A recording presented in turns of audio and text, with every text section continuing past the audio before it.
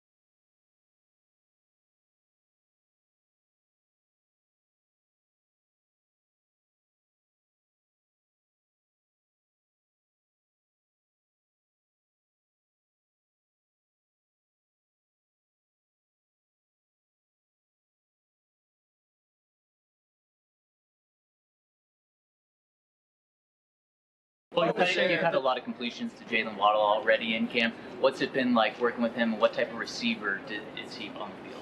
He's an explosive playmaker. Guy's really good at what he does. He gets open, he makes plays, he's fast, he's really explosive.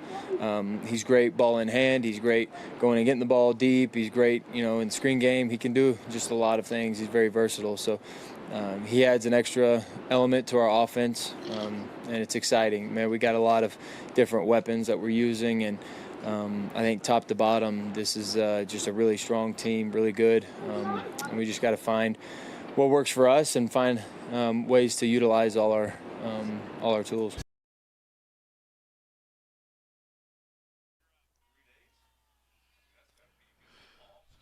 Welcome back to Broncos Park, our continuing coverage of Broncos Training Camp 2026, brought to you by our friends at Ramos Law. At 6 in the morning with Brett Kane, Alex Ryan Emmett. You guys know me better as Raj from the morning sprint, filling in for Kaner all this week. I'll be joined in about 1 hour by Vic Lombardi and Mark Moser, and then shortly after that, a 4-hour day of our Broncos Training Camp show with Darren McKee, Mike Sanford, Tyler Polumbus, and Scotty Hastings. Should be a beautiful day out here at Dove Valley. If my eyes and my ears were correct on Friday and Saturday, we should have another day of padded practice for the Broncos. Tuesday expected out of pads, and then Wednesday, as Sean Payton told the media on Saturday midday, another heavy day of padded practice on Wednesday. So as we've had 2 days here at practice with the offense humming and Bo Nix feeling as though his ankle is perfectly fine, and I'll quote from this on Saturday, it feels great. It feels normal. It feels like we're heading in the right direction as a team. It's not only his ankle, it's the offense right now for 2 straight days that is completely humming. Jalen Waddle, as you heard in the open, has been a huge focal point alongside Evan Ingram. So should be a wonderful morning out here at Broncos Park, powered by Common Spirit. So much to talk about, whether it's just the Broncos, the NFL in general, the Shedeur Sanders and Deshaun Watson situation out there in Cleveland, which continues to get muddier as they track every single throw, every single interception, whether it's 11-on-11, 7-on-7, 1-on-1 shot drills. They're tracking every single throw that Deshaun Watson and Shedeur Sanders make. Watson's made a whole bunch of interceptions this week. Wonders whether or not they're actually going to go with the kid from CU in his second full season in the NFL. But I have to start in Major League Baseball after that open with the trade for the LA Dodgers, acquiring Tarek Skubal in exchange for Zaire Hope, River Ryan, and Brady Smith as we hurtle toward what's expected to be a lockout in 2027. Tarek Skubal, without a doubt, the number one piece on the board as Major League Baseball's trade deadline is about 10 hours away from right now. Ends up screwing the Rockies, in my opinion, if you really did want to trade Hunter Goodman, having a second consecutive really solid offensive year. The Tarek Skubal trade, man, it's a disaster for the Rockies, considering you only get the number 5, number 7, number 17 prospects in the Dodgers system. That's not number 5, 17, and number 7 in Major League Baseball. That's just LA's system. There's a lot of people out there that look at Zaire Hope as like the 3rd or 4th best outfield prospect that the Dodgers had for an unrestricted free agent, a Cy Young winner, a left-handed pitcher who throws gas and has a wipeout slider in Tarek Skubal. They continue to plunder the riches of Major League Baseball from teams that refuse to pay to play, and I do think that we're headed for a lockout, guys, in 2027. So if you're looking at that Hunter Goodman situation, if that's the return that the Tigers got from a Cy Young winner, the Rockies should not be trading Hunter Goodman whatsoever. You should hold on to that player if that, in fact, sets the market for a power-hitting catcher. Again, doesn't hit for average. OPS isn't all that great, but hits for power, 33 home runs, I believe, after the weekend sweep against the Kansas City Royals. I would not be trading Hunter Goodman if it has any indication that that's the return that you would get. Again, Dodgers acquired Tarek Skubal, the number one piece on the board ahead of today's MLB trade deadline. They get 3 prospects back: Zaire Hope, River Ryan, who's a 27-year-old prospect, can't stay healthy, and Brady Smith as well. But again, we are out here live at Broncos Park, powered by Common Spirit, for our full week of Broncos coverage. Denver's going to have 6 straight days of practice here. Not all of them will be padded, but 6 straight days will be the most consecutive practice days that they have this entire year. We will have to take a heavy look at what this defense is doing after 2 straight days of solid offensive performances from Bo Nix and J.K. Dobbins and Jalen Waddle. Marvin Mims continues to be a revelation. Again, it's just 2 full days into training camp here, continues to be a revelation out here at practice. I don't know if it's going to be enough for Marvin Mims to stay here long term, but what we're going to see this year, if these first 2 days are any indication, is it's this: Davis Webb will spread the ball out. And I think the conversation that a lot of us had during the offseason leading up into minicamp and into OTAs and now out here at legit training camp is, well, do they want Bo Nix to throw the football as much as he did last year? Do they want Bo Nix to be heavily involved in throwing the football downfield? And he led the NFL in pass attempts last season. I think he's going to be right on top of that simply by looking at the wealth of riches that they have. No, it's not at tight end. It's not Adam Troutman. It's not Evan Ingram. It's not going to be Justin Jolie in the 5th round, or maybe Caleb Lohner if we end up seeing him out here, which, again, we have not seen Caleb Lohner out at practice stemming off of his offseason knee clean-out. We have not seen Drew Sanders as we talk about that defense, but we have seen a heavy dose of Cortland Sutton and Jalen Waddle. We have seen a whole bunch of Troy Franklin on shot plays down the sideline. We've seen a whole bunch of Marvin Mims and Pat Bryant. It's been a great start to practice and start to camp for J.K. Dobbins, with his pinky promise notwithstanding. Again, I do have to tip my cap to J.K. Dobbins, his ability to be a player that has a chip on his shoulder while still saying unbelievably likable. Like, I don't think that's an easy line to toe, is, hey, I'm the guy that listens to everything that you have to say. I understand the discourse around my injury history. I understand the fact that a lot of people in Denver did not want J.K. Dobbins back because he simply can't stay healthy.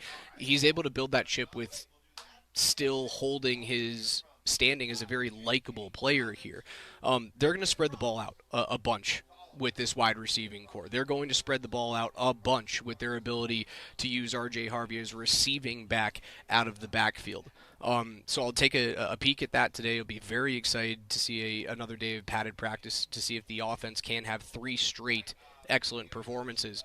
But when we go into training camp position battles, when we go into this 53-man roster turning over year and having really only 3 players that have departed this roster, we have to look at the middle of that defensive line. You have to look at Malcolm Roach and DJ Jones, Zach Allen, what that's going to look like in the defensive front. Is there a possibility that they would bring in another player to try and replace Jonathan Franklin Myers? I don't think it is. I think you're looking at the 3rd-round pick in Tyler Onyedem. I think you're looking at the fact that they held on to Ioma Uwazurike going through all of his gambling issues a couple of seasons ago. They look as though he's going to be a guy to step in. We spoke about it heavily last week.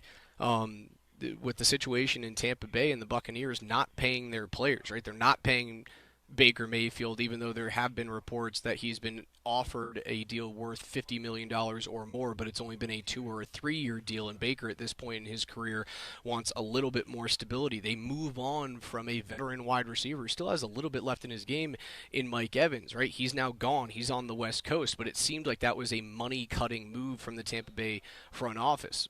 What do we see last week? Vita Vea's not thrilled that he has not been extended. I still would kick the tires on bringing a player like that. I think that would be it's not quite Myles Garrett, but it would be a Myles Garrett-esque move that the Broncos could make. Would you bring in one of the best players at his position in the entire NFL for something that probably would not cost you all that much more than a 2nd-round pick and a roster player? I think that might actually be it. I would take a peek at that. Other news from around the NFL, the Rams have held out Myles Garrett for a 3rd consecutive day with some lower body tightness and soreness, so that's something to keep an eye on out there. That's the biggest move outside of the Trent McDuffie trade in the offseason. So the best pass rusher possibly in my generation, the best pass rusher that I've seen in my lifetime, in Myles Garrett, starting off camp out there in LA with the Super Bowl betting favorites, not completely healthy. Other things that I'm going to take a look at this week, this should be one of the biggest storylines throughout the rest of camp, is what is the use of Jahdae Barron, your 1st-round pick, your number 20 overall back in 2025 out of Texas? How are they utilizing him? Will he simply be a backup corner to Riley Moss and to Pat Surtain II, knowing that they're coming up on a contract year with Riley? Will they utilize Brandon Jones as a tutor for a possibility of moving a guy who has played safety in his career? Now, it's been spot safety here. Played a lot as a Longhorn, played a whole bunch at that star position at Texas, which can be loosely carbon copied over to the nickel, but Jaquan McMillan is without a doubt the best nickel corner on this team right now. They're not going to play him above Jaquan McMillan. They're not going to play him above Riley Moss or Pat Surtain II. So this might be another season in which Broncos fans are looking at a former number 1 pick in Jahdae Barron and saying, he has to sit. He has to sit behind these players until there is time for him to move on. McMillan might move on the offseason. You might move on from Riley Moss because you simply won't have the money to sign him long term. And I think the main reason why is because you are staring down the barrel. Off-season surgeries and AFC divisional round ankle injury notwithstanding, you are staring down the barrel of a $60 million quarterback right now. And unfortunately, it's going to be the end of, likely Riley Moss and Jaquan McMillan and Brandon Jones here in Denver after this year. This is truly a Super Bowl or bust season. You have the cap space. You're going to roll that into next year. But if Bo stays healthy, man, and it all accounts, whether it's my eyes seeing it for the first 2 days at practice or DMac being out here for hours on end with Dan Tanner and Mark Springer on Saturday morning, he's healthy, guys. That ankle, man, for me, it is binary. He's either out here or he's not. He's either limping or he's not. He's been able to take off, and he's telling everyone that he is as ready to play as he was last year going into the AFC divisional round against the Buffalo Bills. It feels great, was the quote from him. I love the fact that he realizes that they've invested in the toys around him. He went on to say this about Jalen Waddle. He's an explosive playmaker. The guy is really good at what he does. He makes plays. He's fast. He's very explosive. He's great with the ball in hand. He's great going to get the ball deep. He's great in the screen game. He can just simply do a lot of things. He's very versatile. And when I asked Sean Payton about this on Friday afternoon, I floated the question, is Jalen Waddle Brandon Cooks to you? And you guys will remember Sean Payton had Brandon Cooks in 2016 and 2017 with the New Orleans Saints. He had back-to-back 1,100-yard seasons. He had 9 touchdowns and 7 touchdowns in each of those years and then ends up moving on. But Brandon Cooks was a sideline, get behind the safeties. We're going to start you on the outside, send you deep, and if you can get behind someone, we're going to give you a shot with Drew Brees. So I asked Sean that question. He said he's entirely different, right? He can play on the outside. He can burn a corner off the line of scrimmage, but we're going to play him a lot in the middle. You're going to utilize him a lot in the screen game, which brings me back to my original point with the Broncos and this Davis-Webb offense is if you're going to use Jalen Waddle in all of those situations, and we've already seen a forcing of the football to Marvin Mims, they're going to throw the football a whole bunch of times this year, guys. It's going to happen constantly. They will throw the ball. They will spread it. It will be as exciting as an offense as we've seen here, I don't know, dating back to 2012, 2013, 2014, those years, those record-breaking years. I think we could see something not necessarily from a statistical standpoint that looks like that, from an excitement standpoint. That's where we are hurtling right now. All of our coverage this week out at Broncos Park is brought to you by our friends at Ramos Law. Car accident? You need Ramos Law, a medical doctor and attorney. Visit them at ramoslaw.com. You can join us at 303-504-0925 on the Shop Mazda text line. Watch us on twitch.tv/AltitudeSR or subscribe today on YouTube. Just search Altitude Sports Radio. This is 6 in the morning with Brett Kane. Raj filling in.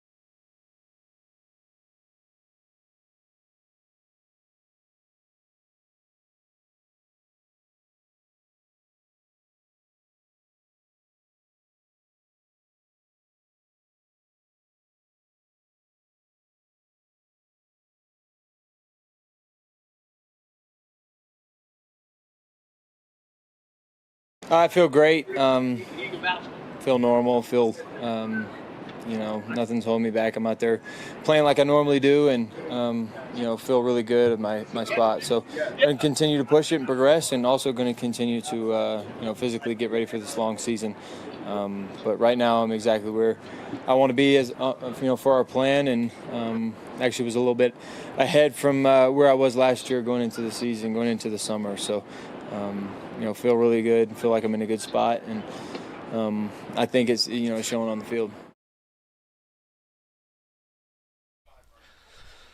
Those were the words of Broncos starting quarterback Bo Nix, coming off of multiple ankle surgeries in the offseason. You'll remember the elation of beating the Buffalo Bills in the divisional round, and then about 35 minutes later, the tweet from the Broncos saying that Bo Nix would be out for the remainder of the year, would miss the AFC Championship game. No. Better believe it, Nelly. And then Jarrett Stidham starts the AFC Championship game, a bomb in the first quarter, and then 86 passing yards from that moment on through the end of the game. Now, some weather rolled in. The squall certainly didn't help, but New England wins that AFC Championship game. They go on to get throttled by Seattle in the Super Bowl, but Bo says he is ahead of schedule. He's in a better position right now than he was last year at this time. Talked about it a little bit earlier. The guy who led the NFL in pass attempts last year with 612. Yeah, there's going to be a few numbers that have to tick up.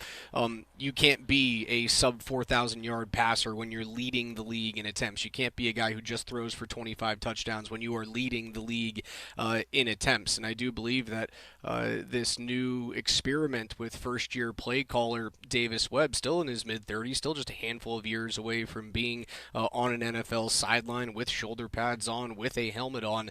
I think that they're going to have an emphasis on starting the offense on time, not necessarily having to wait for the heroics of Bo Nix in the third and the fourth quarter. You'll be able to utilize that elite defense, and there will be a question of whether or not that defense is going to take a step back without Jonathan Franklin Myers, without Dre Greenlaw, even though he was injured for half the season last year. Can you rely on that defense to hold you in games if you don't start on time?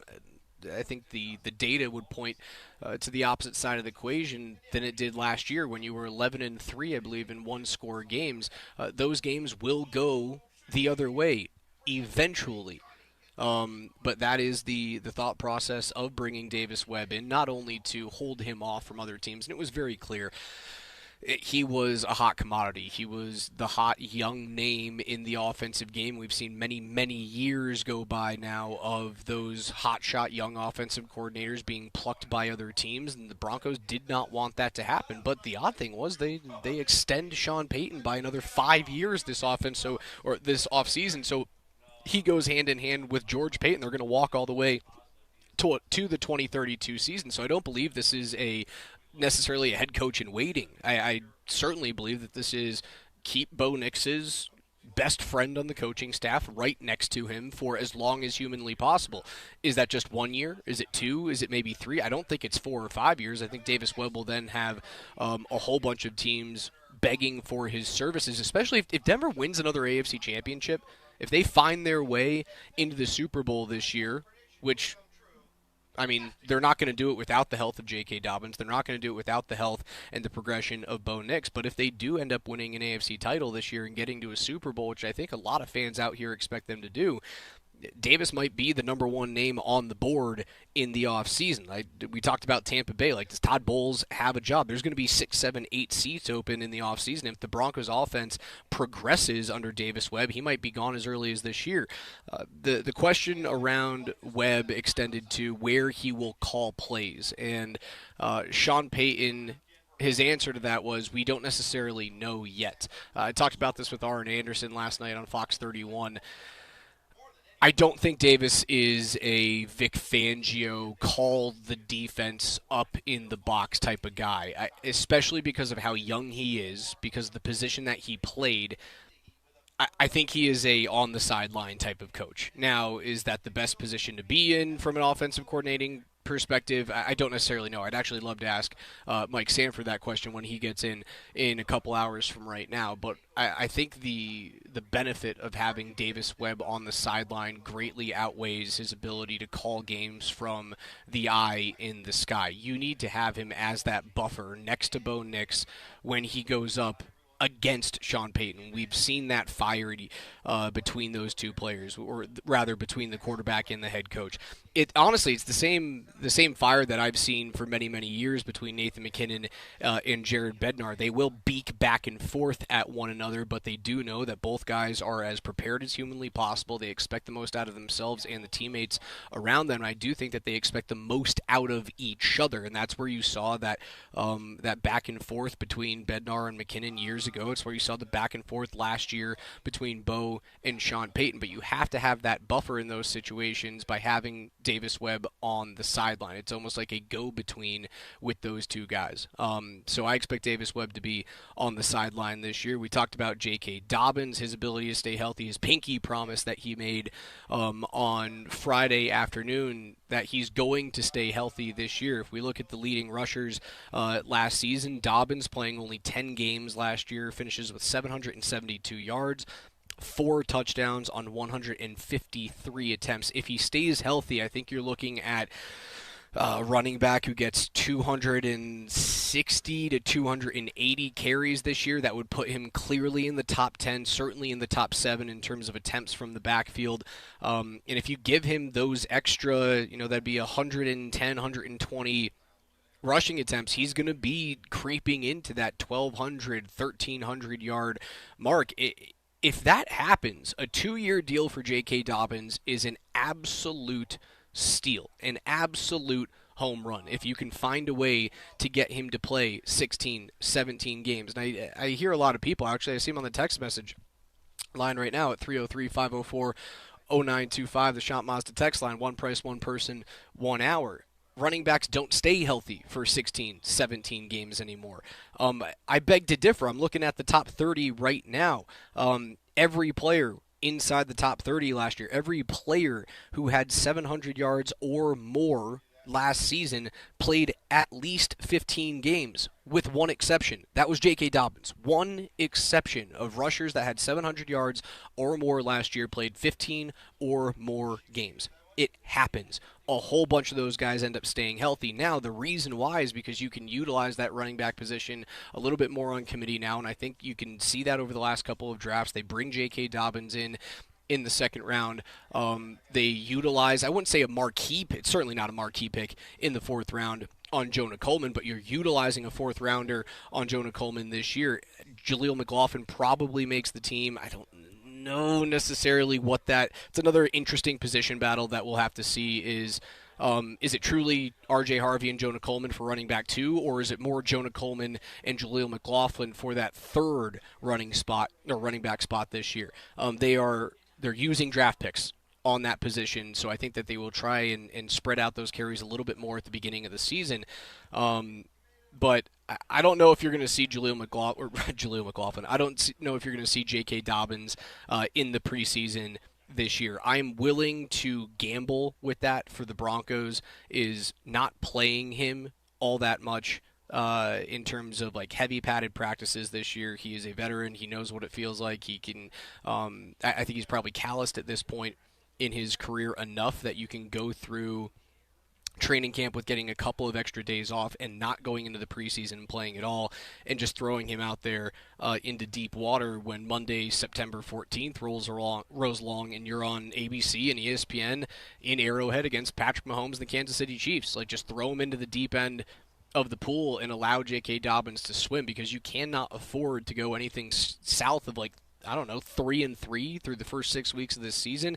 If you don't have, the schedule in front of you, at Kansas City, home against Jacksonville, who walloped you last year. Trevor Lawrence looked unbelievable. Home against the Super Bowl favorites in the LA Rams. Then you go on the road, a really difficult place to play in San Francisco, although San Francisco is having their own injury issues through training camp already. You go the following week on the road to the LA Chargers, and the Chargers have been a difficult out for you in the Harbaugh era. Do you believe in the Chargers to get the thing done in the postseason? No, not necessarily. Do you believe in Justin Herbert at this point in his career to not throw the catastrophic interception when the games are on the line? No, not necessarily. But they have been a thorn in your side for the past couple of seasons. You'll forget, the only 2 games that you beat them in Bo's rookie season, Herbert wasn't playing, right? He played a quarter and a half of football against the Broncos that year. He ended up breaking his, I believe it was his pointer finger in the middle of the second quarter in one of those games. Then you got to play against Easton Stick the other game that season. So when Herbert is healthy and you're playing against the Chargers, it's been very difficult to beat them during the regular season. I think that's a toss-up. You then come back at home on a short week to host the defending Super Bowl champions and what might be the very best defense in the NFL in the Seattle Seahawks. That's your first 6 weeks. So it's an odd tiptoe that you have to dance right now of treating Dobbins, of treating Nix, of treating other veterans coming off of injury, or at least having off-season surgery with kid gloves, right? I think it's worth holding them out as much as possible in the preseason and seeing whether or not that this roster turnover, this continuity can hold you through those first 6 weeks to try and go 3 for 3 until you get into the cake part of the schedule. And that starts week number 9, right before the bye week, coming off of a home game against Kansas City. Now there's a throw in there, right? The week 7 game against Arizona. Arizona might be the worst team in football this year.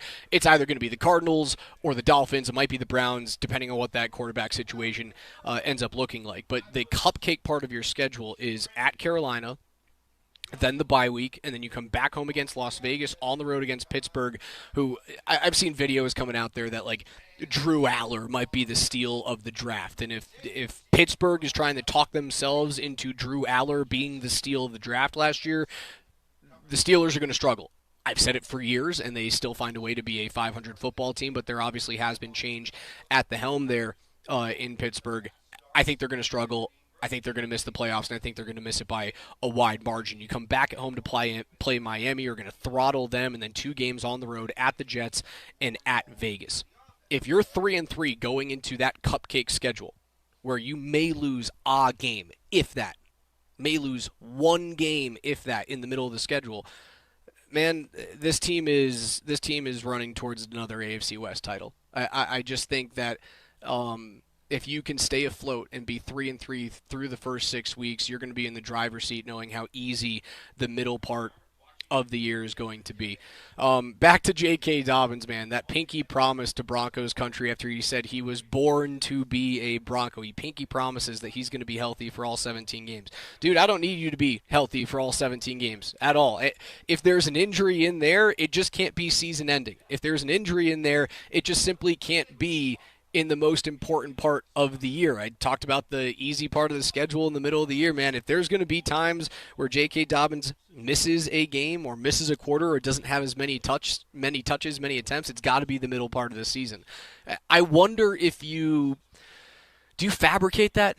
Do you try and force that as the coaching staff into the middle of the year where you run J.K. pretty hard and pretty heavy through the first 6 weeks when the schedule is the toughest, and then when you know that the games are getting a little bit easier and you've allowed R.J. Harvey to settle into his second year as a pro, you've allowed Jonah Coleman to settle after the whirlwind of his first training camp, do you maybe spread out the touches a little bit more during the middle part of the season? Maybe J.K. goes off in the first quarter or 2 of a game against Las Vegas in the middle of the year, and then the third and fourth quarters you kind of take him and put him on the sideline, almost as if you were treating it like a preseason game and allowing those other guys to get those touches and get you to the finish line. Right? You don't have to kill the Raiders, you just have to win the football game. It'll be an interesting toe in, toe out of the water type of thing for Sean Payton, Davis Webb, and this offense. But I do believe in J.K. Dobbins and his ability as a runner, but For a guy, again, I said it's a very difficult thing to do, to be the player with the chip on your shoulder and still find a way to be likable. He has that chip. He hears all of the talk and he sees it. He reads it, man, and doesn't necessarily love the fact that he's got that moniker. But all you have to do is look back at his history. He does not stay healthy. He hasn't done it since his rookie year when he played 15 games for Baltimore. He played 8 games in 2022, played 1 game in 2023, 13 as a Charger in 24, and then famously last year with that Liz Frank injury, he was a top 7 rusher in the league last year. Let's move a little bit farther down the depth chart to the tight end position. I've been singing the praises of the running back room. I've been singing the praises of Cortland Sutton and Jalen Waddle, Troy Franklin, Pat Bryant, Marvin Mims, all of these wide receivers that Davis and Bo have the ability to spread the ball around to. It doesn't necessarily translate to that tight end room with Adam Troutman and Evan Ingram and Nate Adkins and probably Justin Jolie, your 5th rounder this year. The first day of practice was a heavy Evan Ingram day, and it was a whole bunch of soft crossers trying to get underneath your inside linebacking core. I think it looked good on the first day, but I don't necessarily know if it's because of the offense. I think there's one soft part of this defense, and that is inside linebacker, in terms of being able to cover a dynamic tight end. And let's call Evan Ingram what he is, right? Like, he is a pass-catching tight end who still has a lot of giddy-up in his game. He feels like he's 38. He's only 31. He's still got a little bit more left. I'm nervous about Alex Singleton. I'm nervous about the possibility of having to force Mr. Irrelevant Red Murdoch, although he is a very good sideline-to-sideline player in terms of a tackling machine. Can he cover a guy like Evan Ingram? We're not even talking about the best tight ends in football right now. You have to watch and you have to play against Brock Bowers twice this year. And I'm nervous that a tight end like Brock Bowers, again, a tight end like Evan Ingram, who is a catch-first tight end, can open up some holes in this defense. Do you utilize Jahdae Barron as a guy who can maybe cover and hand off? Like, if Singleton looks as though he's getting torched early on in a game, can you use a guy like Jahdae Barron, who is stout, very long-armed, and can certainly keep up with those players? Do you utilize him in that role this year and then be able to maximize that first-round draft selection? So the tight ends, the inside linebacker, is something I'm going to be keeping a very, very keen eye on this week. Again, we are out here live at Broncos Park. All of our coverage this year brought to you by our friends at the Ramos Law Firm. Another day of padded practice expected today. They'll be out of pads tomorrow, but back again on a heavy 2.5-hour practice on Wednesday. That was from Sean Payton on Saturday afternoon. This is Alex Ryan filling in for Brett Kane, 6 in the morning on Altitude.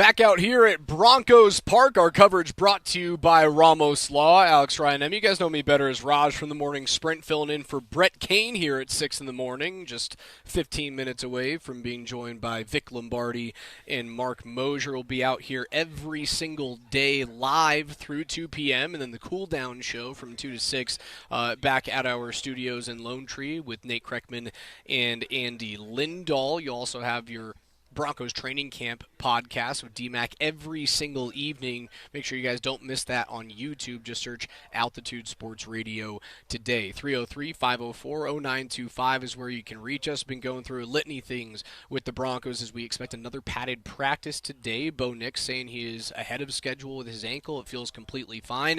The question was floated to him whether or not he was going to back off of running as much, not only during training camp, but just this year in general. He very quickly rebuffed that assertion. He will continue to utilize his legs to extend plays, to get first downs.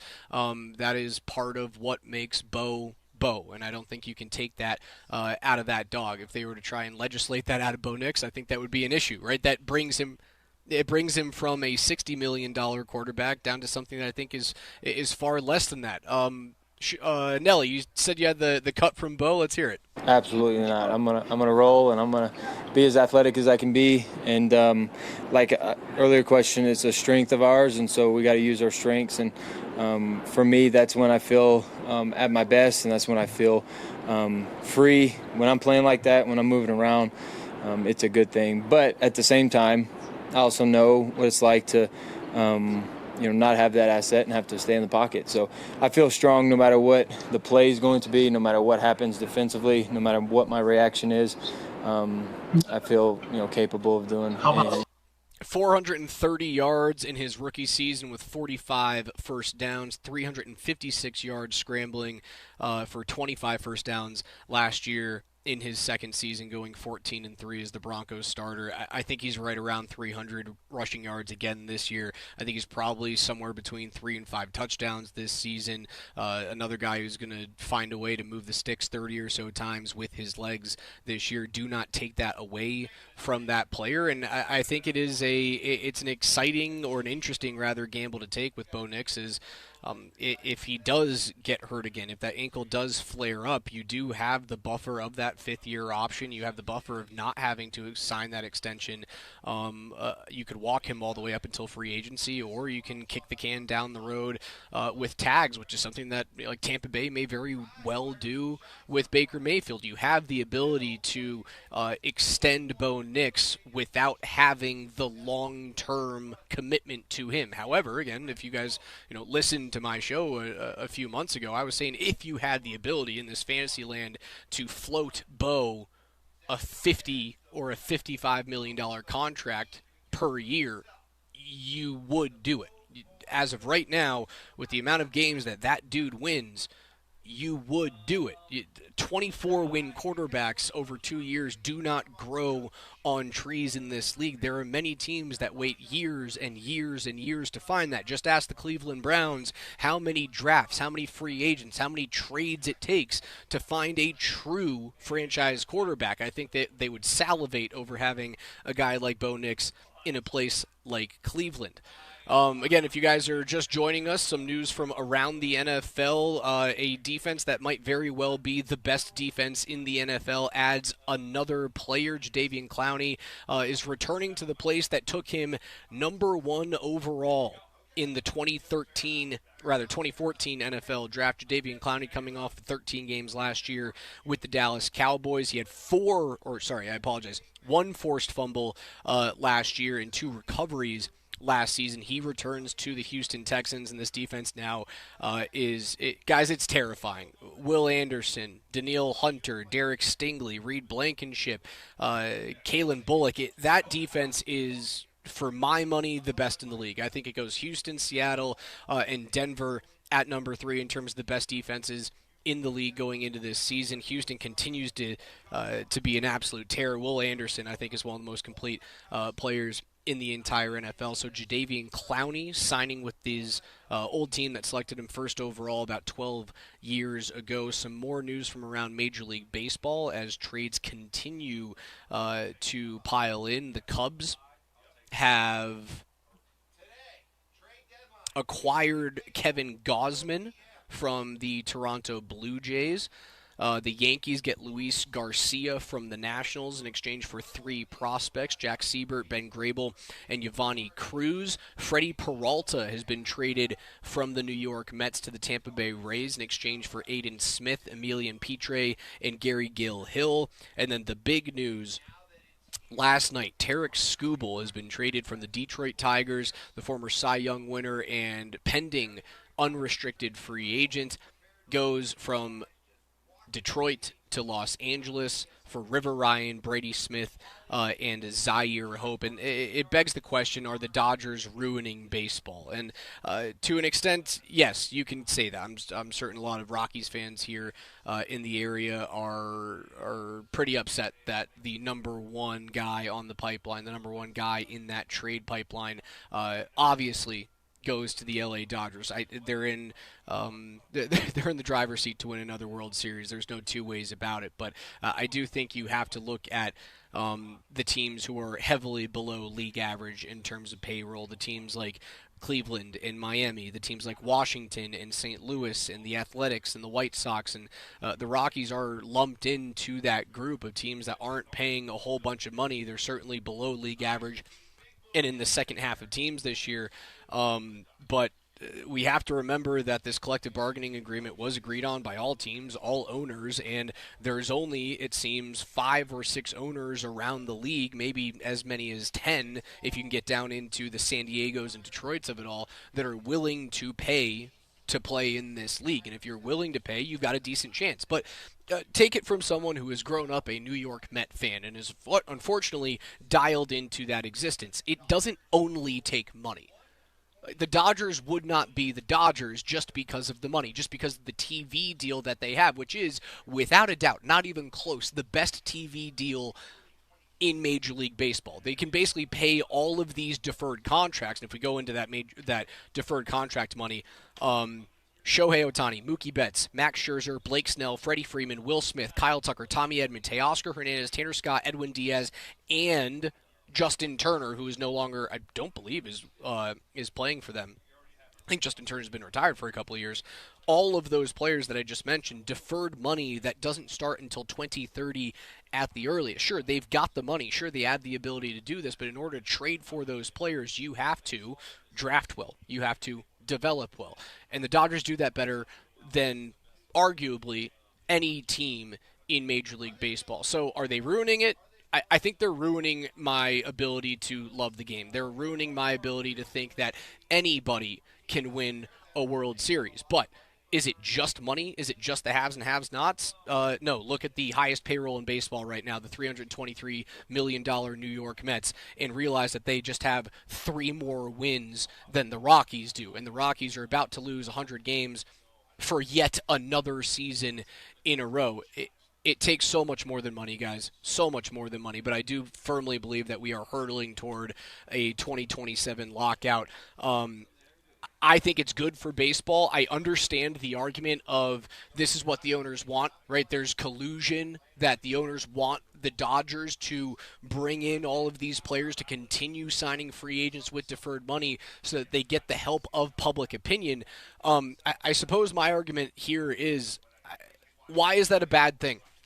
That public opinion is turning on the pay structure of Major League Baseball. Yeah, it would put more money into the pockets of owners, but what it would do, it would effectively give you a salary cap floor. And if this is a salary capped league going forward, if that floor is high, if that floor is $190 million, $185 million, I think it's going to be better for teams like the Colorado Rockies because you have to force owners to pay. They're making money hand over fist, man. They really are. And if you don't have a structure that forces teams to pay players, you're simply going to have these bottom-feeding teams year in and year out. You're going to have Miami and Washington and the Athletics. And I know that the White Sox have been a very nice surprise team this year, but it's typically the White Sox down there. It's typically the Pittsburgh Pirates down there. Tampa Bay is one of the anomalies. Cleveland is one of the anomalies that just finds a way to build good teams without having to pay for players. I think it's a good thing for baseball, man. I really do. That if you move to a hard cap, you're going to see more parity. You're going to see leagues closer to the NFL, closer to the NBA and the National Hockey League. And if you're a fan of the Rockies right now, you're simply not going to pay as much money in this pay structure as teams like Philadelphia and both New York teams and the Dodgers and Houston and Chicago. The payroll just simply won't be there. Now the hope is that with this new front office, you can start to get a few of those pieces in your farm system that allow you to trade for guys like Tarek Skubal. But that's the one thing that you have to look at the Dodgers and accept. Yeah, they've got money. Yeah, you hate them, but they do something better than you do, and that is draft, that is develop, that is hold on to prospects, and then wait until nobody else can trade for them, and then make the trade. So that is the hope of this front office, is that they have turned over a new leaf. They have gotten better. But Tarek Skubal, man, going from the Tigers to the LA Dodgers. The Dodgers rotation is absolutely ridiculous going into the postseason this year. Absolutely bonkers, the pitchers that they have available to them. Yoshi Yamamoto, Justin Wrobleski, Roki Sasaki, Shohei Ohtani, and now a defending a two-time Cy Young, if I'm correct, in Tarek Skubal out there. Just a ridiculous trade for them. They're going to find a way to win another World Series. But that's going to do it for me here in the appetizer hour. 6 o'clock in the morning with Brett Kane, Alex Ryan, Emmy filling in. Vic Lombardi and Mark Moser will join me momentarily. We are out here at Broncos Park, powered by Common Spirit. All of our coverage this year out at Broncos training camp is brought to you by Ramos Law. Car accident, you need Ramos Law. Medical doctor and attorney, visit them at ramoslaw.com. Moser, Lombardi, and Kane coming up next.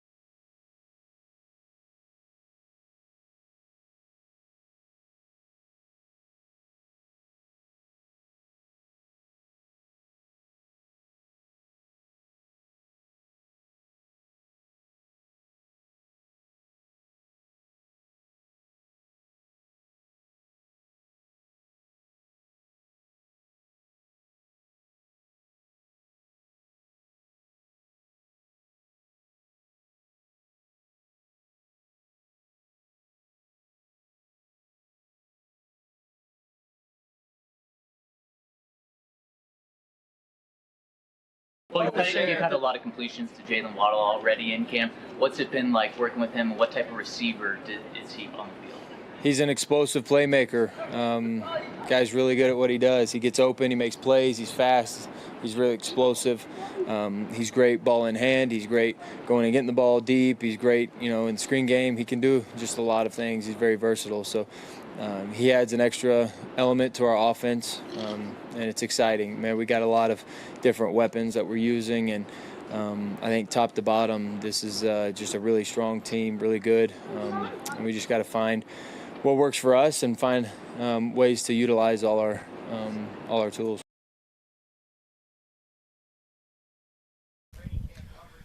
That was Bo Nix addressing the media on Saturday after another padded practice where the offense continued to hum. A little bounce back from the defense as well. It's Moser, Lombardi, and Kane. Alex Ryanemi filling in for Kaner this week alongside Vic Lombardi and Mark Moser. We will have Damani Leach joining us at some point today live from Broncos Park. All of our coverage this year brought to you by our friends at Ramos Law. We'll hang out with you guys until 10 a.m. and then the Altitude Training Camp show from 10 a.m. to 2, but we will start with their guys. Bo Nix addressing the media and talking about the star connection, he and Jalen Waddle. No, we will start with the waft, the smell that exists here in this tent, because they just changed out the porta potty right behind us. I saw the truck pull out as I was walking in. We're going to start with that because it is unreal right now. I don't know if you guys noticed it. Well, Vic, we used to do the show. See the corner of the bleachers over there? Yeah. We used to do the show there back in the day. And the porta potties were right behind it in that what is now the players' parking lot. Yeah. And it was a yearly tradition. Yeah, you're talking about 6:30 in the morning, 6:45 in the morning. They got big vacuum. It'll get you. It coincided with you guys showing up. It did. It'll get you. I did 45 minutes of the show without having to have that stink in my Holy nose. moly. It's pretty bad. That'll wake you up in the morning. Well, it ain't the same porta potties. Because last year the porta potties back here were the real nice ones. ones. Yeah, the luxury ones. The ones you get at the fans Masters. Those are now right over there. We're media. We don't need the luxury porta potties. My question is, no, we can't get there. The old players' bathroom, which is no longer being used by players because they have new ones on the west side of the facility. No, a couple of guys have gone in there. Am I going to get kicked out if I go in there? No, a couple of guys have used that. Listen to me. And listen very closely. All right. Listen very, very closely. I'm going to be here today until about 1 o'clock because I'm doing post interviews. We're going to sit down with Zach Allen today. Okay. Part of our Altitude TV coverage of this whole event with Altitude Sports Radio. At no point will you see me use this bathroom. I don't care how badly I have to go. It's not going to happen.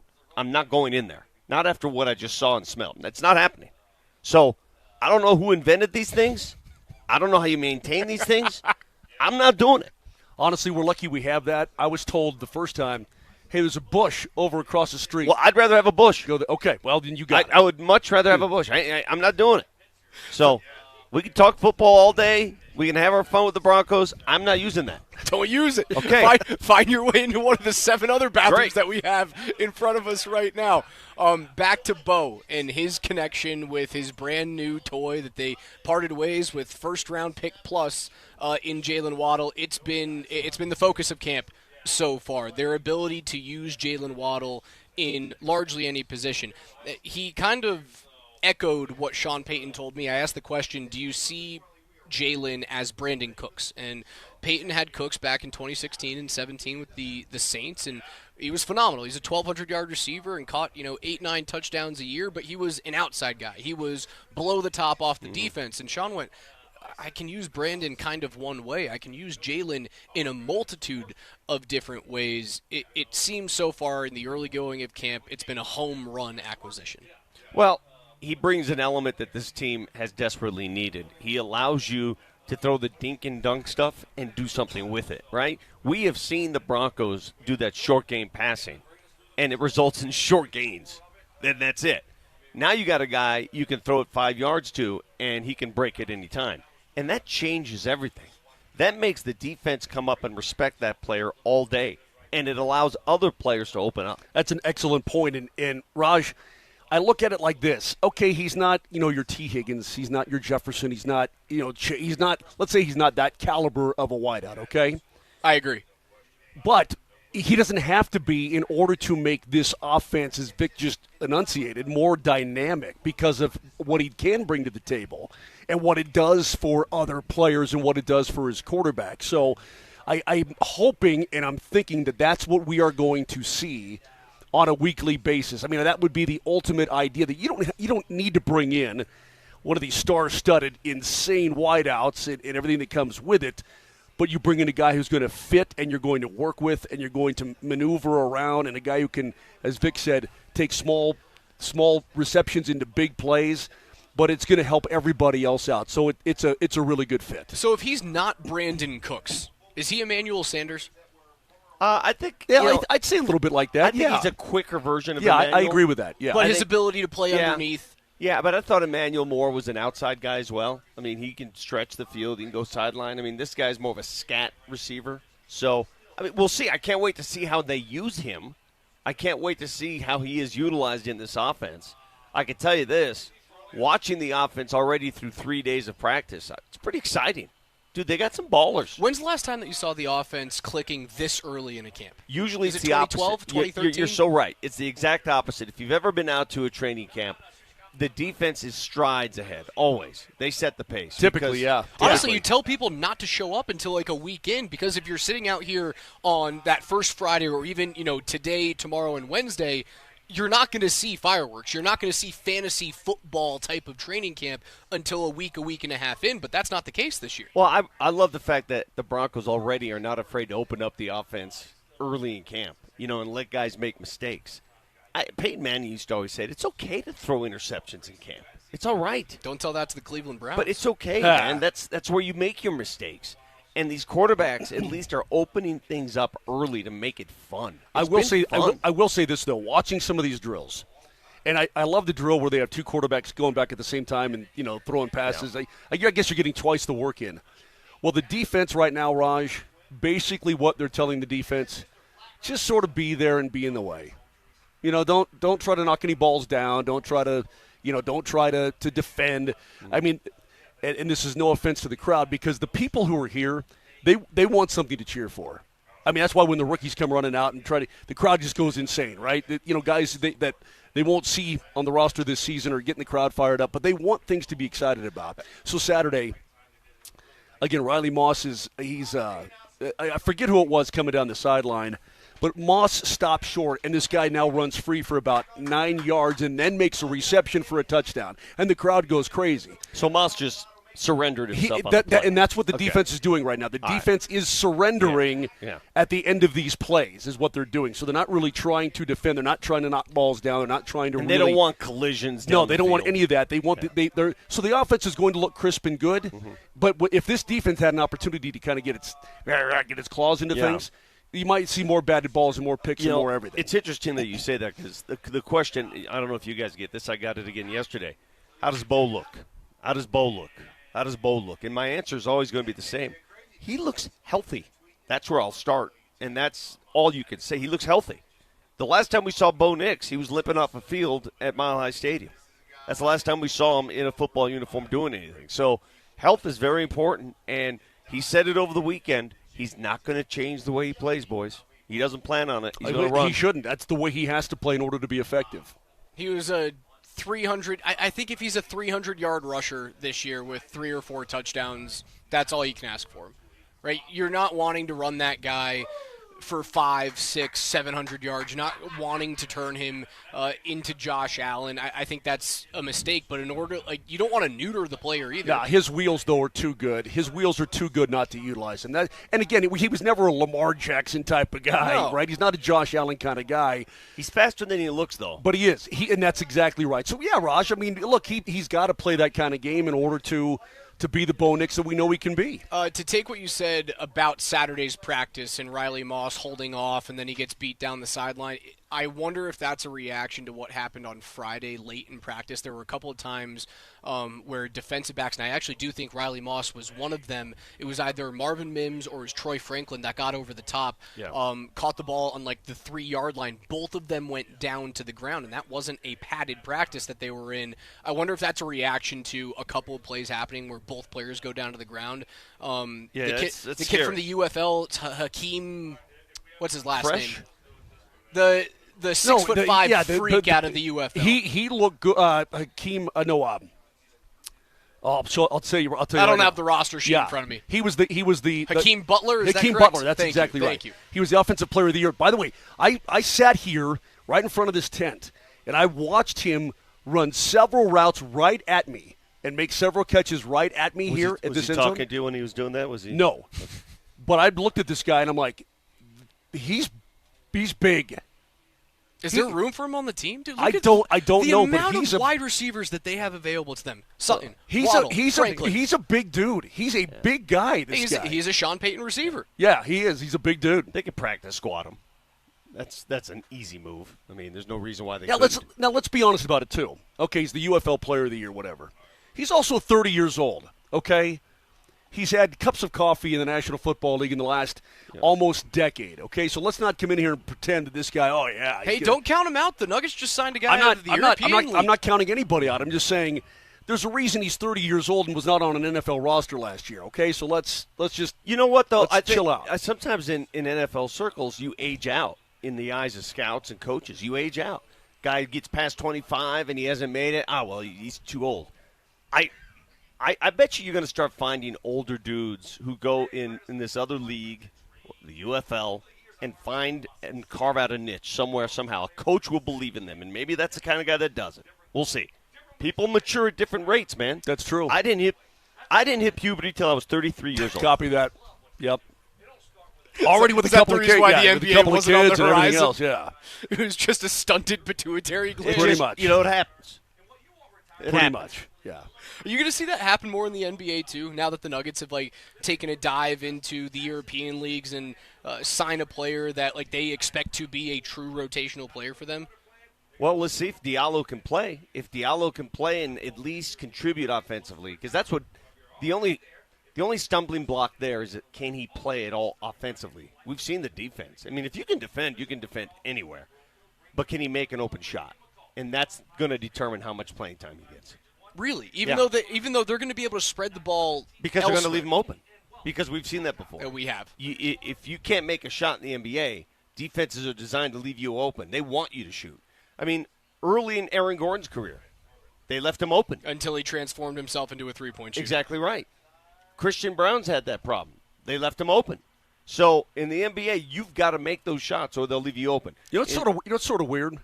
Aaron Gordon's injury, his bad injury history, sort of coincided after he took 8 billion jumpers in his house. And it started knocking him down from distance. Just build a gym in your house. But just don't have that hammy go haywire on Don't you wish that was the fix? They did a documentary where Shaq let a bunch of cameras into his house, and Shaq was like, I'm a 90% free throw shooter at home. I sit here for hours by myself shooting from the stripe. It's like the 3-foot putt when you're on the range. Oh, yeah, you can hit it on a practice screen. Yeah. In a match, you can't do it. Vic's seen me miss those. I've seen me miss those. I never miss those. And speaking of practice and just getting here early, we've seen fans here early. But who is that on the field right now? Is that who I think it is? Is that Brandon Jones or no? I don't think that's Brandon Jones. I think that's a white dude. Okay, well, I'm colorblind. I read over the weekend, Brandon Jones. Should we all be, Vic? Brandon Jones gets to the pool here at the Broncos facility at 4 in the morning. And he does this throughout camp, and he probably does it throughout the season. Do you understand the level of commitment to be able to do that on a daily basis? Those pools are pretty nice. But 4 a.m. to go swim and to do his routine before practice. Do they have sleeping quarters here? I'm not sure. I'm sure there's pods. He used to do it. There's got to be some pods. Yeah, but he doesn't sleep here. He used to go to a rec center to find a pool. Come on. Yes. He went to a rec center and swam his laps. That's part of his routine. And now he does it here. I mean, I don't know what's more impressive because I can't swim at all. The fact that he's doing it at 4 a.m. or he's doing it every day before practice sessions. 303-504-0925 is where you can reach us. It's Altitude Training Camp. All of our coverage brought to you by Ramos Law on the other side. I can't wait to hear your guys' take on this. The Dodgers continue to ruin baseball. They land Tarek Skubal.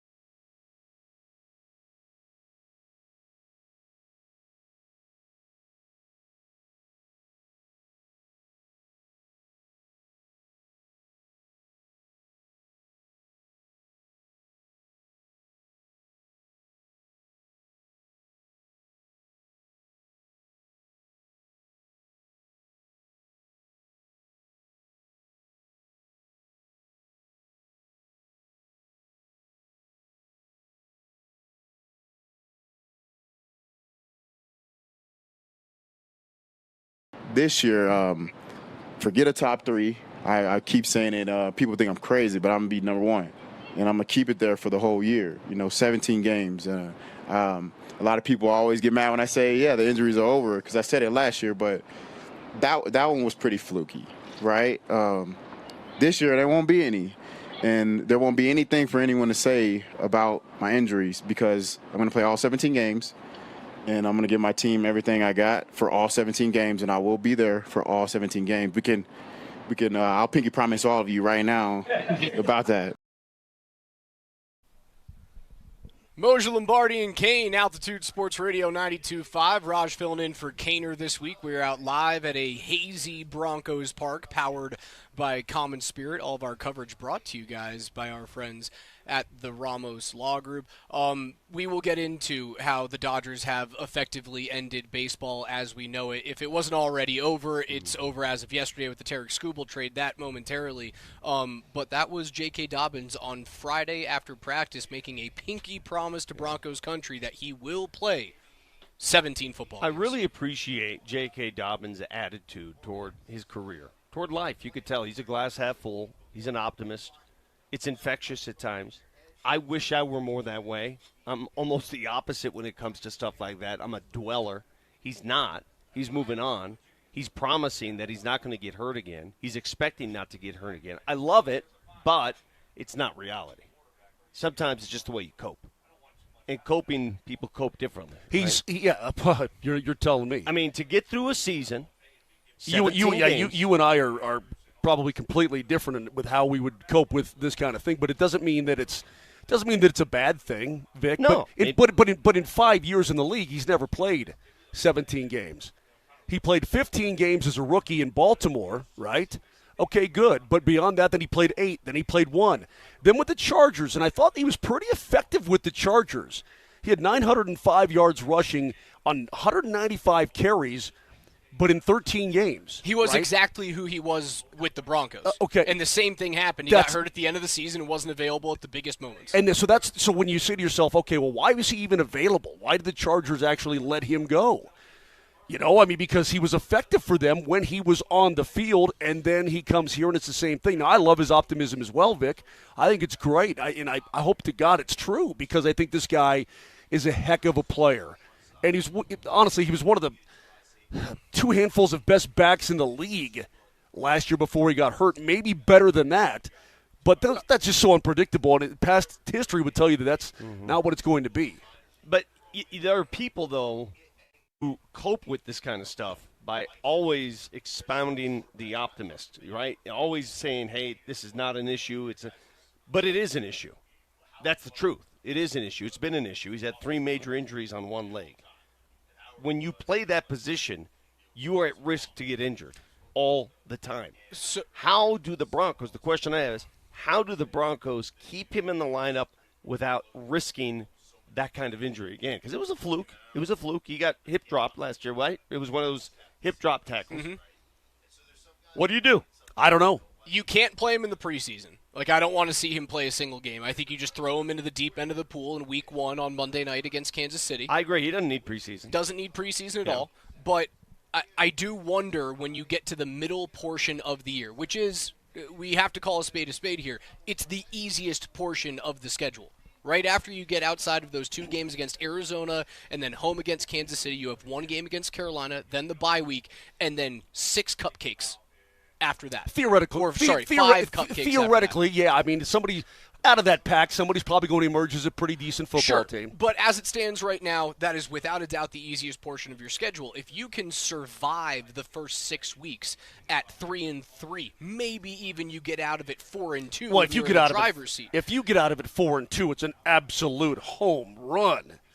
Do you lean on Jonah Coleman and R.J. Harvey during the middle portion of the season and bring JK's pitch count down a little bit during the middle of the year? I don't know if his injuries are as much pitch count as it is just wrong place, wrong time type stuff. But then you can't help that. Police that. No, that's what I'm saying. And that's my answer is you can't police it. It is what it is. If you get hurt, you get hurt. Sometimes, the same thing applies to Aaron Gordon's situation. Aaron Gordon can pull that muscle at any time. Sure. You can try to limit his minutes. I'm not sure if that changes things. So when you go back to last year, the Liz Frank, right? The partial Liz Frank tear in his left foot, week 11 against Minnesota. That was caused by a hip drop tackle. That is correct. But you go back to his previous history. If you remember the really bad one he had with Baltimore his second year in the league, ACL, LCL, meniscus, and hamstring tears. Not good. So that whole knee, and then that left leg blew up, followed by an Achilles tear in 23. My goodness. Then an MCL sprain with the Chargers in 24. So that's what he's been through. That's all on the left leg. All on the leg. That left leg is fake, essentially. Or it's redone. Doctors did a nice job on it. So, holy moly! But listen, I want to believe cadavers in there. Yeah, dead guys all over. I want to believe that this guy is going to be good. I'm rooting for him because me too. I am too. He's a good dude. I mean, you could tell by the way he answers these questions, man. He's an earnest guy. I think it's a very fine line and a difficult line to toe. Being the guy with a chip on your shoulder, but still finding a way to be likable, and he does it perfectly. There's not a lot of guys that can do that because it's very clear that when you ask JK or when you bring up the conversation of his injury history, he bucks up against it. He's like, listen, all of this is freak injury. I'm not injury prone. It just happens to be that this has happened in my NFL career. But he finds a way to spin it to still be very likable. There's a lot of guys in the league that can't spin that and still stay likable. Can I ask you a personal question? Sure. Why are you the only one always wearing sunglasses when there's no sun glare whatsoever? Chris Mitchell's wearing sunglasses right now. He looks great. Can you help me with that? It's a little weird. I don't know. I just always wondered about people who consistently wear sunglasses when there's no sun. Well, what color eyes do you have? I don't. My eyes are Blue? my eyes. Yeah. We got blue eyes? Yeah, so do I. Where? No, I'm just saying that. Just being a little soft is what you're doing. No, I'm telling you that people with blue eyes, they don't absorb the light as well. You think you're cooler than us? No, not at all. Too. Yeah, I know you do. Yeah. Good for you. Take them off. Let those blue puppies purr. You handle it well. No, I'm doing good. Handle I'm what? Feeling good. Handle what? The haze. There's no bright lights in our eyes. This is kind of perfect, to be honest with you. It's kind of perfect. Feels good right now. We have a marine layer here. It's not even night, Nelly. There's absolutely zero sun. I've never understood the sunglass wearer with no sun. It's a big-time move. It is. It's like, you know what it says? No, that's not a big-time move. I'm a bigger deal than you guys are. No, this is a big-time move. That's not a big-time move. This is a big-time move when you go, Raj, yeah, you just did that. I've been thinking about this. You bite on the end. Yeah, of it. and you bite on the end of the arm, and you go, I've been thinking about this. That's what's called a big-time move. Just putting these on makes me feel good. Makes me feel comfortable. Speaking of big-time moves, fella. The Dodgers have ruined baseball if they haven't already killed it by trading for Tarek Skubal. An absolute disaster. Moser saw this coming months ago, right? Yep. You called that the beginning of the season, essentially. Yeah, and then as we got into July, Raj, I started sniffing around, and I don't know why I do this to myself, but I seek out articles about what possibly could go down with the L.A. Dodgers because I've got a thorn in my side. Then as we get to late July, all of a sudden, here's where all the talk is, and I brought it up, Vic, a week and a half, 2 weeks ago. I'm like, the Dodgers are sniffing around Skubal hard, and I mean like a dog, on a steak, right? They are sniffing, and then it gets done. But of course it gets done. Of course they do the deal for one of the best starters in baseball. It's ridiculous. I think what stinks to high heaven about this deal is that the level of prospect that the Dodgers parted ways with was nowhere near the level of player, the level of pitcher, a two-time Cy Young Award winner in Tarek Skubal is. It's not just the prospects, because I've heard the complaint, every other team could have done exactly what the Dodgers did. I mean, they could have. They could have. But then you have to absorb the contract. You have to absorb the money. You can part with young talent, but that's cheaper talent. You also have to absorb how much money you're going to pay Skubal. And they've been able to absorb any contract. That's the difference. Because they kick the can down the road to 2032. They can absorb. I mean, look at, and I keep bringing this up, and nobody refuses to acknowledge, local television revenue in every sport is a huge factor when it comes to finances. Every sport. How much money do you make locally in baseball? Because the local revenue isn't combined with the national revenue. The local revenue is yours. That goes into your own pocket. The Correct. Dodgers will make on the remainder of their local contract, upwards of $350 million. Compare that to the Rockies, whose local contract expired. It caved in. It went away. It went away. They don't have what they're being produced by Major League Baseball, and of course on my network that I use, they have a Rockies channel. And when the Rockies are playing, the game is on, and when the Rockies are not playing, that channel is black. That channel doesn't exist. That stuff matters. That's an inherent advantage. Now, it's no fault of the Dodgers that they have that kind of local contract. That means their fans love them. That means that their local entities support them. It also means that they play in a town of 15 million people. Correct. And they have enough fans that It's very Notre Dame-y advantage. It's a huge advantage. It's a huge Roger, bigger really, than that, to be Roger, honest with you. but it's more than that too. It's who owns the Dodgers. It's a giant hedge fund, right? That owns the or what is it called, Vic? Is it a hedge fund or is it a giant capital conglomerate? Investment firm of some sort. Exactly right. So they have all kinds of. It's not like the Montforts, right? It's something completely different. So yes, are the Dodgers within the rules of Major League Baseball? The answer is yes. When they had the last CBA come out, or even the CBA before that, could you ever have envisioned that we would see a situation like the Dodgers have found themselves in now? And that is not only that local TV revenue, but the ability of the firm, and I know they're run by a guy, but the ability of the overall conglomerate to defer $600 million, right, and then pay the fiddler years down the road. I don't think they could have envisioned that it would come to something like this. So they have an inherent advantage in what they can and cannot do. And by the way, this may blow your mind. I saw the stat over the weekend. The Dodgers starting rotation, all of the salaries combined of the Dodgers, that would be the 18th highest payroll in baseball. Not surprising. Just the starting rotation, bro. That's stupid. I think we're at a point now where even the most ardent Dodger fan is a bit embarrassed by this. Is a bit, well, okay. Not what I've seen. They're complete. Oh, here comes more, bro. They seem completely defensive, and yes, they're following the rules of baseball, but the rules are broken. They're broken. Well, what they're doing now is leading us into that work stoppage that is going to happen. I think the other owners, to be honest with you, when they saw that deal happen, the ones that want to work stoppage, they're sitting there going, great, this is exactly what we needed. That's the spark. Let's go. And there's really no turning that around. You've got to get to – and maybe the Dodgers even know it. So the Dodgers figure, work stoppage is coming. Let's just do it anyway. They should. Yeah. I think the Dodgers are – honestly, the Dodgers are playing the game the way that they should play the game with all the extra money that they have. Chris Mitchell just sent us a text message that the Dodgers keep $66 million per year more than they would because the Major League Baseball, when the Dodgers went bankrupt – they allowed them to be exempt from that tax through 2039. So they're still benefiting off of something. Excuse me? So the Dodgers went bankrupt under a different ownership. Yes. Correct. Why should the new ownership group benefit from the old ownership's bankruptcy? According to a league source, the exception runs through 2039. No, that's not right. See, then there is the fallacy. There's the flaw in the system. I understand bankruptcy rules and why that works, but that should fall on the previous ownership group, not the new one. That's stupid. That's then baseball's dumb. Baseball seized control. They seized control of the Dodgers from team owner Frank McCourt on April 20th, 2011. Is that Bo walking toward us? Yeah, it is. It is Bo. Yeah. See, I got that one right. He's walking barefoot right toward us. So anyway, so baseball took over. They settled it, the whole 9 yards. They went to bankruptcy court June 27th. And they sold the team on November 1st, 2011. That was the group that included Magic Johnson and all these people. Yeah. Big thighs.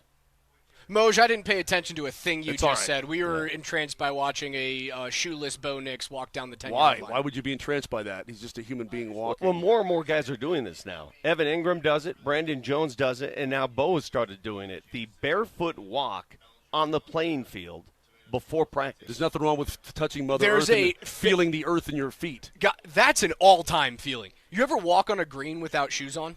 Dude, I don't take my shoes off on a golf course. I'm not freaking a weirdo like Moj is. I don't do that stuff. Not when I'm playing. I don't. You don't go out and putt?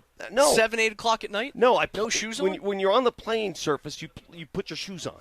Oh, you're missing out. Okay, The I'll trust you on barefoot walk on a green is you got to try it the next time you're out at the club. All right, well, how does it explain all these guys doing exactly that right here on the football field? It's sort of like a seance. It's what is it? What do you guys do? I am one with the field. No, I'm serious. What do you people do in the mornings when you close your eyes and you meditate for 3-4 minutes? Meditate? Have you tried that? Have No. you tried to meditate? I fall asleep every time I try. My brain doesn't work that way. I've tried. Moser, I know you can't meditate. Don't even get me started. Your brain's like mine. There's no way. I've tried to meditate before and just boom, I'm asleep in 30 seconds. That's almost like a meditation practice. Most of those guys do this walk too with like massive headphones on, so they're listening to music. The kids call it like raw dogging a flight. You just get what? It's a trend, and they call it raw dogging a flight. And you get on a 4-hour flight from here to New York, and you don't have your phone, you don't have AirPods in, no headphones, you don't have a screen on, and you just stare at the back of the seat for 4 hours for a flight. Why? Who would do that? Beats me. Besides my mother, who does that? That's what Bo's doing right now. No phone, no headphones, just having a walk, out for a walk. Well, that's good. Good for him. Again, he's being one with the field. He's being one with football, I guess. And that's the first time I've seen him do that. I've been at camp here, for the last 3 years since he's been here. I've never seen him take the walk, the pre-practice walk before. Maybe it's a new trend. It's really impressive. I'm going to start doing it, to be honest. It really is impressive. I mean, when you see a quarterback take his shoes off and walk down a goal line and then turn right down the hashes and just keep walking, I've never seen anything like that before in my entire life. For Christ's sake, it's almost spiritual. Moser, we are here every day for 3.5 weeks. The starting quarterback actually came as close to us as he's been since we started this. You're not going to say anything about it? Well, I'll tell you what. Why don't you go in the porta potty during the break and go tickle yourself over watching Bo Nix walk barefoot around a football field? It doesn't. The things that you guys get off on blow my mind. He's going to do it again. I'll do play-by-play of this all day. In fact, you're the play-by-play guy. How about a little play-by-play right now? Here we go. I'm going to shoot this. You can see him on the far. Hold on a second. He's right there. You know exactly. I don't think you're allowed to shoot that. Why not? I don't think you're allowed. I haven't heard a phone. He can do it. All right, I want you to do play-by-play. Go. Here's number 10, far sideline, walking, step, left foot, left foot, right foot, left foot, right foot, left foot, right foot, left foot, left foot, right foot, staring down in front of him, taking powerful strides, almost a full yard per stride, head down, staring at the earth, bare feet. And he just is friggin' walking, and it doesn't mean jack squat, but there he is, and Vic wanted me to do this. So does he turn at any point? He's still walking down the far sideline, the perimeter. It's like he's walking. He's walking the wall at Guantanamo. He's at the 15. I mean, what? He's at the 10. I mean, what? He's at the 5. What are we He's doing? Slowly Man? making his way to the goal line. Yeah. Will he get there? It's ridiculous. It doesn't mean anything. It's a touchdown. 303-504-0925. It's Broncos training camp on Altitude 92.5.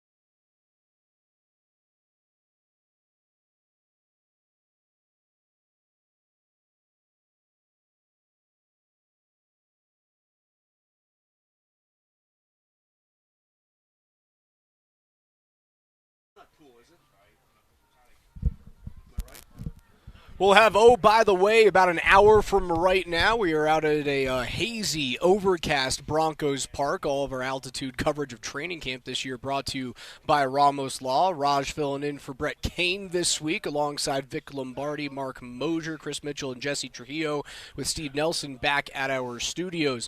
It's overcast now, but we're supposed to hit 100 again today. I don't see how that's possible. I don't see how it's possible right now, either. It's perfect. It's changed nothing. Legendary at this point. Yesterday was unreal. And I love the heat. I love it. But I was on my Vespa riding around town at like 2:30, 4 in the afternoon. It was hot. Yeah. There's nothing like when I used to ride my motorcycles all through those years. Man, it feels like on the hot days with your helmet on, dude, and that you even raise your visor, it just feels like a hairdryer in your face. You're doing 75, and it just feels like somebody's going right in your face. It sucks. I don't get the appeal. You and your hogs. Yeah. Well, you'll get there someday, dude. I no longer have a hog. But hey, fellas, we were supposed to have Damani Leach on today.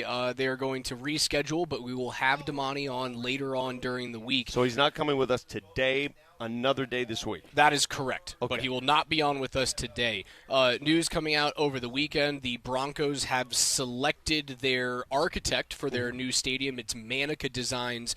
They're doing the new Kansas City Chiefs Stadium. They did Allegiant out there in Vegas. They're doing the new Chicago Bears Stadium. I think they did Atlanta as well. Did they do Mercedes? I don't see Mercedes on their list right now. They did Inter Miami. They're doing the new Nissan Stadium. They did Birmingham City. So they've done a whole bunch of these things, but that's their... Birmingham City, what the hell is that? Is that an English soccer club? Yes. I believe we know this. Whatever, obviously I haven't seen any designs yet, but this is going to be one of the top stadiums in the world. I mean, any new stadium is going to be a top stadium, and I know when they're done with this sucker, just off of what they did with their facilities here, it's going to be beautiful. Yeah, it is. It's odd that they didn't use the company that created the SoFi Stadium, right? Because isn't that the crown jewel out of all of these brand new stadiums? I'd say so right now. And entertainment districts. It depends on your cup of tea, but I think that one, the detail in that one is unrivaled. That would have been HKS Architects. Okay. Are we ever going to get? It's going to be a contention if they go PSL. Is that going to be? Oh, it seems like they're going to. You know, the remarks made by Mr. Leach on Saturday was they haven't. Decided they haven't decided, but it's likely. And I don't know what to say about this other than any new stadium that's privately financed in the National Football League comes with PSLs. I tried to do some research on this because a lot of the stadiums are publicly financed. And I think it's a give and take. If you publicly finance your stadium and the city takes part in the cost, I think PSLs, that's a tough sell. Why would you PSL your fans if the fans are paying for it? Mm-hmm. If the fans aren't paying for it, then they're going to push the cost to someone else, and that someone else are the people who go to the games. The intent there is, let's not charge the people who don't go to the stadium. Let's not put that price on the people who never walk inside that stadium. Let's put it on the people who attend the games. The people who attend the games, the loyal Bronco fans for years are like, hey, man, that's fine and dandy, but I can't afford this big rate, this big cut now. Does a PSL, does that cover like concerts and everything else, or just football? I have no idea. I don't know how that works. Because I know it's maybe like a suite at Ball Arena. If you purchase a suite at Ball Arena, you get it for everything. Right. Every concert. But you have a PSL for a seat, and then that's your seat, but then you still have to buy tickets for the game. Exactly right. It's not necessarily the PSL, the actual notion of a PSL that hurts. It's the amount. Like, how many people can afford to put that kind of stuff down? Do they have a payoff? Can you finance that? I mean, some people are going to be asked to put some serious chunk of change down on their seats if they go this route. Can you build that into your season ticket prices over the course of 5 years, of 10 years? Yeah. Because it's a one-time cost. Here are the reported PSL costs at Allegiant in Las Vegas. For the 400 level, like your bleeders, about $1,900 per seat. Okay, so if you own 4 seats, dude, that's a pretty penny. You're looking at about $7,500. Yeah. The 300 level, $2,300 per seat. The 100 level, so if you want to be in that lower bowl, you're looking at $3,000 per seat, and then club seats can range from $4,700 all the way up to $75,000 for the elite luxury options. Wow. And that is per seat. That is not per section. That is not per row. That is per seat. And again, those are one-time payments, but yeah, it will price out. Like your grandfather or your uncle who has had tickets, since the 70s, that isn't rolling in money, that does not have the ability to drop $7,000, $10,000, $15,000 down for his 2 or 3 or 4 seats that he's had for decades, it's going to price those people out. I'm looking at the thank you, Dave, for sending this to me. The Atlanta Falcons PSLs, they range anywhere from $2,500 to $10,000. Wow, on per PSLs seat in Atlanta. Premium membership is $6,000. It's a one-time fee, though. It's not every year, right? It's a one-time fee, a personal seating license. Okay, so that's a one-time fee, and then you just buy your tickets forever Right, you still have to purchase your tickets right, on top correct, of but it's a one-time upfront fee, correct? It's a tax. Yeah. It's a tax. It's a it's property equity. tax. It's a property tax. You own a home? Well, you don't physically own the seat. You don't physically own part of the stadium. It's just you own this metaphysical seat that is going to contain your butt, and then you purchase tickets and you sit in that seat. At SoFi, if your ticket costs $1,000 in the reserve section, you're going to pay a PSL of $920, and that's what they cost there. They're relative to, obviously, the purchase price of your ticket. But a lot of these stadiums that are privately financed have gone the PSL route to recoup some of those costs, right, other than taxing people. Right. I don't know what to say about this, because if you're a longtime season ticket holder and you're just making ends meet, and you can barely afford to get to the games, and this is what you do, this is going to hurt, and it's going to hurt immensely.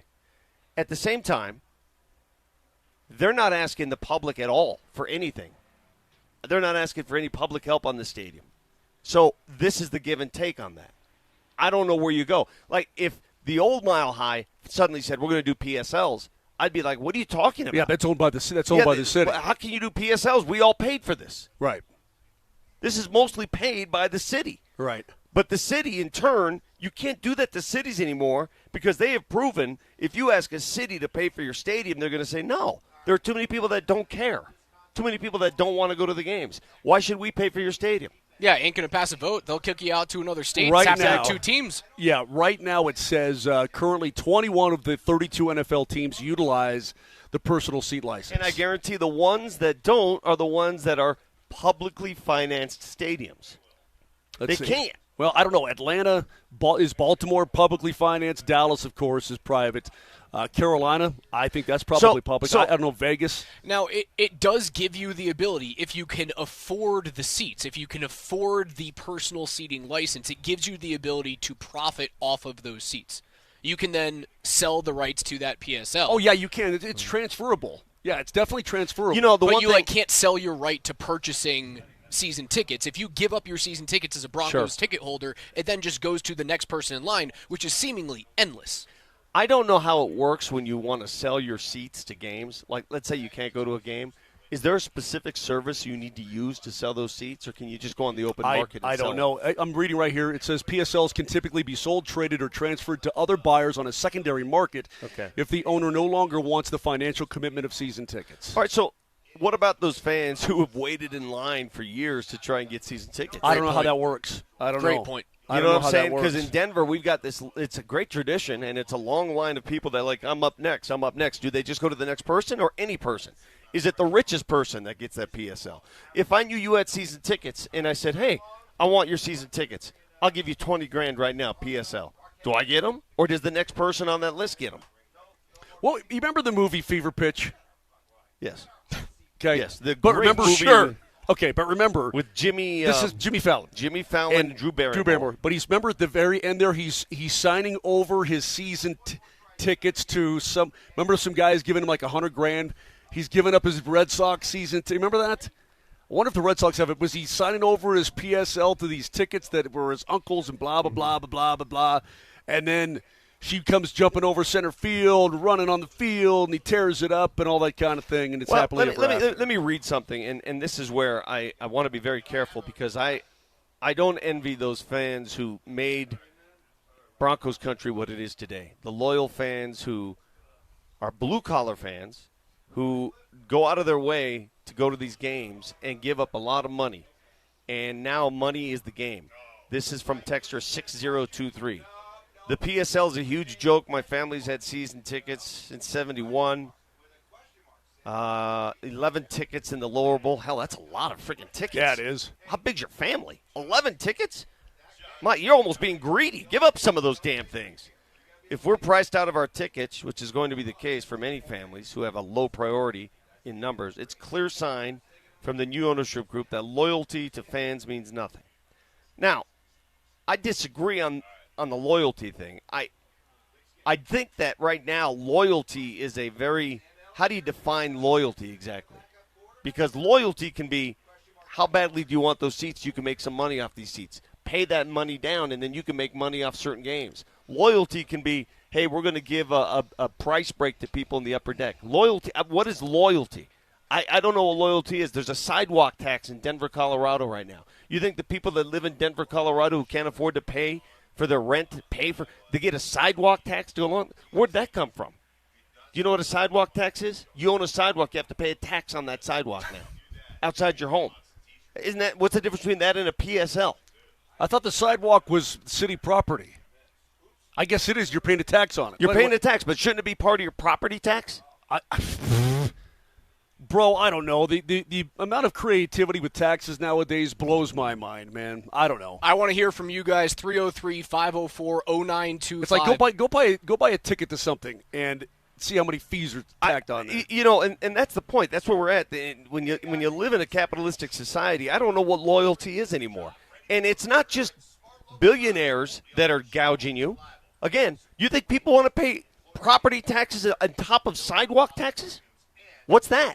I don't know. Broncos ticket holders, text in 303-504-0925. If the Broncos do go, in fact, forward with personal seating licenses, PSLs, and you currently hold Broncos tickets right now, will you be in or out? Let us know at 303-504-0925. It's more Broncos training camp coverage on Altitude 92.5.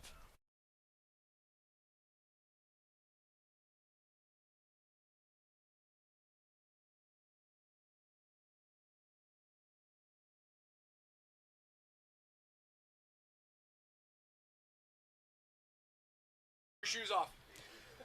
You know, I have a PSL. I have a personal seat license on a certain chair in my basement. I was in that chair when I noticed a leak on my ceiling. I was taking a nap, and there was a crack in the ceiling area, and I called AAA because I knew there was something going on. AAA service, plumbing, heating, electric. They do it all.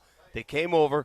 They found the leak. It was in the crawl space. It originated from my sink. I don't know how it got there, but I would not have found it if I weren't sitting in that specific chair. AAA Today. Call them. AAAtoday.com. They'll let you know what time they'll be there, and they're not going to give you one of those 8-hour windows. They'll give you a window that makes sense. They'll give you an estimate that makes sense, and they'll take care of your problem. That's AAAtoday.com.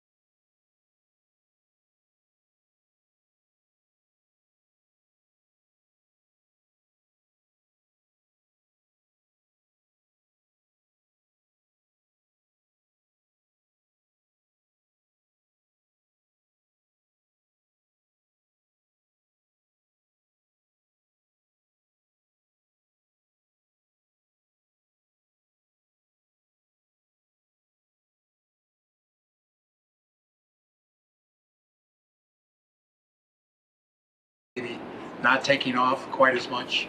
Absolutely not. I'm gonna roll, and I'm gonna be as athletic as I can be. And earlier question, it's a strength of ours, and so we got to use our strengths. And for me, that's when I feel at my best, and that's when I feel free. When I'm playing like that, when I'm moving around, it's a good thing. But at the same time, I also know what it's like to not have that asset and have to stay in the pocket. So I feel strong no matter what the play is going to be, no matter what happens defensively, no matter what my reaction is. I feel capable of doing. How about sliding? Well, it's always the situation. If I'm out and get a first down, I'll go down, won't take necessary hits. At the same time, a key third or fourth down, you have to go get the first down, and that's why you train hard in the offseason to withstand those hits. And it's all about being smart. I'm not going to be dumb. I know I'm not going to run over everybody on the field. So I just got to be smart and put me in a good situation so that we can move on, go to the next play. Predisposition be damned. Bo Nix out here walking, no cleats, no socks, barefoot out on the field just a few minutes ago. Broncos are a couple hours away from starting practice on a hazy Monday morning at Broncos Park. Training camp coverage on Altitude Sports Radio 92.5 is powered by Ramos Law. Car accident, you need Ramos Law, medical doctor and attorney. Visit them at ramoslaw.com. Raj, Vic, Moj, what up? Man, that sunrise today was something else, too. I'm sure you saw that, Vic, on your way in. You're probably out bright and early. Oh, yeah. That was something else. I didn't know if it was the moon or the sun. Yeah, it's hazy as heck. Hey, but I love those comments from Bo Nix. And listen, man, you can't play the game. You can't play hesitant football. You've just got to play your game. And, again, injuries be damned. You have to be effective with the way that you play. You can't change things and shift things. It's going to take you away from who you are as a player. So I love it. Yeah, I'm still going to run. I'm still going to roll out. I'm going to be smart. I'm not going to try to run over guys. But his game is a game with his legs as well, Vic, in addition to his arm. Well, I guarantee he's going to play under center more this year than he has in his career. He's sort of making that transition every season, a few more snaps under center. And that will take care of a lot of this. Wait a minute now. The Drew Holiday news just broke. Drew Holiday has agreed to a contract buyout. Guess where he's going? With the Portland Trail Blazers and intends to sign a veteran minimum with the Philadelphia 76ers. Shocker. Man, it is going to be easy to root against Philly this year. Yes, it is. Oh, my God. So Philly is loading up LeBron, Jaylen Brown, and now Drew Holiday. They got a couple other dudes that came out of nowhere. It is going to be KCP. KCP is there. Yeah. Sorry, KCP. I love you as a Nugget, but I'm going to root hard against you this season. Heavily against him. Yeah. Big time against it. Yep. Big time. Shocker, the LeBron situation. Just everyone wants to cut ties. Everyone will play for the vet minimum just to go with him.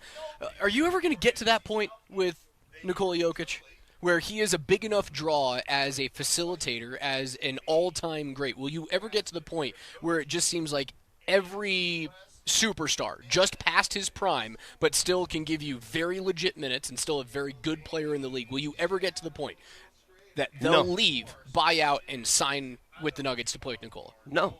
I don't think so. Last year we saw Tim Hardaway Jr. do it. But not Drew Holiday. No. I mean, the answer is no. Otherwise people would. I mean, I don't know what to tell you. It'll never get to that point. I mean, who's a better player right now at their point in their careers? Who's a better player, Nikola Jokic or LeBron James? Nikola Jokic. Right, so you just answered your own question.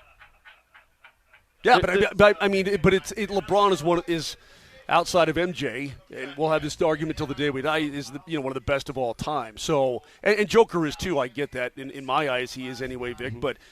But he, LeBron has been a superstar for over 20. I mean, more than 20 years, 23 years. Well, I mean, the Sixers are going to make their run. This is it. They're going to make a run at a championship, and they're hoping they could do a Cinderella story with LeBron there. And I can't wait. I don't know about the rest of you guys. I cannot wait to make the Sixers the villains of the NBA and root for them every single chance I get. Root against them. Because I can't stand this. Yeah. And it goes against – You like getting nailed by the king? Same thing that happened in Miami. Same thing he tried to pull off in L.A. It's the same thing all over again. All he does is it's a rebirth of LeBron just pulling players with him, trying to win a championship by recruiting. That's all it is. If you're a Sixers fan, You're probably over the moon about it. Of course you are. Yeah. We would be here in Denver, too. Yeah. Listen, if he had come here, I'd have a completely different stance on this. I'm not trying to be hypocritical. But right now, because Drew Holiday would be in Denver as exactly. well. But right now, it's KCP would be back. It's Drew easy Holiday to would be root here. against a guy who tries to stack his team every year. And this is another example of why. Listen closely. This is why LeBron James will never be Michael Jordan.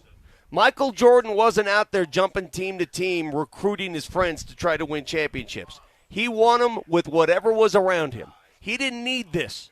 LeBron is chasing titles. It's pretty clear to me. When he leaves the league, is there another player that will take the mantle and start to do this? I don't. Even the other best ones. Steph Curry's not getting. Steph's got 3 years left. Well, you know what I mean. But I mean, you're talking about guys who are up there and have been superstars. Like, would it be Luka or KD. Wemby or KD? Are there any other players in the league that will end up doing this? I don't think so. Title because chasers? LeBron's Title chasers to the point where everyone will leave their own team or agree to buyouts and then come play on vet minimums. His power within the league is different than any of these other guys by a mile. So I don't see that happening. But I see that this guy has been this way for an awfully long time, and this is his final hurrah. Hold on. Uh-oh. I got. Oh, no.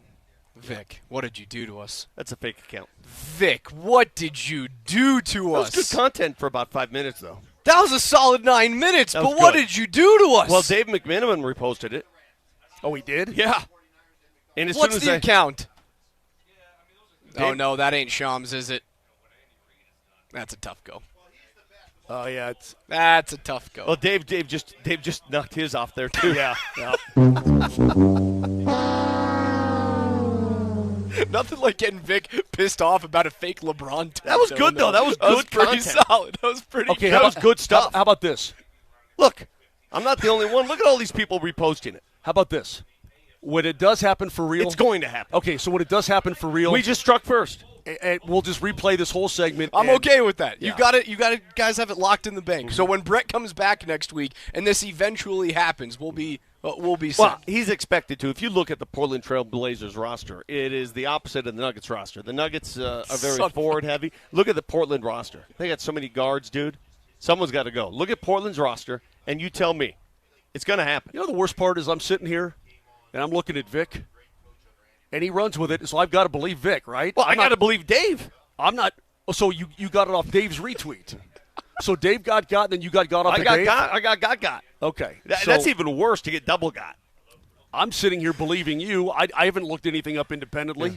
Fellas, we saw Bo walking around out here. We opened up the hour with him talking about his ankle and talking about how it's not going to hinder him from being the running quarterback that he can be, that he honestly relies upon being. He is fast. He is elusive. He gets a bunch of first downs. He had like 40 first downs as a rookie. I think he had 25 rushing last year.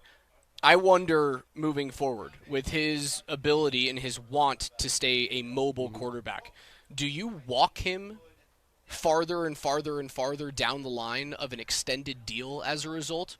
When you pair his want to be a dual-threat quarterback, utilize his legs, when you pair that with predisposed to ankle Well, if Bo injuries. Nix can't run the football or Bo Nix doesn't run the He's football, not the same quarterback. He's not the same quarterback. Yeah, what are we You're talking not going to get the same production out of him or the offense overall for that matter. He's got to be Raj, I'm telling you, he's got to behave that way. If Josh Allen couldn't run, what is he? Exactly right. He's just a pocket passer. I mean, I think I'd take Josh Allen as a pocket passer. But if he couldn't run, what is he? If he couldn't run, he's not the same quarterback, correct? No, but I still think Josh Allen is a top 5 quarterback in the league if he can't run. If Justin Herbert couldn't run, is he the same quarterback? No, he's not. No, I mean, you have to. If John Elway couldn't run, would he be the same quarterback? Absolutely not. They're not pure pocket quarterbacks.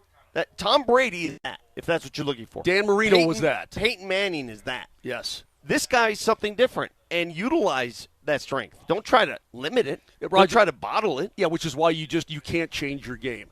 I'm watching these videos of Patrick Mahomes in practice, and he's got his knee all torn up and everything. He's still going to be the same Patrick Mahomes Because he doesn't rely upon his legs. Yeah. He's elusive. He's slippery. He's very slippery, but he's going to be the same guy. And, again, the hardest part, I think, is putting away the mentals about your injury and then playing the game the same way you did, not worrying about that injury happening again, especially if it's a major one. So that mentality is going to that mental hiccup is going to be there for at least a while for anybody who's had a major. Can we get back to PSLs? Because we're getting a lot of reaction on the text line. I want to get back to PSLs. I want to get back to him as well. I want to do it on the other side of the break. Because I have a lot to say about affordability. I do. Just in terms of being able to afford the personal seating license? Because everybody makes it sound like anybody can afford Broncos season tickets. It's expensive without the PSLs. Yes. So you got to make some money even without PSLs to afford tickets. There's the vast majority of people that live in Denver, they couldn't afford season tickets. There's a lot that can't. We were supposed to have. So what about them before this PSL talk? We are supposed to have Damani Leach on today.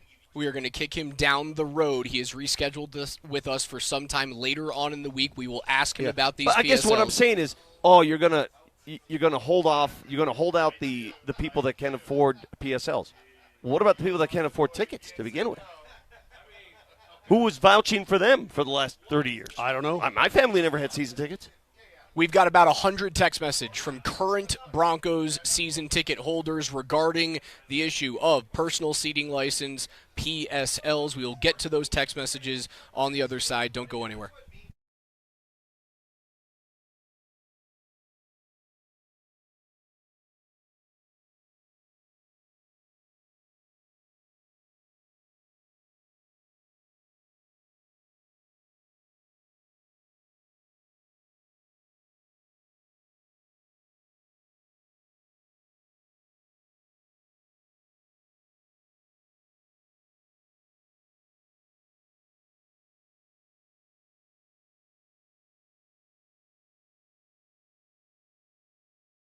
You know what's cool about the Rocky Mountain Men's Clinic is they'll handle your whole dude engine.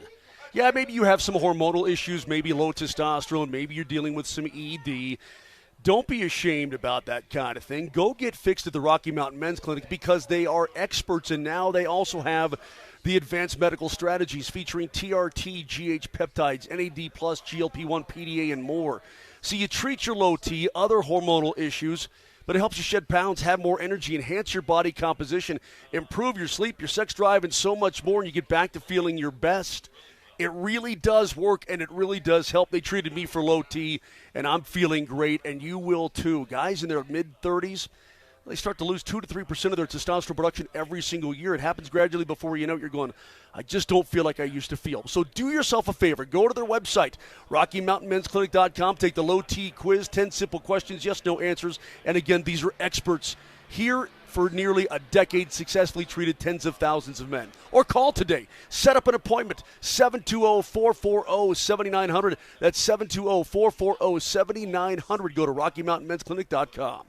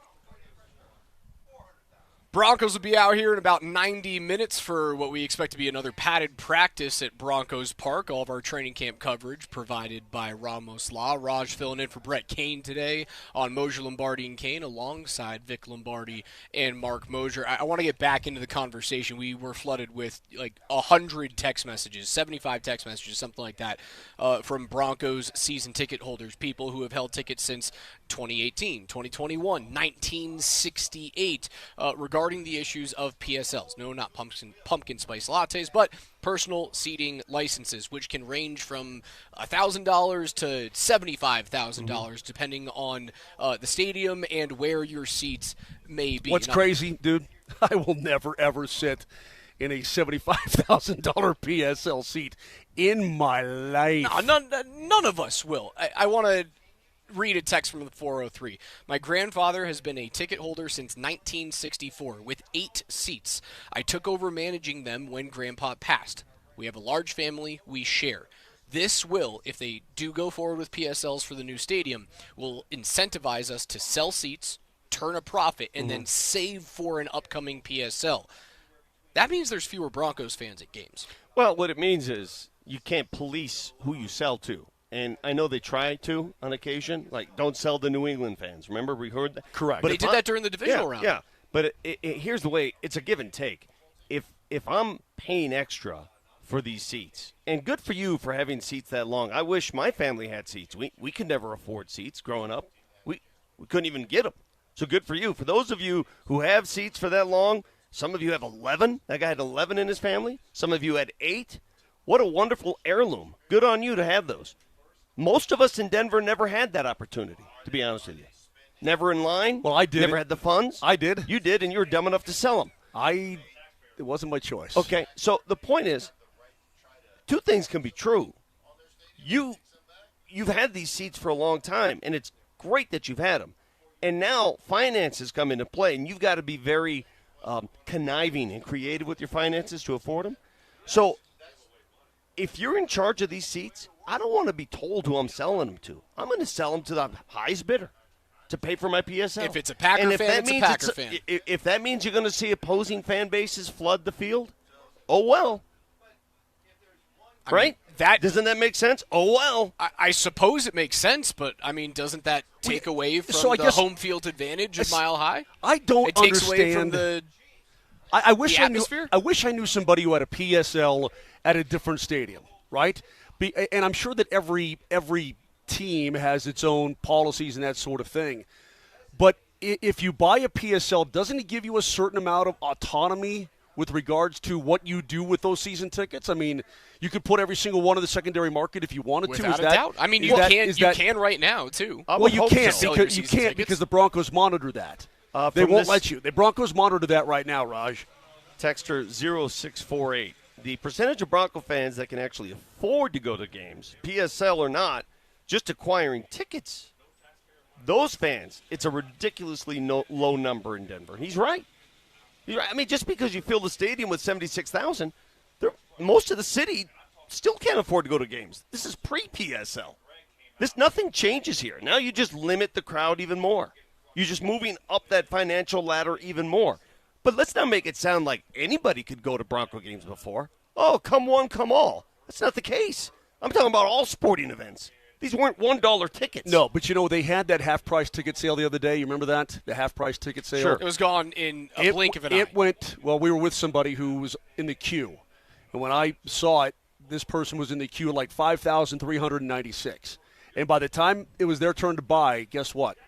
Every single ticket was gone. And so you see people getting out of the queue. Sure. So that it's I mean, the demand is there, obviously, but it's very, very, very expensive. Very. 9201 says PSL will appreciate in value, and it typically does give you preferential access to other events. Okay. So like when Ella Langley comes to town, and you have some Ella fellas who want to go to the concert. I love how you're pulling Ella Langley out of the back pocket. Look at you. He's a big Look Ella at you. He's an Ella fella. He's a big fan of them bangs. Yeah, he's an Ella fella. So I guess these PSLs allow you to have access to those seats. Hey, man, if you can get inside for Ella Langley, man, you got to pay that PSL. 2633, I've had season tickets since 18. After about 20 years on the wait list, I'm okay with the PSL as long as I can control those rights as I see fit, like transferring or selling them in the future. Of course, the price has to be manageable. And that was the question I had. Right. A lot of these season ticket holders sometimes are policed in how they can sell their tickets. Well, if I'm giving you a PSL, I don't want to be policed anymore, right? If I'm paying a rights fee for my tickets, they're mine.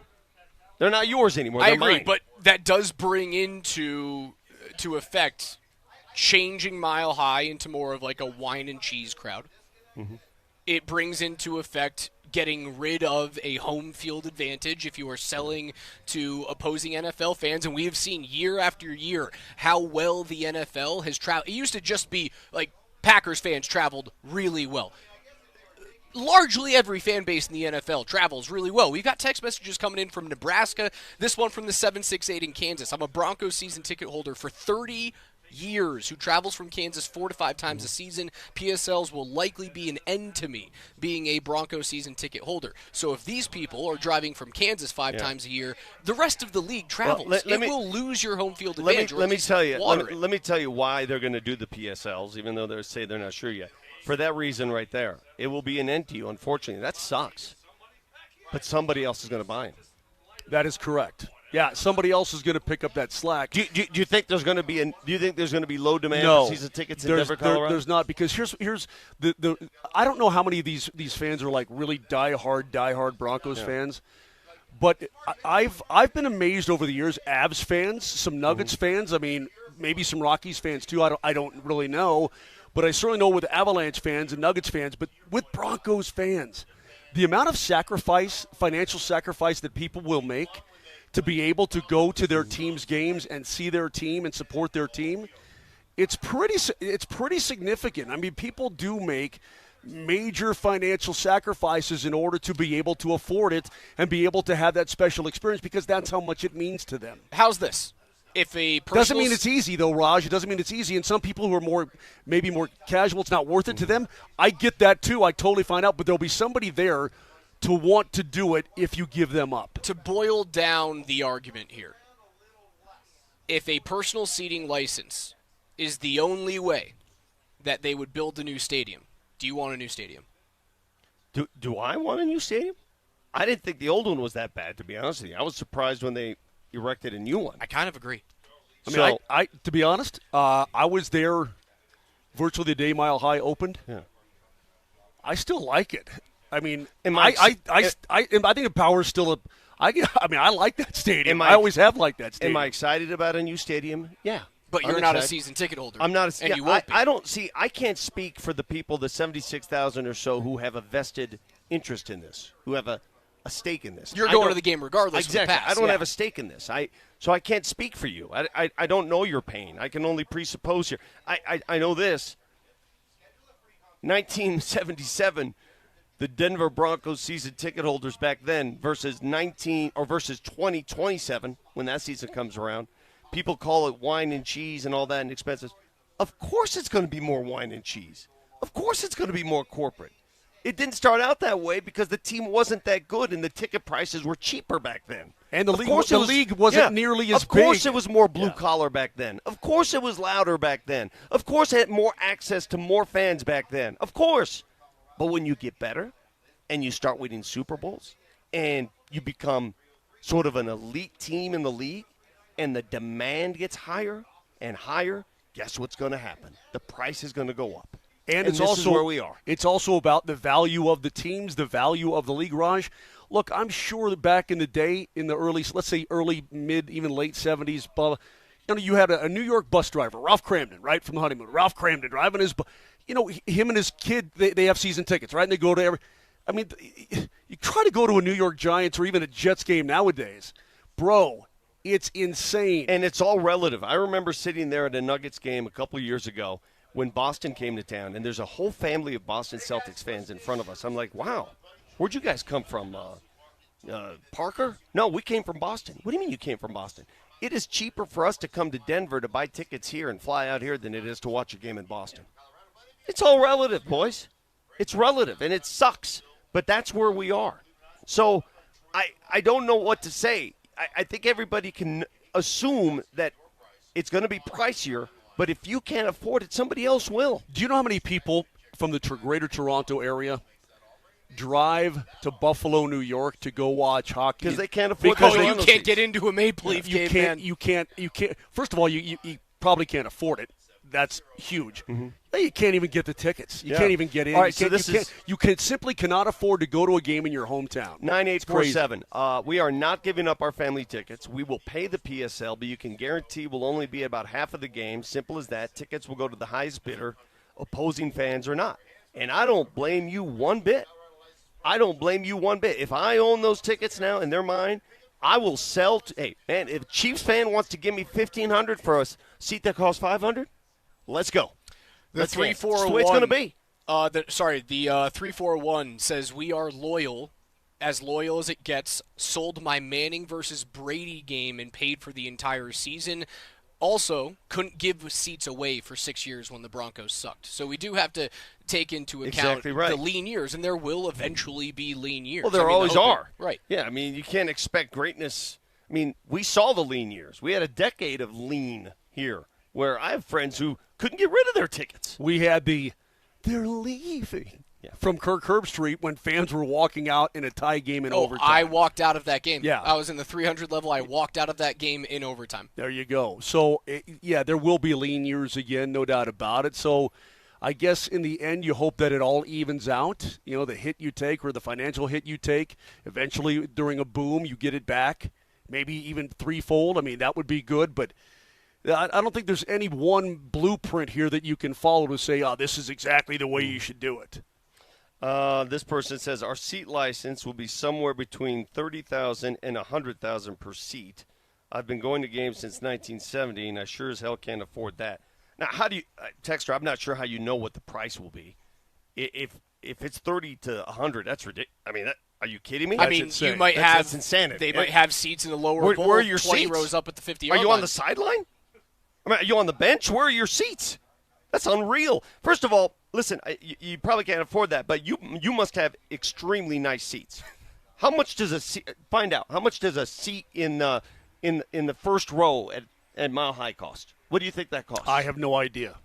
But you know what I would do now? But I would get creative. Here's what most people couldn't afford just the seats. Here's what I'm getting. Here's what I'm doing. What now. I'm saying. I would don't give up the tickets, but I would go with go with an investment firm, okay, or go with a capital firm, right? And say, all right, I need 90% of the capital to be able to buy these PSLs because they're my I get first dibs on it, and then we'll split it up. Okay, and then we'll give you some profit. We'll sell them all or whatever it is we want to do. Eventually, you can make your money back because it's a one-time upfront thing. Eventually, you'll get that money back in some capacity. It may take a while, but I would go to somebody who's got that kind of money or a capital firm and say, all right, let's go into partnership and drop a contract for our PSLs. All right, week 3 against the LA Rams. That's, I believe, a Sunday night football game, if I'm correct.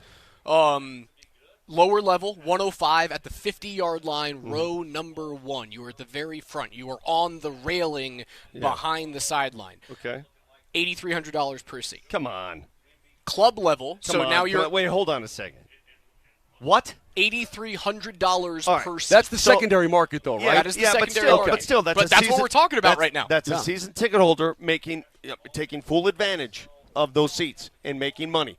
The price of those seats alone will help pay for that entire season for that season ticket holder. Absolutely. So this is where I'm stuck because a lot of us don't have season tickets. We don't have the means to pull off what you're pulling off. You're smart doing it because I would do the same thing.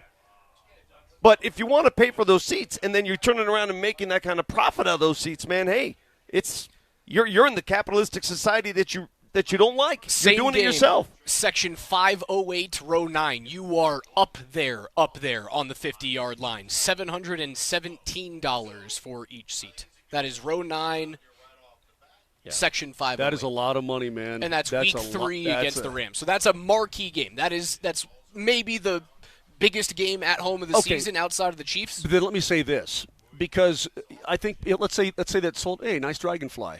Let's go back about $200 million. It's a dragonfly, bro. It won't hurt you. I don't care. You're fine. Let's go back and check it out.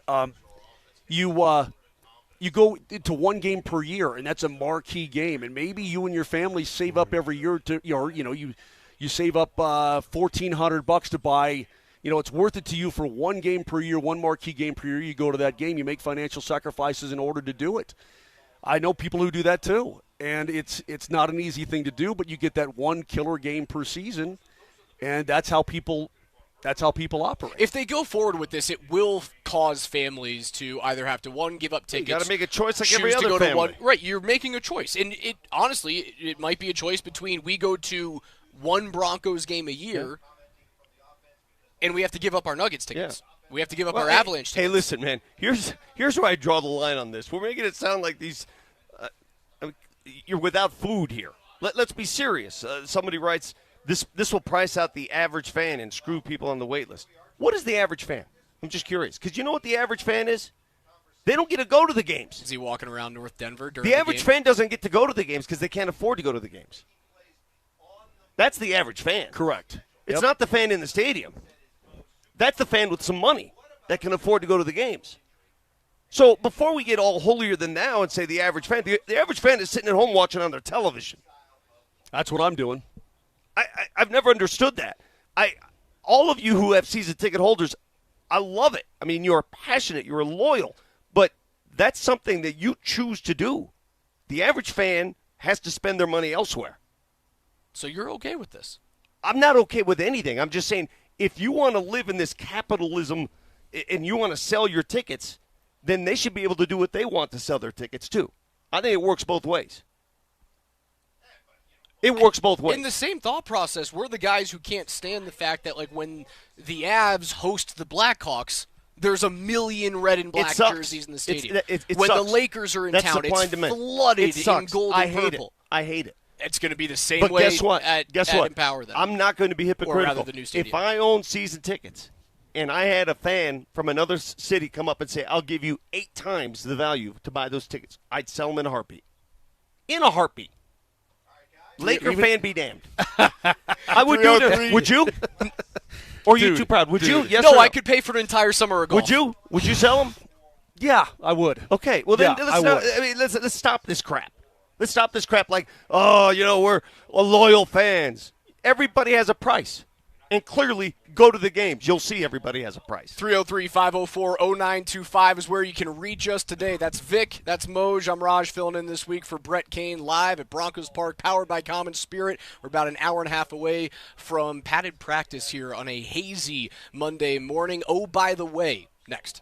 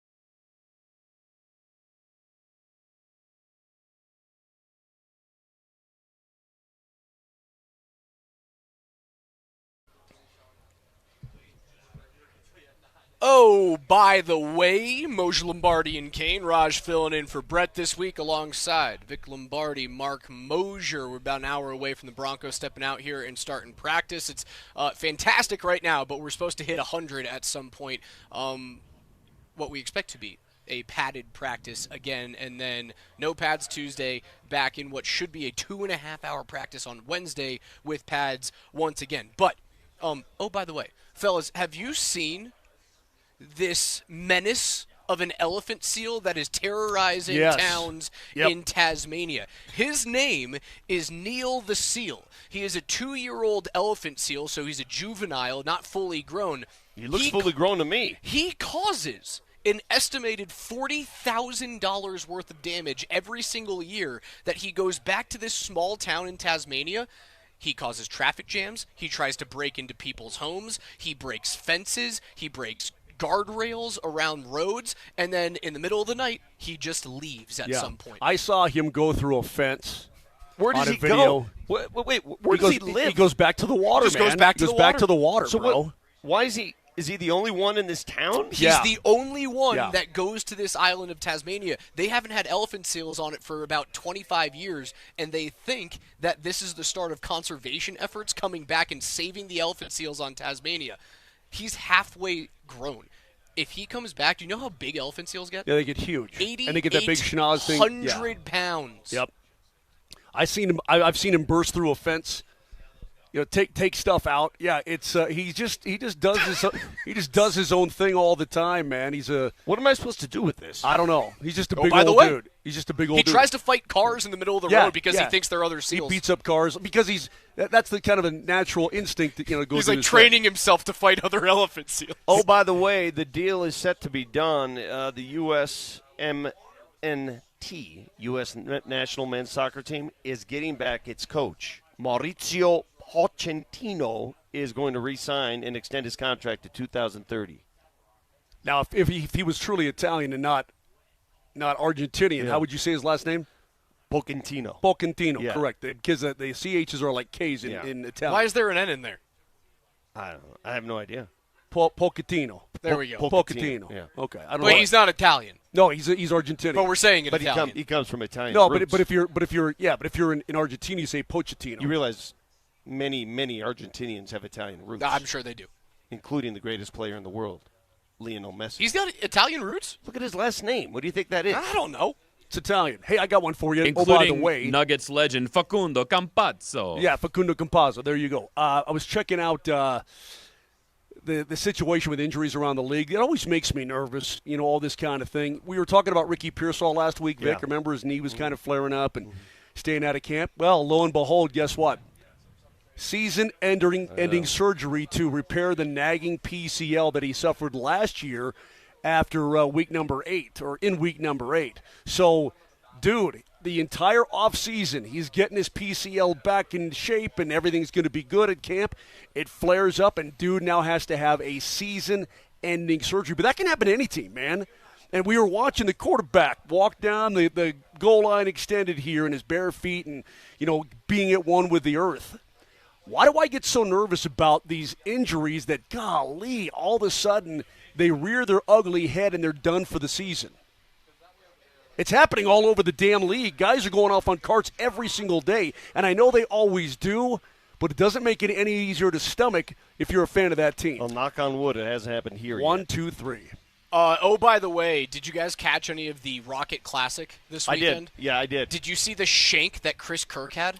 I didn't see the shank, no. So Chris Kirk shanked a ball as far right as humanly possible, straight off the hosel. Yeah. What we missed was a hot mic because they're in on this the whole week. There was a whole broadcast where there were no commentators whatsoever. It was just sounds of golf and the conversations between caddies and their players. And you catch on a hard mic, a hot mic, a fan going, "What the F was that?" And Kirk looks over his shoulder and goes, "Yeah, I know. I get it." Really? So he acknowledged the fan who said that? Yeah, it was a hosel rocket to the right-hand side, man. What was the year of the U.S. Open when Jim Furyk is standing on the 18th tee and he drills it dead left into the tree? You're talking about a guy could win the tournament, right? He's on 18 tee. and, I mean, directly left into the pine tree. Like, literally, 40 yards off the tee? He just banged it right into a tree. I mean, even the best in the world will shank shots, bro. By the way, have you guys seen the latest from very hateable actor Jonah Hill? No. Jonah Hill went on a podcast and said that jiu-jitsu has him ready to annihilate anybody that still sees him as the fat kid from Superbad. He says, I love Brazilian jiu-jitsu, except my body is begging me not to love it. If we got into it, I would F you up. I would F all three of you up. My favorite thing is people are saying, oh, Jonah Hill, you're the fat guy from Superbad. Try me if you see me. Jeez. Bring it. Who's got it? My question to you. Try me if you see me? Try me if you see me. Who's begging to get it? Would you guys get beat up by Jonah Hill? Well, if he knows this jiu-jitsu, probably so. Does he have fake teeth? He looks like he's got some fakers. veneers. Some fake chompers. Yeah. What do veneers cost you? I don't know, but I noticed it for a while now. He's got the fakies going. Do you guys know how much veneers cost? Any of you? You guys all Is need it like them. $10,000? Is that too much? Is that crazy? I have no idea where to It's start. probably a lot of money, man. Do you have veneers? You carry around teeth whitening things. No, are you kidding me? These are all. My teeth are regressing. If the If anything, my teeth are regressing. Trust me, if those are veneers, he got a rip-off. I got if the ripped off, company yeah. paid for veneers, would you get veneers? 1,000% yes. Not the really ultra-white No, ones. I'm not talking like. $2,500 a tooth? Oh my God, that's a lot of money. That's a lot of money. Get out of and they only last. Okay, so a $2,500 per tooth veneer will last you between 15 and 20 years. So you're still not. I can't take these things to the grave. You better get it close to For death. me, it'll be the rest of my life, so I wouldn't worry about it. 18-year-old Australian sensation Lucas Harrington, who plays for the Rapids. By the way, kudos to the Rapids for beating Austin, was it, in PKs? Or actually, late in the game. They won that game on the road. Lucas Harrington appears to be headed to the Premier League after half a season with the MLS. So, according to reports, he's going to be signing with a Premier League team. See, that's what stinks, man. You get a kid for the Rapids who's 18. He's playing well. He played. This is how it works. He played in the World Cup, right? Yes, this is how it works. So you cultivate the talent, and then this is how clubs operate. Even then overseas. You're right. You sell them off to the EPL. Yeah. In a deal, he's going to be sold to Hull City in a deal worth up to $23 million. Wow. Oh, by the way, fellas, have you seen the body transformation of former CU buff Travis Hunter? I have seen that, yes. Holy smokes. He put in the work, bro. That is an NFL player. He put in the creatine. He put in the work. Because his arms alone are twice the size they were in college. That's a different-looking athlete than I saw this time last year. Travis 100%. Hunter is that the body of an inside receiver. That's the guy, body of like a Jalen Waddle-ish receiver. That's the guy who's going to take some punishment and understands that you got to be bigger. I mean, I love seeing these transformations, especially from college to the pros, because in college you think you're working out, you think you are, but you're not. When you get to the pros and it becomes part of your – again, Brandon Jones, guys, gets here at 4 a.m. in the morning, the Broncos safety, swims at 4 a.m. and begins his day. That's a completely different deal than college. I really didn't think I was ever going to see Travis Hunter look anything like that. Dude, he looks. Is he going to have to piss in a cup over He the next looks couple of weeks? He is built, man. And you know what? I think after that what did he have, an LCL last year? Is that what it was, an LCL? After that kind of thing, probably he starts working out he's obviously getting through rehab and everything else, but he's like, let's go all the way, because that's what he's done. He's gone all the way. He looks amazing. That body type also screams to me wide receiver and not corner. When's the last corner that you've seen with like guns like that? They're typically the old Travis Hunter body. I mean, I'm not calling Pat Surtain skinny by any stretch of the imagination, but Pat Surtain doesn't have the biggest to me, he looks like a smaller world. DK Metcalf. That's what he looks like. He looks almost like Steve Smith Jr. Yeah, he looks exactly like Steve Smith Jr. That's a heck of a body transformation. It's pretty amazing. Nelly, you got anything for us, buddy? Oh, by the way, Moser, I have some good news for you and some bad news for you. So the good news is Oreo in China has developed and launched a line of cookies in collaboration with KFC that taste like fried chicken.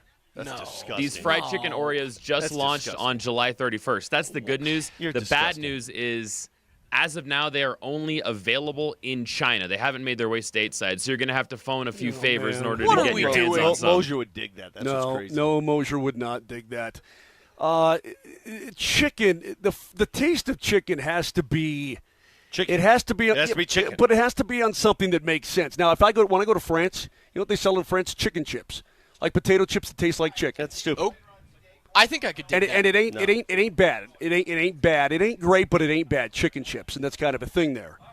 But you're talking about a chicken cookie? It's like, hey, here, have a bowl of chicken ice cream. Well, screw you. You ain't eating chicken ice cream. I can't. You ain't eating chicken cookie. Like the creamy filling is chicken.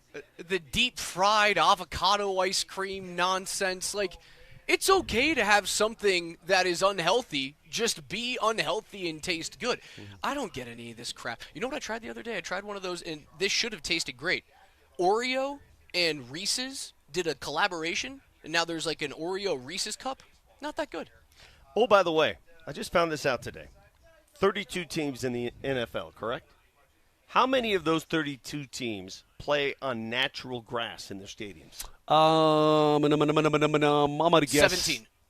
16. All right. 16. Right down the middle. 16 I was gonna say teams probably on natural half. turf. I wonder how much that number is going to change after the World Cup and all of the thought process there and all the players. I wonder if it will change at all. 32 teams, half of them play on natural turf. And So there it is. I have a list from The Athletic of how many games each team plays on turf versus synthetic grass. The Broncos, rather turf and actual real grass. Yeah. The Broncos play 4 games on turf this year. The rest of their games, On AstroTurf. actual grass. The rest of their games. So the games they play on AstroTurf, let me think about that. What does their away schedule look like? Because Well, what is Vegas's The field? Chargers. Vegas is grass. They have one of those rollout. The things. rollout things. Okay, so you're saying SoFi is the artificial turf. MetLife is turf, Okay. and they play on the road Yep. there. Who else do they play this year? Do they play the Giants on the road? they No. play the Cowboys here or at home, or here in Dallas. The Steelers? Steelers are on turf? There's no way. They can't be on turf.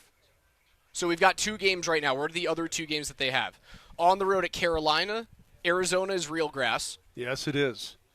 New England is turf. New England is a turf stadium. So there you go. Those are your 4 games.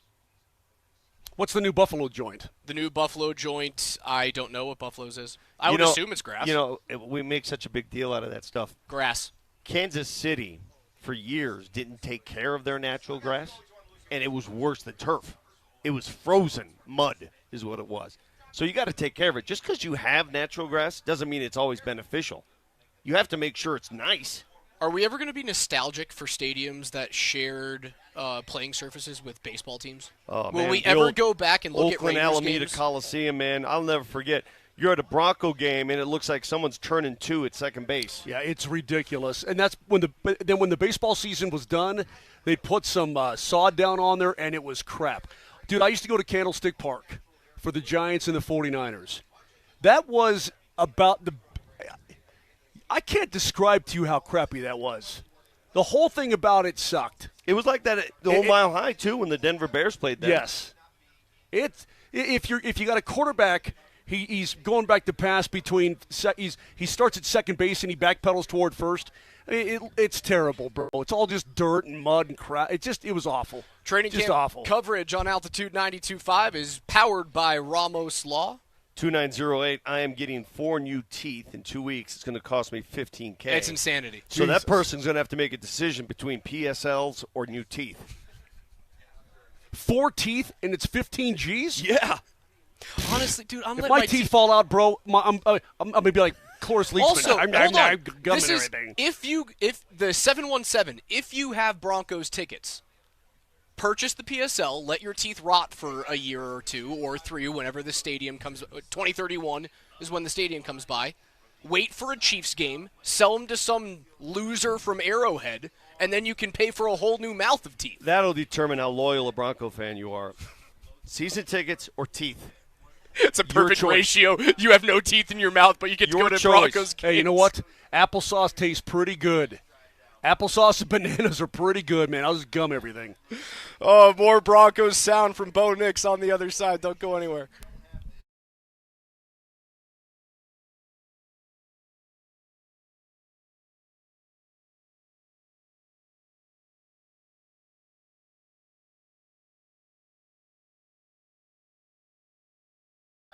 Hey, Vic Lombardi here for Flatirons Fire and Design. Speaking from experience when I tell you I love the sauna that I got from Flatirons. I wish I had the cold tub to go with it. Might have to go that route because in this heat, a cold tub plus sauna, that's how you recover after a long day, after a workout. Recovery is necessary and saunas help. Did I mention that if you heard this on Altitude Sports Radio and tell them you heard it here, you'll save 10% off your purchase. Plus, 0% financing for up to 12 months. Visit the location on 53rd and Bannock or go online today. Flatironsfire.com. That's flatironsfire.com.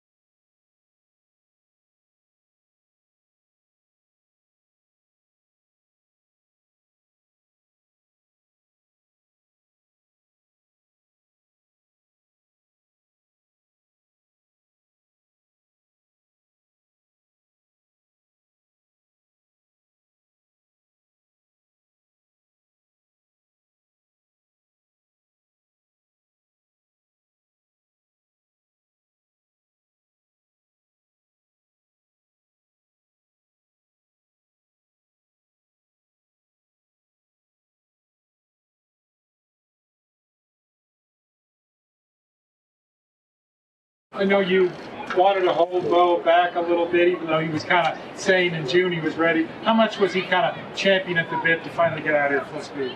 I think, well, all the time. And I think Bo Lowry and his staff have done a good job with the schedule. We're right where we wanted to be, where we hope to be at this time. And that's a credit to Bo, the training staff, and, all the people that have put in the work, to get here. Sean Payton on his starting quarterback, Bo Nix, ahead of another week of Broncos practice, 6 straight days. This will be, in fact, the most consecutive days that the Broncos will practice all season long. They will be out here Monday through Saturday. They'll have Sunday off, as is the case throughout the rest of training camp. But 6 straight days. We expect pads today, pads off on Tuesday, and then what Sean Payton said at the podium on Saturday, a little bit later on in that press conference, was if there's a day to be out here as a Broncos fan, it will be Wednesday, an extended practice in pads. Bo looks fine. Looks like he's rolling. Looks like he's running. He said he's not feeling as though he has to stay in the pocket and not be as mobile. Warren Sharp had this number, guys. This is the Sean Payton quarterback formula. Percentage of dropbacks resulting in sacks, fumbles, or interceptions. It's the reason why he loved Bo coming out of Oregon. Where's your guesses where Bo would rank in percentage of dropbacks resulting in sacks, fumbles, or picks last year? Oh, so boy. wait, so when you say dropbacks, do you have to be under center, or can you take the ball in shotgun and drop back? Shotgun or under center and then drop back. Ball in your hands. You're not handing it off. And so where does he rank in each of those categories? Nope, combined. Percentage of dropbacks resulting in sacks, fumbles, or interceptions. Not very many because he doesn't get sacked a lot. He doesn't throw a ton of picks. Sacks, picks, or what? Or drop pass or fumbles. I'd say he's the best in the league. He's probably pretty damn. Yeah. There you go. Now that I put all 3 of those together, I say, okay, you're right. He doesn't get sacked much. He doesn't throw that many picks. And the completions, a lot of them are quick hits. Yeah, number 1 in the league. 5.5%, number 1 in the league. Matt Stafford, number 2 at 6.1. Caleb Williams, number 3 at 6.3. C.J. Stroud is number 5 at 7.0%. Michael Penix Jr. Is in between Williams and Stroud, but doesn't play a whole bunch. A lot of that is a product of your offense, too, right? Yes. It really is. We saw Bo earlier today, about an hour ago. He was out here barefoot, walking the field, took a couple laps around the field, just sort of getting to know the playing field a little bit.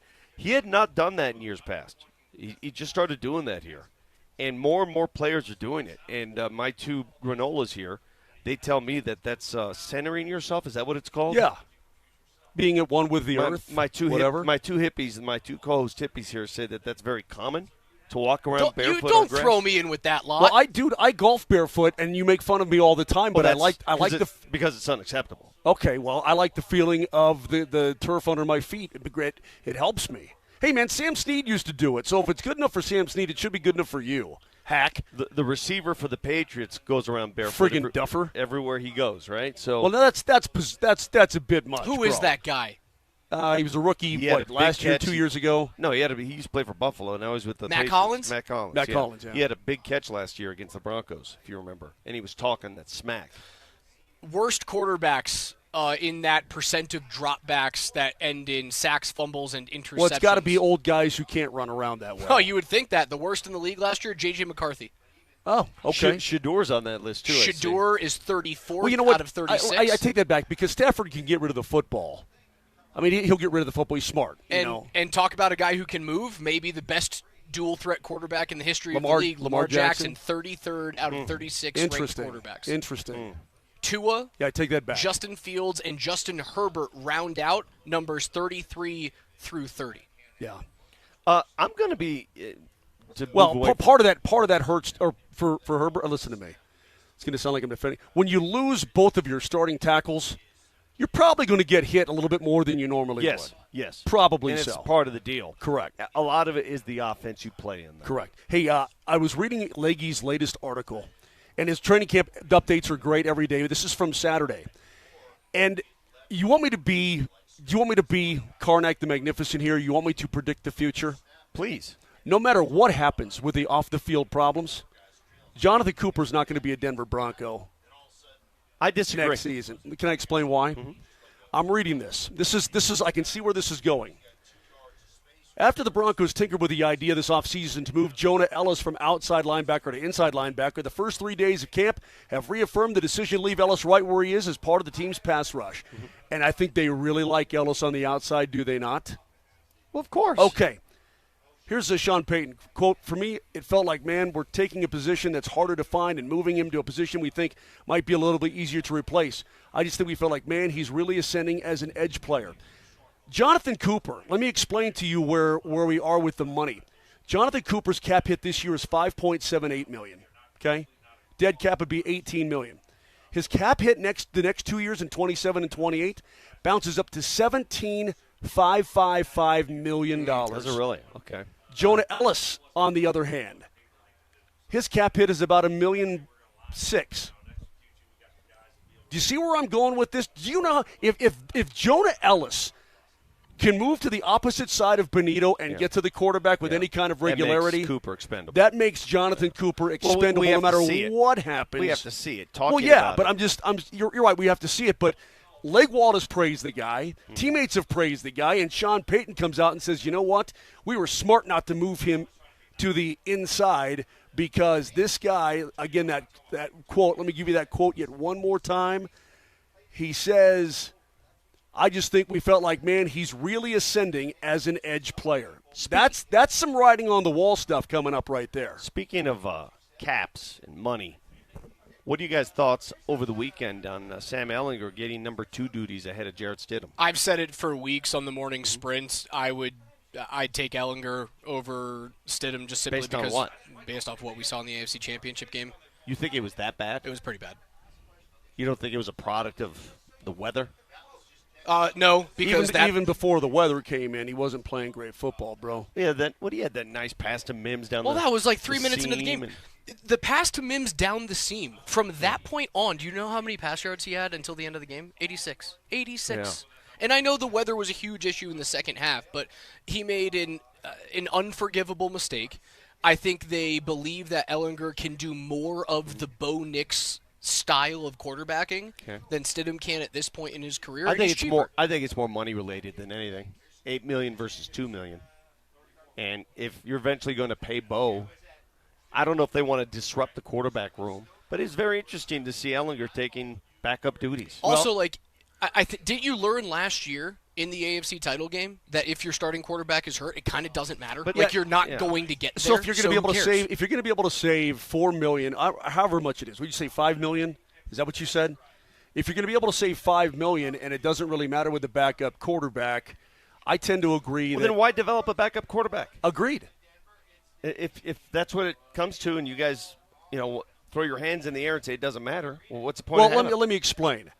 How good was Mac Jones for the San Francisco 49ers? He won them games. Yeah, but not even that. See, but what I'm saying is, if you have a veteran backup who you're confident can come in and win games, you're not going to win playoff games in the Super Bowl, but likely. I mean, it's very, very unlikely. You guys are being a little unfair here because he was thrust into his first start in 2 years, and it happened to be the AFC title game in a snowstorm. No, I agree. So take any backup quarterback in the league, put him in those conditions, in that circumstance, and I think you'd see the same results. I agree. What would you do? It's not the same circumstance, but look what Marcus Mariota did to you last year, one of the best defenses in the world. Mariota did whatever he wanted that game. He had ample starting experience in the National Football League. That's true, he did. I mean, dude, Stidham hadn't played in 2 years. 2 years. And all of a sudden you're thrust into the AFC title game? Yeah, it's not an enviable position. Don't get me wrong. I think that most backup quarterbacks in that position would fail. But, the backpedaling chest pass for me is unforgivable. Here's my position on the matter. I really don't care. I truly don't care. Whoever is the backup quarterback is the backup quarterback. I mean, to me, if it gets down to that, you're going to have a difficult time anyway. And no offense to Ehlinger and no offense to Stidham, but that's just the way it is. You got to have one. You got to have one in a pinch. Ain't no doubt about it. But all I care about is if it comes down to that and 10 is hurt again and he can't play for whatever reason, then you've got problems. By the way, we jinxed a member of this Broncos roster Friday during this show. We jinxed him. We came up with the best name on the roster. Yeah. And he got hurt. He No. got practice over the weekend. Yes, that is Joseph Manjack. No. Joseph Manjack IV, a reserve receiver. Wait, he has a Roman numeral after his name? Yeah, Stop fourth. it. Yeah, he does. Yeah, he does. That can't be right. It's not just Joseph Manjack. It's amazing. It's Joseph Manjack IV. There's the Roman numeral isn't on the roster, like the paper sheet roster that they give us. It's here, On though. ESPN it is. Look at Joseph Manjack. So he's got a stiff Joe back. Manjack, what a name. The fourth. Don't forget the fourth. If he's got it there, you've got to use it. That's phenomenal. I mean, let me ask you, man, how much swag do you have to possess to say, I want the fourth attached to that name? Joe Manjack, 4. The fourth. I'd rather hold up the 5. All 5 fingers there. You know, Joe Manjack, 5. The way I'm looking at it this we way. have 4 Victor Lombardis in my family. I don't know why I don't throw a third or fourth up there. You should. Because Easy's name was not Vittorio. I know. Easy's name was you're Easy. right. But my grandfather was Vittorio. Well, yeah, but that doesn't matter. So it skips a generation? I think you have to go in couldn't line. he be the second instead know, of dude. junior? I have no idea, but what I do know Homeboy shows up to camp with the fourth on his name. Yeah, I do know this, though. That's a lot of Manjacks. Yeah. The other guy, I mean, too, they come from a long – if you're the fourth, you're coming from a long line of Manjacks. Those is what you're Manjacks doing. go back in history. Another player who's been hurt so far and hasn't played, and does Drew Sanders exist? He doesn't exist. He's Casper the Ghost. I haven't seen him. The first time I see Drew Sanders out here at training camp this year will be the first time that I have ever seen Drew Sanders on a He's football listed field. as the backup right inside linebacker to Justin Sternad. I think that's the sneakiest, sketchy position this year. Linebacker, of course, yeah. Inside linebacker could be a disaster. I think if we go back to Friday's camp, who had an outstanding day at camp on Friday? It was Evan Ingram. And it was the shallow crossers that he was catching 7 yards from the line of but they're not scrimmage and then defending. turning the corner. They're not I know they're defending. not defending heavily, but if you can glean anything from that situation, it is, can the inside linebackers cover pass catch tight ends? And Red Murdoch, my friend. side to side, can he Red cover? Murdoch. We know he We'll can see. tackle, We'll but can find he out. cover? We'll find out. The inside linebacker is a massive question for the Broncos. 303-504-0925. It is. The Sanders thing is a problem, no doubt about it. He's a big old dude, though. They really like him. To me, when I look at his body, he reminds me of like a Romanowski kind of guy, to be honest with you. That, too, what about Caleb Lohner? What's his problem? He hasn't been out at practice. He had knee surgery, Yeah, I know. knee cleanup in the offseason. I know he did. But as Leggy always says, listen, the players like his teammates like him. They think he's an asset. He's 6'7" with a 39-inch vertical leap. But the last thing, you can't make the club in the tub. You just can't do it. You've got 6-7 other tight ends running around out here doing stuff, and you can't get on the field. I'm not saying it's his fault. I'm saying that's a problem for him. Practice squad, home dog. He's already been there. 303-504-0925 is where you can reach us today. All of our coverage here on Altitude Sports Radio of Broncos Training Camp brought to you by Ramos Law. Car accident, you need Ramos Law, medical doctor and attorney. Find them at ramoslaw.com. I've seen guys the fourth before, maybe in the movies like Game of Thrones. I've seen guys here in the open field, the second, the third. But I don't think there's ever been a Denver Bronco who's carried the fourth. Has there? David Sills? Did he carry the fourth? I think David Sills is a fourth. Can anybody else remember a Bronco who's exceeded the fourth? Have we ever had a fifth? Has anybody pleaded the fifth on a Broncos roster? You had Louis the 16th, man. That guy. But on a Broncos roster, that guy got his head. I understand. He but lost his head. On a Broncos roster, has anybody ever exceeded and gone to the fifth? I mean, Henry the 8th, dude. He was the 8th, bro. It's Altitude 92.5. We'll be back in 4 minutes.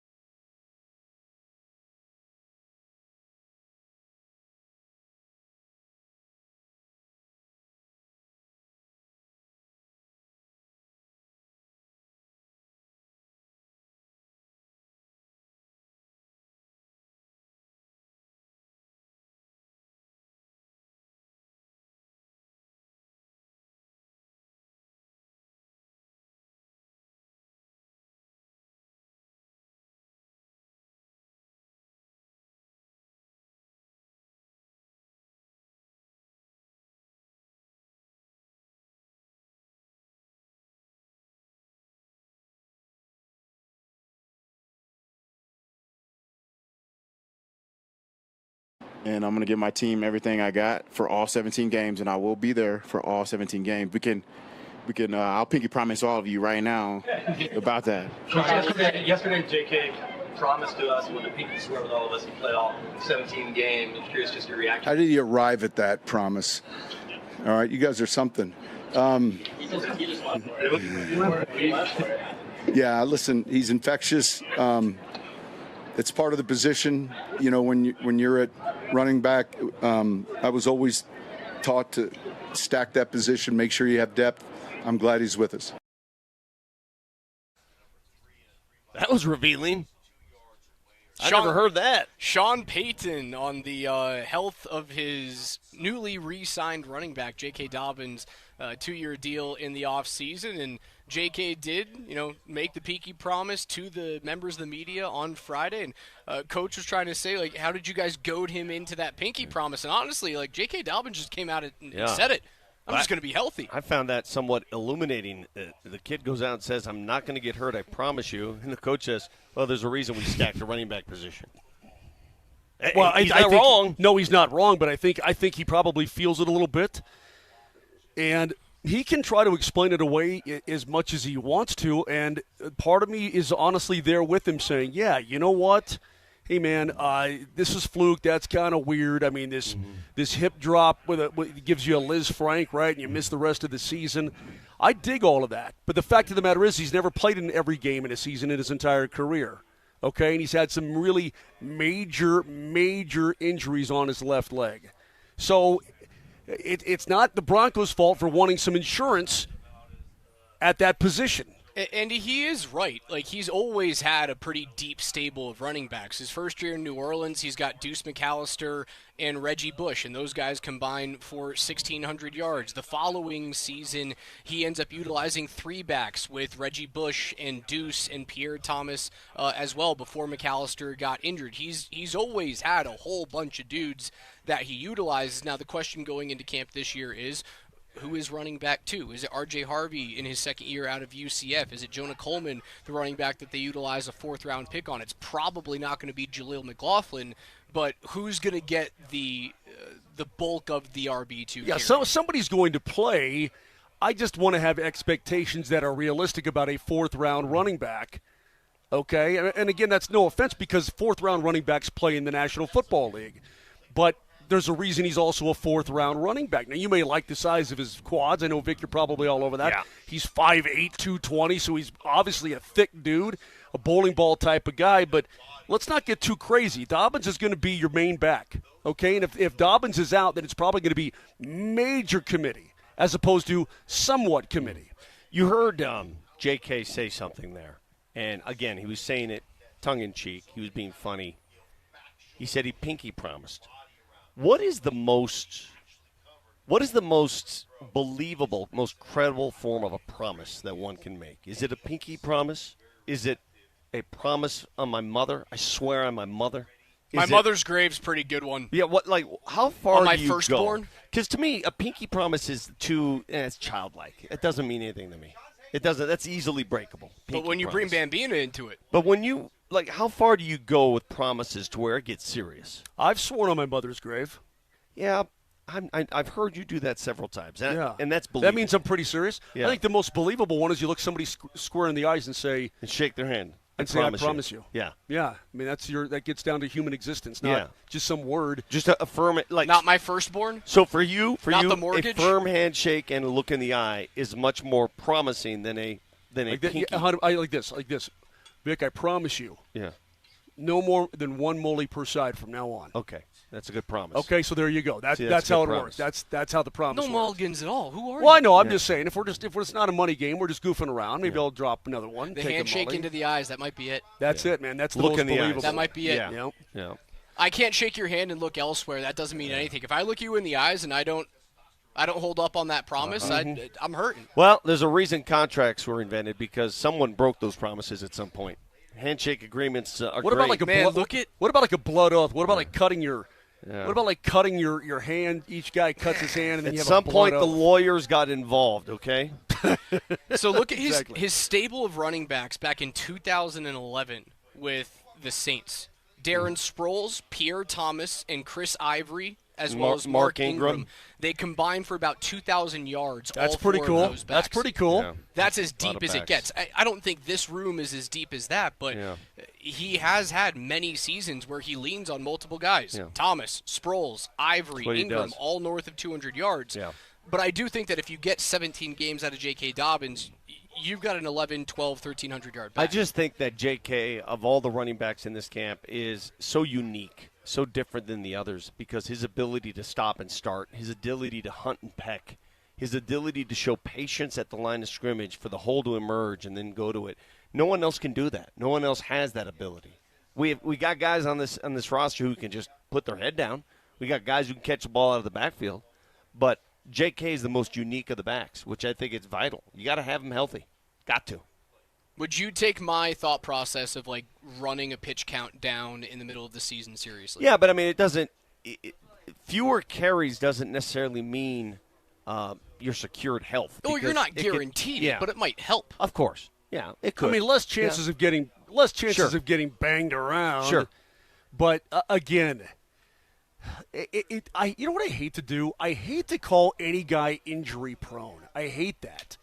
Maybe J.K. in his 5 years in the National Football League has just been an unlucky son of a gun. I mean, maybe he has. I'm going to go back. I gave you the injuries, right? But they're all big-time injuries. Right. MCL, ACL, LCL. Well, the one he every had. Every L. Yeah, Liz Frank. The Liz Frank, and then the Achilles. All on the same left leg. So basically, it was basically what it was. He had a high school. He had a broken leg. Was that the left leg tear. as well? What's that? Was it all the high school? Was that the left leg? Tell me it wasn't the left leg. It doesn't say. Okay. But here's so then he suffered an ankle injury at the end of the first half of the Fiesta Bowl against Clemson. In the NFL, hamstring tear, surgery in early September of 21. Missed all the 21 season.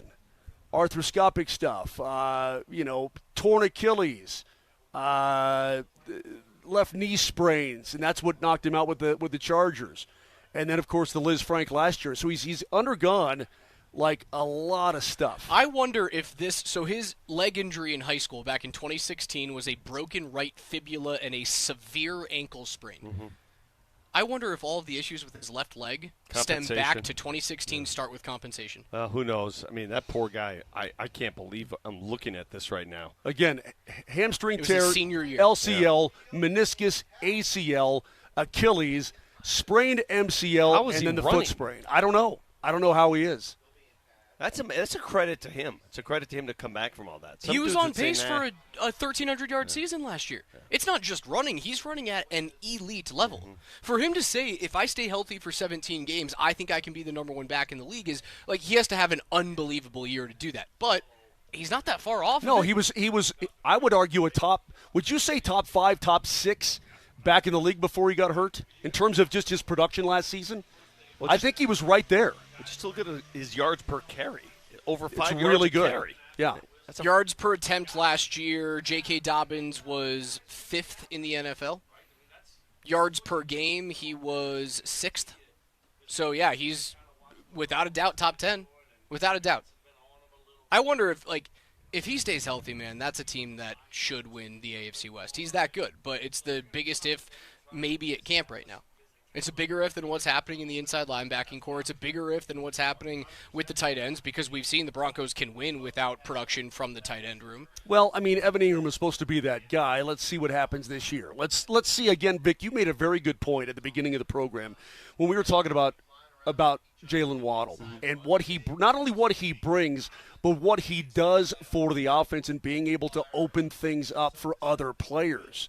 Just having that threat there is something you're going to have. The defenses are absolutely going to have to pay attention to it. If you're an outside linebacker or if you're a safety and you see Jalen Waddle in the slot and they're going to run that quick hitch, you got to keep an eye on him.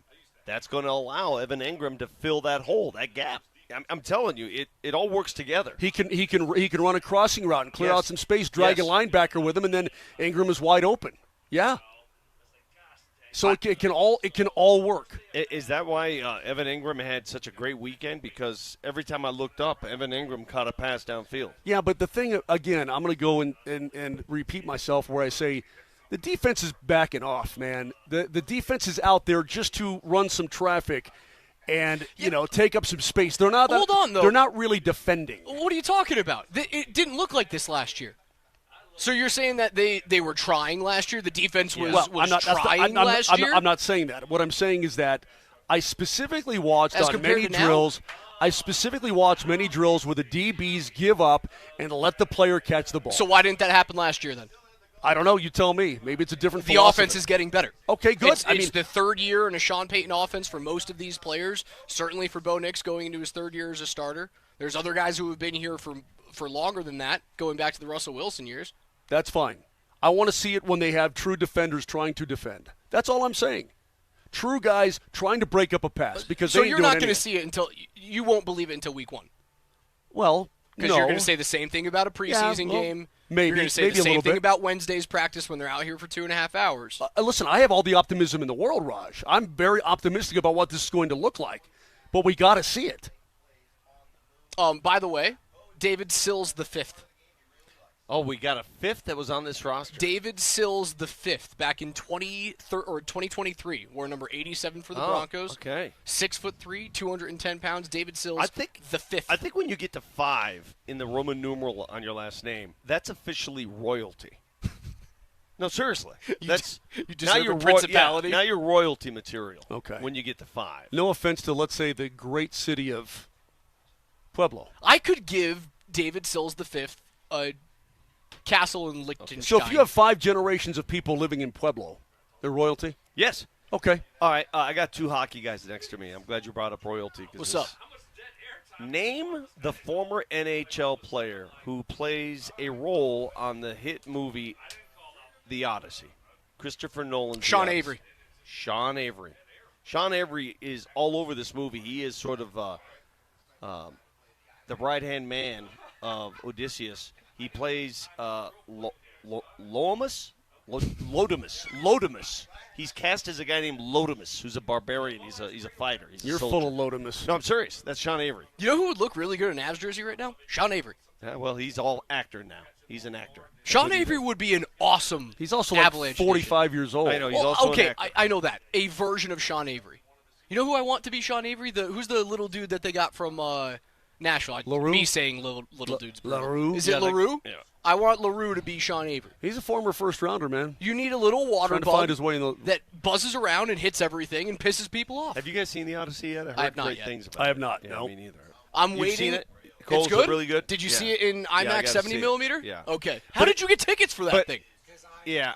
All right, attaboy. But is it good as in plot or good as in special effects and all that crap? Because all right, everything. Because I don't care about like all the special effects and like what was that movie that everybody thought it was so good? I thought it was boring. Oppenheimer. I thought that was boring. I was like, I'm looking at the movie going, I know the Oppenheimer story. This is terrible. Well, don't you I was know so the Odyssey bored. too? Yeah, I know, but give it to me. It's not like the Odyssey is a new Iliad story. and It's the been around Odyssey. for thousands of years. That's what I'm saying. Give me a good plot.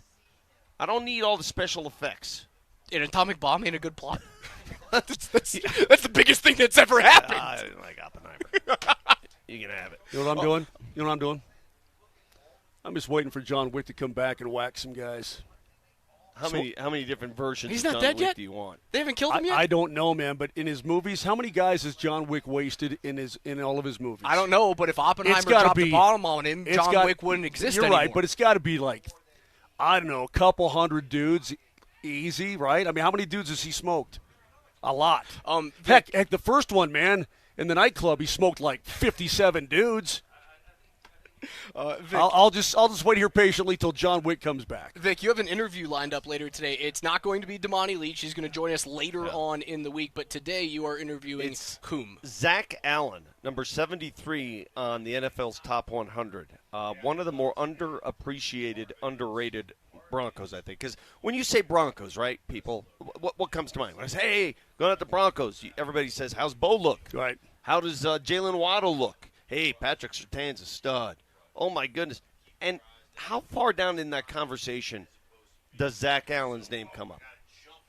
How does he feel about that? I don't think he cares about the attention. Guy's an all-pro. He got paid, though. Certainly did. So he got paid. I mean, that's probably what matters to him the most, is getting paid. I don't think he needs all the love. I got a question for you to ask, Zach Allen. With the departure of JFM and whomever takes that job, what does that look like now? And I'm sure he's going to be very, very, conciliatory to the guy who's by him in the interior, right, or the guys who are by him in the interior.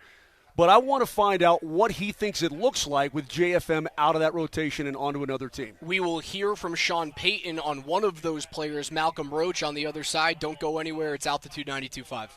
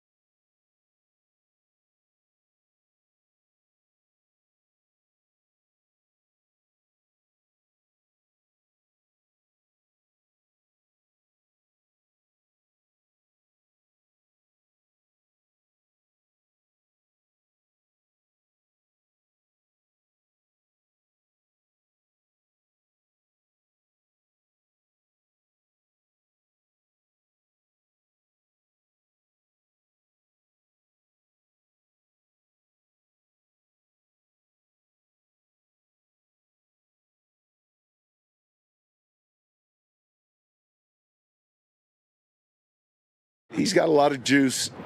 He's one of those compound multipliers. A lot of his traits, I mean, it's infectious. I've said that about JK.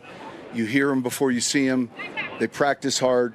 And I think, all the way back to when he was undrafted out of Texas and we signed him, the improvement at his position for him has been remarkable. And so he's always going to be looking at what he can do a little better, how he can play on third down, relative to the rush. He's got really good football IQ. And I think that it kind of shows up on film, even at the defensive tackle position. That was Sean Payton talking about Malcolm Roach and his ability to fill in for Jonathan Franklin Myers as JFM departs for Tennessee in a big payday there. A little bit of a hole in the interior of the defensive line. We are minutes away from the Broncos beginning practice out here at Broncos Park. Full pads. That's not just uppers. That is uppers and lowers. This is real football today. We're going to see a whole bunch of this. No pads on Tuesday and expected another padded practice on Wednesday that they might go 2.5 hours. By the way, the no shoes bug has bitten Broncos tight end Evan Ingram. He's always done that, though. He was one of the first. I'm just laughing at all of these pre-practice rituals that these guys go through. Everyone's got their own thing. But before you go tee off, you got your own little stretch routine, right? Before you go do anything. But some of the histrionics, some of the theater that I see on this is hilarious to me. These guys, I mean, come on. What are we doing here? The back pedal from who's number 32? No, I mean, that's a given. I mean, you're going to back pedal. The very slow back pedal from Dane Key, the rookie out of Nebraska. I mean, high knees is standard, right? We got a guy doing high knees over there. Yeah, what's that's standard stuff. What's the lamest thing you do before a round of golf? There's a few lame shots. I don't know. I mean, what do you mean by lame? In terms of your warm-up routine. Is there something that makes you look like a dweeb? Yeah, child's pose. You ever done the child's pose? I've seen you do the child's pose before golf. Yeah. What is that? Pretty lame. Yeah, you get on your belly, basically on your knees, and you stretch your back out, and then you do the Superman. You ever done the Superman? Superman was you lay straight down on your chest and your belly, raise your arms and your legs at the same time. I've seen him do this before a round of golf. Lower back. He grounds himself. Yeah. He gets to be one with the course. I don't take my shoes off, though, when I do it. I just do it with I've seen all my equipment. The child's pose is wild. I guess I'm looking at the quarterback, Sabonix, again, doing this thing with his arms. When he's walking, he's doing this thing. What I guess that loosens up the shoulders. It's this. Yeah. You know what I want to see him do? I don't know what any of that stuff does or what it means, but it does something. Maybe it's a sequence thing. Have you guys seen the backpack that Paul Skeens wears before he pitches? No. He has a backpack that essentially has like a water cooler from an Office Space on the back of it, and he just fires his shoulders with this huge backpack full of water on his back. I want to see Bo doing that. I want to see water backpack on Bo. Who was the quarterback that made it made the very famous hip thrust moves? Dak Prescott. That's right. The hip thrusts that now everyone's doing. Heck, in San Antonio, they do that pregame. The Spurs, they do the hip thrust just to get everybody going. So Paul Skeens wears this backpack Wow. that has a bunch of water in it, and he simulates pitching the entire time, and he has to slosh the water from left to right. Huh. Vic, there's your guy, Red Murdoch, over here against the facility. Yeah. He was kind of turned toward the wall, and it's like he's wiping. He's using his Wipe arms on, wipe off? Yeah, he's doing a wipe on, wipe off thing. Mr. Miyagi. What's that all about? Well, that's a fundamental practice that anybody that has enjoyed success, you do wipe on, wipe off. That's Listen, wax on, wax off. Yeah, linebackers have been known, Raj, for years to wax on and also wax off. Yes. You realize that, right? Okay, good. By the way, you hear the crowd cheering in the background. That's the rookies who go over and they run by the crowd. Come on, get hyped up. And people out here, man, they love their football team. They're looking for any reason to be excited about anything. It can be a great catch. It can be a touchdown pass where the DB gave up 15 yards earlier and the guy's by himself just sitting there. Fans just want to cheer and get excited. It's not easy to get these tickets, so let them enjoy themselves, man. I actually feel bad for a lot of these young, undrafted players when they come to this camp because there's not much room on this roster. I mean, you are basically – there's not really any. I know. It's basically competing for spots on other rosters. That's what you're doing. You're looking to get tape because this team doesn't have room. There's no room no at this, turnover. Yeah, There's no room at this inn. Like, how many rookies are actually going to make this team? I don't know. Like, Jonah Coleman's going to make it. Is that it? Or are they going to bring in, who's the 5th-round tight end? Justin Jolie, is he going to make it? So Jolie makes it, Coleman makes it. Obviously, their second-round pick, the A&M Tyler Onyedem. Yes, Onyedem makes it. He was one of the guys, by the way, who was over there getting the crowd all pumped up. Tyler says that's the most nervous he's been was when he was doing the rookie pump-up and he had to do it by himself. Polumbus says that's the most nervous. Why is that nerve-wracking? I don't know. He said it was like going out on stage in your underwear. All you're doing is raising your hands to the crowd. I kind of looked at him cockeyed. I was like, everybody in the stands wants to see you. They have no idea who you are at that point, but you're a superstar. It doesn't matter. Onyedem makes it. Coleman makes it. Jolie, maybe. Does that mean Cage Casey, the Boise State tackle, makes it? Not much Is there room on this team, man. There's not a whole lot of room, and I'm looking at it too. I mean, you got a tight end in the 5th round. You got a tight end in the 7th round. Is one of them going to make it? I mean, you got a ton of tight ends in camp already. I mean, you already have Ingram and Troutman for sure. What about Kroll? Is Kroll gone? I don't think Kroll's gone. What about Adkins? Was he gone? Or, sorry, no. I think Atkins makes it. I think Kroll's got a chance to miss the roster. By the way, the guys are in full pads today. They're wearing full pads for this practice. Pants, too. And I believe I see there underneath the stairs, I believe Drew Sanders. You see a 41 out there? 41. He exists? Is practicing today. Okay. I'm going to need someone else's eyes out there because I got old man eyes. But you see him? Yeah, Jesse sees yes. him? All right. He exists. Drew Sanders in the flesh out here at practice. Before we get to Nelly and a fact checker, MLB trade deadline. Sorry, we really don't know what's wrong with him, right? Sanders? No. We don't know what's wrong with him. He got hurt during OTAs. Yeah, it's undisclosed, right? I think it was a lower body injury during OTAs. Man, this guy, he's hardly been on the field, bro. MLB trade deadline, 4 p.m. Mountain today. Do the Rockies trade Hunter Goodman by the time the deadline comes? Man. See the game he had Saturday night? Couple bombs? It's going to take a lot. And I'm looking at some of the returns on some of these players being dealt now. And I'm not sure I'd be happy with any of that return, to be honest with you, if I'm the Rockies. It would have to be, to me, it would have to be a pretty sweet package. I mean, the guy's only 26 years old. 3 years of team control left. And again, I think I look at the Skubal deal and go, if the Tigers only got that for Tarek Skubal, what are you really going to get for Hunter Goodman? Dude, you got a 26-year-old catcher who's hit 33 bombs this year. I mean, that's pretty flippin' good. I mean, again, there's a chance that he breaks. He has to get hot at the end of the season. He could break the Johnny Bench record. Yeah, he could. So I guess the point would be it would have to be a hell of a return. A hell of a return, because I want that guy to be a part of whatever it is they think they're building or trying to build. I would like that guy to be a part of it. Recent trades, the Angels trade away Jose Soriano to the Toronto Blue Jays. The Phillies get infielder Luis Arias from the Giants in exchange for 2 prospects. Brooks Raley goes from the Mets to the Phillies. Well, the Mets and Phillies never make trades. There has been 1 catcher traded from the Mets to the Dodgers, Brent Rortvedt, who gets nothing in return. If someone really wants a power-hitting catcher, you have, without a doubt, the bluest chip on the market. Well, without a doubt. I think the Yankees and the Red Sox could. How many catchers have the Red Sox used this year?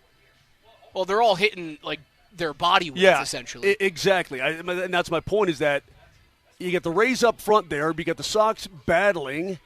How laughable are your Mets, by the way? Oh, they're so bad. You think it's bad here in Denver? Double the payroll, and it's still the same team in terms of wins and losses? It's a disaster. But at least they're trading everyone. Yeah. Peralta to where'd Peralta go to? The Rays? I think. Yeah, the Peralta Rays went to the Rays. That's a big piece off the board. I don't think he did enough in 1 start, but Kyle Freeland, a complete game that was for the special Rockies. to watch, really to be cool. honest with you. That was really cool to watch. Really cool to see him finish that game. I thought they were going to yank him after a while. I was like, come on, leave him in. Leave him in. That'd be a really interesting, final game to go out on for Kyle Freeland, if that's the case. I don't think he gets traded. He'd be a very intriguing, middle of the bullpen, long relief, left-handed arm for a contender. See, that's for teams got to figure out how much of your big numbers, because inflated ERAs and all this, how much of that is just the Coors effect? How much of that is just in your head because of Coors? How much better will you be if you get away from that ballpark? Well, who's the that stud pitcher that they drafted years ago who went on? He was with the Hoffman. Jeff Hoffman. Jeff Hoffman can pitch. Yeah. He sure can. And he was supposed to be a stud here, but he couldn't pitch in Denver. I think a lot of it is that.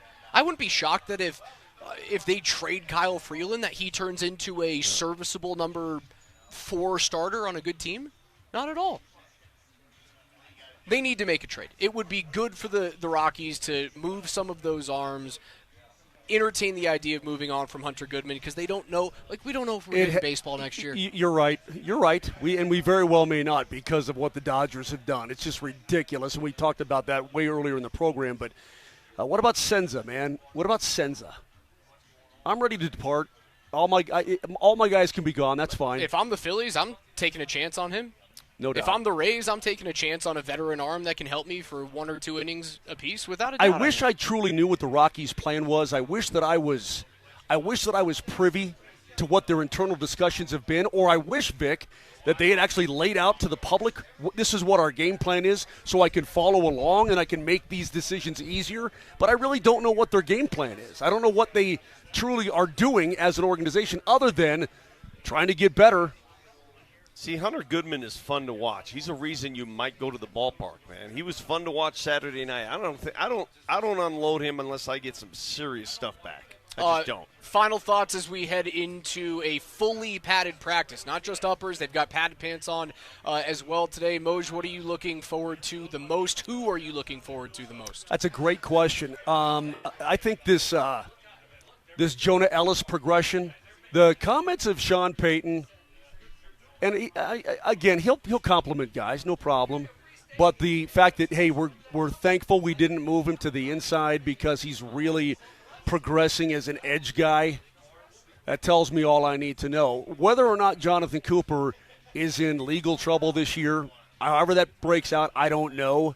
I think Jonah Ellis is going to get plenty of snaps trying to get to the quarterback this year. So I'm very curious about that. Vic, one player you have your eyes on today is? Bo in the backup, whoever that might be, whether it's going to be Stidham or what's his name? Sam Ellinger. Yeah. What's his name? Well, I want to see who they go number 2 now, because last Saturday they went Ellinger number 2. Do they rotate that? Sean Payton said, "Don't read into it. Don't read anything into it." Well, I'm going to read today. Nelly, before we get out of here, let's get caught up with a fact checker. Nelly monitors the mistakes in today's Fact Checker. Fact Checker. Presented by Backus and Shanker. Serious lawyers for the seriously injured. Probably the best discussion that you guys had all day came from a fake news report that Vic fell for on Twitter. Here's a little snippet of that discussion. Wait a minute now. The Jrue Holiday news just broke. Jrue Holiday has agreed to a contract buyout. Guess where he's going? With the Portland Trail Blazers, and intends to sign a veteran minimum with the Philadelphia 76ers. Shocker. Man, it is going to be easy to root against Philly this year. Yes, it is. Oh, my God. A few minutes later. Hold on. Uh-oh. I got. Oh, no. Vic, what did you do to us? That's a fake account.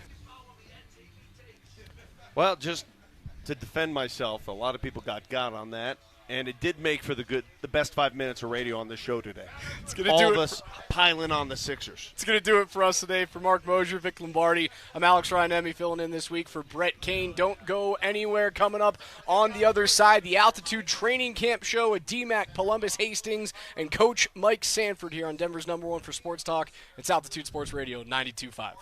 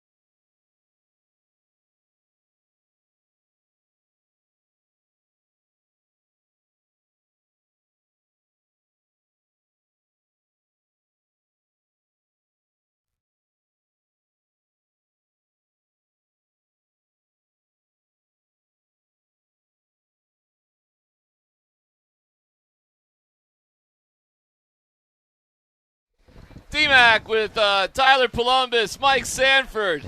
We got pants on. We got pants. We got pads.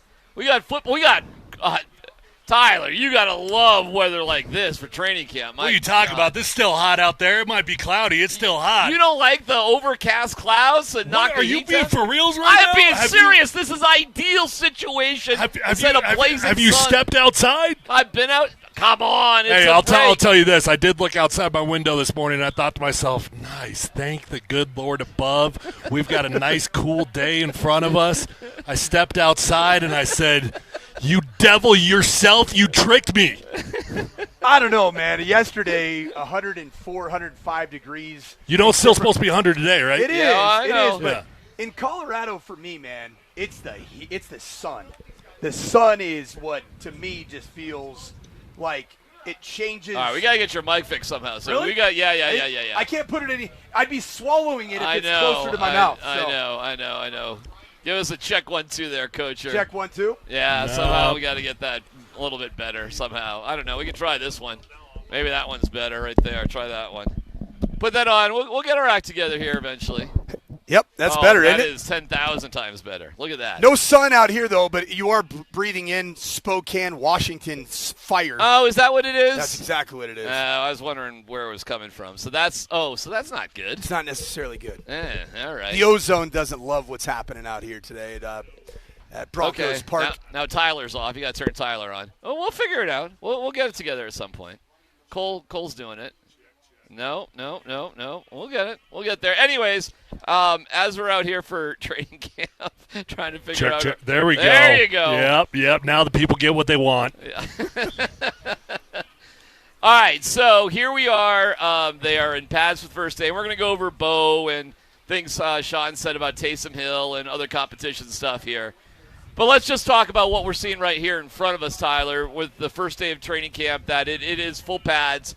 Your first full hit, everything going on for the first time. The closest thing you're going to get to, real life football. What does this feel like today? Well, nerves are high, man. I mean, I still remember this day, all 8 years that I was playing. I as a young guy, the nerves were insanely high. As an old guy, the nerves were still high when the pads came on, man. I mean, this is it's time to rock and roll. Now, I didn't get the luxury of acclimation days before I put the pads on. So I didn't get 3 days of ramp up and then an off day before I put the pads on. We just went 2-a-days with full pads the first day I showed up. That wasn't the case at the very end of your career. No, that's true. That's true. Yeah, things did change. To change it, and like 2010 to 2015 changed the way that collegiate and professional football. I mean, heck, even high school football now with the NFHS rules.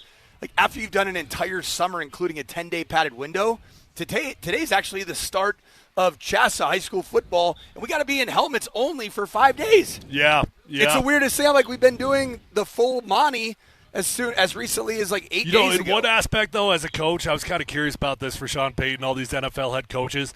Does it kind of lower your anxiety a little bit because you don't feel like it's a race to get out the gates? Like you're not worried about what other teams are doing in the first couple days. Are they going full pads? Are we already falling behind schedule? Like I think it kind of lowers the anxiety for the whole building a little bit, knowing that you don't have to come out the gates like that. That and the game of football, since all of the really high-level concussion research has come out, it really every level's moved towards these long acclimation periods that really practice now, football practice, is not live at any level. Very rarely. Mm-hmm. There's so little of the product that you see on Friday night, all day Saturday in college football, or on Sunday. How often do you actually see that product practiced on the field? Yeah, it's almost never. Yeah, no, never. Isn't that crazy? You will see zero tackles out here. Even when I was playing, I mean, we really didn't go live.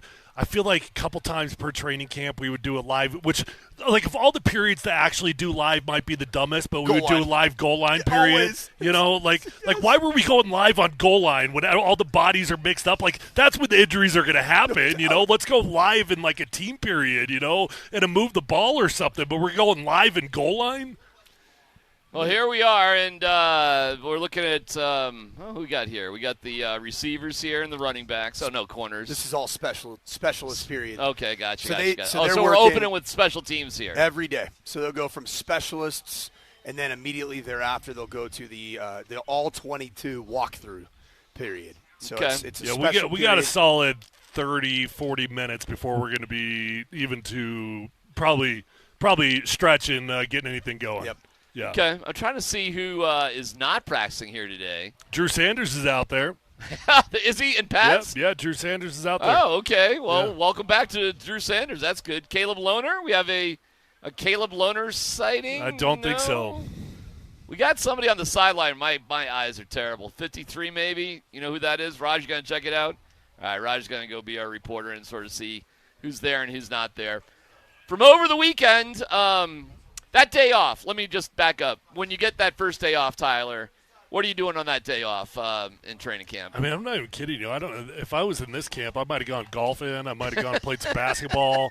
Go to the rec league. I don't know. These guys maybe go hike a 14er or something. I mean, all they did was a couple days without pads on. They couldn't be that tired. So this is country club, huh? Well, it's like I'm not saying Sean is country club. No. The NFL is. The NFL, yeah. Every level of football is. Yeah. It's changed. So, I mean, the good old days are not what 2 days, and full padded live scrimmages in the middle of camp just don't happen anymore. But depending on most training camps, by the time you get to an off day, man, you just don't want to do a thing. Depending on if I was doing training camp near my family or not, I would check out the family, of course, say hi to the kids and everything. But the day on the camps that I didn't have my family, oh my gosh, I would stay in that hotel room and I would binge watch Netflix all freaking day, get a massage or two, go back to the bed and watch some more Netflix, and then go to bed. Tyler, you had multiple experiences in training camp, some of which were on the road away from the facility, and some that were in the home facility of where you go to work every day year round. Yeah. What did you prefer? I think that when I was younger, I thought, oh, my gosh, I never want to go away. And then as I got older, it's going to sound bad as a family man that loves my 3 kids and everything, but as you got older, you're like, you know what, when you go away, there really are no distractions. Sleep. Like I get to go to bed and I get to go to sleep. There's like at 8:30, 9:30 at night. There's nobody to go say hi to or anything. And when we were playing in Washington, we'd go down Richmond, Virginia, which was hot as hell. You think this is hot? This is nothing. We'd go to Richmond, Virginia, but they built us an entire facility down there. Right. The city literally built a facility just for us, and we stayed at the Omni. We had beautiful air conditioning. It was great. So it looks like they're going to do some sort of walk-through stuff before they get into stretch. So what do you think we're seeing here? I guess we just look who's out there, right? Yeah, so DMac, you can't see just to the far left as we're watching. It's really behind Cole's head, and the tent is in your way. But that would be the one offense versus one defense. Very first rep, you see Marvin Mims Jr. on the field for the Broncos. I see Evan Ingram, obviously Riley Moss is out there, Alex Singleton. So it's what they're doing at this point in time. Again, they're going back over whatever the emphasis of the day was. Either it be scheme wise, or it could be situational football. And if you're looking out there, I mean, I'm seeing 2nd down and long, which is a situation in and of itself. 2nd and 7+ is not a rundown. That's a throwdown. And think draws, think screens. Think drop back, quick game, just trying to get back on track. Is this stuff that they're cleaning up or stuff that they've put in? Probably installing. There's nothing. Every day you come out, you'll do cleanup in the afternoons after you do practice. And that go back inside. Is in the indoor typically, right? I don't know what they're. I don't know what they're. I'd imagine get out of the heat. They probably do it inside, but you do that one for cleanup, and then in the mornings you're walking through the new day's install. Yeah, I got Saturday. There was a tour of the facility. They do have like a turf field that you could do walkthroughs inside near the weight room and everything. So if they wanted to do that, they could do that. The building itself, guys, is I don't know. It was awesome to be on the tour. Tyler, there is an alumni room that you can go to whenever you want. and they have a speakeasy door. It's a closet, but no, it's not a closet. It's a door. So they installed that for some reason. It leads to a conference room, not that fancy. But I was told for alums, you can go there if you wanted to meet with somebody or talk to other alums or do whatever. Cool. So they had, I don't know how often you would ever consider using that. I've probably never used that my entire life, but, you are welcome. Yeah. It's a check the box moment to say that I use the speakeasy. Probably entries. need to use it at least one time. That's pretty cool to say. Yeah, just to say that's there. You should document it on your social media. Now, do I get a key card to get inside? You how does that work? I am not sure, but I was told that if alums want to meet or do whatever, they want a space for alumni to feel welcome in the building. Cool. So how you do it, got me. I don't know. Just make sure you knock 3 times and say you want the red wine, not the white. So we'll see who gathers in there, and I don't know why they put a speakeasy door there, but they did as well. The facility itself is spectacular. There was a little Muggle grumbling, is this too nice? But I don't know, Tyler. I don't know. Can it be too nice? No. No. Is there anything like whatever that? Muggles, and you're the only Muggle I've heard say that, but and I'm being serious. You're literally the only Muggle I've heard say that, but any Muggles talking about this being too nice and creating a culture of softness doesn't understand football. The culture of football is not created in a lazy boy inside the locker room. The culture of football is created in a weight room under the supervision of a coach. The culture of football is created on the practice field under the supervision of a coach, doing cardio under the supervision of a coach, in the film room under the supervision of a coach. Culture is built under the supervision of coaches. So if culture starts to slip and get soft, it ain't because of a lazy boy, it's because it starts upstairs. Yeah, Greg Penner was mentioning, actually had the concern, it came from Greg. And again, but the thinking was, if we're going to build something for 50 to 70 years, we're not going to skimp. We're not going to, be less than. And it's kind of like a incredible, like a high-tech building, like Google or Facebook sort of vibe up there, because there's a lot of workers there as well as the football thing. But, gorgeous facility, absolutely beautiful. What are you noticing there, Coach? Well, the typical, and I've had a chance to be a part of college programs that get a brand new facility. And even at my alma mater, I had a chance to coach in the brand new facility.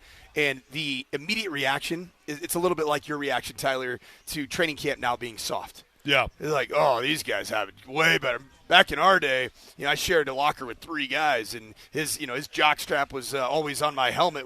Come on now. Right. At the end of the day, the world evolves, right? Buildings evolve. The game evolves. Nothing is ever going to be the same as it was 20, 30 years ago. And so when you're building something nice, you want it to be a tool that can be used to allure free agents and a building that players want to be in. Like if you spend most of your time doing rest and recovery and film study in this building, that's a win for Sean Payton and the Denver Broncos. The recovery area was, amazing, phenomenal. Your body is your job.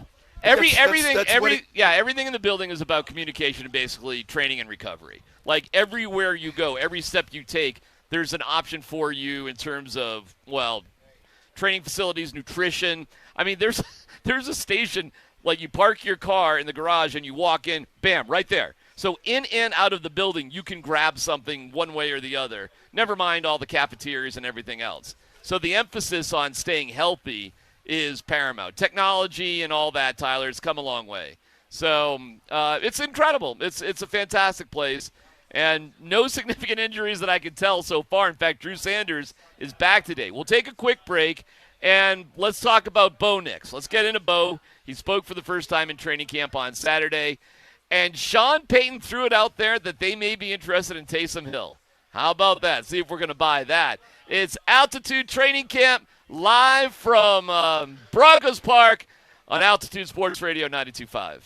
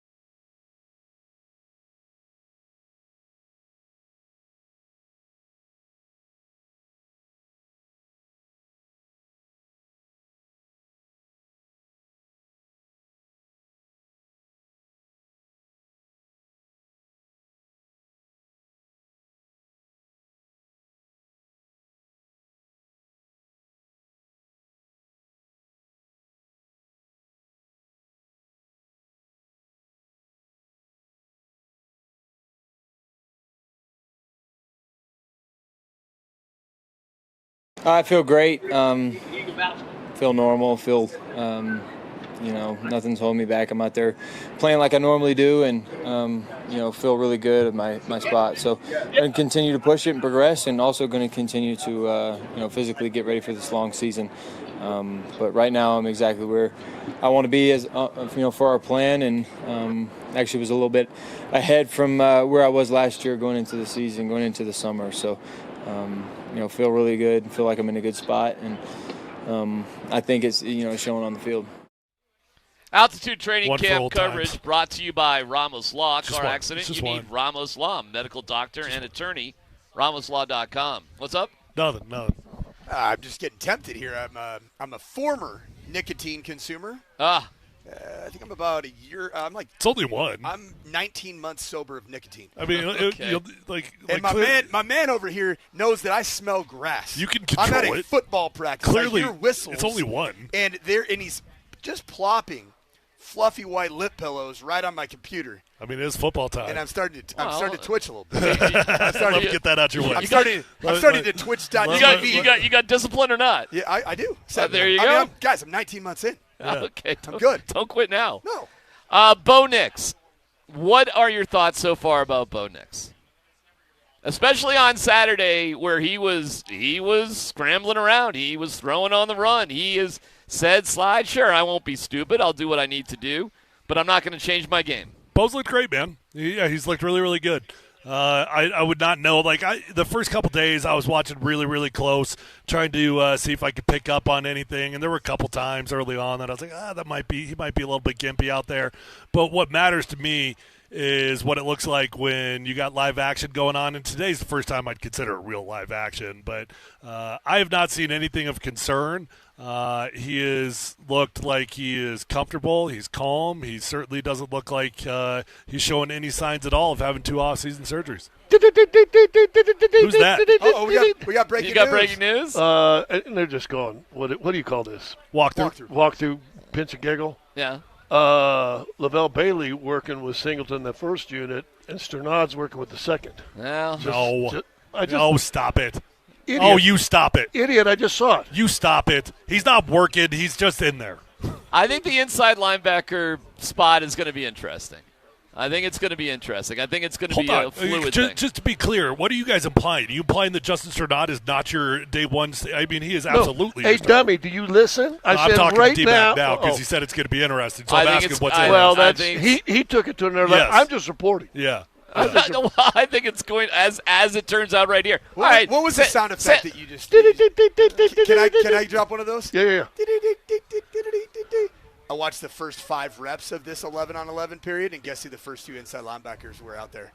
Was it Lavelle Bailey and Alex Singleton? It was Justin Sternad and Alex Singleton. No way. You don't say the two guys. What? The first grouping. What? Now, the thing that happens in football there are various personnel packages. No, Mike. They happen, and they Mike, switch things up. Stop. Sometimes, there's a third down package that has different inside backers based off coverage abilities. So although, to your point, Lavelle Bailey, I think, is maybe a more competent base inside linebacker, meaning 21 personnel. Yes, yeah. on a 1st and 10, and you're matching personnel with bigger human beings. I agree with that. Justin Sternad's a lifer in special teams. 3rd and 2, 3rd and 1, you may see him in there. Yeah, Lavelle Bailey. Maybe, I can see that. maybe, sure. yeah. He's more of a He bigger. ran probably 8 or 10 snaps Yep. with Singleton. I saw the same thing in the very first day of practice. He's definitely a part of so the now plans. Sternad's in there. Who's the guy with him? It's Bailey. 56, yeah, Bailey. Damn, Singleton got benched already? Yeah, but this is a backup group here right now with J.L. Skinner and Devon Key. Yeah, because then the corners. That's Sam Ellinger in there, and I did not see the rotation, but on Saturday Sam Ellinger was taking number 2 reps. I think, don't you? I mean, you're a coach.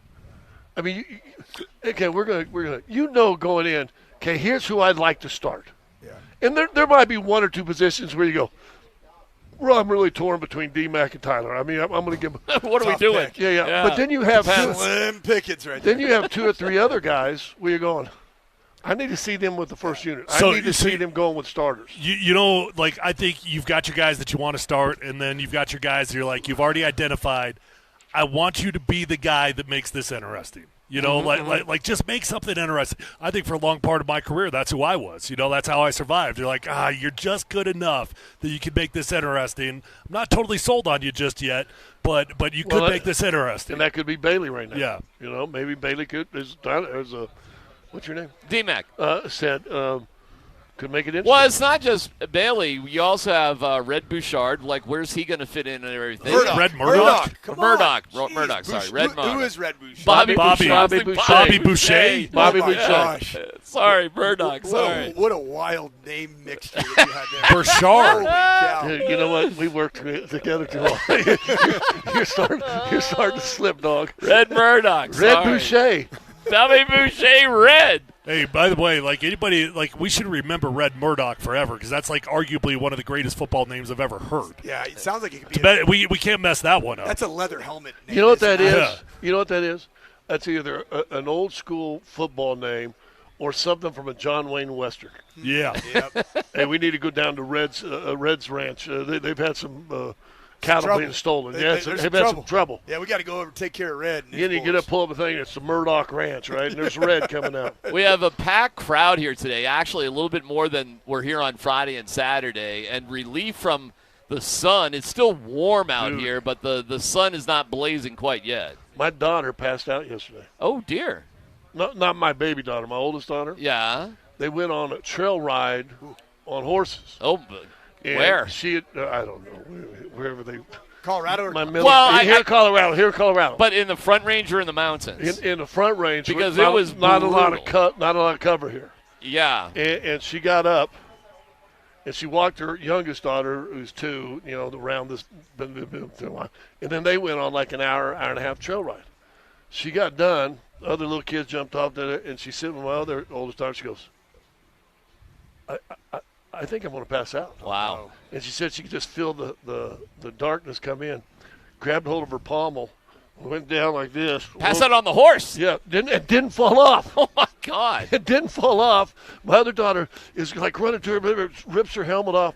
And I'm like, what if she'd have fell off once you took the helmet off? It never fell off, started puking on the side of the horse. Oh, man. And then got up, got some water. And she was all right? She was all right. But I think she got – but it was like – dude, I took my daughter to soccer shooting at 6, and I'm sitting in my car at 6:30, 6:45. It still said 102 on my temperature. We were in Boulder yesterday, 104. It was the second hottest temperature in Boulder ever since 1954. It was just a brutal day, period. Yeah, and Saturday was rough too. This week, tomorrow and Wednesday are supposed to actually be a high of 80, 82, low, which is great. And Sean has said Wednesday is going to be the day this training camp. Like, Wednesday's the day. If you were going to be at any practice, he's sort of circled that day. So he's a little bit like Eisenhower right now, and instead of looking for a break in the sun, he's looking for a break from the sun. And maybe that's Wednesday. Well, I think he's going to get lucky. I think he's lucking out, to be quite honest with you. And it did make me wonder what it would take to actually take this whole training camp inside and out of the sun and out of the heat. Also, I don't think that would ever happen because the fans. I literally don't think there's a temperature that they would take it inside. Yeah, I kind of doubt that too. What would make way more sense is because we're going to fight this Thursday, Friday, Saturday. It's supposed to be 100 degrees all 3 of those days. You could just start earlier if you wanted to. You could just start everything like 2 hours earlier. But I was told that Sean is a night guy, not an early morning guy, and that's kind of they're on Sean's schedule. So it's honestly, though, DMac, it'd be really tough to start much earlier than this because when you come in, there's things that still need to be that need to be accomplished. Whether it's a quick install meeting, whether it's rehab or workouts or whatever. I mean, by the time you get in here. To actually realistically be on the field much earlier than maybe 9, it would be really tough to accomplish. You know, it's so get their different ass in the arena, in the gym, or in the facility at 6. Well, they are here. A lot of guys are here at 6. What I was going to mention there is that what's so different about the National Football League than collegiate football is that, man, everything is pretty strict to a schedule. The games are going to kick off at the same time every single game unless you're playing a primetime Thursday night or a Sunday night, Monday night football game. You're going to play in the local time of whatever it may be. College football, you might play at 10 a.m., you might play at freaking midnight. I mean, SCU, you might play on Thursday night, you might play on Friday you never night, know what day it is. So the NFL is all about the rhythms and the body and the science behind the body. And Tyler, you were a part of where I think that became a really huge part of the NFL game is just the consistency. Rigidity. Yes, the consistency of your schedule. Yeah. That ties into elongating your career. Man, we are creatures of habit. No, nobody gets more thrown off when you tell me a Wednesday's a Thursday or a Thursday's a Wednesday. You know, we got a Monday Night Football game this week. What do you mean Thursday's a Wednesday? You can't tell me that. My body clock is accustomed to everything being on time. Yeah, we're creatures of habit. Well, remember what happened in the World Cup? Yep. In Mexico, they're having those big thunderstorms, so they're going to change that game from like 6 to 1.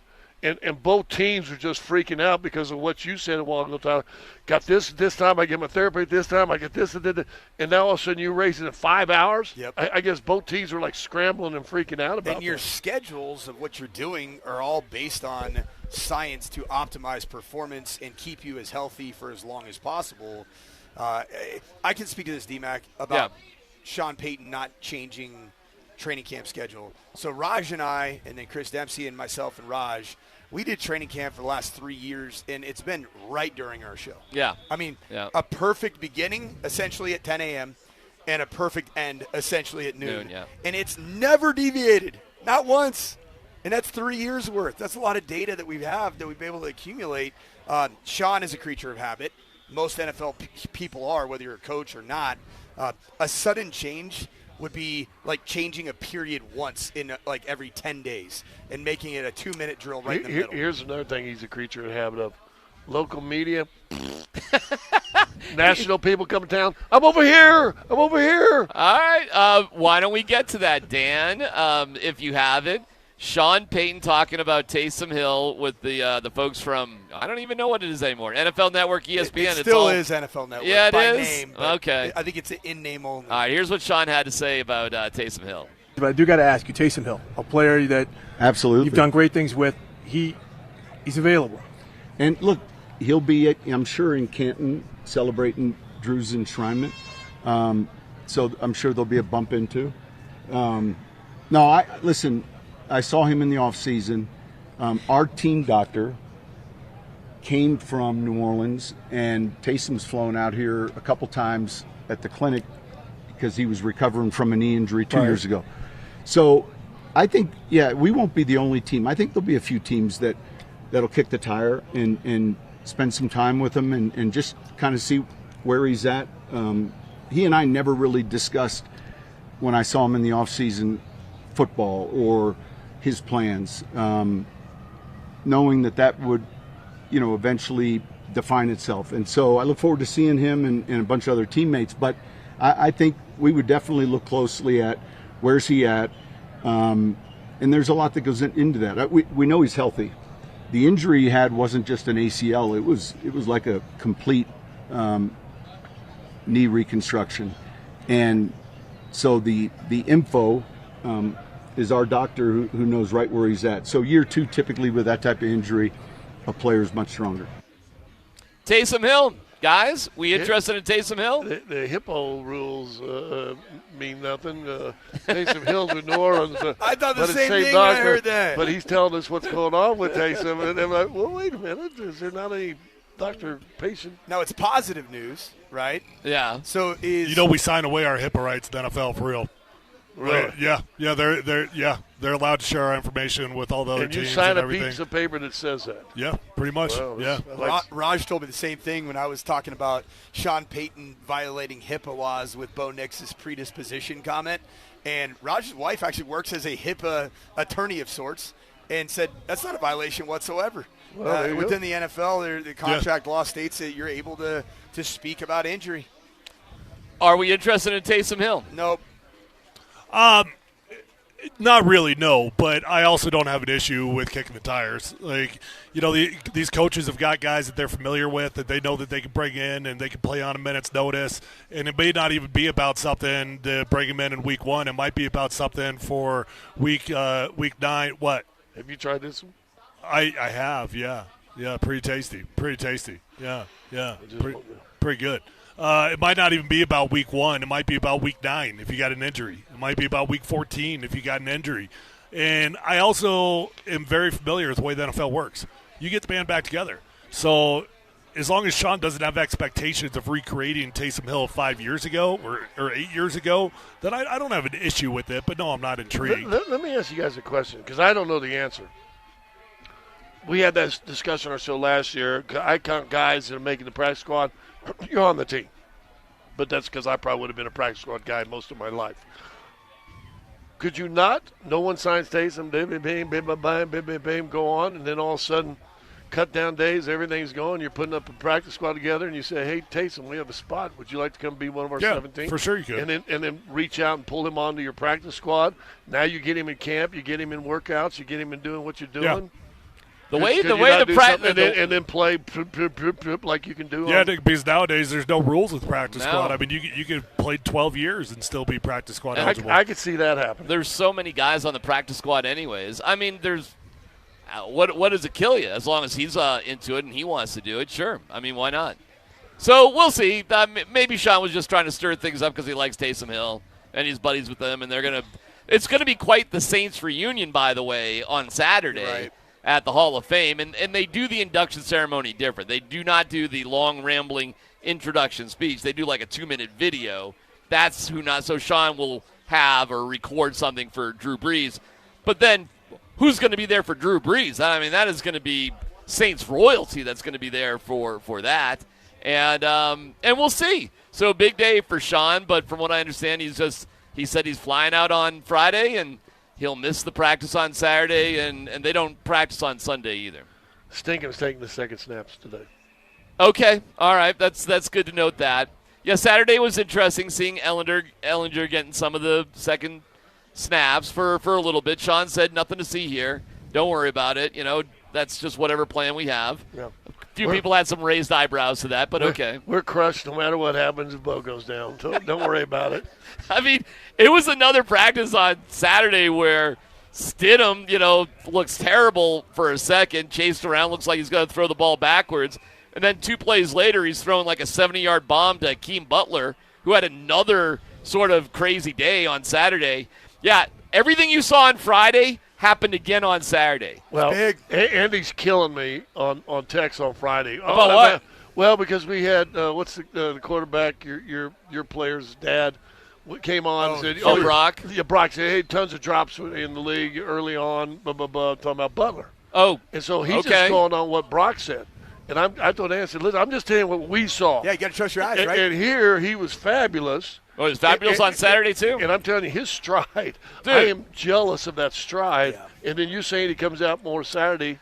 It was another thing like Friday where he just broke free of whoever was covering him, and it's just he's wide open. So I don't know if that's more of a problem for the secondary. There have been some coverage busts, like schematic coverage busts. I will say this.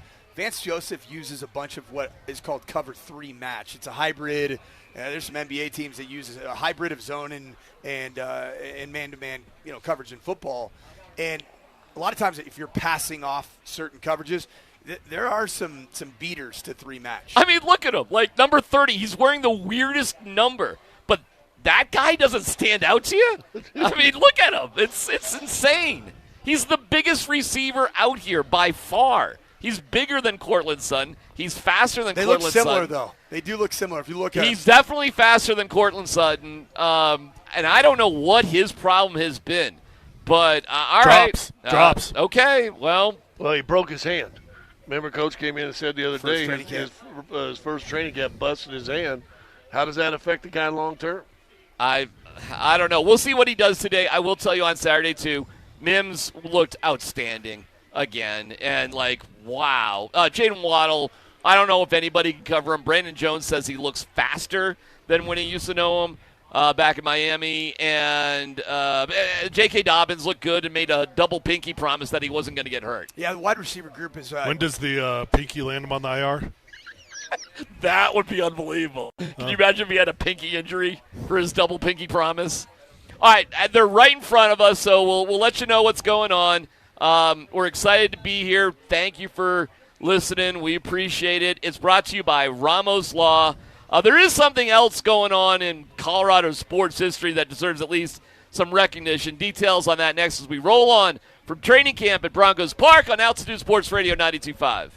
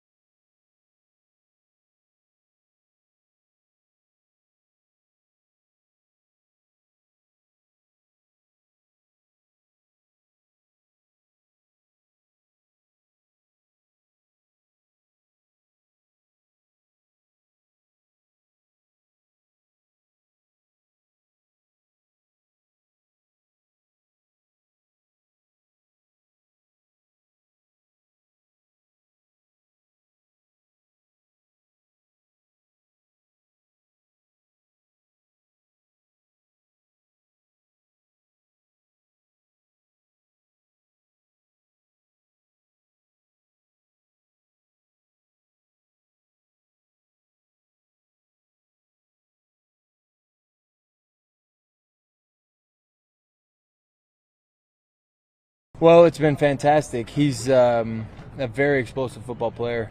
I've been able to watch him for a while, watched him his days at Alabama. Didn't like watching him, how good he was. Oh, okay. And then now I'm excited that he's on our team.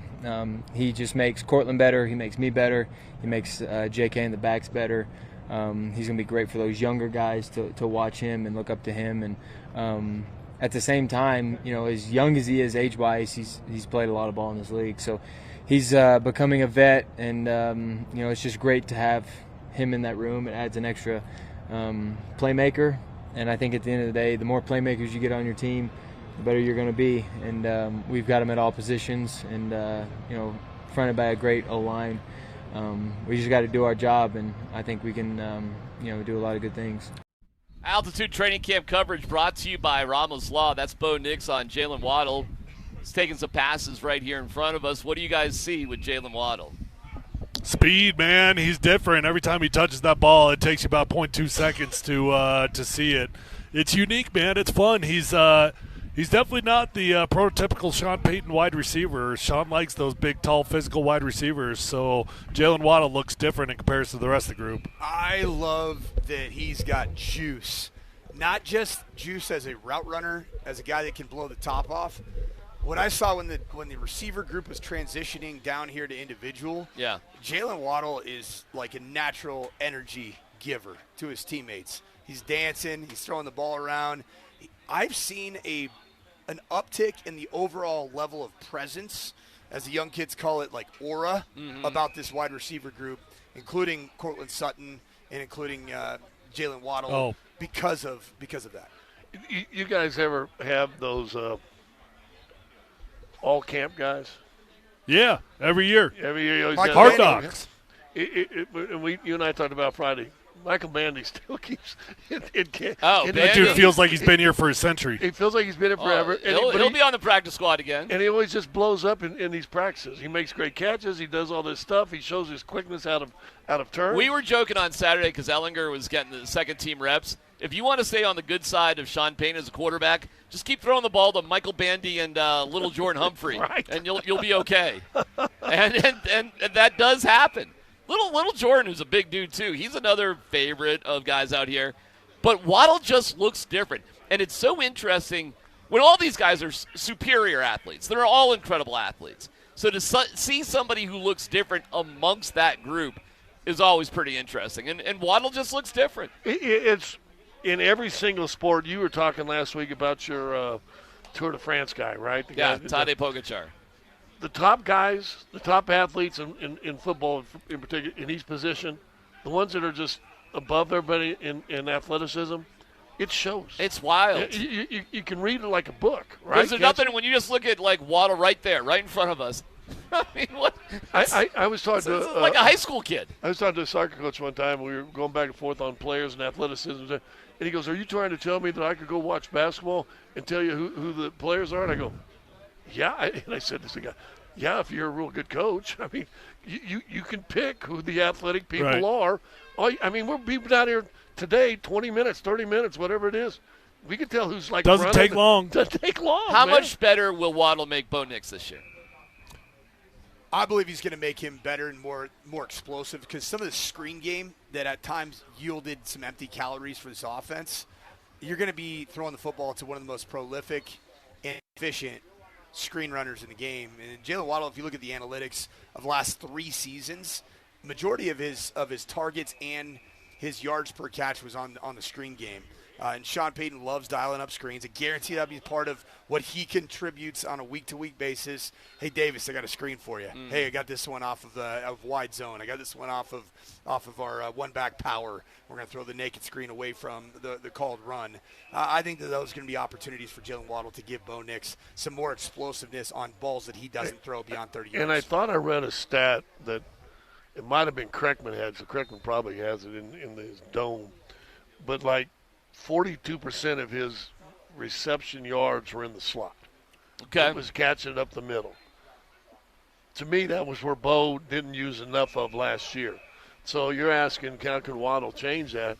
If this is a guy that's proficient at getting open in between the hashes somewhere, I mean, that changes. And, Coach, you know this. Now all of a sudden I got a middle linebacker or an inside linebacker on with this guy, and he makes you just miss one. That 7-yard throw all of a sudden becomes 17, 24. Well, safety's got to make plays. So he's definitely going to make the offense feel more explosive, and it should open up the big plays. I'll see if Coach agrees with me on this or not, though. I actually don't think of guys like Waddle as the type of guys that when you say how much better is it going to make Bo Nix, when I think of guys like that, I think of like whoopies. I think of guys that are honestly like Cortland Sutton types Sutton. that are they're your every down and distance. They're the guys that you're going to go to when guys are contested, when nobody is open. That's not what I think of with Jalen Waddle. I think of him more as a big play guy. So I was going to say, so the question should have been, how many more yards would Waddle give Bo Nix in his passes? Yeah, that's a good question. How many more yards? What did he have last year? 36. Well, it's got to take away from somebody in all likelihood, right? So for Waddle to get his yardage, it's not like it's just Waddle's going to get an extra 8,000 yards. I mean, that'd be awesome if we got an extra 1,000 yards in there, but it's probably going to come away from somebody else. But a guy that was coming from somebody else that was giving you 30 catches for 250 yards, he can give you 30 catches for 375. Little jumps here, and then he takes 20 more catches from this guy and adds in then that's awesome. I think his numbers will go up. What I'm going to tell you guys is this, right? A year ago, who were you going to bracket? If you were a bracket outfit or a zone team that plays with two high safeties. Well, they didn't need to was the problem. They were going to bracket 14. Yeah, but they didn't really need to. But they did, right? And so you saw numbers start to dip. Who you going to bracket now? I don't and Cincinnati's been saying that all the time, right? Right. Yeah. And Joe Burrow, I understand it hasn't worked, but they haven't addressed the defensive side of the football. And by the way, if you want to spend more time with Waddle or Sutton, guess what? Marvin Mims, hello. And we've seen that out here too. So it's pretty cool, man. And they're throwing the ball more to the running backs as well.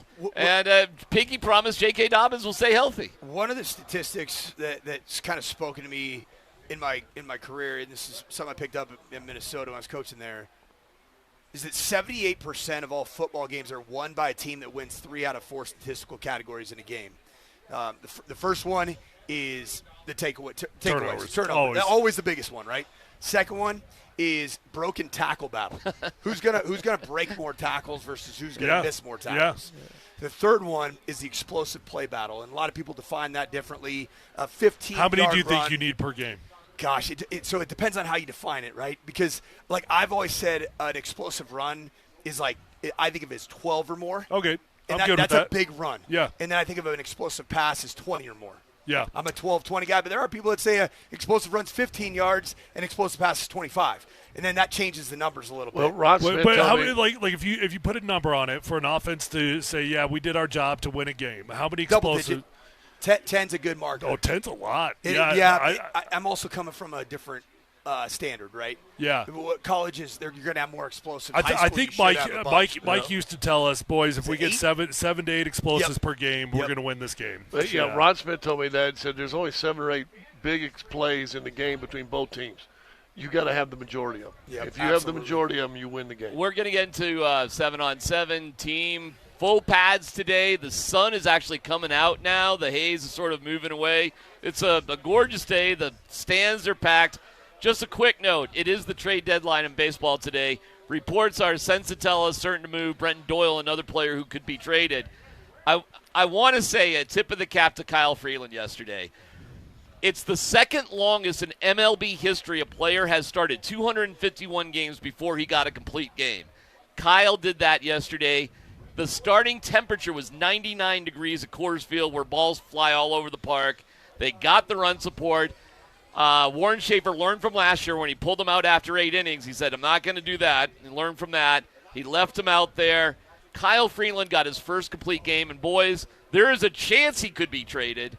And I just wanted to acknowledge a guy who's been a great Colorado athlete who accomplished something that he has never accomplished before in 10 years of playing. And when asked to salute, he said, thank you to the fans. I love you for the last 10 years. I'm not saying he's going to get traded. I'm just saying there's a possibility that will be the last game ever for Kyle Freeland, and he did something that he has never done before. So if that's the way you go out, guys, that is one hell of a story in sports. Agreed, and Colorado native, as you just alluded to, big deal. We do have breaking news from @MLB. What do you got? There it is. That's what I was looking for. What do you got? The Chicago White Sox reportedly acquire outfielder Brenton Doyle from the Rockies, per multiple reports, including MLB Network insider John Heyman. We went from 42 wins to 44. Hey! That's not a huge one. Good for them. Brenton Doyle is expendable as you can get. He got healthy. He's been back. Okay, fine. Nice enough guy, but not needed whatsoever. So I mean, I'd say that's a net positive for the Rockies. Expect more trades. So that's only 2 because they also – Who's the first? Oh, gosh. Pitcher, help me. Oh, yeah. That was like 2 days ago. Yeah, it'll hit me here. What's that? Not Bernardino. They got rid of him a couple of weeks ago. Anyways, we'll keep you updated as time goes on. Football is what we're all about here today, thanks to Ramos Law. We're out here at Broncos Park. It's Altitude Sports Radio 92.5.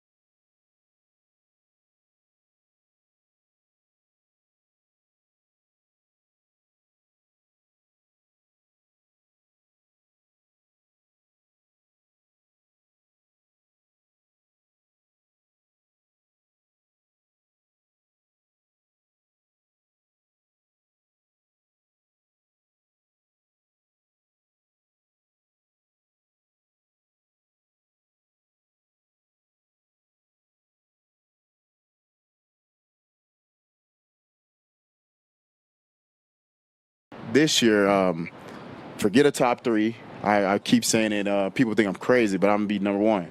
And I'm going to keep it there for the whole year, 17 games. A lot of people always get mad when I say, yeah, the injuries are over, because I said it last year. But that one was pretty fluky, right? This year there won't be any, and there won't be anything for anyone to say about my injuries because I'm going to play all 17 games, and I'm going to give my team everything I got for all 17 games, and I will be there for all 17 games. We can. I'll pinky promise all of you right now about that. Yeah, it's actually a pinky promise, then a double pinky promise. As Tyler and Coach Sanford have gone to watch 7-on-7, they've stepped away. Alex Ryan-Emy coming back in here. DMac with Scott Hastings, brought to you by Ramos Law. In a car accident, ramoslaw.com. We'll get to what's going on in just a second. Trade deadline in baseball really quick.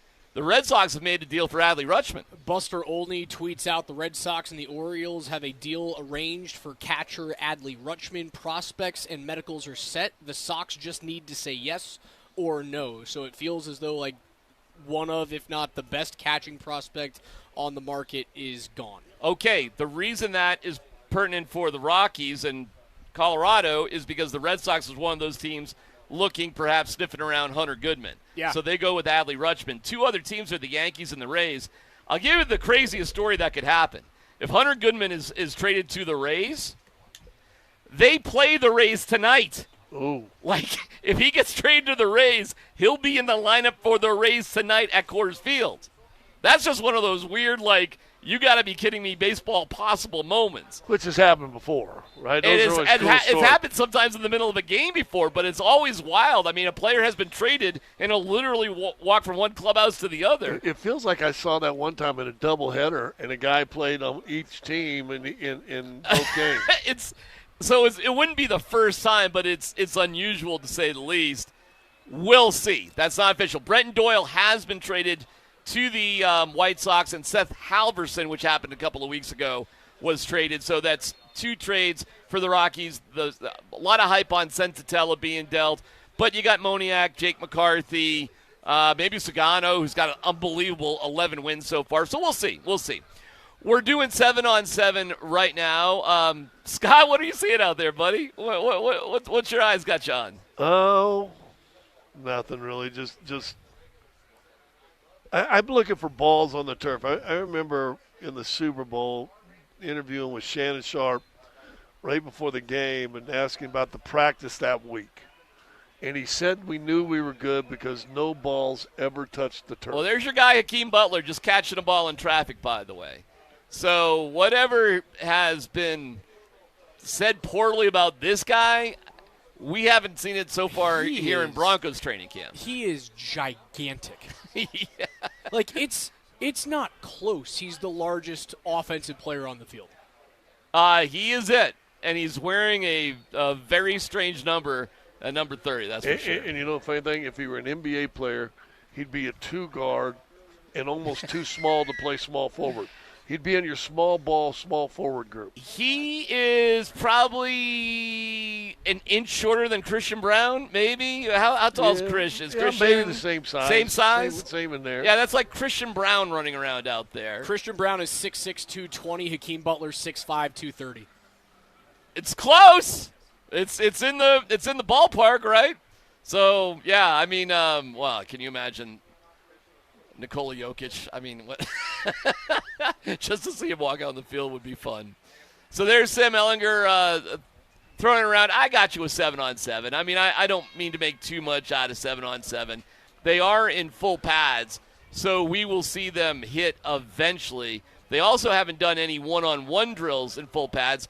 I don't know how much they will even do, guys, of that. They'll take a little bit of a hydration break here, and we'll see what the next step of practice is. This also might be, in a way, an acclimation, too, because you talked about a while ago, Wednesday expect to go full pads again. Yeah, that's what Sean said, and get more serious. Yeah. So this might just be get the helmet with the pads on, get the feel of what it feels like, and but get ready on Wednesday. Oh, we do have a report. Romy Bean reporting.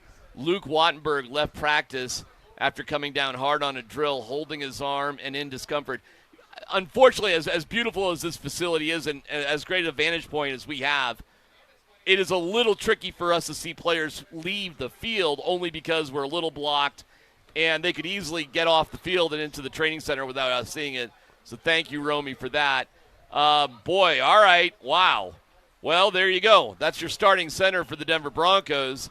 So we'll try to take a peek as to who's snapping the ball. I guess you got Forsythe. It'd be Alex Forsythe. That would make the most sense. Got a couple of other options perhaps, but most likely that's Forsythe. So bad enough to leave the field, so we'll keep our eyes on Luke Wattenberg. All right, what are we doing now? Where are we going?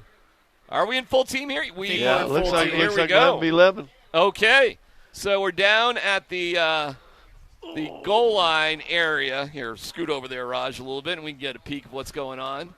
And they're backed up in the red zone. There's a swing pass over to running back, I would assume. Who we got there? Dobbins. That's J.K. Dobbins. Dobbins, yeah. Well, we'll see plenty of that, right? Like, you pick up 6, 7, and, on we go. Let's see if we can. Oh, it's Marvin Mims out of the backfield. Let's see if we can't confirm Forsythe. What number is Forsythe? 54? Something like that? It was confirmed. Yeah, he's there. 54 is in there. So it's Forsythe, yeah. Yeah. It was confirmed by Zach Stevens that Wattenberg did leave practice, so we know he is gone. He has gone up that turf hill. I don't know if you'd expect him to be back. Scotty, I do think you're kind of right. This could be a ramp-up period to what happens on Wednesday, which, like Sean Payton said, he expects like a 2.5-hour practice out there, heavy heat, heavy pads. Can I just say something? I'm going to squirrel you, because that to me is what training camp is anyway. How lucky did they get with the Crawshaw draft?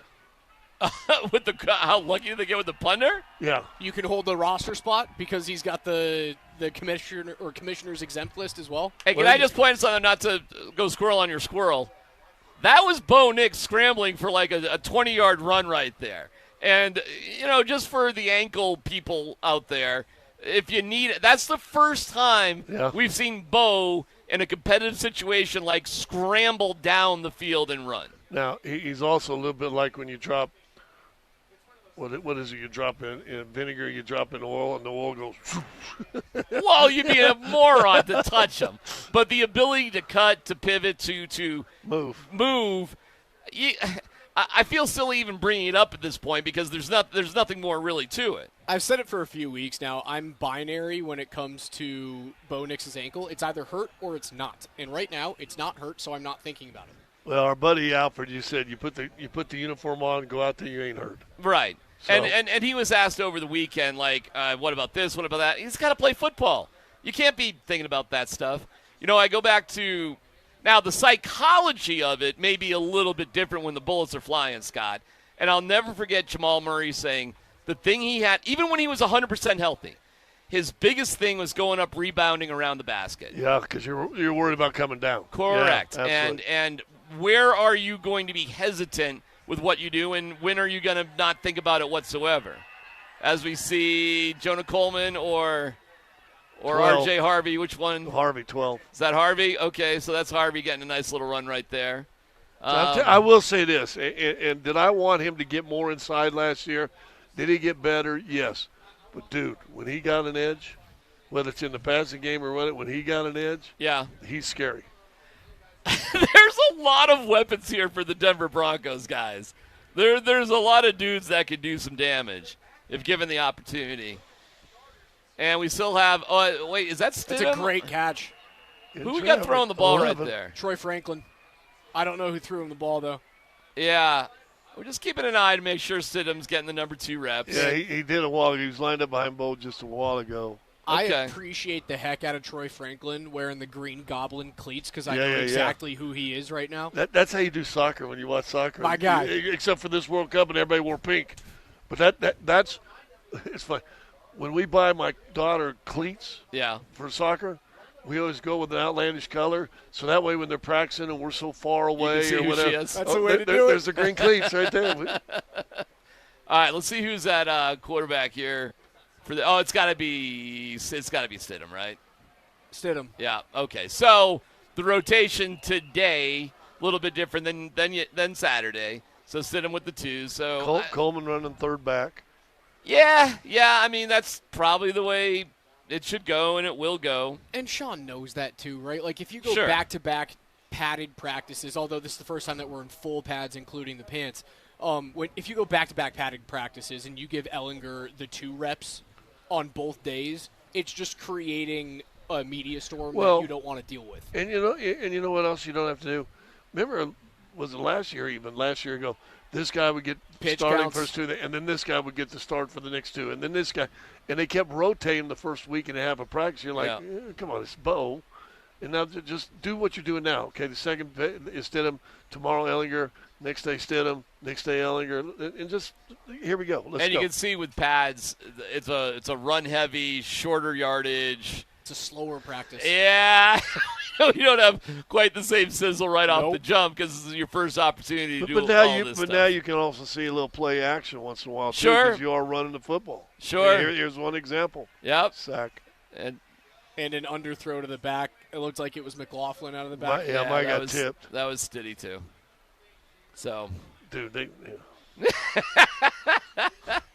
Kevin, give me a look. See, hey, won't break my heart if you want to go. If you want to go Sam Ellinger instead of Stiddy, it's fine by me. You're saving money.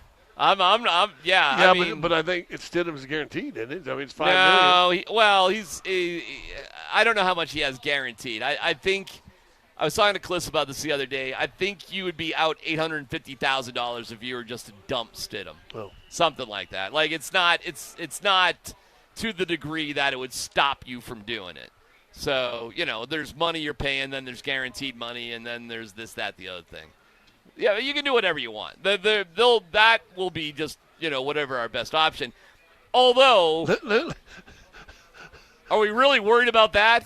Are we really worried about the backup quarterback? I think you or Tyler said it. If all of a sudden you're going to have to play your backup quarterback for the majority of the season. You're screwed, period. Yeah, I don't care if it's that Ellinger being or said, Stidham. Let me just do a little squirrel yes. moment. What? Dump the quarterbacks. Your backup quarterback becomes Taysom Hill. Well, what do you think? I don't think he's a quarterback, although he played it in college. I'll put it this way. Do you win the AFC Championship game with Taysom Hill at quarterback? You have a better shot than Jarrett Stidham. He had a better shot. Yeah. That's a tough. I bet you convert that. I bet you convert that 4th down. I bet you don't get to that 4th down. Drake May had 86 passing yards in the game. He ran around. That killed the Broncos. It killed the Broncos. Drake May running around. Taysom Hill could have ran around. You probably win that game with Taysom Hill. Hey, to me, it's a more dynamic football player, and bring him on. So I'd be fine with Taysom Hill coming here. Doesn't he do a lot more Bo-ish things? Listen, you got 91 dudes out here. 91. Like, he'd be coming to you on some sort of vet minimum one way or the other. I don't know how much competition he'll have for his services, so I have no idea why you wouldn't give it a shot. Got me. So Sean loves him. I like creative solutions to things. Cutting Stidham would be a $3.5 million cap hit this year. Yeah, all right. Whatever. I don't think they're going to worry about stuff like that. But for there's no reason to cut him, though. Why would you cut him? You don't have to cut him. You don't have to cut him. They've kept 3 quarterbacks for the past couple of years. I have no idea why they wouldn't keep 3 quarterbacks again. All right. They have just taken a break here. It's hydration. It's like 4 quarters in soccer. So Tyler and Coach will come back, see what they thought about 7-on-7. Teamwork, more teamwork still to come. We're covering it all live for you here on Altitude Sports Radio 92.5. Brought to you by Ramos Law.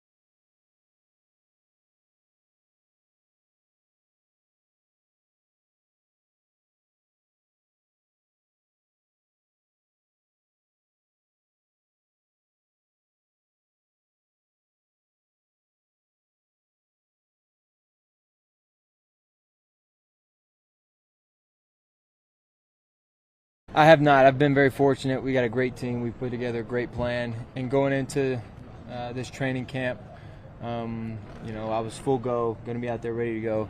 And it's been fun to get back out there.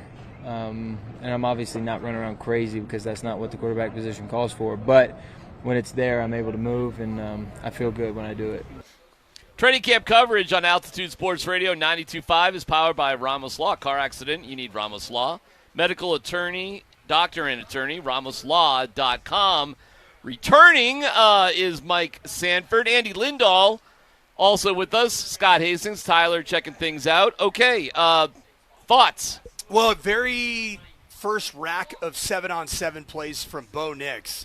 It's almost as if he was responding to his own statement from Saturday's press availability, where he said that quarterbacks don't really run in training camp practices because your job isn't to take off and run in a non-live training camp practice. Well, Bo Nix took off and ran 35, 40 yards down the field just to prove to everybody that he is fine. Did it separate like the Red Sea? Did we separate things? I mean, it was 7-on-7, so there are no defensive linemen. Oh, so he... so not really where you want him running, but he ran. So he did. He had a Paxton Lynch the Paxton Lynch moment. It's perfectly legal, though. I'll tell you this. A lot of people make a big deal about 7-on-7. You should always get the ball off if you don't have a live rush. Well, sometimes it's better to not throw the football into a bad look when the first read isn't there, the second read isn't there, and the third read isn't. Believe it or not, defenses can cover people from time to time. What we noted is, we get it, 7-on. He's running.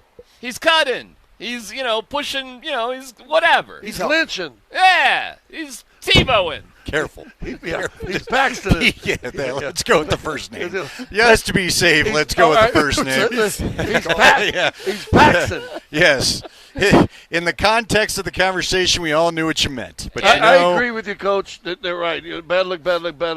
But it's also, to me, that there's a time that you got to squeeze a window. Yep.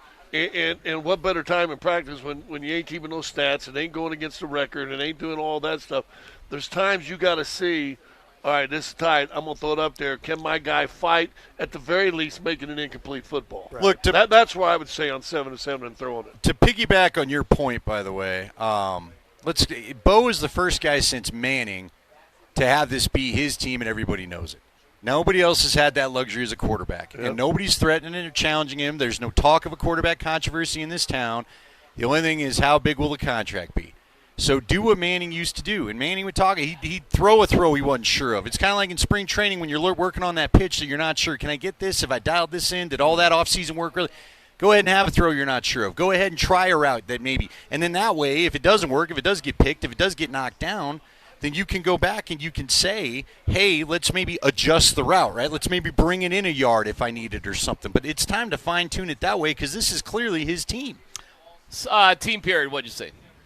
Well, we've entered the time of – you know what? I want to go one-on-ones real quick because I'm going to go back and look fairly soon. You're talking about O-line, D-line, right? O-line, D-line. That was what I was watching. Listen, we've entered the period of camp where the D-line wins, and McGlinchey was the first to do it, but Bowles was the king of it too, where then we get the drop step practice. Did you see that? McGlinchey was doing his drop step practice because he didn't like how one of the reps went. Oh, yeah. Somebody else, I don't know, one of the backup guys. I know we've officially hit camp when the O-linemen have decided we got to work on the drop step. You got to talk to Tyler about that. I think Tyler, that's their 7-on-7. Let me get the drop step work in because you're not going to win. DeLegge is standing next to Legge. He goes, there's not an O-lineman on this line that's going to beat this D-lineman one-on-one. They all look good. I have my first unknown Your guy? You got a guy? I have a guy. Who is it? I've got a training camp guy. Who's your guy? And it was in O-line, D-line one-on-ones. Okay. We are talking about at some point the Denver Broncos are going to have to replace right tackle Mike McGlinchey because of age. He's played in the National Football League for a long time. Is I it know Miller? that. It is Miller. Yeah, he's huge. So Tyler Miller, 6'9", 335-pounder. Yeah, and typically, and he got a lot of money, by the way, to be an undrafted free agent. He's one of those guys. Typically, when you have that size, like Matthew Peart has that size, but Matthew Peart can't redirect. No, he's literally the biggest guy on the field.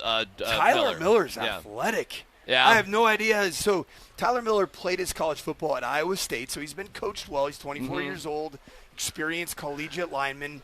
I don't I don't know why he slipped through the cracks. It must have been an injury. Just a heads up, we're going back to team reps right now, and we have a great vantage point, so maybe we can do a little play-by-play here. With Bo in the pocket, swings it out to... It'll be JK.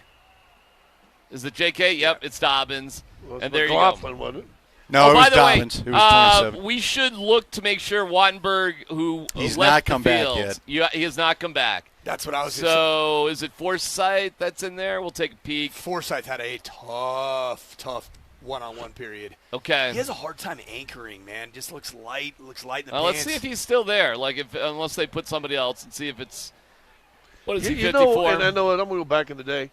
You know what offensive line, Okay. Andy, you had a few of these that would win on some regular basis was that those first two Super Bowl teams. That I don't remember nailing getting beat Offsides. a whole bunch of times. Do you, Danny? No, but Here we go deep, airing it out for Sutton. Is that picked?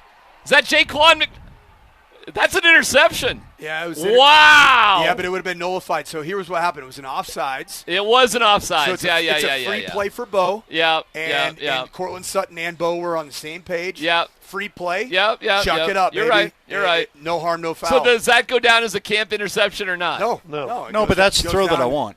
Yeah. So give it a try. That's an adjustment right Just there. give it a try. Yeah. Just give it a try, and they gave it a try. That's one of my least favorite things about high school football. You realize if you jump off sides in high school football, you can't play the play. It's a dead ball. Oh, they just ball right stop away. it. That is kind of dumb. It is the dumbest thing ever. Every other league lets you play. Every other level, I should say, lets you play. Unless there's major contact made at the line of scrimmage. Listen, you want to talk one-on-ones. Tyler just came back. I would just say this. To Scott's point, no, I don't remember some of those guys losing, but they were just incredibly strong. Now, one of your guys that did get a pretty good rep was one of the guys that got a pretty good rep in was Drew Sanders on the outside. He beat Palczewski. Now, Palczewski was playing right tackle, and I don't think I want Palczewski playing right tackle in the future. Left guard. Tyler back joining us. Tyler, what are you seeing so far? Well, you know, it's typical first day of pads, man. I mean, you watch one-on-ones between the offensive line, defensive line, and defensive line had their way, which is pretty typical if you're in week 15 or in day one of pads. But it was good to see that. D-line was out there rocking and rolling. The early period, Coach, you were over there as well. What did you think about the running game? What were your thoughts on the running game? I had a hard time making it out. I mean, it looked like there was more perimeter run game. Great catch right there by back Patrick shoulder. Bryant. Yeah, beautiful to Big Bryant. time catch. From Bo to Bryant.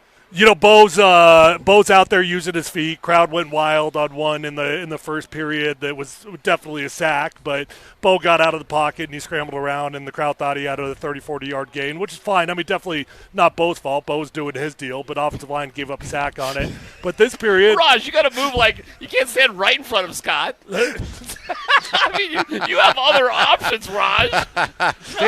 Have you been working out? You just want a compliment or what? Because you planted your rear end, right? Did you miss where Scott was? By the way, there Bo you did go. not have a clean pocket on that back shoulder throw, so that was kind of good for him to just keep the feet set and deliver like that. man, they're airing it out right now, though. I'm not sure what this team period is, but they're airing it out. Yeah, Looks like second and long looks like the emphasis today. So pass downs. Okay, fun. See, I thought the first period, Coach, I thought they would open up with 9-on-7. I don't think it was. It looked to me like they were working on openers, just 1st and 10. Yeah, team run or 1st and 10. There were a couple 2nd and 10s mixed in there. I don't know if they're doing some type of first down and then play the second out based off how first down goes. All right, two thoughts I'm going to leave you. First off, I want you to talk about what draws your first kick step practice of the day, because I saw that after you get beat in a one-on-one. Secondly, in the tent next to us, Bandy, there's a gentleman that looks like a chubbier Napoleon Dynamite in the blue hat. Do you think it might be him? Just the eyes and the mouth agape. Just look for that. I'm off. Thank you, Andy. Appreciate it. Observations from camp. Yeah. Put that in a promo. Chubby Napoleon Dynamite. Marky's gonna here. love that. Just set it down. We'll figure it out. We'll pass the baton here, one way or the other. All right. So we got Stidham. He's taking the second team reps. So all right. No surprise there. Kind of see who else is out there. What else they're gonna do. I mean, the offense keeps making play after play after Pat play. Bryant, it's the Pat Bryant day today. I mean, it's this would be the third day in a row that, they're pretty much doing the defense was okay on Saturday, but the offense played well. It's good to see Stidham making some completions further than behind the line of scrimmage. Well, I mean, wait till Akeem Butler gets out there.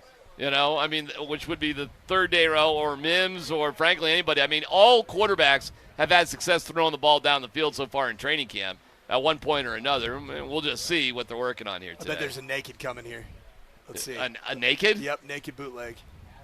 You got to work on that in training camp? Nope, straight drop back. Oh, yeah, we work on that every practice. Screen. That's a sack. Yeah. That's where you're eating it right there. So that's the city we remember from the AFC Championship game. Yeah, but that's where it is. Major growth moment there. How's that? He didn't throw it backwards? There was no backwards chest pass. Yeah, that's good. Which you learned your lesson, man. Can you believe that actually happened? After all the practice. Can you believe that happened and it cost you the game? I mean, I can actually, yeah, because when you think about it, a guy that's been sitting on the bench all season long, his number gets called. All he wants to do is make a play, make something happen out there. His nerves are higher than they've been. His coach don't like sacks. His coach don't like sacks. Well, think about it this way: is the Denver Broncos 14-3 season one of the first 14-3 teams in the history of football, or we'll call it more than 13 win teams, whose backup never got a rep during the regular season. Yeah, because you won all those one-score games. That's a Brady stat, a Manning Colts stat, right? So what's the rep on Akeem Butler? He has the drops. He drops the ball. He caught that, but he bobbled it on the initial contact. He's done 2 of those. He's come down with them. We're taking points off for bobbles? Yeah. I mean, yeah, coaches don't like seeing bobbles. I like Tyler Miller there at right tackle, working here at the threes. Yeah. Matthew Peart working left tackle. There's too much competition coming in, particularly at the offensive line position. Another guy, as we watch team right now, that I liked in one-on-ones, Tyler, I'd love to hear your perspective. I don't know if you caught your eye or not. The athleticism and ability to redirect of Cage Casey. Number 78. Why don't you tell me what you saw? Because to be honest, I guess I'm not sure I saw him a single time. I'm not sure I was dialed in when he was doing it. So he was running at left guard. He looks a little bit small, even though he is listed at 6'5", 311 pounds. Yeah. But he kind of reminds me a little bit more of a not your height, Tyler, but your style of lineman. That he's very athletic. If he got maybe beat slightly, off outside and he adjusts and kicks to it, he can readjust and so he's got good lateral ability. And I think if this team wants to become a bigger user of the outside zone play, he could be really good. Well, see, everybody keeps talking about Ben Powers and Alex Palczewski, whether they're in a competition this year. They're not in a competition. Cage Casey, they've made a decision early on to put him inside. He was a tackle his entire career at Boise State. Correct. And now they put him inside early on. To me, I don't think there's a real battle going on with Alex Palczewski, but I do think they want to do is they want to give Cage Casey a year to sit there and learn, and then hopefully next year Cage Casey's ready to take over that spot. All right, they have blown the horn, so that team period is done. I wonder if they'll definitely take a break, maybe do a little special teams or something. So overall, all right, let's grade it as it goes. We've seen a couple of different team periods. We've seen 7-on-7. What have we seen so far? Yeah, I don't see today at all as an offensive dominated practice, because I see the pass rush has been pretty live. It's coming, and that's one of the things when the ball gets up in the air. We, from our vantage point over here in the tents at Radio Row, we say, oh, a big completion. A lot of those, like Sean said after Friday's practice, could have been sacks, and you are asking your defensive lineman to pull off. Are we done with practice already? We're doing conditioning? Jeez. Wow, is that a wrap? 11:34. Okay, so wait that's interesting because or are we getting punished right here? No. This is definitely the end of practice, because I think, but. Sean, I was told by a couple of reporters that Sean was telling everybody that the first real full day was going to be Wednesday. Yeah, and I'm like, what? Like they got full pads on today. This is a full day. I guess what Sean meant by that is they're still acclimating. They put the pads on today, but they're going to do a short little practice and acclimate. Interesting. So what they're all lined up. The whole team is running sideline to sideline. That's it. Yep. Look for 10. So we're doing I saw Bo. He's just kind of middle of the pack right now with the quarterbacks. Offensive line's got the union going. Oh, we do have a union breaker, though. Who is that? Who? Who is that? 73? Is that Frank Crum? Frank Crum's a union breaker?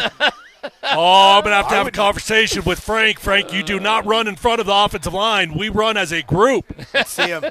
Look at this. Look at Crumb. Look at the selfishness. The selfishness of Frank right now is out of control. What is he doing? Well, he's beating Marvin Mims. Somebody needs to put this man up. You're missing what he's doing. He's running even with Bo. Okay. Yeah, but I agree with Tyler. I mean, come on. No, we got a union as an offensive line. Stay together. Look at McGlinchey right now. He's looking over like, is it really, Crumb? Frank, really? Frank, you're gonna do me like that? You're gonna make me look bad, even though we're the same dimensions about. Back in the day, Tebow would be the superstar here. There was a guy who hung with him, that was Ben Garland.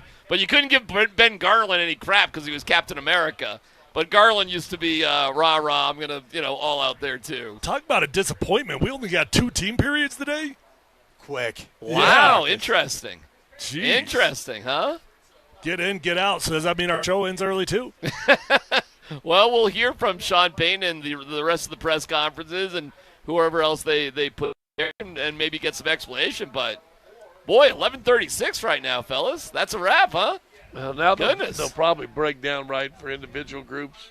I don't know. We got like 40 minutes of that before we even, I think we're done, Scott. I think that might be a wrap unless I don't know what else they would do. Well, they're pulling the Gatorade trains off. Huh? Okay. Coacher, what do you think? That's all she wrote. You got a day off on Sunday. You come back. You do have 6 days in a row. You do have, it's the only time, and Sean did say on Saturday, Wednesday's a 2.5-hour banger. So there you go. I think I remembered this last year at camp. And I do too. It was surprising because I was all geared up for the first day in full pads. I was surprised that they went from helmets, no shoulder pads, to full pads, and then it ended up being a really quick practice. I wonder if the science behind this for Sean is get a feel, get a taste of what full gear just feels like right now, and then call it off. All right, well, let's take a quick break. As they take a quick break, we anticipate hearing from Sean Payton very shortly and whoever else comes to the podium as our live coverage continues from Broncos Park on Altitude Sports Radio 92.5.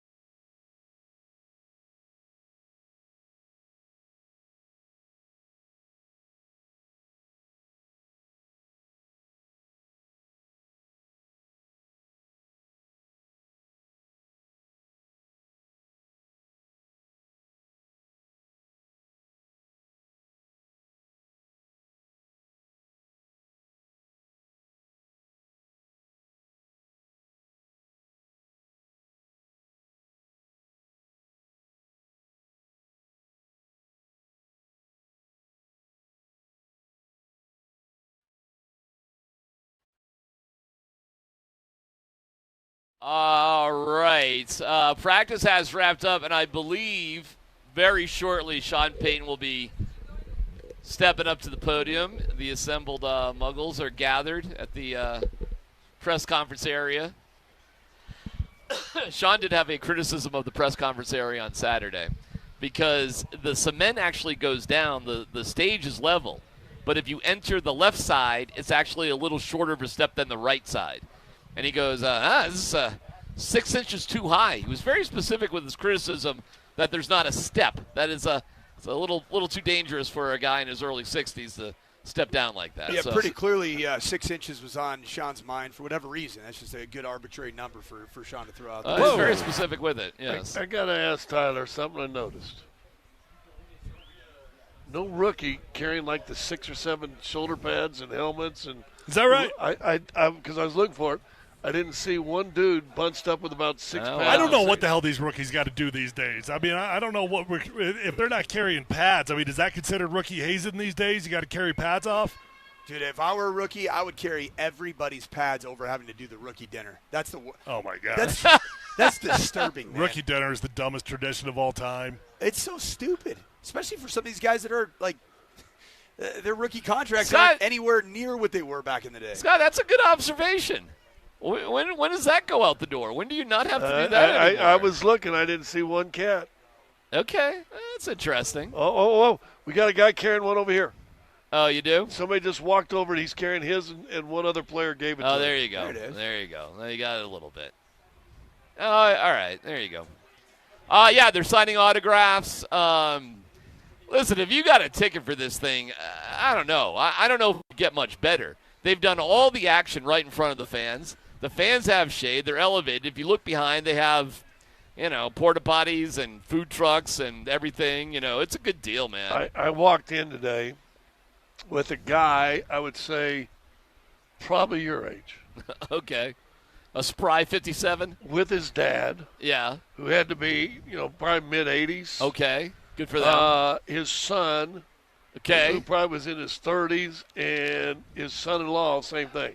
We're doing some generational camp stuff. Generational camp thing, and they said, and the guy said, I tried to bring my dad out here to at least one practice every year.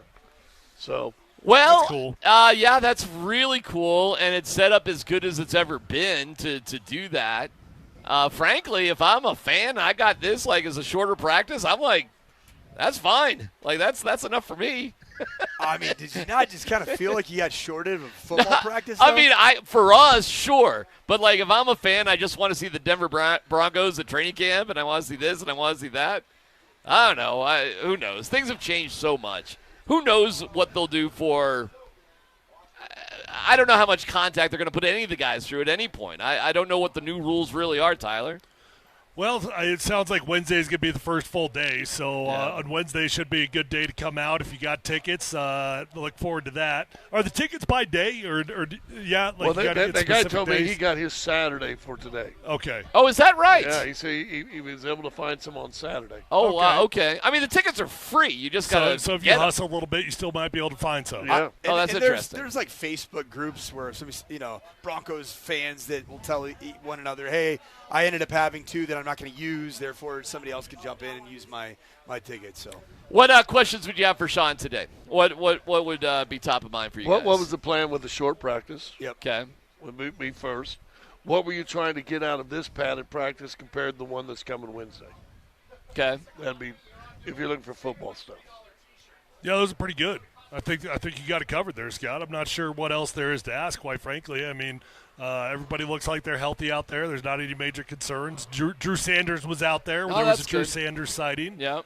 Wattenberg, you'd want to know about Wattenberg. Wattenberg did get banged up today, right? Yeah. One thing just based off what I watched, and I know Sean wasn't probably watching one-on-ones. He'll watch the film later on this evening or this afternoon of the O-line, D-line one-on-ones. Is, where do you guys see Cage Casey? Is he vying for, active squad? Is it time to ask for those edge guys? Is it Casey? Is it Butler? Is one of those guys that, we see maybe make a few plays? Is now the time in practice after what? the acclimation and two full practices, three practices, 5 kind of ish practices for him. Is it time to ask, what about these, for lack of a better word, bubble guys? Anybody impress you like that? A little early for that, but but you know what? I say that it is early for it, but for those bubble guys, for them guys on the roster, this first week, this first 10 days, it's really the most important 10 days of camp for you because your reps are just going to start dwindling after that. Right. So you want coaches to go in a meeting and go, dude, did you guys see what Casey did on this play? Mm-hmm. Did you guys say anything? Or whomever, right? Well, now you fight just to get on the practice squad, right? And just, keep your job. Shoot, if you remember last year, though, the entire dang team in training camp, everybody made the team from either from practice squad or the 53-man roster. That's how they're using them now, right? Yeah. I mean, they're very loyal. There's not a lot of changes there, and that's what they tend to do. So, well, you don't have to release them like it used to be, right? I mean, no. There's just one cut. Yeah, it's the final cut. Just and then you put them up. Boom, and here we go. Yep. Do you like that system better? I think so. I mean, in theory, it gives guys time to get more film out there. The bad side of it is that if you are a bubble guy and a team already knows they're going to release you, well, they're just holding on to you a week or two longer and preventing you from finding a home that might need you. You might actually get a snap or two, yeah. All right, we can just go around the horn a little bit in terms of what we saw here today. I know it wasn't the largest sample size, but you guys did go away. You watched up closer than we had. Bo Nix. Let's just talk about Bo here today. Bo looks healthy. Bo looked like he had a solid day. I didn't see many wild plays, but one of the boxes that you want to see Bo Nix check off at some point during this training camp, he's already done just 3 days into public viewing of training camp. That's take off and run and make a cut as a runner. And he's trusted his ankle enough to do that in a 7-on-7 period, which is, frankly, probably pretty wise for him to do it then because there's a few less bodies out there on the field. Yeah, it looks like the conversation about the ankle is going to be over here with real quick, unless there's some sort of setback. But I've seen enough to feel like I'm not concerned. I've seen enough to feel like he's got all his mobility back there. He looks good to me. He doesn't look like amazing to me, but it looks crisp. It looks like it should look for a team that's bringing back as much continuity as they've got. J.K. Dobbins. The running game's been a little bit light so far, but they also have not really emphasized the running game. When you've got the pads off like they did the first few days, the tendency is to air it out a little bit more. Today felt like most of the success on offense came when they were airing it out. The running game got stuffed, and they tried to bounce it outside quite a bit. The run game's so hard to see, especially on a day like today where you only get – how many cracks did you get at running the football? Gosh, not much. 8? 8, 10. Yeah. I mean, it's like and you know, Tyler, as well as anybody, and I know it from being a play caller, is the run game, if you don't give it an opportunity to kind of work through with the same unit against the same looks – running back seeing how the fit is happening, it all kind of looks a little bit like a mosh pit. And that's what I'd say. To this point, nothing's been blocked extremely clean, but you haven't had a lot of reps to do so. Let me go back to what Raj said on your show, Coach, on Friday. And I think Bo had as many passing attempts as anybody in the league last year, top 2 or 3 what he was. He said he's going to have more this year.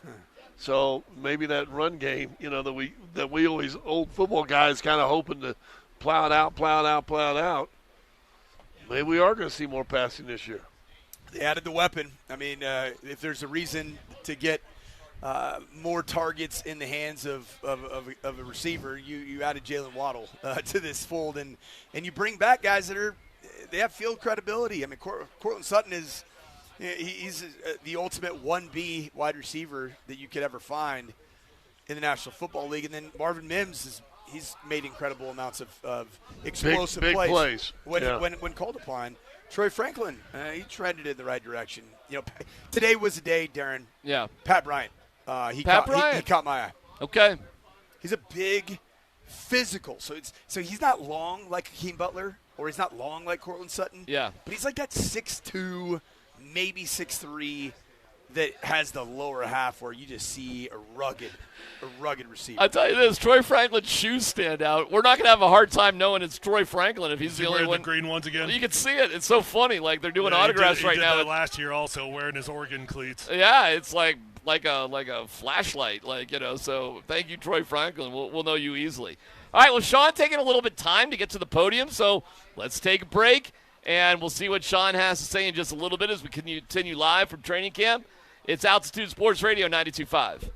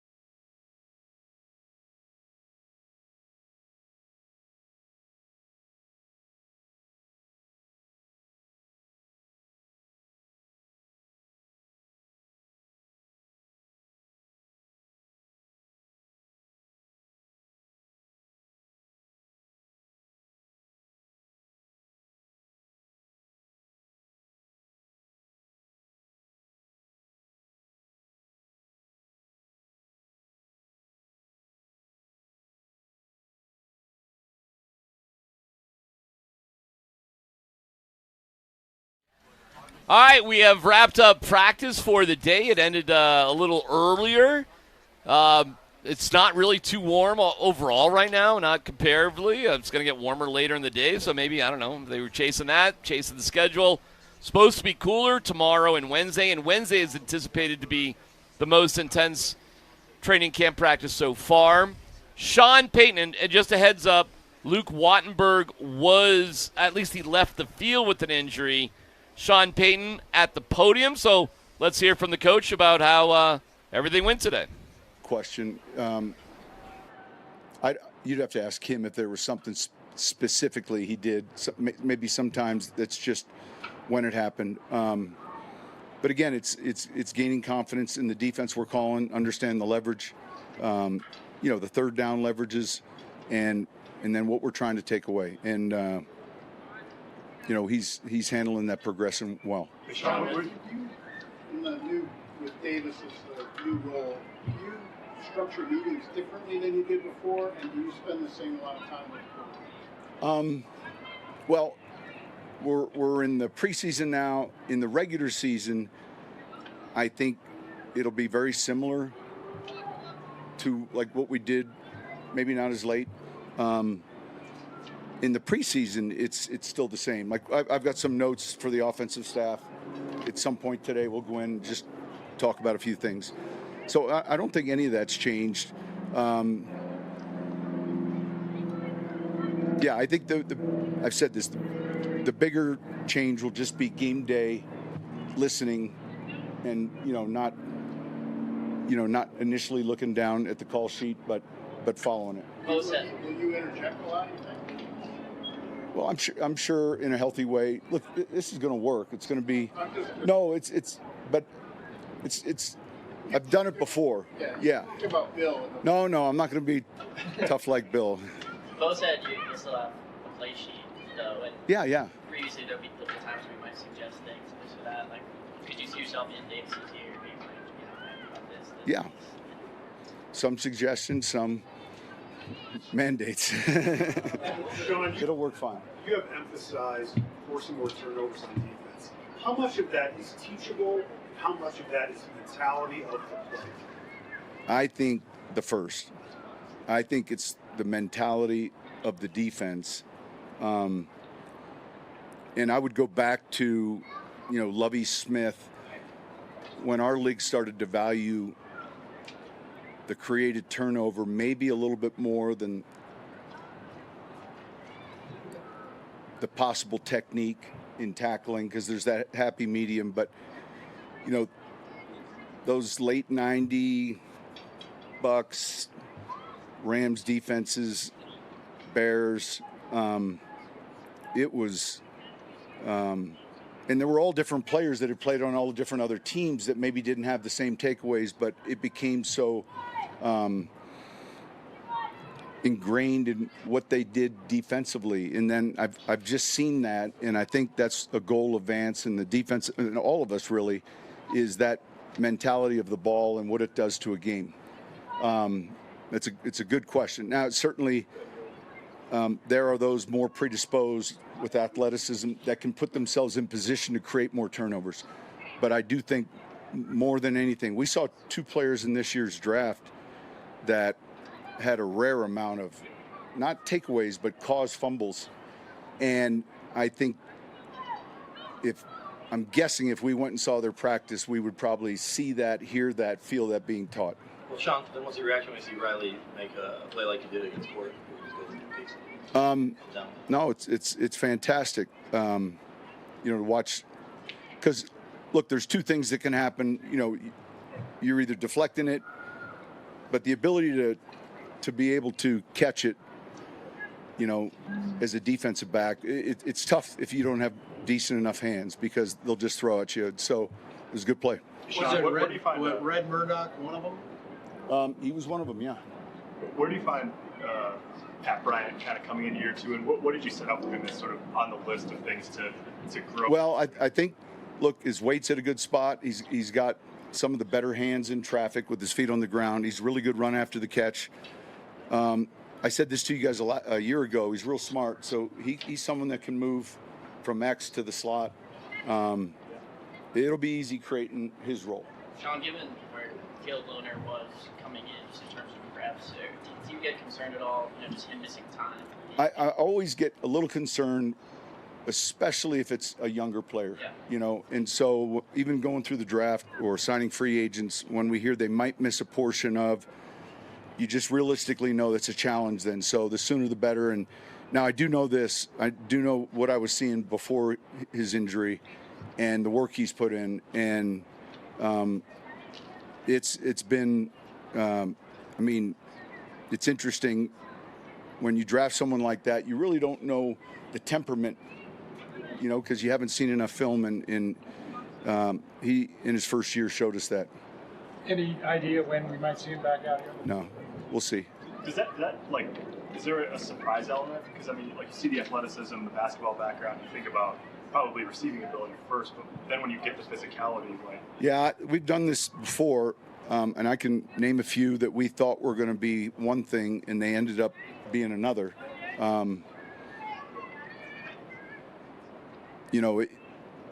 It starts with the overall athleticism, and so sometimes that just translates into being a real good blocker. It just depends on the athlete. Sean, we've seen Alex Forsythe in spot duty throughout his career, but how well have you seen him progress and just your depth on the offensive line? Yeah, he's super savvy and smart. He's one of the smarter guys in that room. You don't feel a young player. You feel like if you interviewed him, you'd feel like you're talking to a 7-year vet. He's a little bit of an old soul that way, and much appreciated though. He's really talented. All right, we're running the gamut there on information. So just to start at the end, the reason they're asking about Alex Forsythe, that Luke Wattenberg went off, although Sean said doesn't think it's that big of a deal to worry about.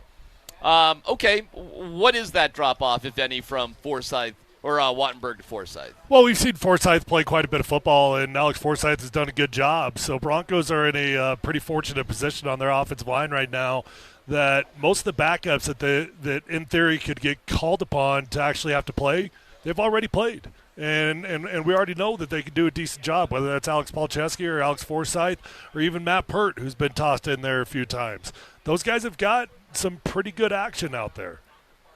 I see a bit of a drop-off in terms of how stout Wattenberg is compared to what Forsythe is. And Forsythe is intelligent, and that's the trait that Sean alluded to. He's 27 years old. He's clearly not a rookie by any stretch of the imagination. Bo and him and Forsythe played together in college at Oregon. Yep. But I personally, when I watch film, I think that Luke Wattenberg is one of the more unheralded and underrated aspects of this Broncos offensive line.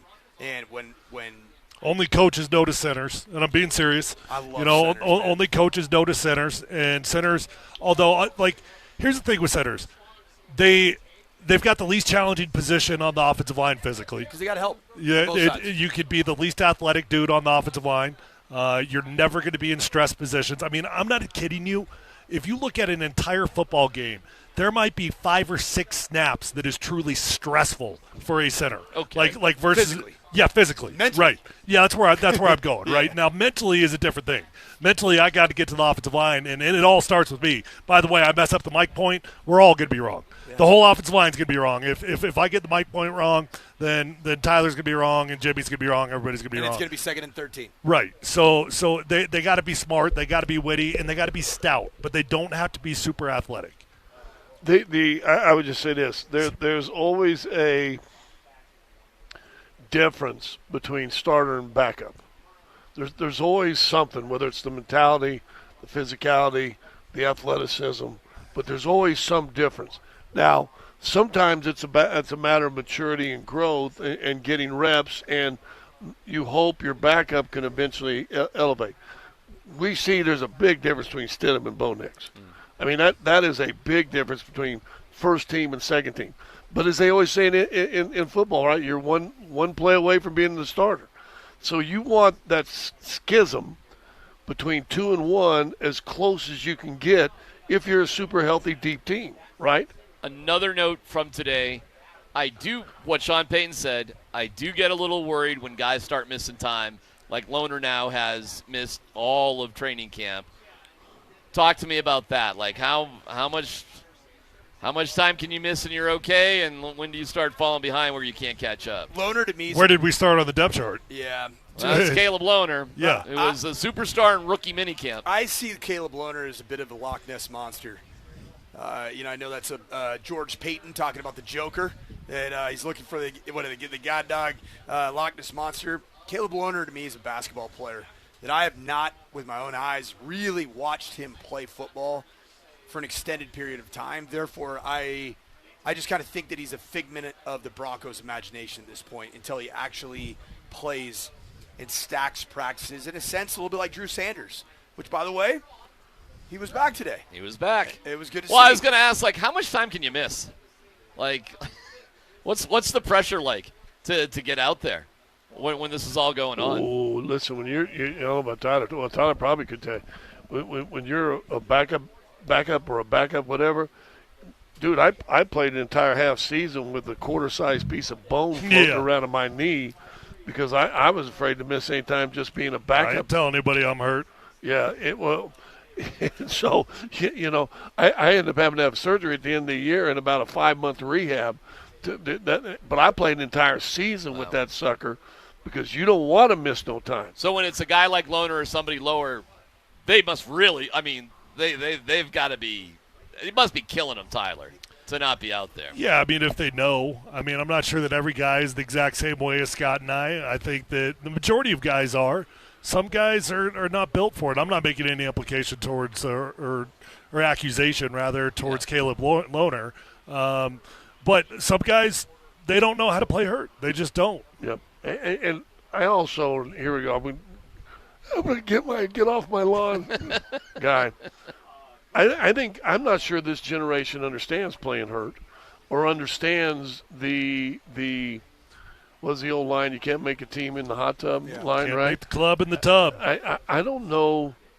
I don't know if this newer generation guys really understand that. I feel like this generation has really grasped one of the monikers in the National Football League is that the quote is, the best ability is availability.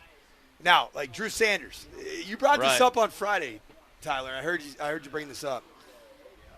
He gets one more training camp injury, what happens? Yeah, he's getting himself a pension. That's what he's doing. So him being out here today? Yeah. That's a pretty wise business decision. It is. That's right. Get on that field one time. Hey, I'm not kidding you. I have seen this done every year when you get down to cut day. You know if you're getting cut. Most guys do. There's 3 or 4 guys that don't really know. Almost everybody else knows. Every single year, there's a guy that knows he's got an injury, and he knows what he's got to do to get paid. It's usually always a labor, isn't it? It's something that's going on up there. We got a guy that we all know. Every last one of us knows him. He told me one day, I'm going out there today, and it's happening. And he went out there, and it happened, and guess what he did? He got on the IR, and he got himself paid for another year because he knew he was getting cut. And we're talking about pension being vested. Right. We're not talking about a couple $1,000s here. How much money are we potentially talking about in terms of fully vested? You're talking about lifetime of stuff, Which is ultimately probably at least $1 million. Well, yeah, I don't know the exact math on it, but by the time between 401k and your actual pension that you'll get paid whenever you take it, whether that's 55 or if you're smart, you can make it 65 or even later. It's a lot of money. It's definitely a whole lot of money. Okay, all sorts of different goals and games out here. We've called the same guy out on a good thing. Welcome. Oh, we'll see. Welcome to professional sports, right? Well, listen, man, we'd all love Drew Sanders to live up to the potential of his athleticism. Yeah, that'd be amazing. His athleticism is a football player. He can play. But so could Jake Butt, and so could Hireman, so could all these other guys, and they never – did Jake Butt even ever catch a pass in a Bronco uniform? Gosh. Did Hireman? Hireman definitely did, but not a lot. And Greg Dulcich was another guy that who's still in the league. He's still in the league, but he just wasn't that It was a hamstring sort of thing. Listen. One of the huge emphasis with this new facility is the way they do everything, and recovery, and training, and We're a long way from pushing a sled around out here, guys, to lose a few pounds or whatever that was back in the day. There's so much science that goes on with everything. I think it's good. I think it's a positive. I think this will keep players healthier overall, Tyler. I go back and forth on it, I guess. I mean, I think 3 days of acclimation was plenty. I don't know that you needed to have another acclimation day to day as you put the pads on. So I don't know, man. I mean, I think there's a certain amount of football callus that can only get built up by playing football, not by preventing playing football. You got to play football to build the callus. I think that has been the most compelling thing over the past 15 years in football, the National Football League. And I don't know if it's different in college and high school, but this has been such a radical change in 15 years. Yeah. I mean, you don't even recognize what this is compared to 15 years ago. What was last time? Greeley? Was it about Greeley was like 22 years ago. 2003. 2003 was the first year Last here. one? 2003 was the first year here, yeah. The guys used to tell me, Dan Reeves, and this before they had limitations, he'd bring in 100-plus people into camp, and they would run full pads both practices. Well, back in the day, well, listen, it was 150 people at camp with 6 preseason games. Yeah. But were there 6? There were 6 in the NFL. There used to be 6 preseason games and 150 dudes at camp. And from what I understand, it was like, the Thunderdome. They all had day jobs, too. Yeah. Like, nobody was really in shape because they all had to work. They had to have regular jobs by the time they came in. Some guys did. Training camp was looked at as how to get in shape. I mean, this is really a long time ago. These guys, oh my God! So they're in unbelievable shape. Back to the callous conversation, and Tyler, I completely agree with Tyler's sentiment that you go back and forth and say, is all of the sports science really good for the longevity of these athletes, or man, do you gotta break the rock a little bit? And I don't know. I mean, look, we've all been talking about this epidemic of Achilles injuries. No doubt. Sports science has never been more emphasized. Does that have something to do with Achilles injuries? I don't know. I mean, I'm not a scientist. I don't know. But we're still seeing plenty of injuries, and science has never been more applied. I used to always say jokingly, but there might be something to it. Somebody asked me, "You ever have hamstring?" I said, "No, the fat don't pull." I love it. My offensive line coach used to walk out to me during stretch. He'd be like, "What are you doing?" Stretching. He says, "Lion stretch before he chases the prey. Let's go." There you go. but I mean, seriously, the conditioning of the modern day sports science is so fine tuned and so up there. I think certain guys' bodies genetically can't handle the Achilles tendon with all the stress you're putting on it. It's almost as if the training and the science is so fine-tuned that then the muscles themselves become so fine-tuned. That you've gone beyond the body's capability in some situations. Well, is it fair to say nothing happens by accident out here? Like everything we're seeing, there's science behind it, correct? Probably, yeah. Yeah, with the hour and – I mean, if you take out stretch and walk through, that was a 52-minute practice, about. And if you go inside that building, there's reasons for everything. They'll triple their meeting time than they did on the field time.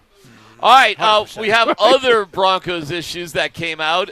Burnham Yard is the topic. PSLs are, and I'm not talking about pumpkin spice lattes, are an issue. That's coming soon, though. Oh, boy, is it coming soon. So we'll get to some of that. Plus, we'll hear a little bit from Adam Troutman spoke to the media, all as we're live here at Broncos Park. It's Altitude Sports Radio 92.5.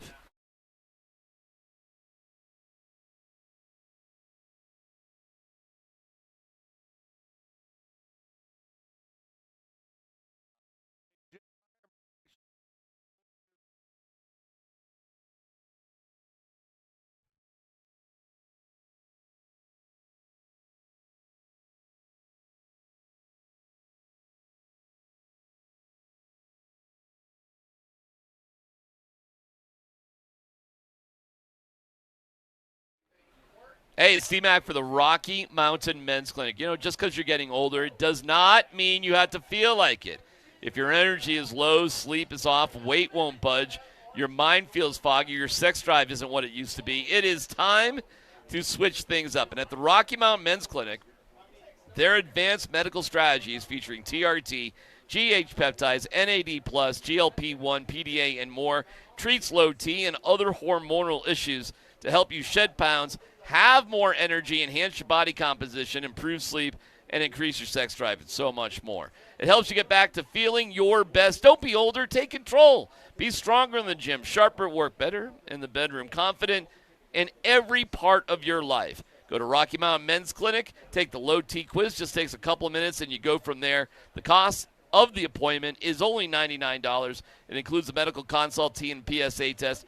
If you sign up for testosterone treatment the day of your appointment, that visit is free. So don't ignore the signs. Call today and take the first step towards feeling better again. Rocky Mountain Men's Clinic, 720-440-7900, RockyMountainMen'sClinic.com. Featured therapies are compounded and have not been evaluated nor approved by the FDA. Provider prescription required. See website for details.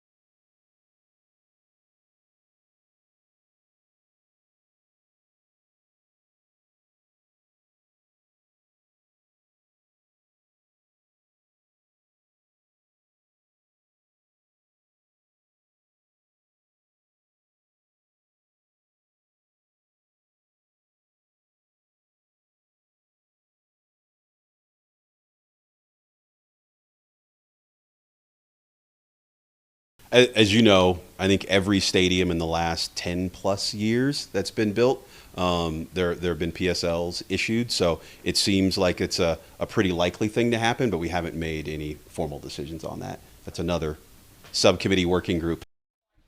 All right, let's get to some other elements about the Broncos and what they have going on. So before the tour of the building Saturday, Did you like that, by the way? It was incredible. The tour was great. Damani walked everybody around. Carrie Walton was there. She let us into her office.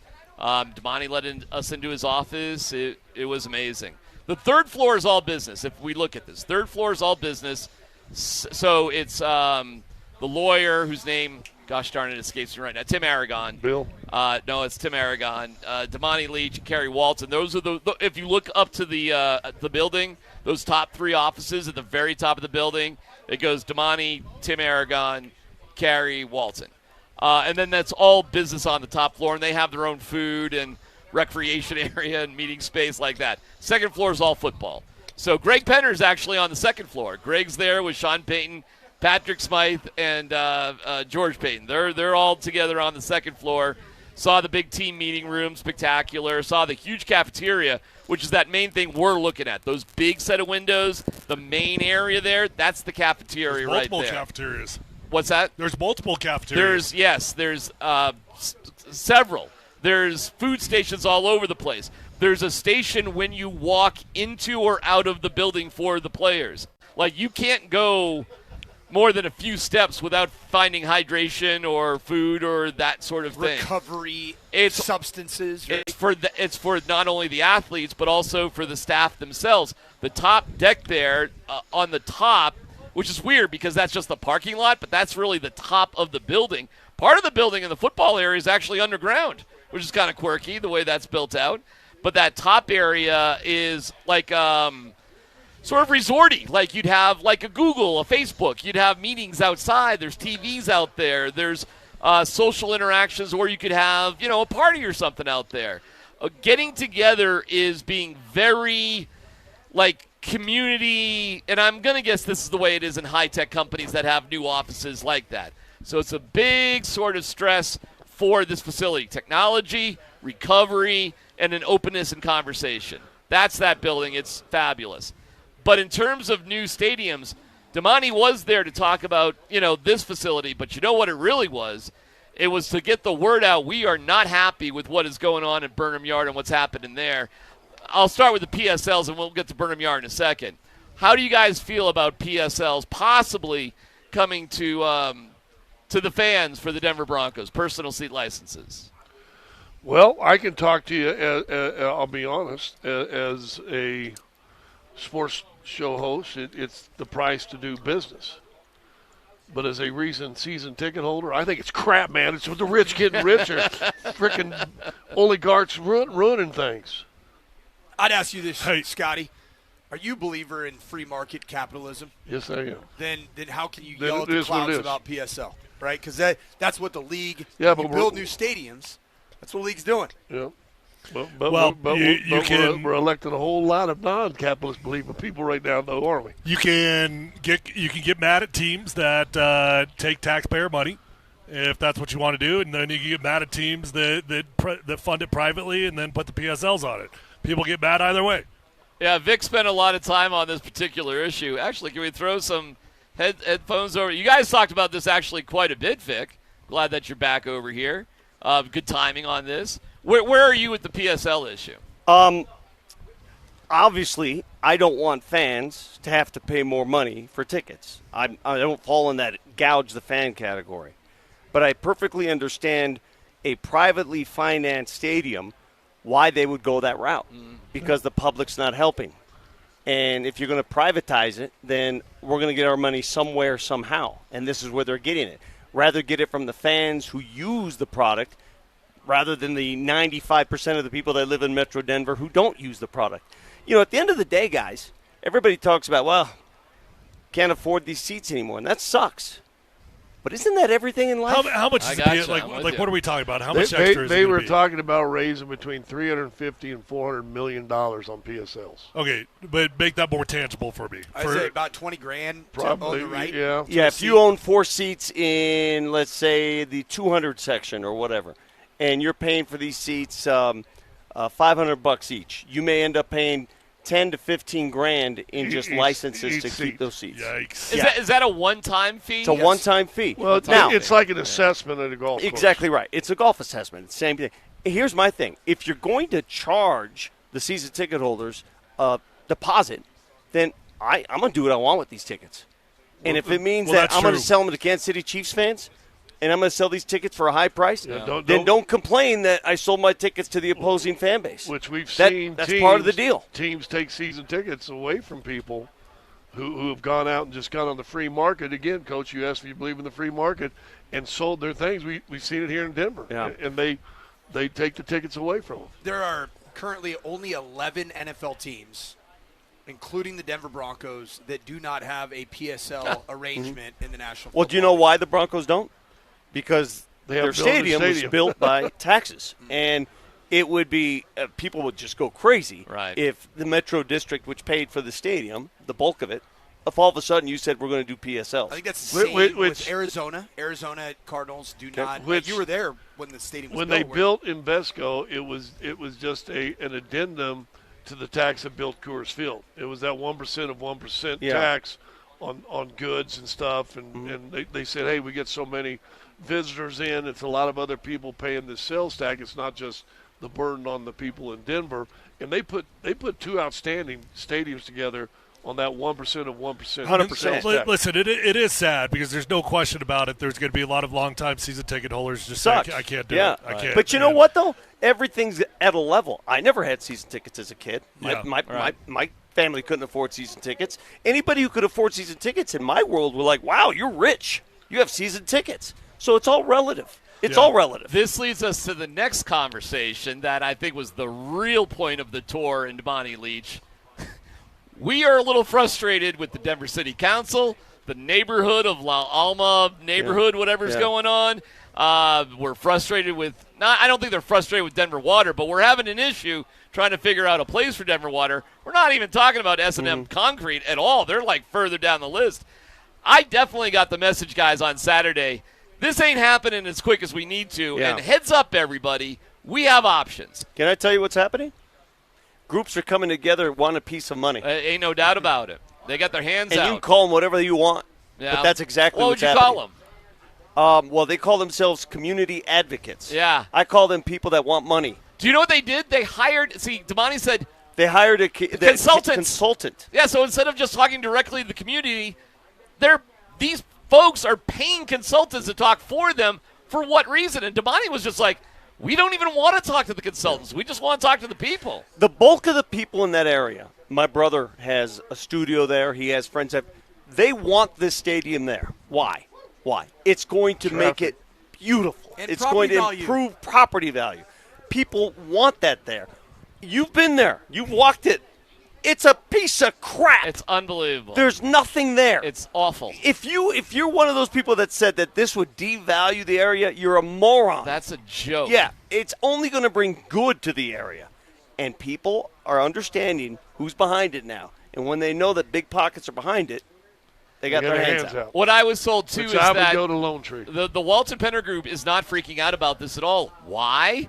Because they own property all over the world with Walmart, and they don't care. Yeah. They'll take 20 years to sell off that property that they bought, and it's no skin off their nose. They're in no rush. They'll get their money back and make money. Yeah. If they can't get this done, they will go 2.5 miles over here, guys, to Lone Tree. Vic, I brought up a point last night, and I know this is not simple economics here, but how many Walmarts do you think there are in the state of Colorado? God, that's a great question. I would say 15? There's 87. Come on. 87. I was going to say 200. Oh, my God. I mean, I'm sorry. I'm not a Walmart expert, Does that count apparently. Sam's Clubs, too? Yeah. I think it's...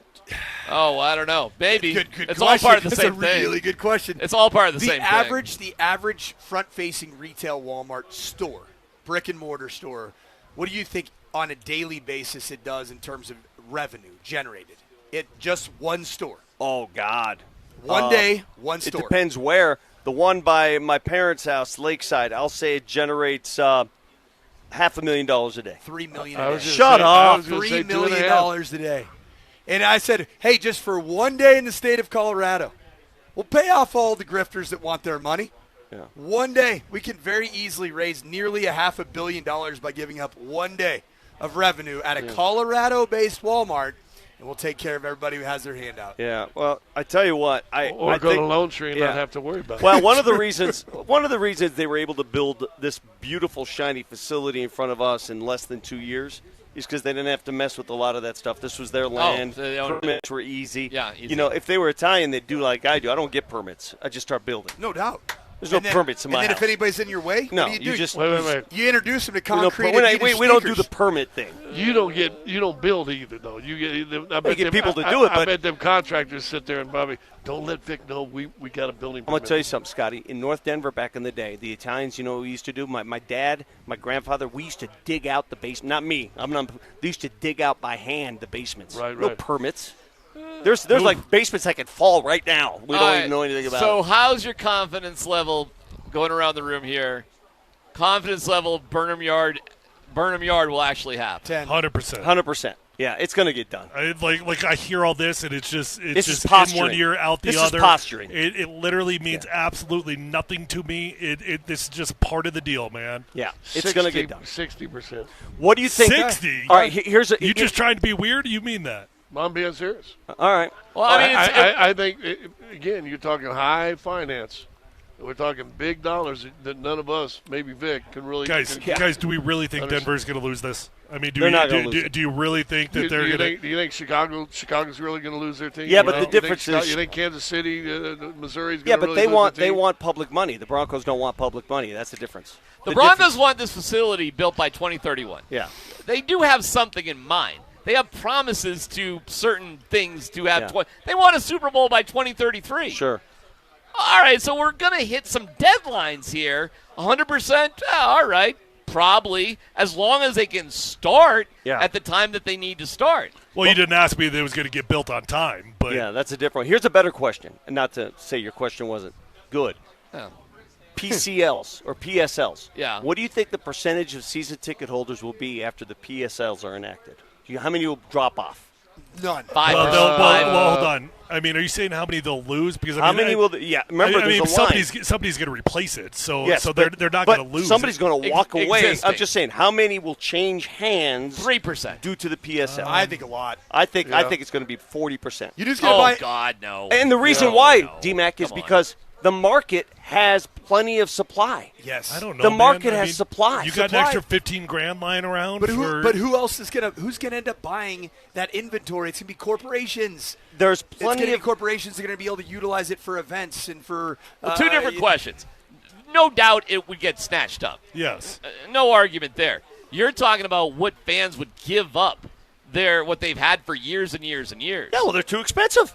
Well, I got you, but a lot of these tickets are like family purchases. Like Someone's got to pay the Yeah, price. but now they got to pay an extra bill that they never now, had to pay. But now the kids are having to pay what their grandpa got, but they ain't got the income. I got you, but somehow they've been able to afford these tickets to this point. Well, they've been able to that afford it. ain't cheap. Maybe they're affording it because they're giving away 2 games for a good bucket. Now they're going to have to give away 4 games. 40%. Okay. Mine was about a third. I think you lose about a third. I thought it was like 3 to 5%. I think people love their Broncos But, tickets. you know, They'll figure it at out. the end of the day, at $60,000 Dude, extra. I can't believe how much people spend right now. It's amazing how high of a priority it is for folks. It's way, way, way out of my price range to consider like buying season tickets or having things. at the end of the day, there will always be enough supply in Denver, Colorado for a Broncos season ticket holder. It will never go empty. Oh my gosh! Okay, so the most expensive individual personal seat license in NFL history reached the top tier of $175,000 and to $225,000 per seat, set by whom? SoFi? Los Angeles Rams, our fine coworkers. Yeah. Do you get to play on special teams for that? I mean, what? Well, hey, what do you get that's to that do? LA money. That's that LA money, and trust me, there's a lot of that kind of money here too. It's Well, here. they're floating it. Only 11. That's interesting. Only 11 teams don't have it. The stadium But itself. how many teams have got those 11 teams? They haven't got a new. Yeah, they're stadium? all publicly financed stadiums. I bet. So I looked up the reason for the 11 teams not having PSLs.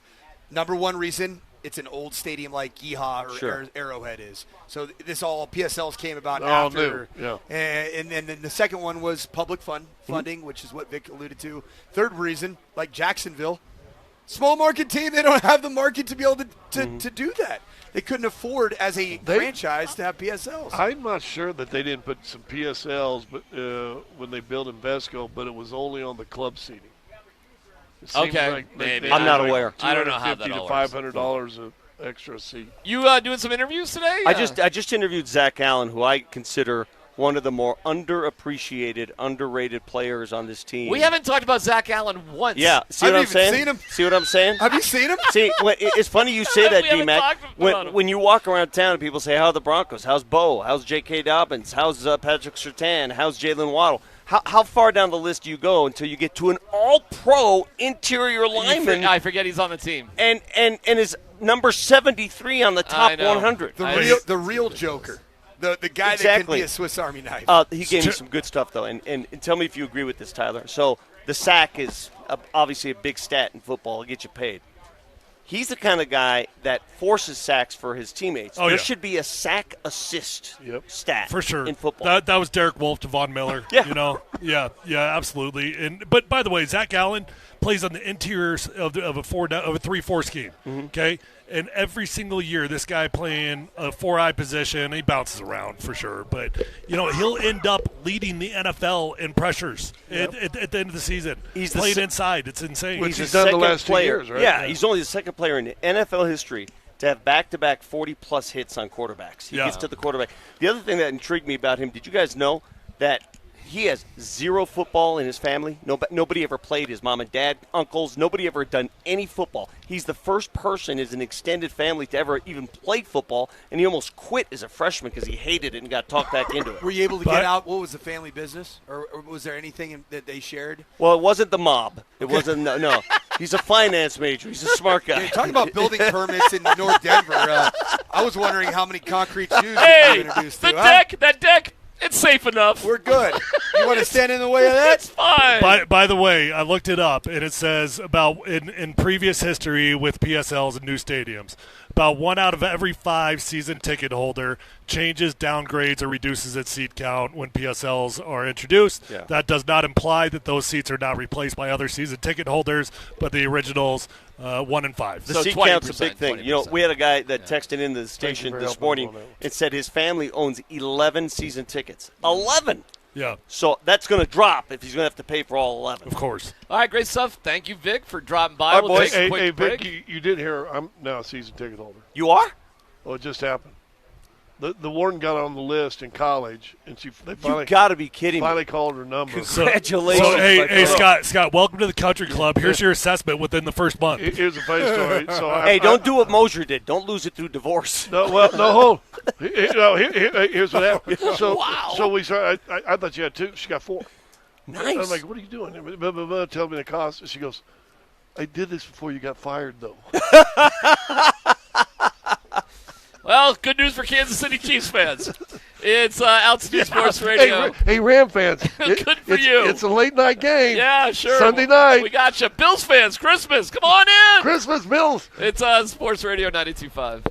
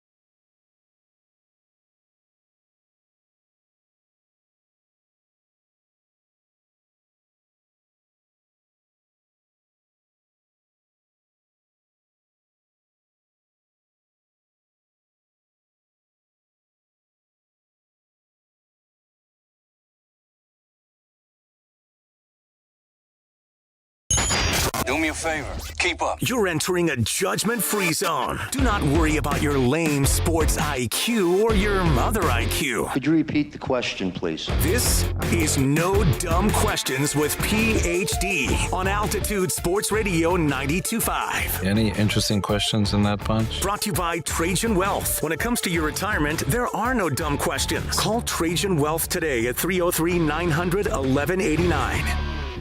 All right, No Dumb Questions open for business here, 303-504-0925. We have the baseball trade deadline going on today. Brenton Doyle has been dealt to the White Sox. Adley Rutschman goes to the Red Sox from the Orioles, so Hunter Goodman not around. Kyle Freeland. No dumb question to start off.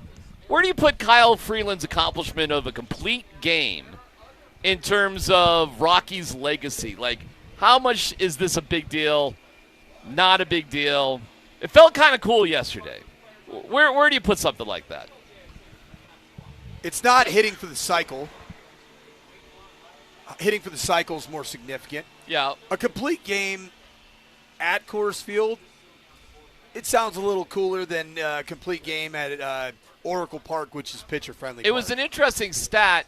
He took the second longest of any major league pitcher. About what I was going to say. I was like, I don't mean to be a jerk, but Right. I'm kind of like, huh? Like we've been talking about him for a decade now. Like what? It was his 251st start. So in Major League Baseball history, only one other dude has taken longer. Now some people probably never get it, obviously, but like for somebody who's pitching that much, he took the second longest amount of time to actually get it. It was the Rockies' 119th complete game. In how many years they've been around? It's 93, 95? Where are we at with the Rockies? 119 games. Yeah. In the all-time. Do you know they haven't had a complete game in 4 years? Yeah, since Chad Kuhl. Chad Kuhl, Kuhl. Cool guy. But only 58 in Denver. Only 58 complete games of those 119. So pretty impressive. Here's your leader. So 119. Think about this. And this was all kind of in the same little era.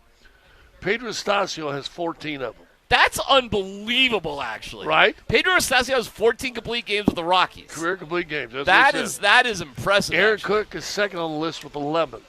Very impressive as well. And Baldo Jimenez has 8. Now Kyle Freeland has 1. Yeah. Hey, so 33 of the 119 complete games were done by 3 guys. So Rockies history, so first year was 94? That we're looking at, 94? 93, I thought. But 93 was the debut season of the 95 Rockies. in the stadium. Okay, so how about this stat? I think that's what you ready for this one? Yeah. How many complete games do you think were thrown in the 1985 Major League Baseball season? 85? 1985. A lot. 300? I would say just under 100. 627. Oh, my God. Okay, so let's fast forward as science was starting to accelerate a little bit in sport to the 2000 season of Major League Baseball. So 85 to 2015 seasons. A little bit more data, right? In terms 300. 234. Yeah. Wow. How many years. were thrown in 2024? 20? It's 28. Wow. 28 complete so games maybe this in is all of Major League Baseball. Well, I don't know if you're watching what's going on with this kid, Jacob Nizorowski in Milwaukee, who's unbelievable. They don't let him go more than like 5 or 6 innings, period. But he throws 90% of his fastballs. 103 miles an hour. Yeah, but like, all right, boys, no dumb question. Is science good for sports or bad for sports? We had it already? Yeah, yes. Yeah, that's right. Yes. Yeah. I think there's some it's changed sports completely. Yeah. I think there are some bad moments. I think when we talked about it a while ago, I think we're seeing more Achilles and more of this because I think the athletes are almost too fine-tuned. Like I said, you don't pull fat. But it's also, I think you're probably going to see dudes. I mean, you're seeing dudes like LeBron James play 24 years. You're seeing guys play, and I know they're freaks, but even Tom Brady. I mean, he played, 21 years, 20 years? What he got in, at quarterback? I mean, that's just unheard of. So there's some good of it, too, that we're seeing our stars a little bit longer than we used to see. For me, it's it's good for the athlete until they get bad sports science advice. Where I think there are people that are claiming to be experts and sports scientists that are really just trainers in disguise. Okay. Yeah. And I think that some of the training methodology is hiding itself behind the sports science cloak, the veil, if you will, and it's leading to more significant injuries. I think it's great for off-season training. You know, it's really changed the way the guys go about the reps, the intensity, what really needs to be done. And I think these athletes are getting bigger, stronger, faster than they've ever been. Where I question it is where it applies directly to the sport itself. Because how do you put the science on the callus that is needed of playing an actual sport? That's a great question. Listen, I don't know. They got rid of, what was our old muscle guy that had the wood sleds? Tootin. Rich Tootin. Yeah. They got rid of him because he was too far behind times. Listen, I'm not saying anything about Tootin as a human being, but good Lord, was that the most archaic? I've never done like what are we doing? Like let's just go back to the medieval times, you know? But I don't blame you for thinking that, because I remember watching it and I was like, how does this make any sense? Like, what are we doing? I mean, we're out there throwing up like I'm doing college, like off season. We called them dirty dozens, you know, where the whole goal was just to see who was going to quit and who was going to tap out. That's how we were training in the NFL, man. Did you have Landau? Yeah, I trained with Lauren. I started training with him when I was like 14 years old, and I stayed with him throughout my entire career. Absolute GOAT. Yeah, the best of all time. And Lauren got a bad rap here with the Broncos because there was a lot of injuries. I'll tell you where doesn't have a bad rap right He's now. didn't he get like trainer of the year or something in college football? Yeah, Notre Dame. Did he really? I think he got trainer of the year. His name is literal gold, the same gold that's on the helmet in South Bend, Indiana. Yeah, it was a weird Speaking time. of facilities, you see that new facility? That thing is unbelievable. Oh my gosh, that thing's on par with this thing here. They're similar feel to it. Yeah. Yep. I'll give you a no dumb question really quick. Where would we be right now if it wasn't for the Walton Penner Group buying the Denver Broncos? What if the Bolin family had inherited the team? We wouldn't have that. Wouldn't have that. Well, we'd have a lot of fun stories to talk about. We'd have a lot of drama, wouldn't we? I don't think who's running it. You tell Brittany, I guess. Which kid's got it? Well, Brittany was the one that was put up there. I'd prefer Johnny to be running it. You know, that would be. I think we would have had a lot more fun with the storylines. You know. Hey guys, I'm taking my fraternity's group up with us on Kansas City. Can you let the walk-ons? Yeah. Can you let the other guys not make the trip? Sean Payton doesn't take the job. No doubt. Oh, I listen. Nothing against. Well, he didn't get offered $18 million. Yeah, listen. Nobody has nobody has the resources of the Walton Penner Group. Literally nobody. So it would be dramatically different, and I guess we're lucky that it went in that direction. I suppose we just didn't know. Like all those conversations we had back in the day, we didn't know what the other option was. Joe Ellis probably did, but we certainly didn't know, and it's been something else as we sit out here. All right, in terms of what happened today. We'll go through all of it. Also, we'll have Let's Football Goes. We're live from Broncos Park for Broncos training camp on Denver Sports Station, Sports Radio 104. Oh, my God. Dumb. Oh, my gosh. Oh, my gosh. Wow. What the hell is going on? Wow. And we're sitting right next to him. That is on. They heard that. They heard that. Yeah, they're literally hooting and hollering right now. They want you to come this back is over. unbelievable. Like, just go back. You want to know how I know they're still in his head? And I'm going to say this on air right now. I'm going to say it on air, and they're listening. Yep. You want to know how I know that station's still in his head? Because he puts a countdown on Twitter of how long it's been. He literally put a countdown of this day 1,312 since it all went down. Why are you still counting? Why do you even care? We can cut a little glory hole right here, if you know. I mean, good Lord, you're still counting days from your old employer? My Lord. Altitude Sports Radio 92.5. Great numbers.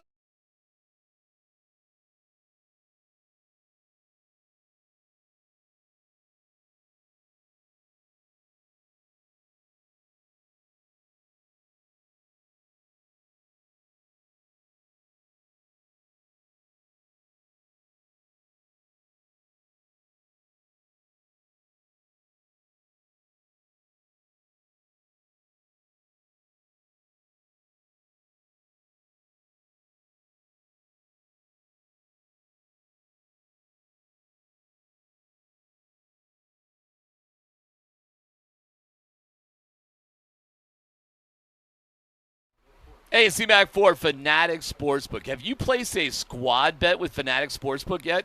Well, if you don't know what a squad bet is yet, trust me, you're going to want in. Instead of sweating one player to carry your parlay, you combine player stats into one collective target. So if one guy has an off night, the rest of your squad can still get you there. Squad bets are available across the NBA, NHL, MLB, and now soccer too. So pick your market, points, goals, strikeouts, and finally set your target and select the line you think your squad will hit. The higher the line, the higher the payout. Go build your squad now, only on Fanatic Sportsbook.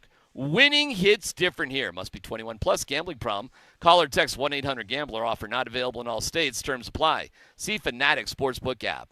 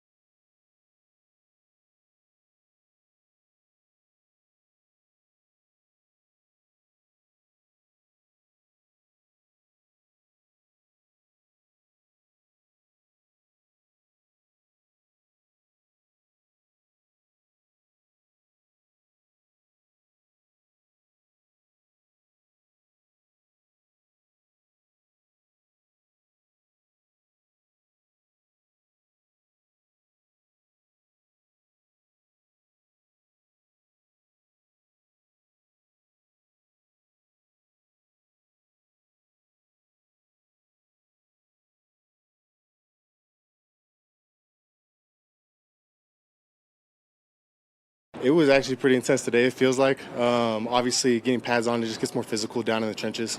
Back end, it's a little different when you're covering guys without pads because you don't have a lot of hand placement to use. But being able to kind of use that surface area that we got now, go out there and kind of get back in the flow, it was fun. It was great. Training camp coverage on Altitude Sports Radio 92.5. Powered by Ramos Law. Car accident, you need Ramos Law. Medical doctor and attorney, ramoslaw.com. Let's talk about Hufanga real quick, and then we'll give you a recap for the day. What kind of role do you guys see him playing this year? What kind of impact? Who is he going to be, you think, for this team? Should be the same dude he's been. I mean, he's a high-flying, big-hitting, fun guy. You know what he is? He's like he's a J.K. Dobbins of the defense. He's an energizer. Tone setter. Yeah, he's a tone setter that the rest of the defense, they're going to feed off of him. That hopefully doesn't miss games again, right? Yeah. How much time did he miss? Did he miss? Not much. I mean, well, Brandon he Jones doesn't miss time games again, like he did last year. And gotcha. his last year with the Niners. And so here's the thing that's interesting about Talanoa Hufanga. His overall body of work as a career safety, to me, puts him in the conversation of he should be a top 10 safety in the game, if not potentially top 5 safety. But what has been elusive for him since, and I believe he had his second year with the 49ers in 2022 and his third year, 23. He had 7 combined interceptions in those 2 years. You want to know how many interceptions he's had since? 0. Why? Broke his hand with the 49ers. And he broke his hand with the 49ers. He missed an extended period of time his last season in 2024. And ever since that, he's dropped picks last year. And he had 3 or 4 he dropped last year. Oh, I do remember those. Yeah. Well, I remember he was beating himself up, too.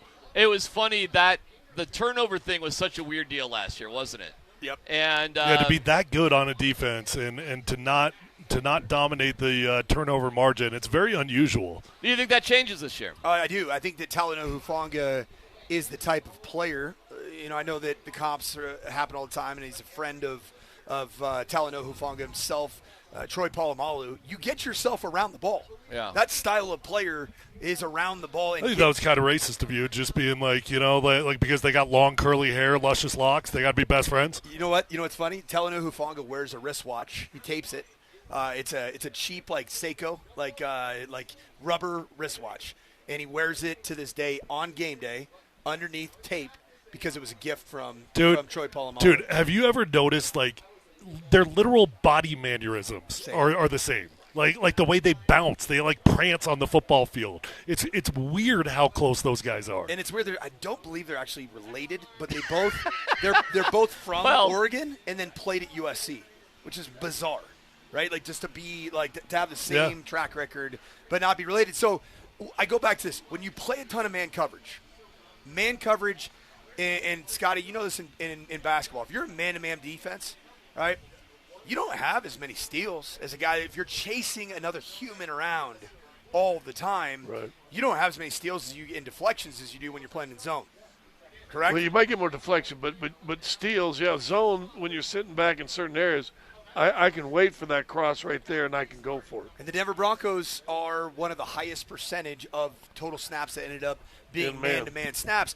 So Pat Surtain, if he was a zone merchant and he's sitting back in cover 2, cover 4, there's no doubt in my mind with that length, his athleticism, I've seen his ball skills, he'd be a guy that'd have 4 to 6 interceptions a season. But he's playing a ton of man coverage. He's shutting down even the ability for easy completions. Therefore, these numbers are a little bit misleading because you realize what the Denver Broncos defense did last year? They led the National Football League in fewest yards per play as a defense. They were better than the dominant Super Bowl champion Seattle Seahawks in the regular season. They give up 4.2 yards per play to the Seahawks 4.4, which is second best league-wide. All right, let's recap what we saw today. Tyler, take it away. I mean, it was a short practice, but what'd you see? First day of pads. I was excited. It was not what I thought it was going to be, but now I feel stupid because as Coach reminded me, this did happen last year. I forgot about it too. This exact same thing happened last year. We got all excited. The pads came on, and we were like, practice is over? What are we talking about? I mean, it was a 90-minute practice. And as Coach pointed out earlier, you take away stretch out of that, they were walkthrough. They're in walkthrough. They were maybe doing football for about 50 minutes.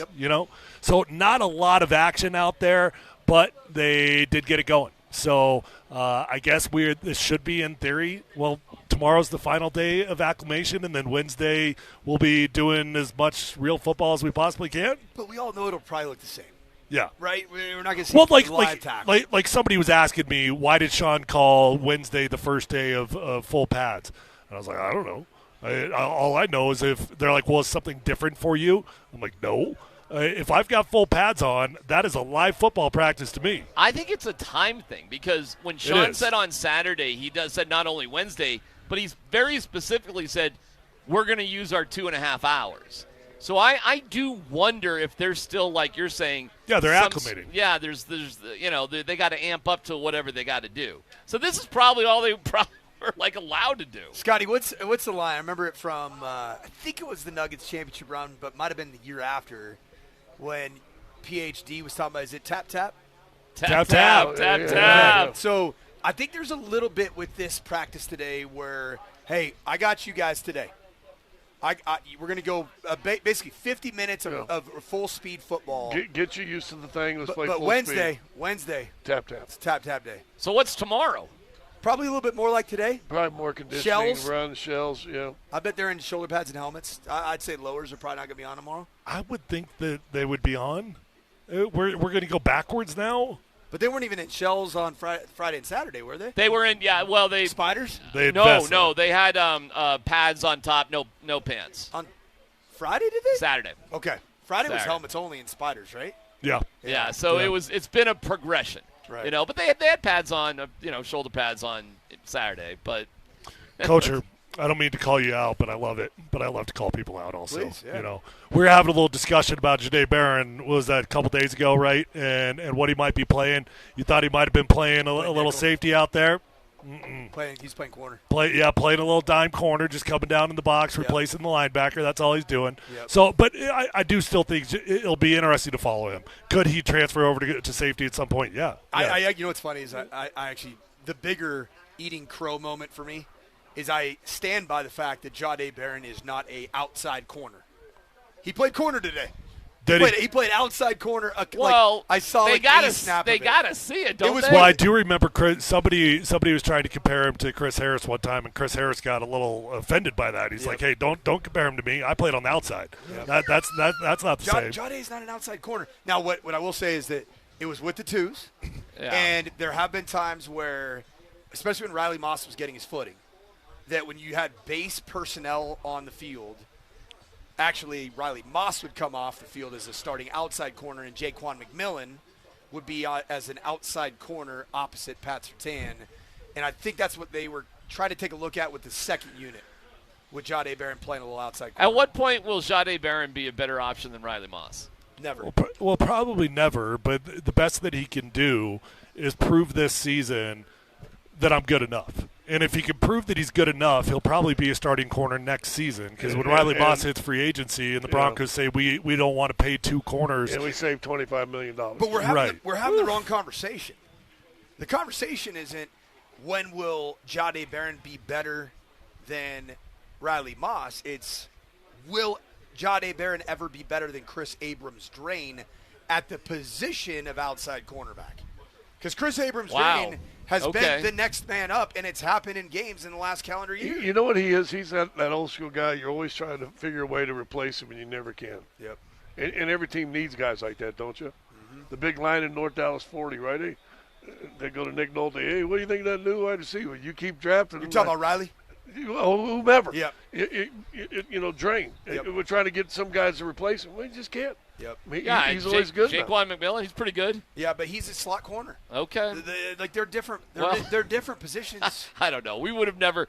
We were all shocked when he was drafted. None of us thought it was a very. We're still good, shocked. I know. Here we are, man. Didn't he play some safety in college? He played. He played literally everywhere in Texas's hybrid defense, but the position that he played is called the star position, and it was. I remember that. He was the Joker. Yeah, that's right. It was.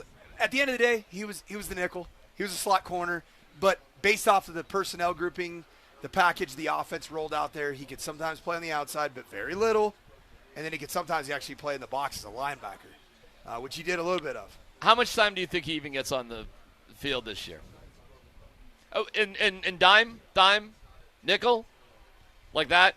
I think he's your backup nickel. Okay. And he's your starting dime. Meaning that would imply that Jaquan and Jade Barron on the field. Well, isn't most teams now base a nickel? Yes.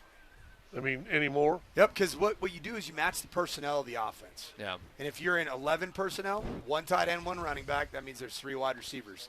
Therefore, you want to have an extra defensive back on the field. Well, the other reason is the tight end position. Tight end position has evolved so much that teams are terrified to be in base. They don't want these bigger old school inside linebackers having to cover up on Evan Ingram when he was younger. So that's what when I was young.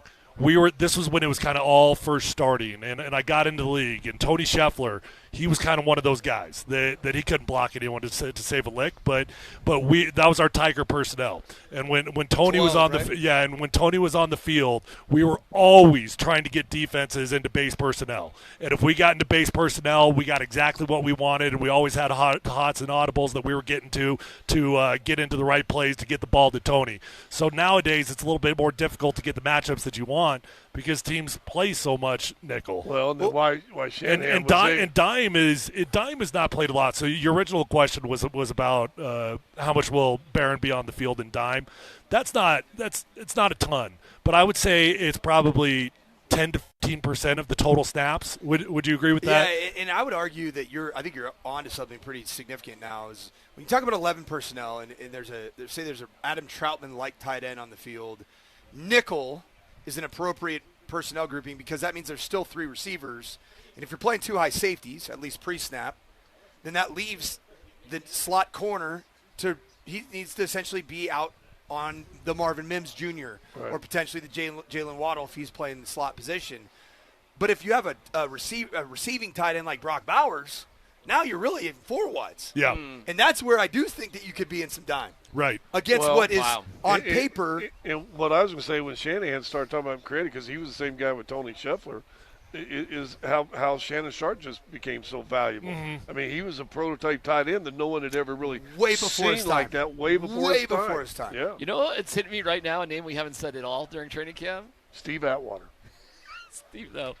I got a name I was thinking of that I haven't noticed yet. You want to say it on 3? Okay, sure. Hold on. Okay, give it 1, 2, 3. Jonah Coleman. Lee. Who? I said Joe Lee. Who'd you say? Oh, I said Jonah Coleman. Jonah Coleman. Miners. I don't know. Underappreciated. Can I play that? Well, Jolie would be pretty. You got to be pretty dialed. You got to be pretty dialed in to be watching him. He ain't making the team. Let's take it one at a time. Jonah Coleman. I agree with you. Like I thought he was going to be like the camp darling, whatever. I think that was propaganda. That was like pre-World War II. We're dropping leaflets all over the countries. That was let's light a fire out of holy cow. Our last year rookie. You know what it was? The draft was weird. And he seemed to be the most, let's talk about guy. And Could play guy. Came out here. Now that it's a training camp and you got Dobbins and R.J. Harvey, whatever, he's a 4th-round running back. I'm not trying to diss him, and hopefully he has a great career. But all of a sudden, it doesn't shine, Tyler, as much as that. Who's your guy? But you also – I said Quinn Miners. Quinn Miners, well, he's just the belly man. He's just a regular guy. I know, but he's whatever. Dude, he's the best. He might be the best guard in I football was just right thinking now. because you guys were talking about tight ends, like Joe Lee. Like we talked about, like how's this guy really going to fit in, and what's he really going to do? I haven't seen it. I don't even remember what number he is. 83, 82. Hey, get your lips off 83. He's 80. Get your lips off 83. Bandy. Come on now. Unless they're wet. The number that stands out the most right now is number 30 because it's such a weird number for a wide receiver to have, and that's what Akeem Butler's bumping around. You want to know what happens when you're wearing jersey number 30 in the NFL at training camp? If you're a wide receiver, you ain't making the team. You're cut. Just gonna lob it out there. I got you. We can waste a ton of air here, but all right. Outside of a major injury happening to either Cortland Sutton, Troy Franklin, Pat Bryant, and I don't want to speak that into existence. Hakeem Butler, as good of a story as he is, he ain't making this roster. What are we missing? Little Jordan Humphrey too. We have all 5 huge receivers that are established NFL players that have played. Okay. But Humphrey last year started on the practice squad anyway. He did. He may be that guy. Cut. He played for the Giants. Yep. He played for the Giants against the Broncos. And then 2 weeks later, he was back on the Broncos. And playing. The prodigal. Getting the ball thrown to him in an AFC Championship game. All right, we'll take a quick break. Let's Football Go coming up next. Training camp coverage on Altitude Sports Radio 92.5. Powered by Ramos Law. Car accident, you need Ramos Law. Medical doctor and attorney. RamosLaw.com.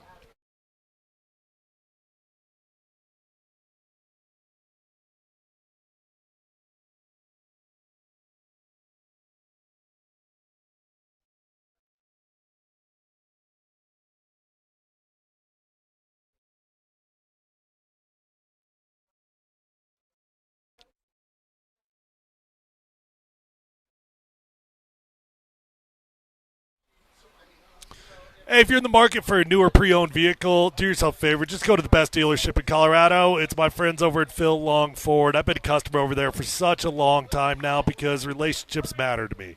I bought my first car my rookie year, and it's the only dealership I ever go to. I know them, love them, trust them. I bought many vehicles. Guys, they're going to get you in, get you out. And if you value relationships, you'll probably become a long-term customer just like I did. They're going to respect your time, find you the vehicle of your dreams, and give you the best price. One-stop shopping over at Phil Long Ford. You don't have to drive all over the state looking for a newer pre-owned vehicle. Just go to Phil Long. There's over 1,000 cars, trucks, vans, SUVs, electric vehicles, even commercial fleet vehicles on their lot right this minute. So whether you're looking for a new vehicle or pre-owned vehicle, the vehicle of your dreams is already at Phil Long Ford, and they've already got the best prices at Phil Long Ford. They also have an award-winning service department, so once you buy that new vehicle, keep it serviced at Phil Long, and you're going to have a beautiful ride for a very long time. Let them know that your friend Tyler sent you on over. Check them out online at phillongford.com.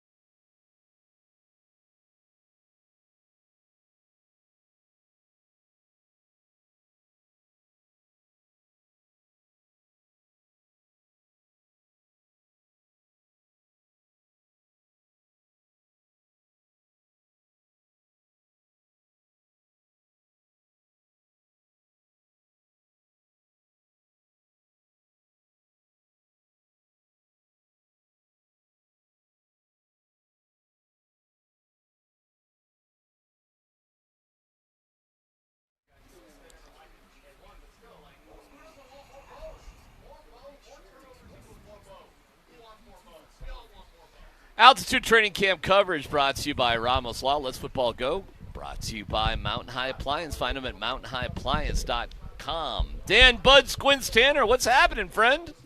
All right, guys, let's go back to Saturday. Bo Nix talked to the media for the first time during training camp. He was asked if he was consulted when Sean Payton was considering giving up play call duties. That was a long process, getting him here in the first place.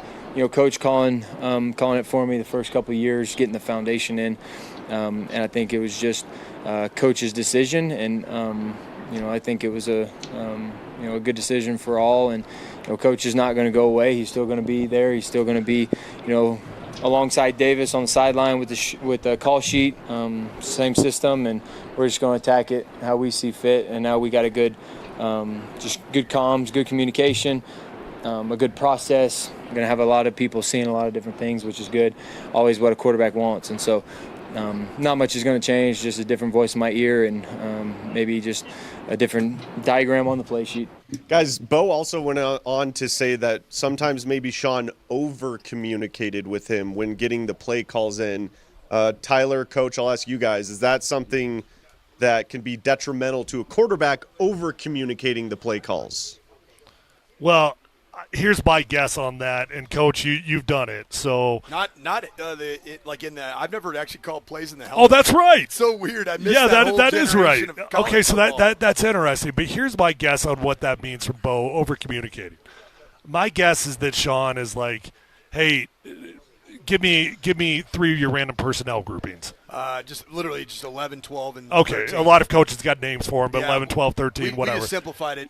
So the first thing you do is like all the coaches are like 11, 11, so now the coaches are relaying it, so everybody on the sideline knows who needs to go in. And then we start to get the play call out. And then Sean is like, oh, man, you know what, I'm changing that thing. No, we're going 12. So I think Sean probably had a tendency to change the play call, and now all of a sudden there's just a minutia of verbiage that is coming out.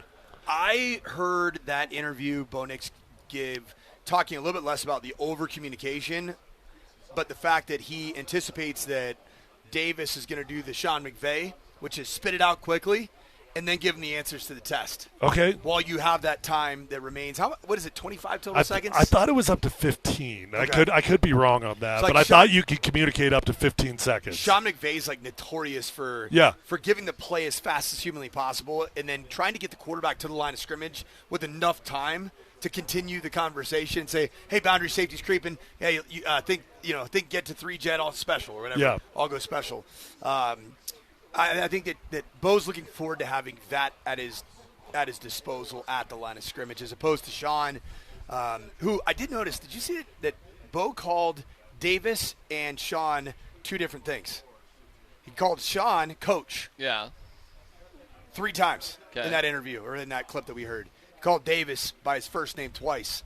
I think that there's a level of relationship. We talked about Friday. There's a level of ease of communication. I didn't think about, like, Davis was part of his recruitment, like, with the Broncos. Like, Bo mentioned it. Davis was there when they worked him out up there at Oregon. Tons of pre-draft work was probably done by Davis. So the relationship with Bo and Davis is really, really deep. Well, maybe a bit deeper than we might have even suspected. Well, that's what I said Friday. Their relationship should make it easier for Davis to transition in. 3 things picked up. Coaching Davis was one of them. Second was now we'll call what we see fit. All of a sudden, maybe there's a few choices that we had to run that wasn't necessarily what I really wanted to run. Mm-hmm. And the second was the communication. Good comms. We'll have good comms. And I guarantee you, it's probably Stuttering Joe was sitting there, and as you said, what you call him? Stuttering Joe. And he was, rambling plays. No. Try to wait. I got this, and he's searching the whole play. Oh my God! And so I think, I don't know if there's a stat on this, but dude, how many big timeouts were they having to take early in the first and second half, and in late in games? You might need a timeout here and there. You just. Yeah, so listen, I think this was inevitable, and I think it was time, and I think I don't have as much fear because Davis is a first-time caller as a lot of other people do. Do you think Sean ever dropped a relative to in Bo's helmet? I don't know. How could he avoid Hey, you got to this? watch that linebacker relative to the safety. Yeah. I guarantee you that was in there. You know what's so funny? What do you think it really was like with Sean Payton and Russell Wilson? Oh, like when Sean was just done with them? Can you imagine having to have that relationship when their relationship was so bad? You want to know how bad it got? He called Jarrett Stidham a spark. Do you remember that? Of course. Sparky. Yeah. Sparky Oh, himself. I used that for, when they got hammered that next game he started. Hey, this Sparky couldn't get it done that game, could he? Holy cow. All right, next story, Dan. All right, guys, you were talking about Pat Bryant today. Sounds like he had a good day. Here's Sean Payton on how Pat Bryant looks heading into year 2. Look, his weight's at a good spot. He's got some of the better hands in traffic with his feet on the ground. He's really good run after the catch. I said this to you guys a year ago. He's real smart, so he's someone that can move from X to the slot. It'll be easy creating his role. All right, what are your guys' expectations for Pat Bryant in year number 2? What do you guys think about the weight comment there from Sean? I didn't even know what that meant. He didn't think he was in shape last year. So is he lighter this year? Is that what it means? I don't know. I looked it up. As soon as he said it, I went to the sheet to well, how much does he weigh? Wait, 6'2", 208? They got him at 200, so he must He have lost. You think he was heavy? Yeah, I do. Okay.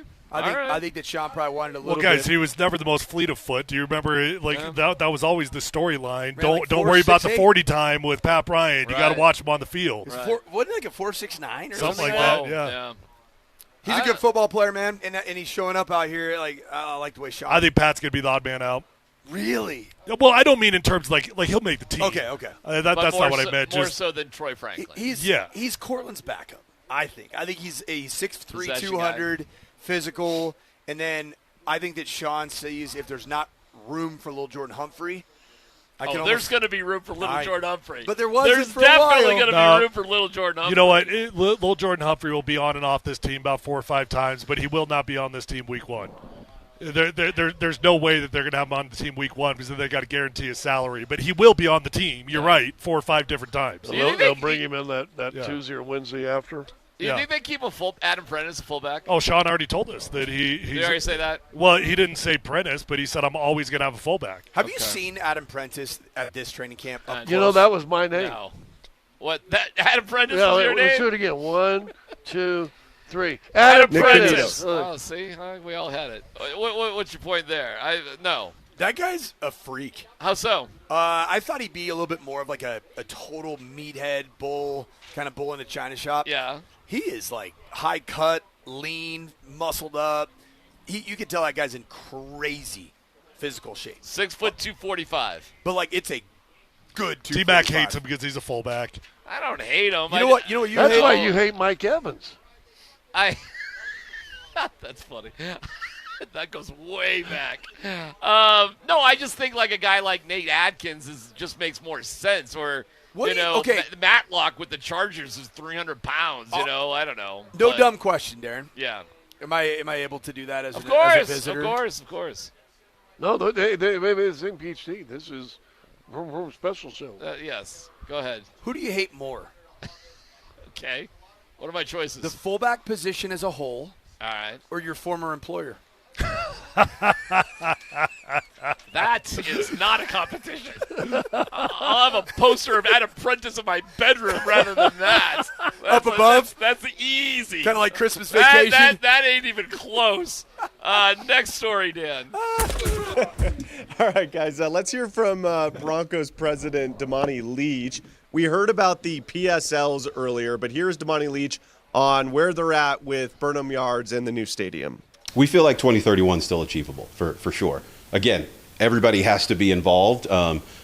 Certainly there's things that we have to do and deliver to city council, but there's other groups that are participating in the process in order to make that happen and make it a reality, but we think it's realistic and achievable.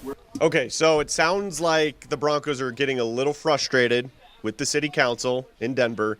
We talked about this earlier, but what do you think are the chances that the Broncos do end up staying in Denver and build a stadium at Burnham Yards? Well, hold on. Did I miss it? What specifically they're frustrated with?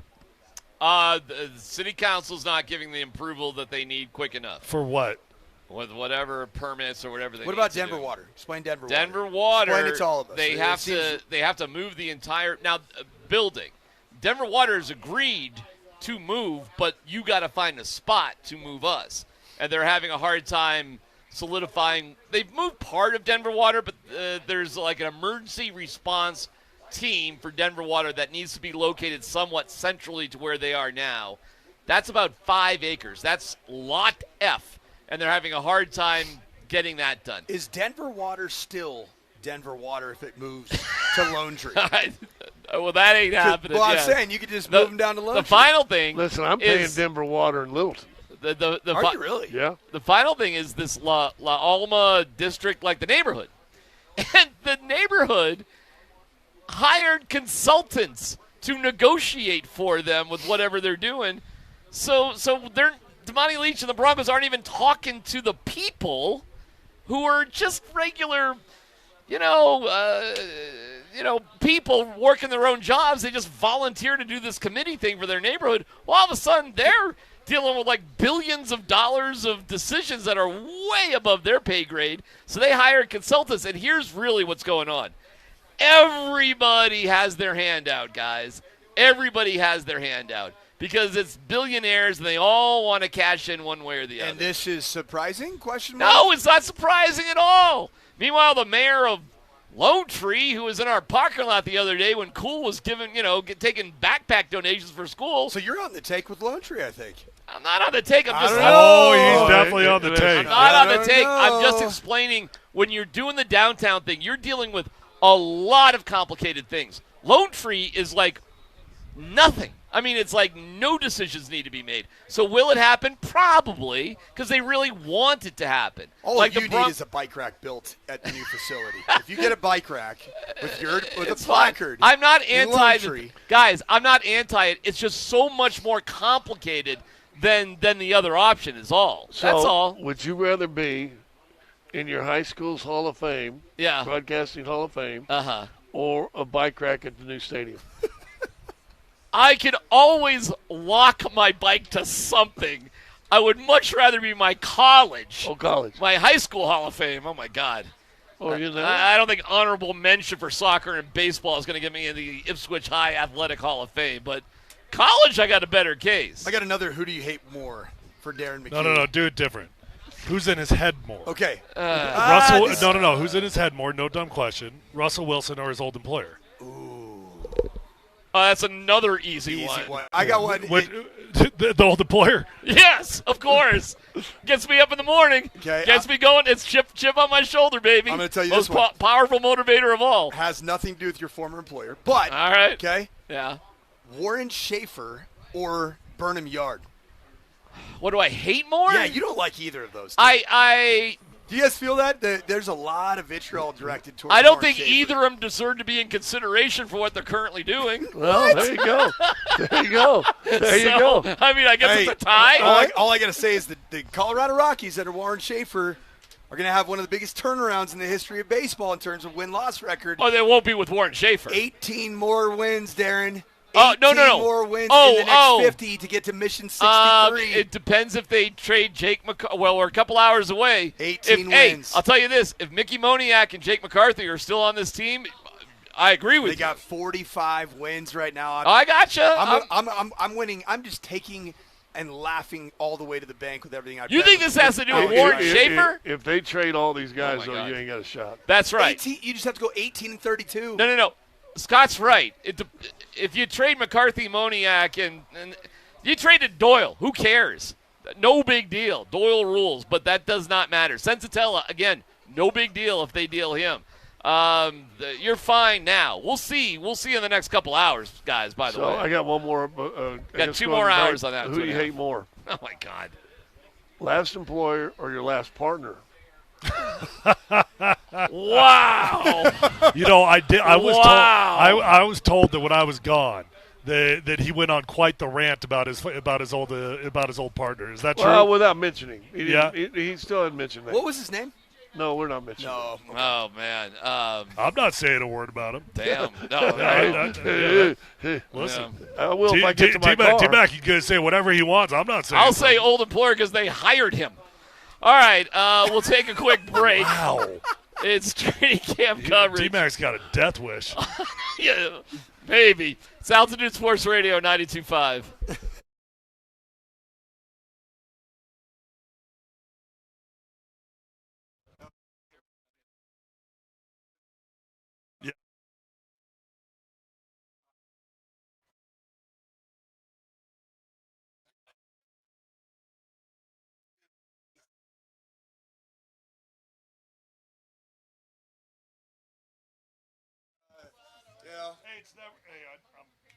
Hello. Hey, it's never too early and it's never too late to start planning for your retirement, guys. Start getting your financial life coordinated by calling the fiduciary advisors at Trajan Wealth. Build one plan around your investments, taxes, and estate plan. Wherever you are right now, start the conversation at TrajanWealth.com or call 1-855-TRAJAN1. At Trajan Wealth, an informed client is a better client. Their fiduciary advisors take the time to listen, explain, and build a plan that actually reflects your life, not just a template.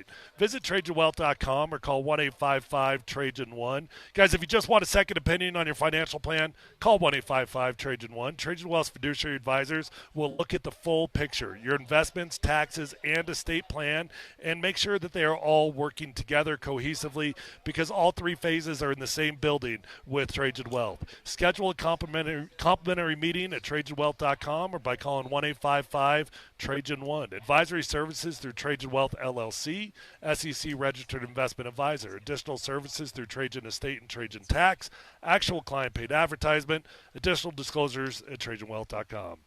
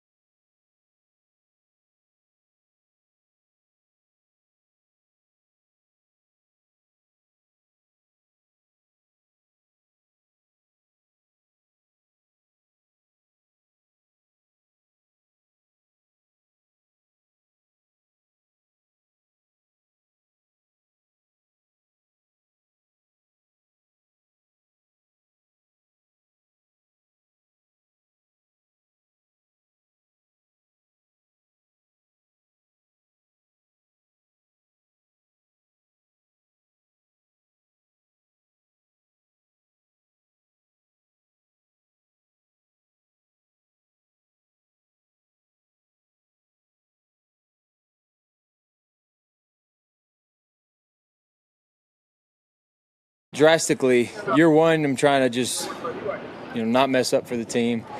And I feel like year three, I'm trying to make plays for the team. So it's just quite the different feeling.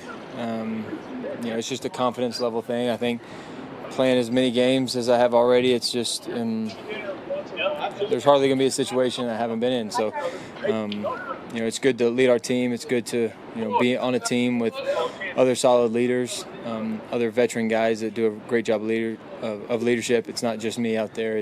There's a lot of voices, and I think we have a really good feel right now with the leadership and the guys that are responding to our leadership, and we got a really good team.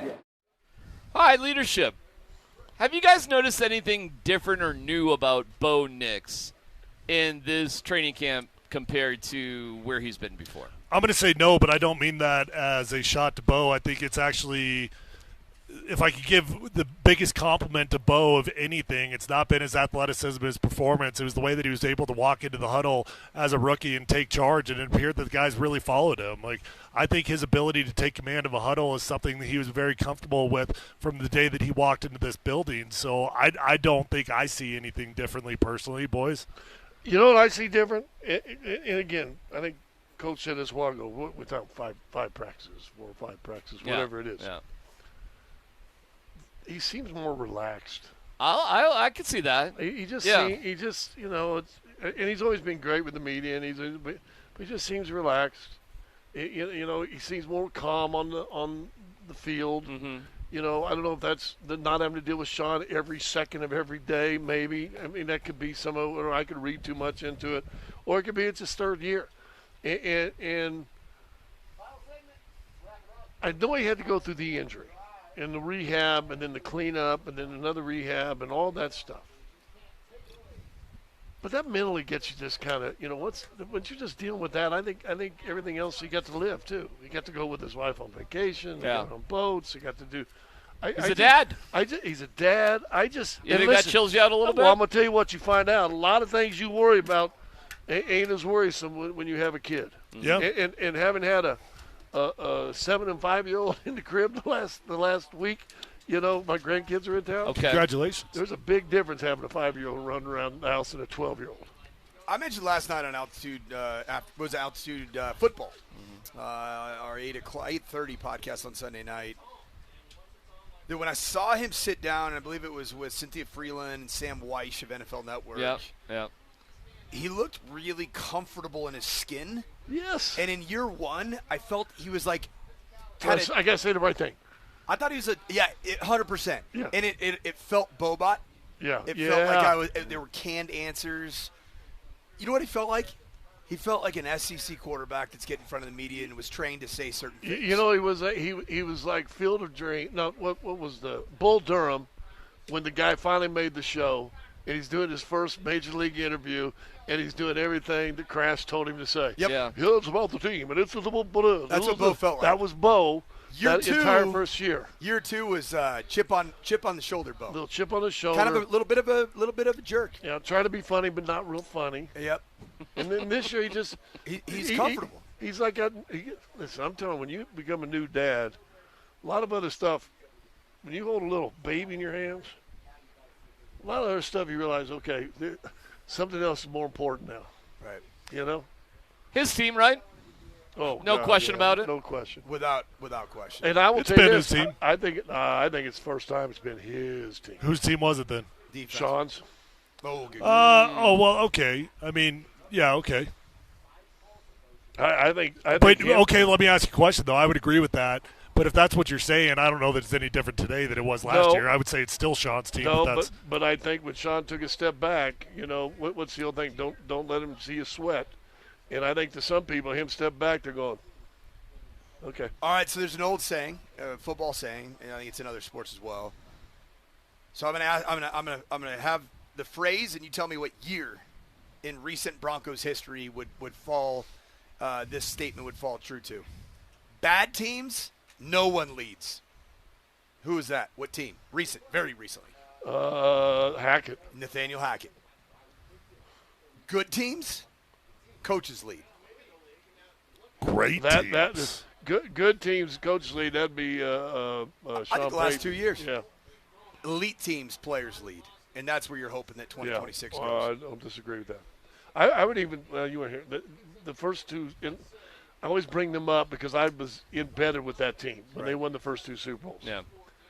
That was a team, and I know Shanahan, and you know Shanahan's ego, and Shanahan controlled the circus, but you had so many voices in that line. That was crazy. I never once, in the whole time I was here, with Shanahan head coach, ever saw him in the locker room.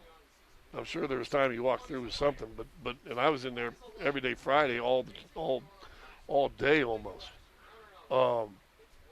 That was player led, and you know what? Winning 2 Super Bowls back to back, great team. And probably should have won the year before. Besides Bo, who else is a leader out here? That's a great question. Talanoa Hufanga. Yeah.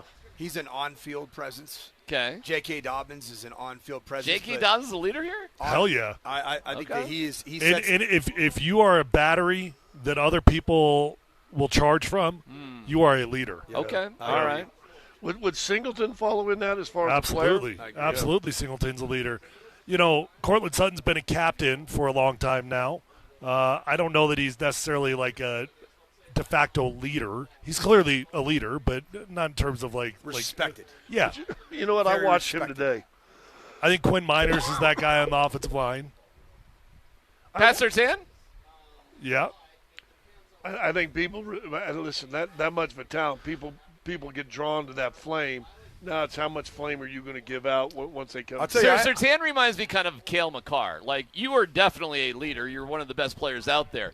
You're just not overly vocal or that sort of thing. But your ability is such that, you know. Anybody needs a question in coverage or anything like that, who they go to? They probably go to Surtain. And the same thing I was going to say a while ago, I was watching Cortland today. I watched 2 or 3 guys come up to him, and he might not be that.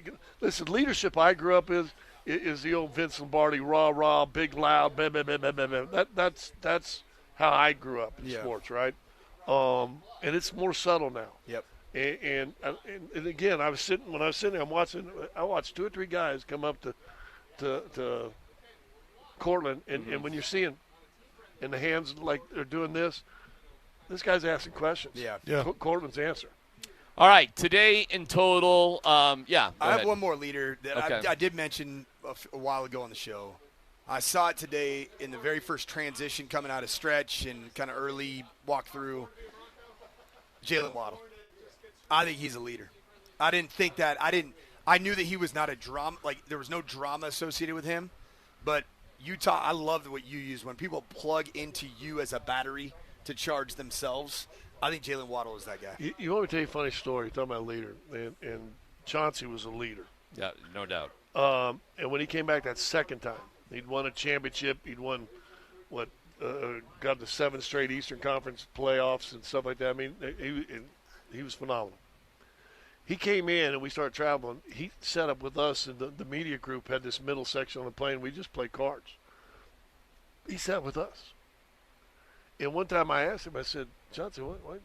Because the other guys we're playing Boo Ray, and the other guys are playing Boo Ray back there. Now we're playing dollar, they're playing, $10 antes.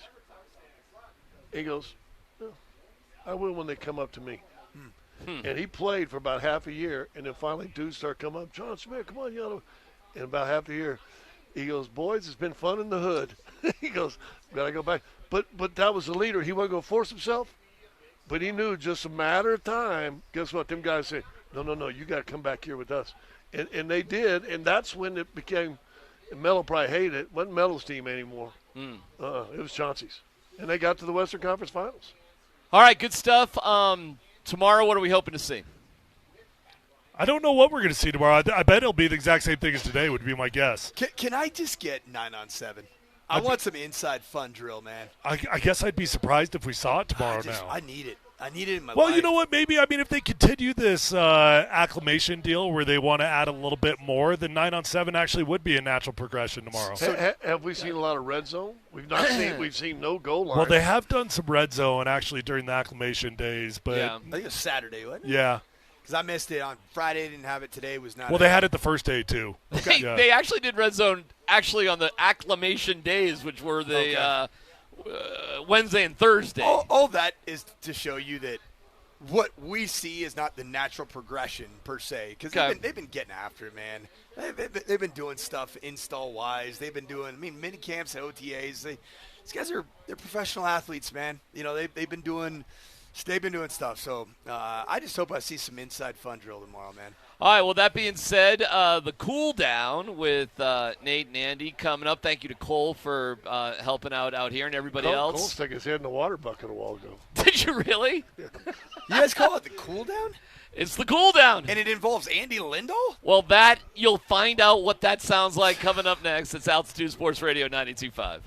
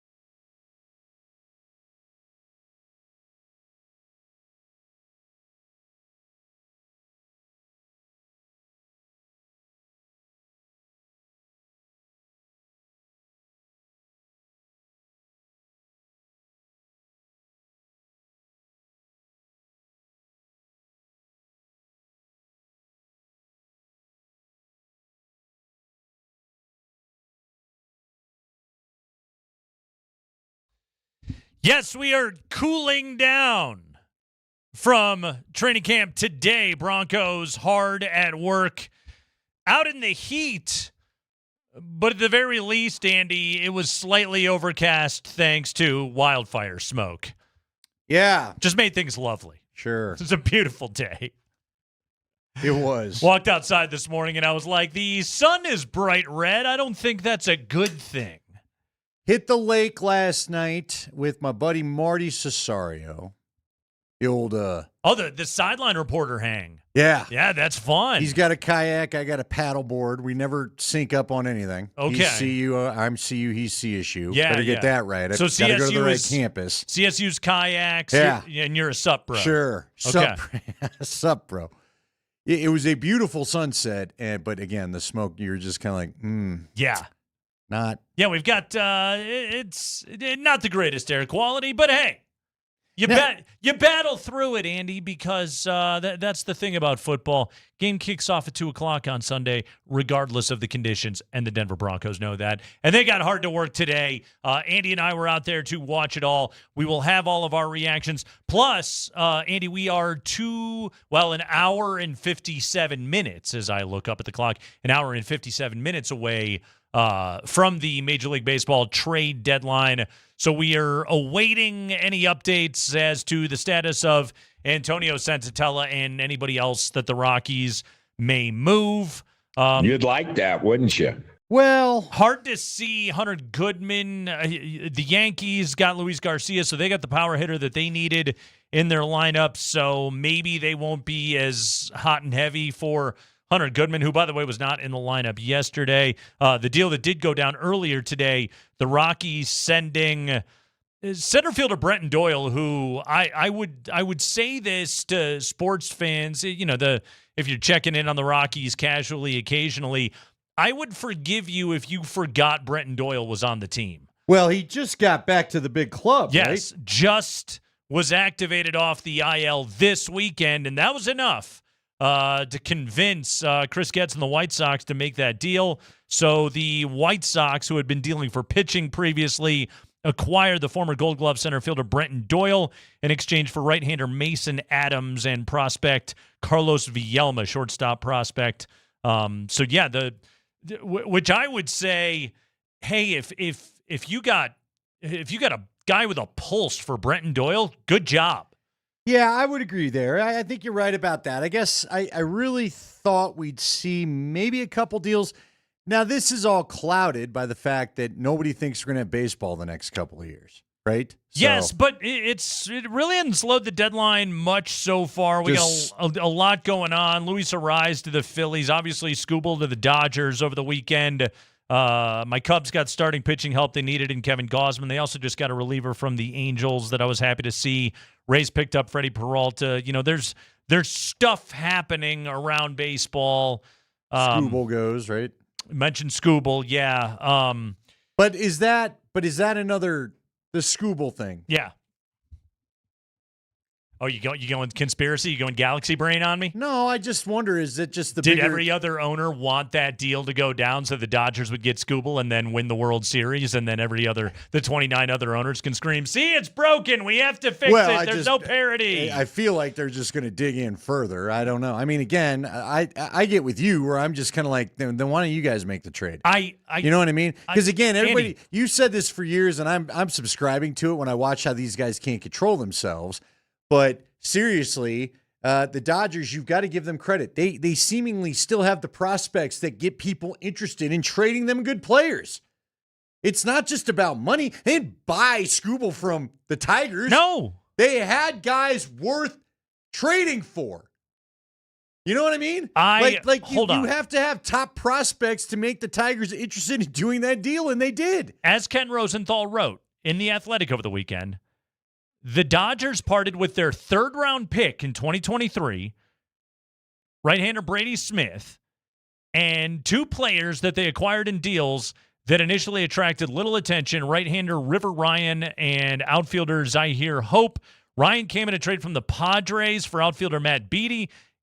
before even throwing a pitch in the Padres organization. Zahir Hope arrived in a deal in which the Dodgers were trying to clear 40-man roster spots. First, Michael Busch and pitcher Yency Almonte went to the Cubs for Hope, and pitcher Jackson Ferris, who had so little professional experience they did not need to be protected on the 40-man roster. My point here being is get mad at the Dodgers all you want. It's a free country. You're allowed to do that. If I'm a Brewers fan, if I'm a Rays fan, last time I checked, I actually am a Cubs fan. And I'm looking over at my ownership group in my front office and going, you couldn't beat that offer? You could have had him. He's a back-to-back Cy Young Award winner. So, yeah, I do the weird thing where instead of just being mad at the Dodgers, I'm mad at the 29 other teams, or I suppose in this case, 28 other teams that could have actually gone after and gotten Tarek Skubal. Did you not? Let's whine and cry about the Dodgers some more. I like, though, that you mentioned erstwhile Rocky Yancy Almonte. Yes. He got into the conversation today. Rocky did get in the mix. So that's good. We'll keep monitoring up till the deadline. I do hope at least a few guys get moved just because I just want to feel like, and again, boy, if you're ever going to move Kyle Freeland, yesterday would be the day to hopefully get some people interested, although. Club's first complete game since 22. How about you see that? And at home. Yeah, on a 1,000-degree day. It'd be kind of a cool way because I wouldn't mind seeing Freeland battle, for some playoff ball. It'd be a nice way to kind of bookend the career here in Colorado, I guess. Red Sox, by the way, got their all-star catcher in Adley Rutschman from the Orioles. So that went down this afternoon as well.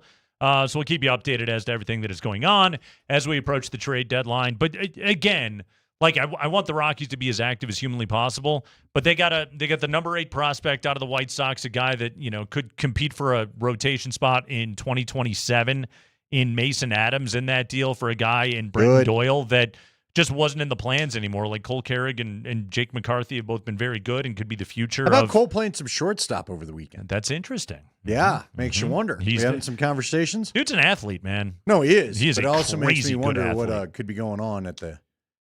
We'll see. Broncos today, Andy. There's your tinfoil hat. Yeah, let's cool down. Let's cool down from practice because it was 105, I think. It was very hot out there. God, you and I were standing there sweating. You know what? The only other time I've stood there and just could feel the sweat running was in Tampa Bay in 2016 when we had to play there. It was a hot one today. Yeah, today was kind of stupid, frankly. And it was hot, and it was just it was sticky, and it was very clear, this air is unhealty. No, this isn't good for anybody do you think, I almost asked Sean Payton this, but I couldn't gauge the mood, right? He wasn't grumpy, but I think he's even God, it's hot out here. I wonder if do you think he likes having the heat? Because he's kind of, I wouldn't call him, he's almost, he's not quite old school as I thought he would be. He's a little more nouveau old school, if you will. He goes back to some old school habits and whatnot, and yet he's not trying to beat the crap out of his team. No, you know what I'm saying? No, when it comes to strength and conditioning, player health, all of that, he's not going Parcells. He's very progressive. Yeah, no, he is of the belief of keep these guys as fresh and as healthy as I possibly can. The Andy Reids of the world and guys that still load up on the pads and go smash into each other. That's not Sean's bag at all. Do you think he enjoys the heat? Does he think he's getting good work in the heat? I mean, do you think there'd be a point? DMac keeps bringing it up. Do you think they'll ever go inside? And part of me feels like that's the ultimate last sacrilege of camp is to just go inside because of the heat. Right. But when the air quality and the heat is that bad, right, he may have real cause to do honestly, so. It's a good question. If somebody from the medical staff came to him and said it's definitively not healthy for your athletes to be out in this right now. Actually, I saw a sign on the highway the other day of it said exercise indoors, which you're still breathing the same air when you're indoors, but okay, fine. Then maybe they could go in that way. Let me put it this way.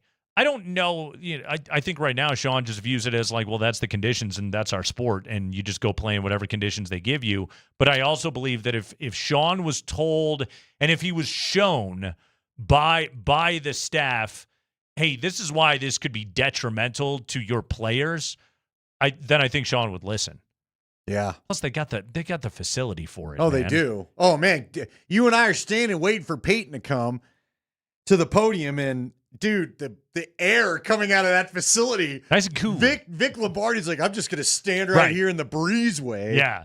Just Holy cow. Enjoy the cool a little bit. Okay, so Andy, first observation. What jumped out at you today? Well, Nate, you and I have talked a lot about it. Well, you know what? I will steal one. I got to grab my roster. Steal away. I will steal one from, I didn't bring it in with me, of course. Big 71, the Iowa offensive tackle, 335 pounds, massive human being. And I'm forgetting Tyler Miller. Tyler Miller. 6'9", Maybe a little something to watch. nice, 335, rookie out of Iowa State. And that's big. But guess what? Guess who he could be taking the job of here in another year or so is Mike McGlinchey. And I believe McGlinchey's about 6'7", 6'9" himself. He's going to have to beat out Frank Crum for that gig. So, Frank Crum at 6'7", 315, no slouch himself. No, this is not the old Bronco days of the tiniest, strongest lineman on the planet. No, this is a new version of Bronco. Yeah, they're going to maul you if they can. So he was fun as we just tried to look for some young guys. I had a laugh with the guys at the tent because I saw my first we were watching the one-on-ones between the offensive and defensive line, and like 3 defensive linemen just one around the edge, including Drew Sanders, got one on our guy Palczewski, who I just think is a better guard than a tackle. I think ultimately he'll profile as a guard and go back there and be really good and be able to fight in the phone booth space, as they like to say. But could be left guard of the future. But I saw actually could be left guard of the present. I saw McGlinchey. I saw the guy you just mentioned. What's his last name? Tyler Miller. I saw 3 straight linemen do the old kick step when they got done. Let me work on my kick step. I got to get out there and cut that angle. And I looked at Leggy, and Leggy goes, none of these guys are going to beat any of these defensive linemen in these drills. I don't know why they're worried about it. So we've hit that point of camp. Already? Well, I mean, but Nate, you and I talked about it. I was out there Saturday as well, and you know, listen, there's some fun. Again, the receiving group is fun to watch. You brought this observation to us Friday. There are some fun things to watch. Pat Bryant, hell of a nice back shoulder catch from Bo. Bo didn't have the cleanest of pockets to work in, and he didn't get happy feet. He stayed in there, drove the ball like we always talk about, hit him on the back shoulder fade. That was after what would have been an interception eliminated by an offside by Nick Benito, but Riley Moss would have had a pick on Cortland Sutton, I think a play or two earlier. I'm just saying, man, we know what this team is. Now, you know, Wattenberg left the field. Sean said, we're hoping he's okay. We think he's all right. We're not going to get an injury report in camp. You and I both know that. And then DeAndre Tillman, I told you as you and I were walking back to our cars, apparently had a little bit of a hamstring injury. After what we read from Wickersham, that might not be the guy that wants to get on the hammy list. No. I mean, Sean's probably still a little fiery about him not playing in a game he dressed for. It is the Kreckman and Lindahl Show. We are with you today until 6 o'clock. I say Kreckman and Lindahl. Kreckman and Lindahl currently on the Training Camp Cool Down Show. All of our training camp coverage is brought to you by Ramos Law. Car accident, you need Ramos Law, medical doctor and attorney. Visit ramoslaw.com. Andy, you mentioned him. I want to talk more about him. One of the most maligned Broncos last season because of some penalty issues is off to a very strong start in camp so far. What does that mean for the pecking order in the secondary? What are the Broncos doing at corner opposite Patrick Surtain? Is Jahdae Barron capable of being able to win a starting spot, or is it Riley Moss's all year long to lose? We'll talk about that coming up next.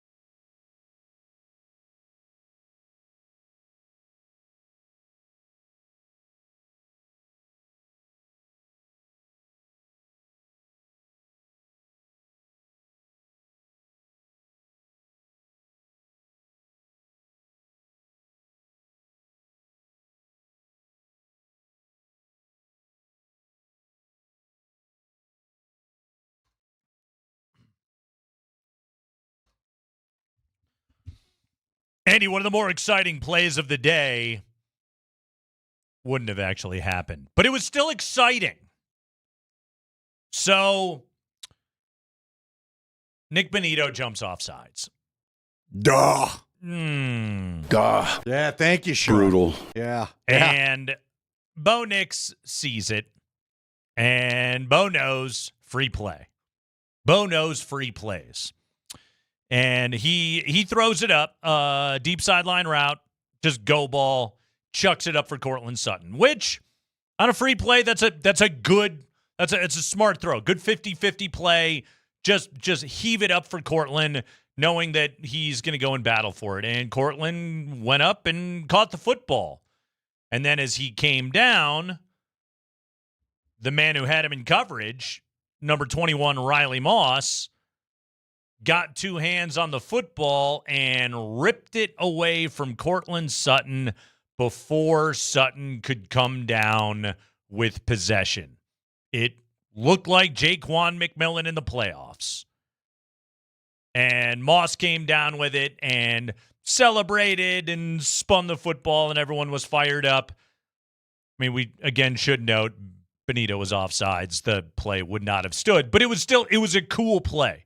It was a fun, athletic, impressive play from a defense in which we know massive point of emphasis is they need to create more turnovers. Today, Sean Payton, after practice, was asked his reaction to Riley Moss making that play on Cortland Sutton. No, it's fantastic, to watch. Because, look, there's two things that can happen. You're either deflecting it, but the ability to be able to catch it, as a defensive back, it's tough if you don't have decent enough hands because they'll just throw at you. So it was a good play. Yeah. It was good ball skills, and he came down with the football, and it was everything that you need to see. Andy, we know life's not easy when you've got to play across, and not just Patrick Surtain, any all-time great corner. And you and I have had the benefit, and Broncos fans in this town have been lucky enough to see two of the all-time greats ever to play the position in Champ Bailey and Patrick Surtain in a Broncos uniform. And I, by the way, when I say that, I mean no disrespect to Aqib Talib and Chris Harris. They were marvelous. They also, had the benefit of kind of being in the same secondary. Like, we have always watched guys have a tough life playing across from legends. Yeah. And Andy, I don't think it's too early to say it. I think Surtain is a legend. That's a future Hall of Famer, and Champ Bailey is one of the best football players we have ever seen in our life. And you get the ball thrown your way a lot. Wasn't help me out, just a quick pause so people don't think you're overstating things. If I'm not mistaken, wasn't Surtain DPOY? Yeah, he won a Defensive Player of the Year award. We didn't see Champ do that here. As a corner. Yeah. Champ was amazing here. He did not win one of those here. I'm trying to think. Stephon Gilmore did in what? Like, it was like 2019? Yeah. I think he got it. Yeah. And then Surtain, and then, I don't know, do you got to go back to like Rod Woodson or something like that? Yeah, likely. My point being, to call him a legend, I don't think is overstated. No, he won freaking Defensive Player of the Year. I don't think Louis Wright had it. I'm trying to go through all the great corners, and this franchise has had plenty of them. I don't think any of them did that. Yeah, it's just tough to do as a corner. You have to really stand out as a football player. So Patrick Surtain is always going to suck up a ton of oxygen. And, one of the things that Leggy always talks about is you don't see, he doesn't lose focus. Quarterbacks will think, well, I haven't tested him in 2.5 quarters. Let me chuck it his way. And he's locked and loaded and he's ready. Like he's going to make a play. Your guy's not going to see the football. That's a part of what makes this guy so special. He is able to withstand the mental rigors of, I'm going to go out and I'm going to play tight man coverage every single down. I'm not going to get to touch the football or have the ball come in my direction. Like, it's kind of human nature to eventually sort of be like, do I really need to work this hard at this? But Surtain doesn't slack off, just like Champ didn't used to slack off on plays like that. So it means that it's going to be tough on you when you play across from him. Riley Moss saw a ton of targets last year. He also played a ton of snaps last year. He's a durable football player and a good football player, but given the amount of targets that were sent in his direction, he's going to get called. He's going to get flagged. Like, it's just going to happen. And it was absurd last year, the amount of flags that went in his direction, and some of them were penalties and others were not. But that's kind of his life right now. And, Sean talked about him finding that balance and everything else, but, like, man, I'm telling you, Riley Moss is friggin' good. He is a good corner. He is I don't know, like, who was the best corner to play across from Champ? Were they as good as Riley Moss? It was Chris Harris. And that's later in the career. Yeah, remember Andre Goodman? He was pretty good. Yeah. The Josh McDaniels, he brought him in from the Dolphins. Goodman was pretty good. Dre Bly? No. Not so much. God, do you remember that? Yeah. That was supposed to be the old Carolina connection or whatever. Where were they? They'd crossed paths together somewhere. Like, they knew each other in a past life somehow. Because they were all excited to play together and they were buddies. And all I remember is Dre Bly. The Rockies get knocked out of the World Series, and that Monday, Dre Bly is getting burned by Brett Favre in overtime to lose that game. Remember that? Yep. That long pass? Mm-hmm. Dre Bly was a fun interview, but he was not what the Broncos had hoped for when they traded for him. No. So, no, to answer your question, I don't think Champ ever had. And look, Derek Williams is on his way, but he didn't get a long stretch to play with him, right? Yeah. So, all right. So then today, Sean got asked about Jahdae Barron, which Sean, apparently someone had written recently, I had not read it, that Jahdae is moving to safety, to which Sean said, no, that's not true. He said he's a nickel, he's an outside corner, and he plays linebacker and dime. That's what he does, but he's not a safety. Like, he's not taking Talanoa Hufanga or Brandon Jones' job anytime soon. So, Jahdae Barron is a former first-round pick who's just trying to get snaps. And so far, what I've seen out of this secondary, there's still a very clear pecking order of it is Surtain and Moss on the outside. It is Jaquan McMillan, who's one of the best slot corners in the game, at nickel, and I don't think anybody is supplanting any of those guys. no, I don't either. And again, I know, and I already see a text on the text line. There's people that are frustrated that Jahdae Barron doesn't seem to be the one that's going to take over that outside corner position. But I'm telling you, folks, part of the reason why they drafted him is to be able to play him multiple positions, play him all over. Which is what Sean said today. Yeah, and Sean made it clear today. They're not nearly as frustrated as the fan base is. Look, I think if Riley Moss were to depart after this year or next or whatever it would be, because remember, they've got the franchise tag they can use on him if they need to, if they want to pay that money. Yeah. Which could be weird because that might mean he's making more than Surtain. But look, Jahdae Barron, I think, is around to get developed even more this year, and he'll be in a battle, and likely he'd probably be the first guy to take a crack at it if you lose a Riley Moss. But to your point, the secondary, and you see it when you go out there. And I do think it leads to a little bit of boredom for the fans. You and I have noticed that, I don't know if you've noticed, but I have, the stands tend to empty out a little bit early. First off, every day at camp's been super hot. So nobody's going to, and they're not tackling. It's not the old school football camp of yore where it probably felt like you were more at a scrimmage and watching football. It's a lot of drills. It's a lot of, you're not allowed to touch anybody kind of stuff. But I just feel like you get out there and it gets a little boring because you're not seeing everything that you want to see. But at least this time around, the fans should be treated to. We've got some back and forth for once. We've got both sides ringing the bell. I'm not going to lie to you. I got lost. I don't know what the hell point I was trying to make, so I apologize to you, Nate.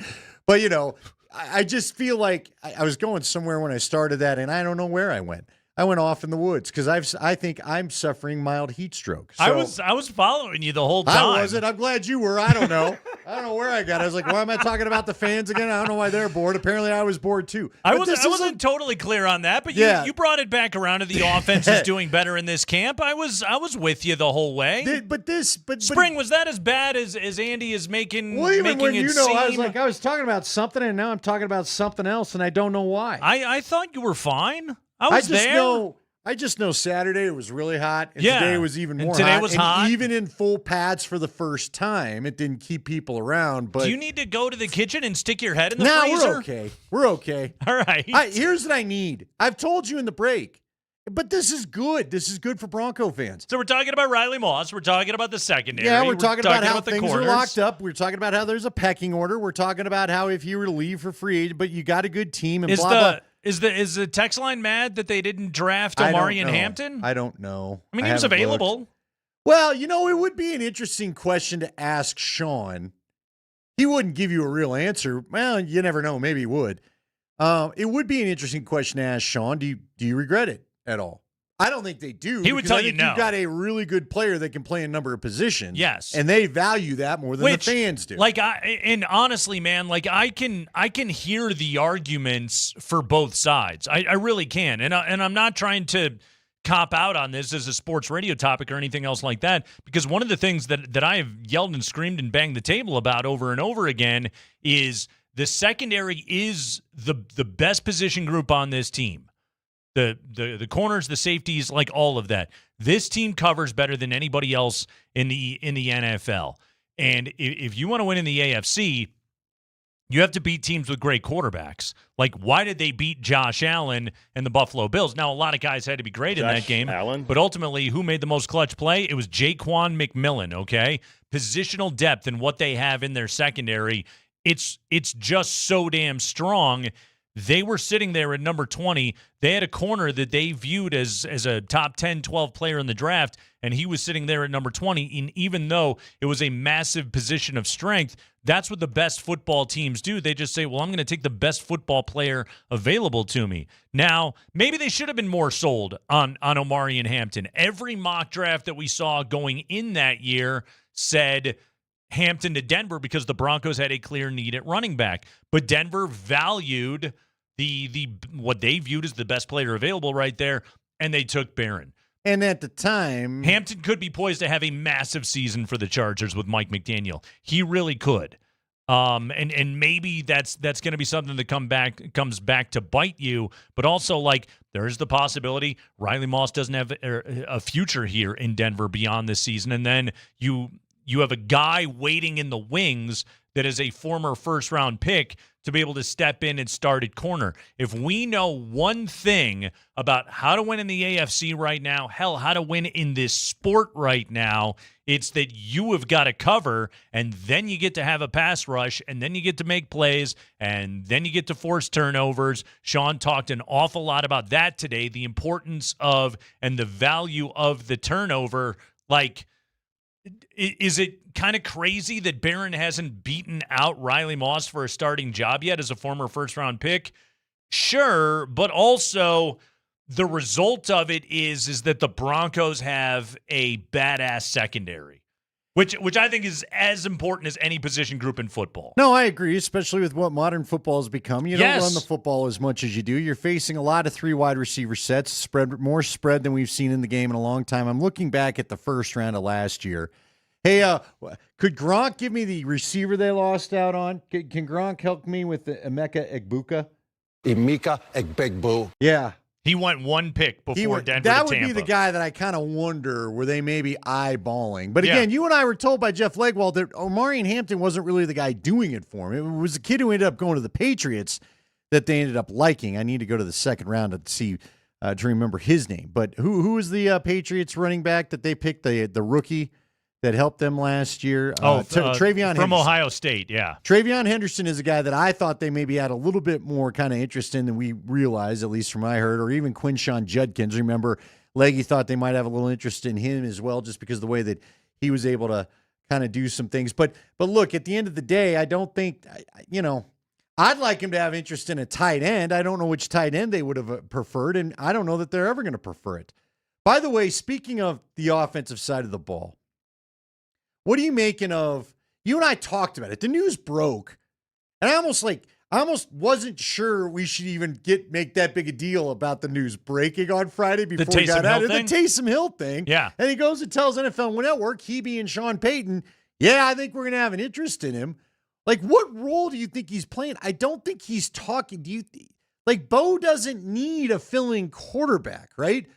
Bo needs to get more accurate on the deep passes, and the receivers need to catch them. But for the most part, Bo doesn't need a guy to come in and chuck Taysom Hill's quarterback experiment started because Drew Brees could not throw the ball deep anymore. And Sean still wanted that element of the offense.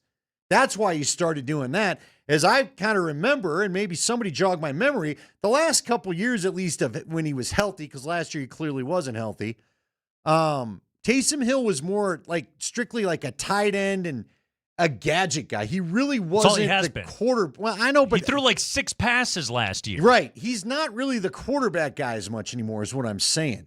Like, do they need him to be a tight end type option here? So today, Sean, because he got asked about Taysom Hill today, he said there's no hurry right now, and said he'll see Taysom in 5 days at Drew Brees Hall of Fame induction.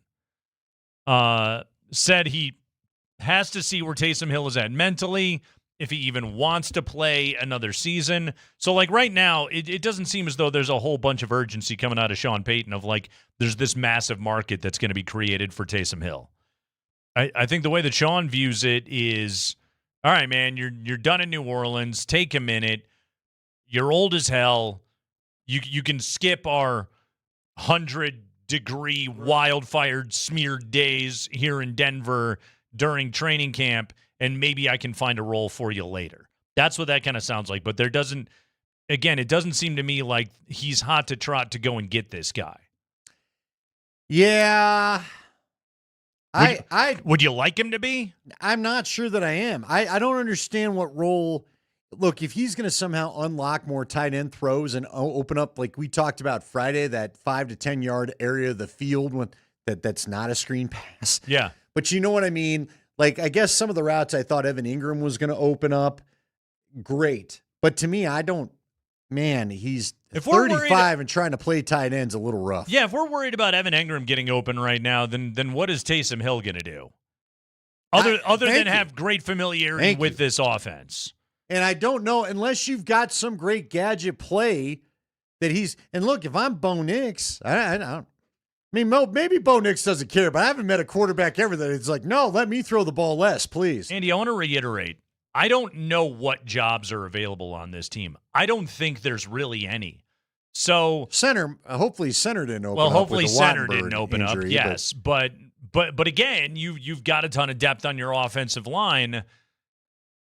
I don't know what jobs are available. I don't know what starting spots are available. I don't know what reserve spots are available on this team right now. So for all of you clamoring for, seeing a fan with a bring back Vaughn sign and Taysom Hill, like for what? What? This team is they've done all of the good building to this point. Like right now you're talking about, well, I don't know. I think that part of the roof needs a gargoyle. Like, no, it's beautifully built. Don't make it garish and stupid. Do you like a gargoyle? Not really. Do you like it? Does it make that? What does it feel? Medieval to you? It feels goth. You know what it feels? Unnecessary. It's the Kreckman and Lindahl show.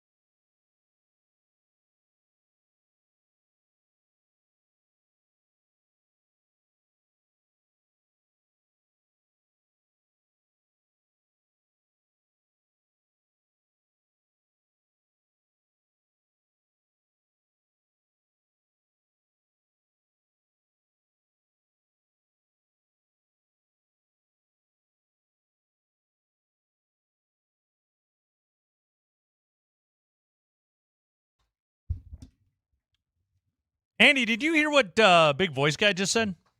No, what'd he say? I'm reading some funny text. What'd he say? Hit the showers with Nate and Andy?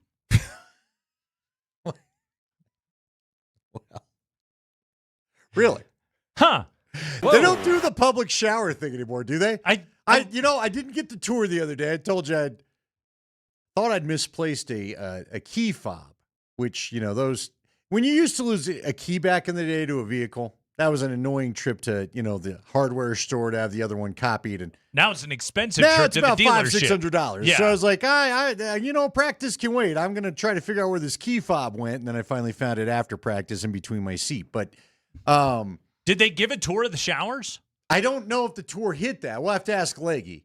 But yeah, I think the old one large room with just 20 rando shower heads is done, isn't it? I believe, I would think it is. Let me put it this way. If my dormitory at the University of Illinois 20 years ago had been updated, if we could have individual shower stalls, I'm pretty sure the Broncos' sparkling new gajillion-dollar facility can swing that for everybody. You saw the actual price tag, didn't you? In the Zach Stevens tweet from DNVR. What was the total? $175. And I'm not talking about $175. Okay. $175 million. That's what it ran him? For that facility. Okay. I watched the drone footage flying around the place. It would be a lot of walking. Well, apparently there's food about every 5 yards. There's food and drink readily available everywhere. Well, so that's if you nice. forget to something and you're on the other side of the building, you don't have to go, I can always find some trekking, Skittles. yeah. Okay, good.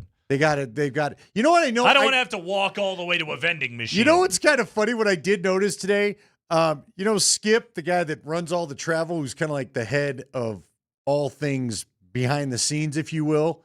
The assistant to the traveling secretary? Yeah, pretty much. He's all yoked up. He's as ripped as I've seen. Our guy Tyler, who you and I talked to, that we're trying to set up a couple interviews. I got to talk to Palcho, but a couple other people.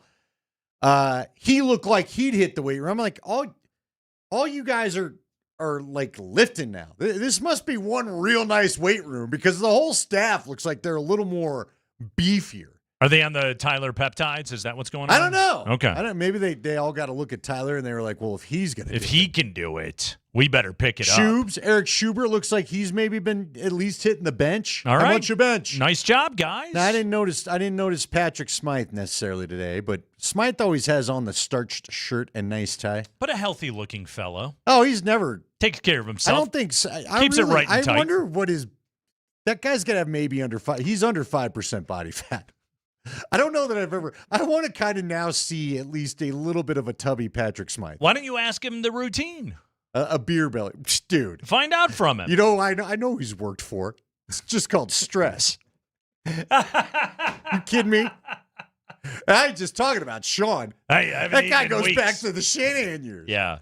Think about it. He's been through Shanahan, McDaniels, Foxy, Coobs, Haxie, VJ, Fangio. Now Sean? So that's the question. What's your weight loss plan? And his is apparently, I don't sleep. Who do you think is the grumpiest of the group? Because I know the easy answer would be Sean. I bet you Fangio was no picnic. How about McDaniels? I bet you McDaniels. I bet you knowing I would if I had to put money down on who's made Patrick Smythe's life the hardest, I'm putting money on McDaniels. I've spent a lot of time talking to people over the years that do that job. That have to be a head of media relations for either professional or college coaches. And I've heard many a story low over the years, but like it can be a cool job. It can be a fun job. You get to be on the inside of a lot of great stuff.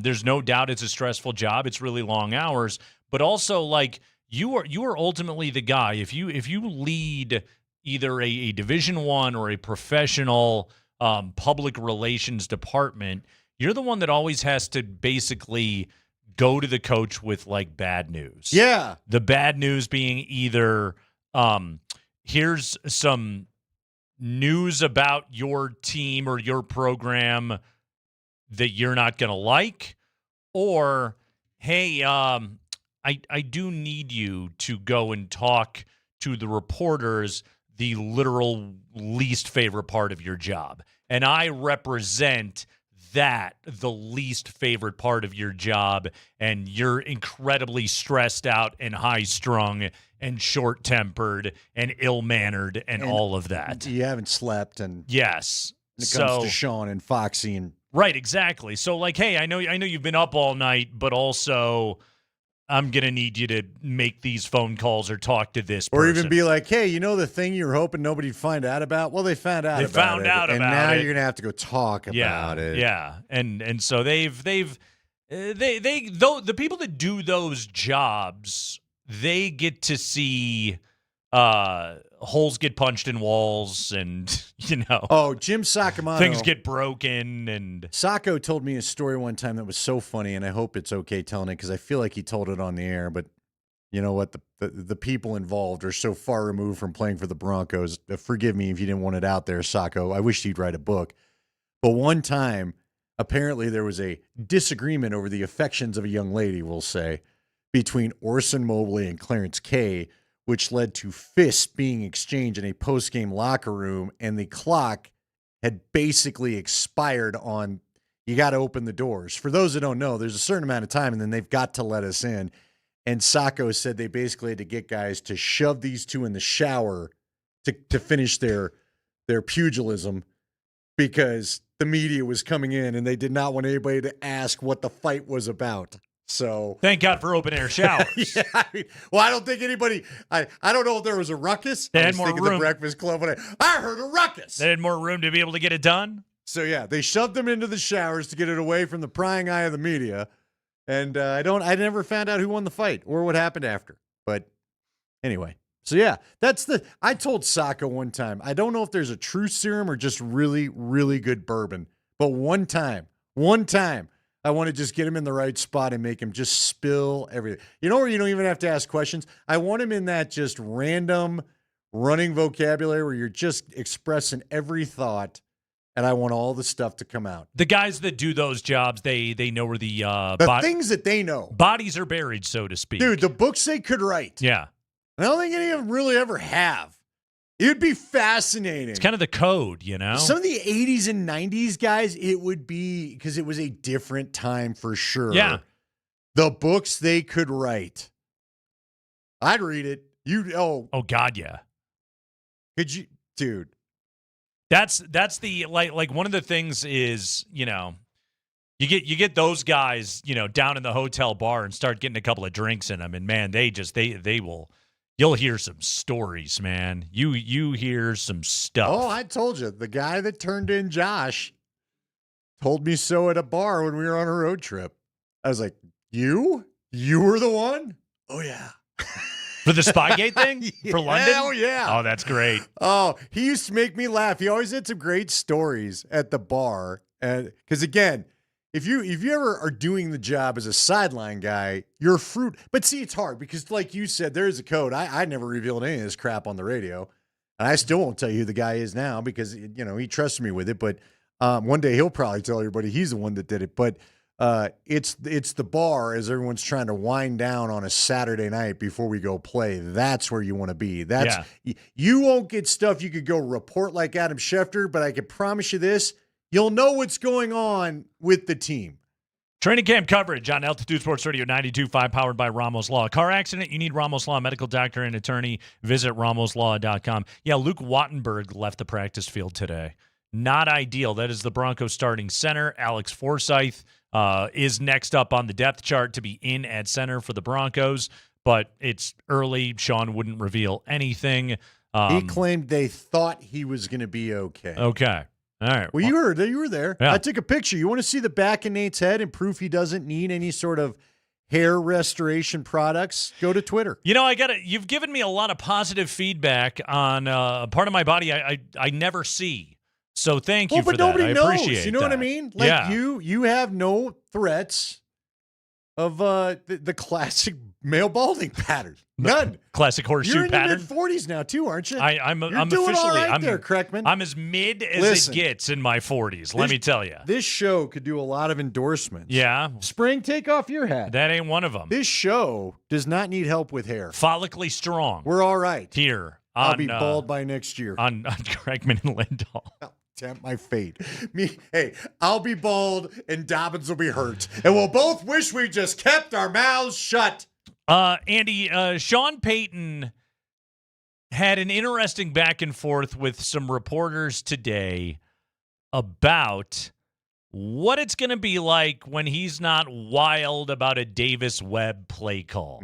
Yes. How honest was Sean Payton? We'll play that audio coming up for you next. Broncos training camp coverage brought to you by Ramos Law. That's Andy Lindahl. I'm Nate Kreckman. Mark Springer producing the program. I guess we officially begin the Kreckman and Lindahl show right after this.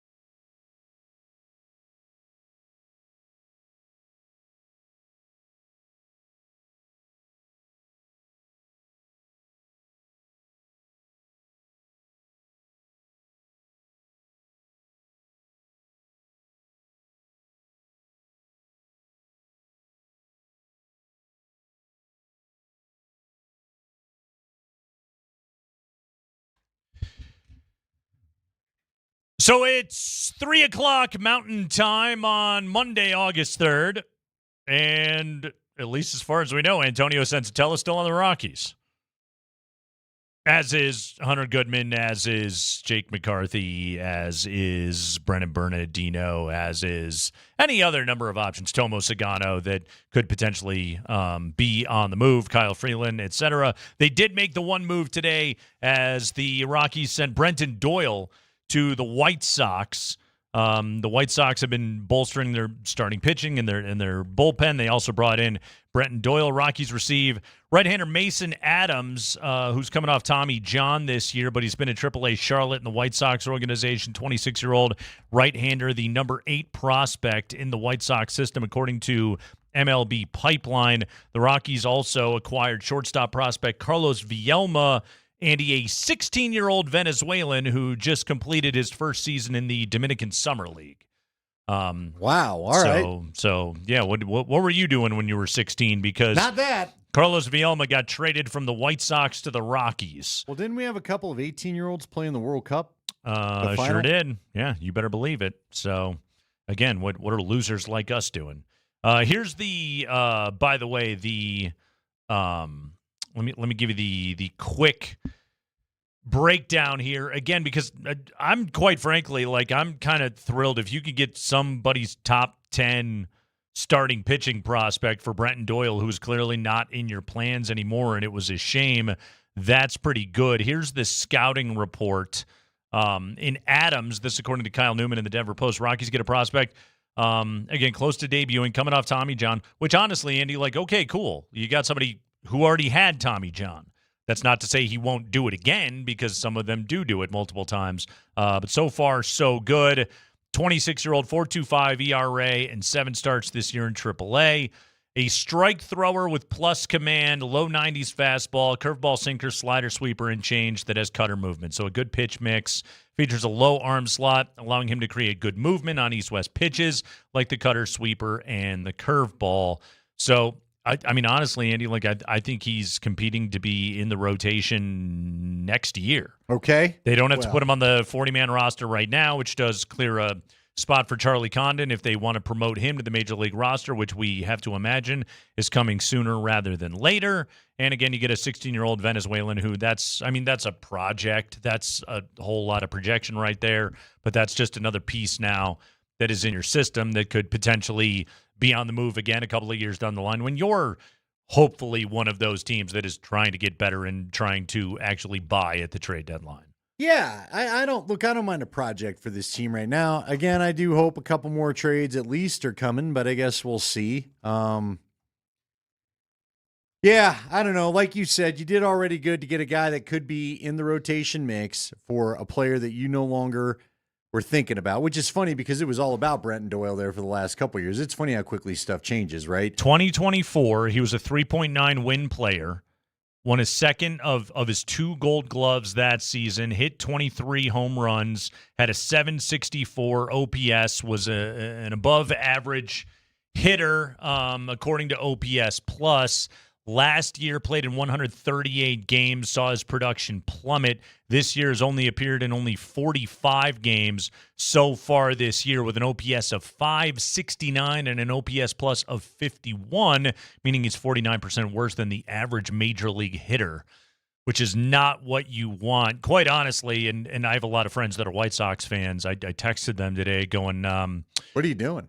Yeah, you guys are really projecting that this guy with some health can get back on the track that he was in. I mean, I guess the one thing he has going for him is he has some club control and he gets a change of scenery now to go play for the White Sox. And I mean, I'll tell you this, if the White Sox can get, the Brenton Doyle of 2024, that's a marvelous deal for them. But he hasn't been that guy since 2024. I love that the Rockies made this move, and I'm pretty happy that they got something for Brenton Doyle. What do you think's going on with the rest of the guys we thought might move? Honestly, do you think there's maybe just not as much interest yet from other clubs? I do think, on the Hunter Goodman thing, the Rockies made it clear, and this was corroborated by reports from outside of the market, that the Rockies' asking price was extremely high meaning that whatever team they were talking about, be it the Yankees, the Red Sox, the Rays, whomever, they were asking for club's number one prospect in exchange for Hunter Goodman, which Goodman is already up to 33 home runs right now. He's second in all of baseball. Like, you should be asking, sky's the limit on that. On Hunter Goodman, there's no selling low. Don't make a Nolan Arenado trade with this guy. His value is as high as it's ever going to be. And again, what's the worst thing that happens if you don't move Hunter Goodman? Well, then you still have Hunter Goodman on your team, right? Which that's good news. But what about Moniak? I mean, Moniak's had a really good bat. I'm surprised by that one. And again, we got 55 minutes to see what's going to go down, but I'm surprised Moniak hasn't been moved. And like you said, Sagano's been a pretty good pitcher. Yeah, Sagano's another one. Like, his contract is up at the end of the season. Like, maybe you could bring him back next year, but also if Sagano can put up that kind of consistency at Coors Field, and he had another good start the other night, if he can have that kind of consistency at Coors Field, his market's going to be a hell of a lot better next year. And as grateful as he may be to the Rockies for a good opportunity in the major leagues, there's no pitcher on the planet that chooses to stay with the Colorado Rockies. You don't want to tempt fate for too long. Yeah. What about Tovar? I don't think there's much of a market there. You'd be selling really low on him right now. Well, I mean, gosh, when he didn't play shortstop yesterday, I started to wonder. Now, he ultimately did come in because Carrick had to go to the outfield and all that. But yeah, no, I did just kind of wonder. I was like, You'd be selling extremely are they having conversations? Low. Yeah. Well, but I mean, how much higher is it really going to get if they end up taking next year off minimum because of the lockout that nobody thinks they're going to avoid? Yeah. I mean, where's Tovar when that's all said and done? And help me out. What happens if there is a lockout? Does that pause a contract? Because remember, he is under club control. They basically did what they always do, bargained out some of his arbitration years, right? I think so. I think everything just goes on pause. So, like, if he had 2 years left on the deal when they resume league dealings, right? Do you pick up where the contract paused? I think so. Because nobody's making any money during the lockout. The players don't get paid. No. But you just lose a year of the deal. Yeah, it's a good question. I'm honestly like my we haven't had to worry about this since '95. Yeah, so. my baseball lockout knowledge is it's a good question. I'm not totally sure. Just my point being, I mean, the guy's bottom line could be a year or two older. And then what does that do to your value when you get back? You know what I mean? You're talking about selling low. I guess my answer to that is I don't know if there's going to be a high time again to sell. Yeah, it's very possible. If somebody were to call on him, how much demand is there for a good glove, weak hitting shortstop right now out on the market? There may not be very much. Is weak hitting even the right term? I mean, not hitting. Yeah. I feel like the guy's gone through 2 years where he can't put the barrel of the bat on a ball. Yeah, it's frustrating to say the least. So we know Mark Springer is furiously updating Twitter over and over and over again to try and find out what the Rockies are doing right now. As he stares off to the left of the studio. That description of yours. Well, you know what you want to do, Andy, is you got to give it like 60 seconds. You got to wait for more tweets to load to refresh. If you're just constantly hitting refresh, you're not getting anything good. But I look back there as you describe that. And I was looking directly at the computer screen. Mark looked at me looking at the Olive Garden menu for my daughter's dinner later tonight because it's her birthday.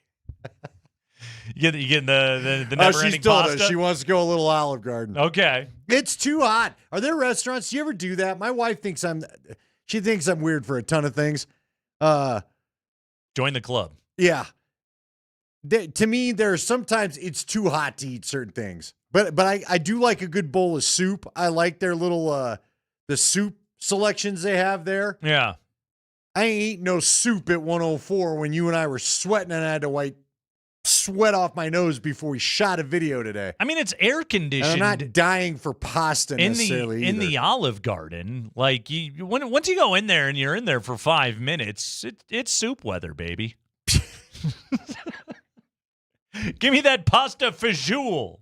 I don't need a hearty spaghetti dinner when it's 95. I don't know. Hey, can I ask you something? Speaking of the Olive Garden menu, We're in the tree of trust here. Why right? wouldn't we? It's officially Kreckman and Lindahl. We Yes. showered, we dried off in our own rooms. Yes, you all showered our with own us today. space.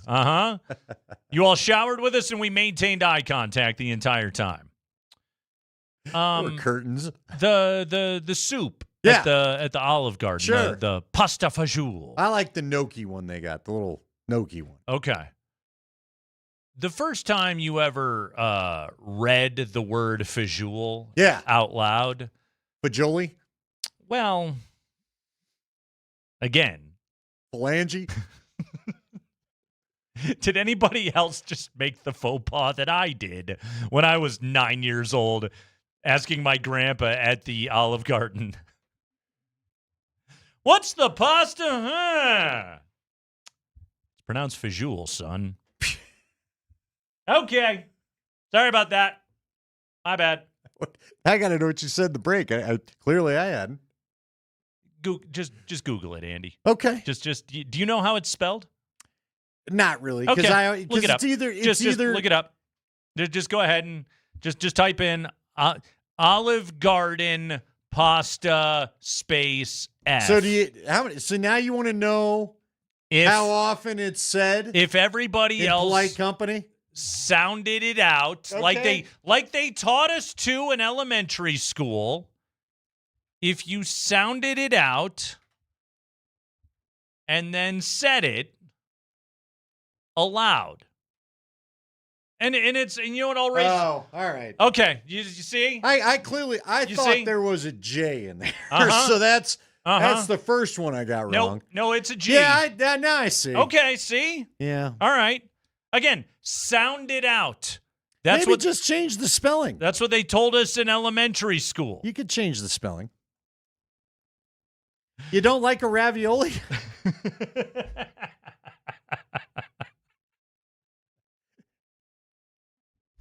He'll have the ravioli.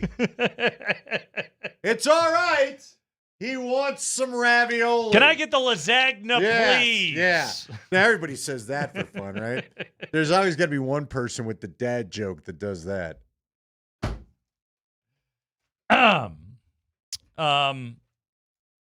Let's hear from Sean Payton, shall we? How do you think he orders it? We've gotten past the visual point of the conversation today. Let's hear from Sean Payton. So Sean Payton was asked by Jeff Legwald today, and it was a great question, about structuring meetings now, and is it different with Davis Webb calling plays? And there was a good back and forth between reporters about what it's going to be like now that you, Sean Payton, no longer have play calling duties. Davis Webb has them.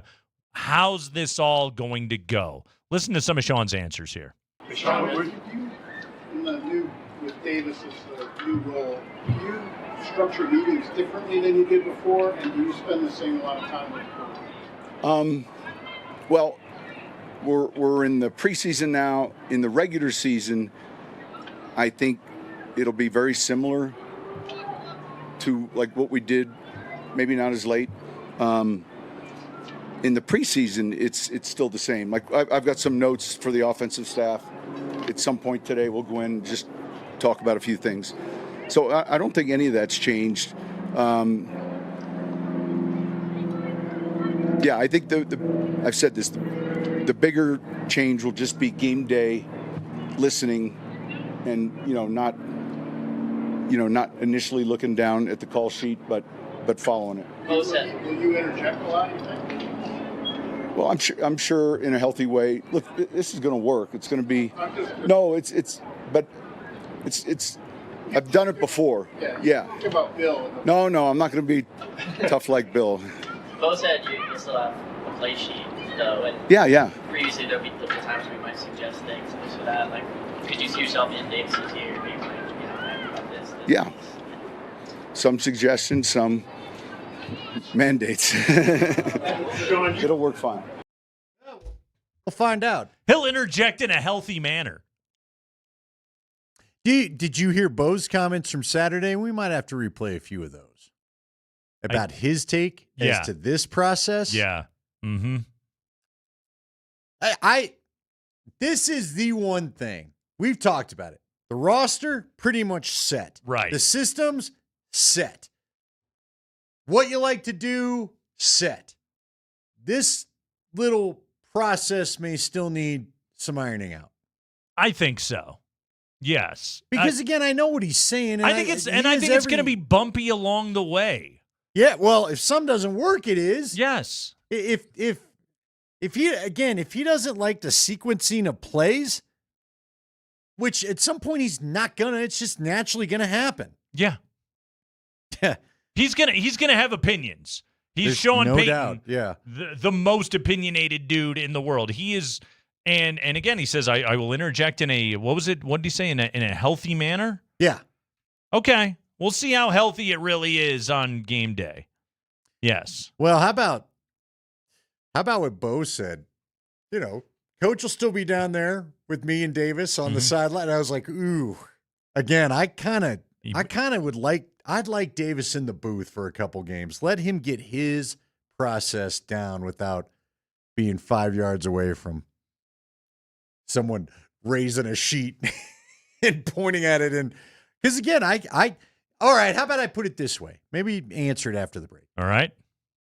I'm going to give you 4 minutes to think about it, maybe less. Okay. Will we see Sean Payton as explosive with Davis Webb at some point in the first 4 games like we were with Russell Wilson in the Detroit game? Ooh. First 4 games is an interesting way to ask it, too. Yes. All right. We'll dive into that coming up next. Kreckman and Lindahl.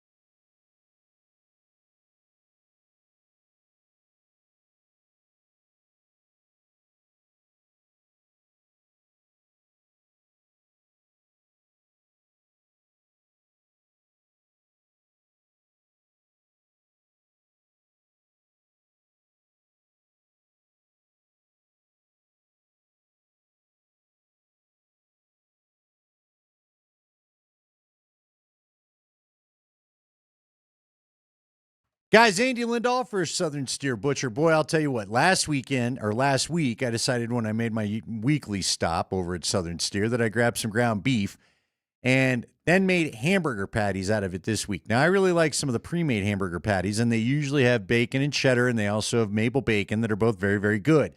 But after getting a couple of pounds of their fresh ground meat, I made my kids some tacos because they don't like burgers as much as I do all the time. And they were raving about how good the tacos were. And all I did was put in some of their Chipotle seasoning that they have from the Warface seasoning line that they carry there, which I've got their burger brand and their steak one as well. All very good. But I'm telling you, the ground beef that I made these burger patties out of, first off, I know it was quality because they didn't shrink up like George Costanza getting out of the pool there. They actually held their size. They were really, really, really tasty.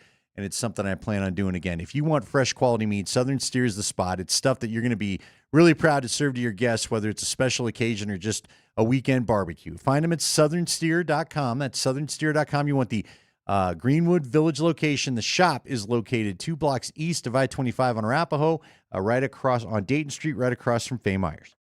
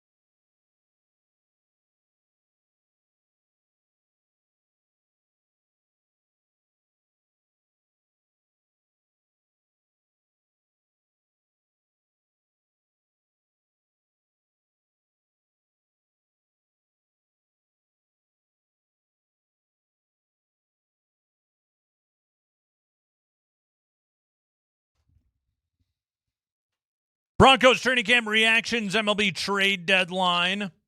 According to what Andy tells me in the break, the Brewers are working to acquire Antonio Senzatella right now. That was an update from the Athletics, so we'll keep you updated. Again, they got about 38 minutes. Here's a Bob Nightingale tweet from 39 seconds ago. The Brewers have acquired Antonio Senzatella from the Rockies. So no word yet on the return, but Senza does get moved. Yes. Maybe now that that's done, they can focus on other trade calls. Can you imagine? Again, we've what would you say? 4 or 5 different guys maybe they could realistically move on from. I wonder how many. Sagano and Moniak would be the next 2 most obvious candidates, I think, as we sit here right now. Yeah, I don't think Goodman's going anywhere. You know, it's interesting. I love the scene in Moneyball. I don't know how realistic it is. It'd be fun to get Paul D. Podesta to tell us how much of that he thought was actually real. But that one where he's looking to get the reliever, he's tired of Giambi. That movie was just on a couple weeks ago, so I was watching it. And he's getting his secretary to get about 3 different GMs on the phone, and I mean, again, I don't know how much of that's just fiction, but it's kind of fun to think that that's how it would go down. And I do wonder what this looks like today when you're trying to shop guys like we think they are. And maybe we're finding out they're not shopping guys too much. I don't know. Or the return that is being offered to them is just crap. Yeah, so what's the point? Antonio Senzatella is a 10-year Rocky, Andy. Woo! How good for Senza, man. I didn't know that. Good for him. 145 starts, a win-loss record of 52-61. Oh, 52 wins. I promise he was top 10 all time. Okay. He easily has to be. He will exit Colorado with a healthy 5.09 ERA compiled along the way. His best season, I mean, probably, You know what? Real quick. Yeah. Right at 10.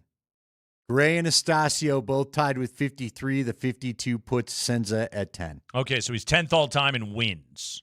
874 in innings and a third innings pitched. He's obviously, largely been a bullpen piece over the last couple of seasons, having moved out of the starting rotation, dealt with a ton of injuries, kind of 23 and 24.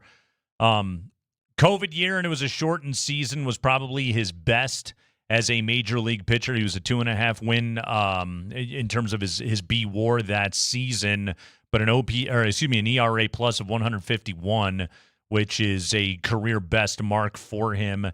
Antonio Senzatella, good Rocky, and you think of 17, 18, 19, good piece of one of the best rotations.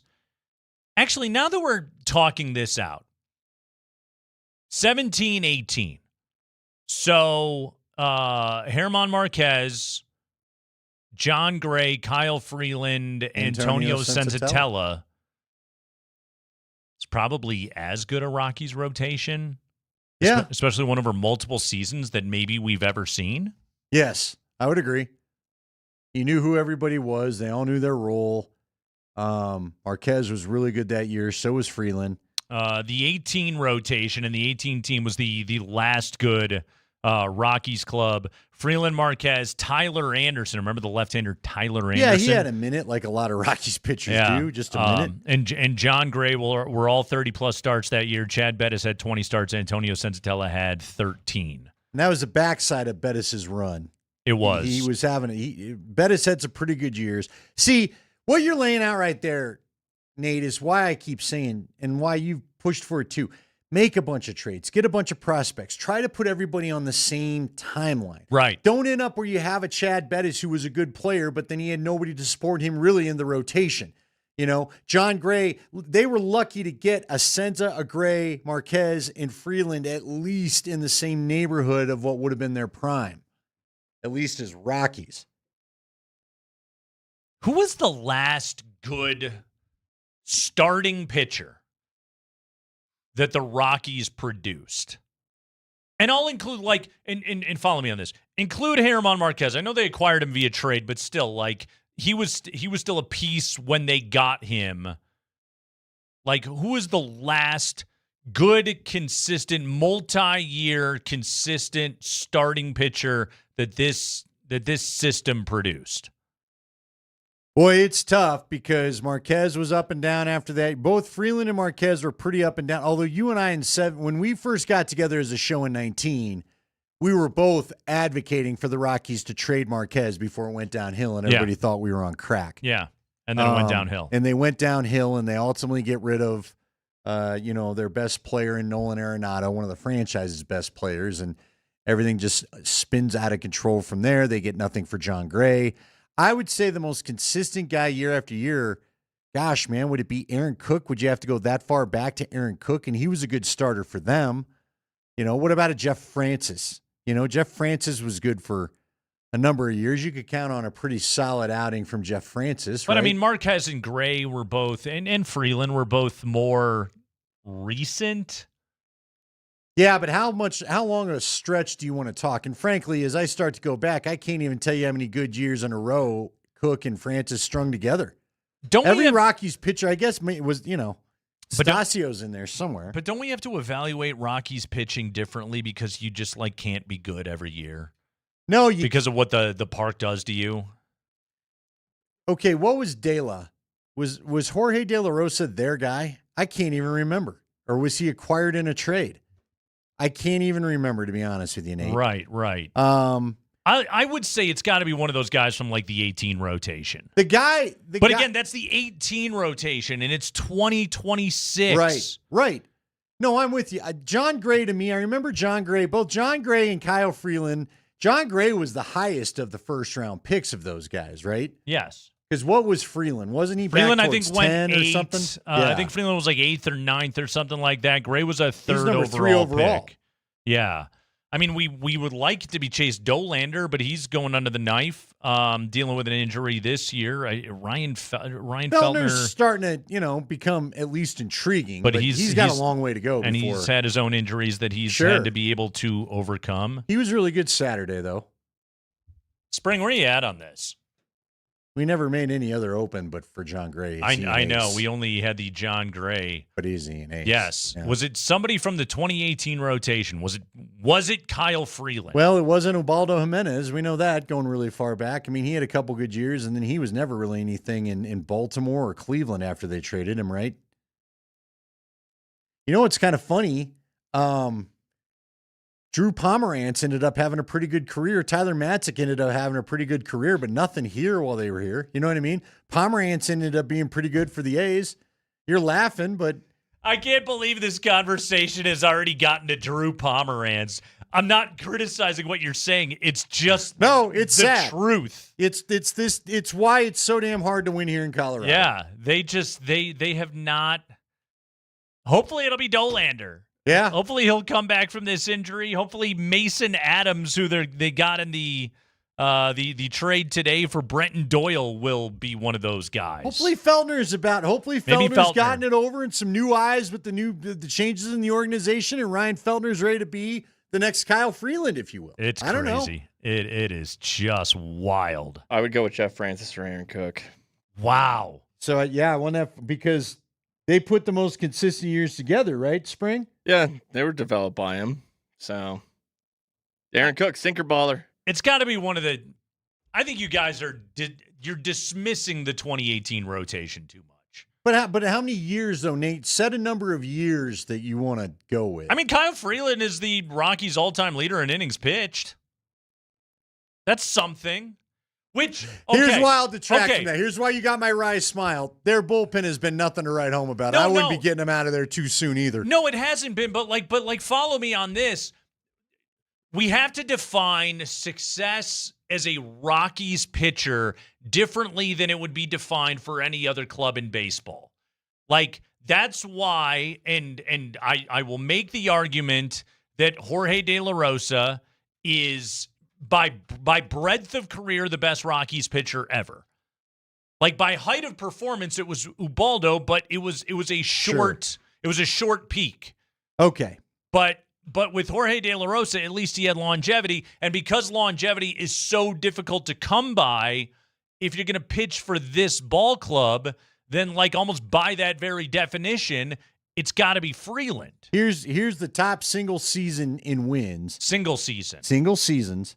Ubaldo with 19, Astacio was 17, Francis was 17, Freeland was 17. 17. Oh my God, I forgot about this guy. Okay, but Kevin Ritz was 17. All right, but I'm making an argument for peak as well. Kyle Freeland's 2018. Is that the best single season in Rockies franchise history, or was it 2010 Ubaldo? It was one of those two. I would say it was 2010 Ubaldo because of the no-hitter against Atlanta. He didn't even pitch that well that day. I get it. 6 walks. I get it. Freeland was he third in Cy Young in 2018? Including yes, he was. And it's, again, you don't get too much credit for a single start, but like he went in and shut down the Cubs in the wild card game in 2018, but also like by entirety of season, he was phenomenal that year. I'm going to say the last really consistent, really good Rocky starting pitcher was Kyle Freeland. I can't go back beyond that. And I'll make a case for Marquez. Hell, I'll even make a case for John Gray, even though I wouldn't say he was ever an ace. Okay. Even though the bit was about us arguing whether or not that he was. Career win leaders is De La Rosa, Cook, Marquez, Freeland, and Francis. 86, 72, 68, 68, 64. There's your top 5. Okay. So Cook is ahead of Freeland in wins. Okay. Let's see. 514 win percentage. 68 losses for Cook as the career's done. 72 losses for Marquez with a 486, even though, and 68 wins for Freeland, 64 wins for Francis. So by pitcher war, which is more comprehensive, Ubaldo 1, Freeland 2, Cook 3, De La Rosa 4, Marquez 5. Which honestly, like if you were rounding out like the Rockies' all-time rotation, it would probably be those 5 guys. But they truly drafted and developed Cook, Freeland, and Francis, right? Yes. To be put more fine point on your question. They acquired Marquez via trade. Right. And the remember, Corey Dickerson deal, right? I think yes. Because he was a good hitter, went to Tampa, and they got But still Marquez was. And remember, for those out there, Jason Jennings was traded to Houston. They got him from Houston, didn't they? All right. So okay. Based on having talked it out, I'm comfortable saying Kyle Freeland. But that's also, and this is to put a finer point on what we're discussing, is that Freeland was the last one, and he came to the big league level in 2017. Yeah. Bottom line, they've not developed a pitcher in a long time, is your point. Yes. And the other thing, because if we really wanted to keep going in the weeds in this discussion, to be fair to the pitchers, who did you have playing around you offensively? Like Aaron Cook had better offensive teammates than I think what Kyle Freeland's had the last few years, right? Right. So you can't win games if they don't score for you, and that's happened to a lot of Rockies pitchers in the past. So an argument then the argument is if we're giving an actual criteria to define all-time success, legacy as a Colorado Rockies pitcher, then I think longevity should be valued above everything else. I mean, and number one, because if you have longevity, how do you acquire longevity in pro sports? By being consistent. Right. Well, and listen, all these guys we talked about, Aaron Cook, I don't remember pitching for anybody else. I think Francis tried to move on, but he mainly was here. Freeland's only been here. Marquez as a big leaguer has only been here. Now he's given it a go where in San Diego, and that's not gone so well this year. And Jorge bounced around a little bit, right? But he mainly is known as. You talk about longevity playing at Coors Field. Ask any pitcher, past or present. That's its own badge of honor right there. It is. Your own. Kyle Freeland's ability to drive to Coors Field and understand what that thing could do to him that day, and still go out there with a smile on his face and pitch. Yeah, you have to deal with the elevation effects. You have to deal with the effects that it has on your pitches, and you have to deal with knowing that every game you go out there and pitch, there's going to be 3-4 base runners that reach, and you're just going to have to go, that was BS that fell in, but whatever, I got to go out and get outs anyway and figure out a way to minimize the damage and, keep it picket fences and not crooked numbers. Well, in the last 2 years, Freeland's basically had to pitch with a minor league team behind him. That in the It hasn't field. helped either. Although Brenton Doyle just went for a high-pitched prospect. By the way, do we have an update from any of these guys on what the return is on Senza? I haven't seen anything yet. Let's see here. No, I'm not necessarily. Erstwhile seeing it. Rocky Jeff Hoffman was moved to the Twins out of Toronto. So There's another guy that was better, not as a Rocky. Yeah, Jays are very much selling right now. They sent Gossman to the Cubs as well. We're keeping you updated on what's happening here at the Major League Trade Deadline. But the latest report from Bob Nightingale, from John Heyman, and others is that Antonio Senzatella is on the move to the Brewers. We have not seen exactly what the return is going to be quite yet. Should be. By the way, Kyle Newman tweeted, amid reports of Antonio Senzatella being traded to the Brewers, the Rockies reliever is currently playing catch in the outfield at Coors Field and has not been pulled off the field yet. Well, then maybe the deal's not as done as they thought. Wasn't it the crazy one where Ubaldo, when O'Dowd wanted to trade Ubaldo, he didn't like the Indians' offer, so he sent him out there until he got the offer he wanted, and then they had to pull him mid-game. Do you remember that? I do. Yeah. Off the mound of an actual game because O'Dowd was showing his old club, I'm not screwing around here. You better make the offer better. Oh, here we go. That's how he got Pomerantz. From Rosenthal, Rockies receive left-hander Mark Manfredi and shortstop Juan Martinez. Interesting. How old's Martinez? I don't know. See, again, this feels like, are you making moves to? I wonder if there's Tovar conversations going on. Spring, pull up the scouting reports on these guys. We're happy with Mark. Yeah, good. Yeah. Manfredi. I knew, Tony Manfredi coached over at Overland for a number of years. He's a legend in these parts. He's got to be excited. Overland High School football coach. That his brother was traded to the Rockies. Yeah, well, Tony's pretty old, so I hope it wasn't his brother. Great nephew, I hope it's his great-grandkid, or we might be in trouble. All right. Hey, again. Tony was older when I started in the media, dude. All right. And now I'm old. Okay. We'll find out. Mark Manfredi and Juan Martinez. We'll get you scouting updates on all those guys after we come. And hey, you know what, Andy? We're still 21 minutes officially to the deadline. Let's go. Let's go. There's still time. For a Moniak Tovar deal. Okay. Tomo Sagano, don't get too comfortable. Altitude Sports Radio.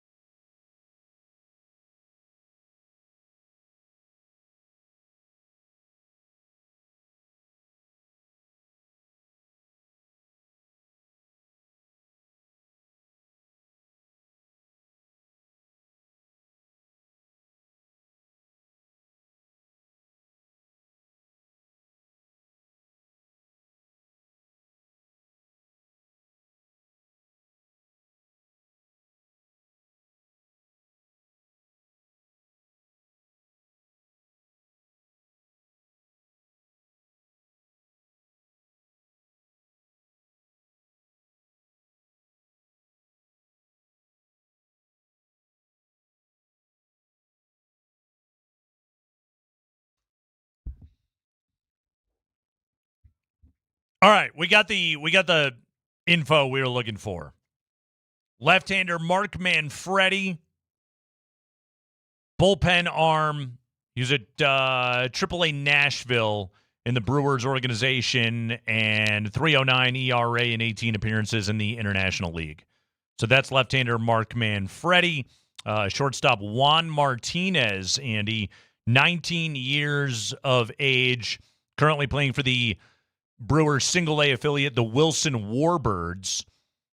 He was in rookie ball with the Brewers organization this year, and in 40 games put up an OPS over 1,000. That number has since plummeted to 590, making the jump to the Wilson Warbirds in A-ball. So Mark Manfredi, Juan Martinez, the two pieces the Rockies acquire in exchange for Antonio Senzatella. One of our guys on Twitch, Blinks, who took on all of Minnesota on our behalf earlier in the year, he'd put out a couple of things about both prospects. One of them, he says, Manfredi features a high-velocity fastball that has touched 97 miles per hour from the left side, coupled with an elite strikeout rate, has put himself on the radar as a potential fast-moving bullpen guy. Yeah, now, 68 strikeouts in 45 2/3 innings. He was better last year, it sounds like, than he's been so far this year. And Martinez is 5'11", switch hitting, and can play basically the whole middle infield. Okay, outside cool. of first. He's 19, and again, you never know, right? So what it looks like, what the Rockies, at least the two deals that they fashioned in the last 24 hours, Brenton Doyle and Antonio Senzatella, is the Rockies got arms that should be capable of helping at the big league level next year, and projects to be able to stock up their system with. Would you say a 16-year-old? 16 and a 19-year-old. Venezuelan? Which again, that's another good thing, because now what you have to hope for is you add these kind of pieces, and then maybe in our lifetime again there will be a day where the Rockies are trying to be good and might be actually buyers at the trade deadline, in which case, like, you have to have guys like this to then be able to have pieces that other clubs are interested in acquiring. So that's the book on the... And no buzz on Freeland, no buzz on Goodman, no buzz on Moniak yet, no buzz on Tovar. Now, speaking of buzzes, Still I got quite a 15 buzz minutes. myself. We are with you today until 6 o'clock here on the Kreckman and Lindahl show. But yes, Antonio Senzatella moved today at the baseball trade deadline. We've got officially 14 more minutes until the deadline, although there's always a couple that will trickle out Yeah, I think after if you're the working time on it, goes. they give you a little grace, but you've got to be in like discussions and not just starting conversations. Yeah. So far, Halverson and Doyle and Senzatella are the pieces that the Rockies moved. Which, not surprised by Senza. Yeah, a little surprised there was a buyer on Doyle, and that the White Sox offered their number 8 prospect to be able to get him.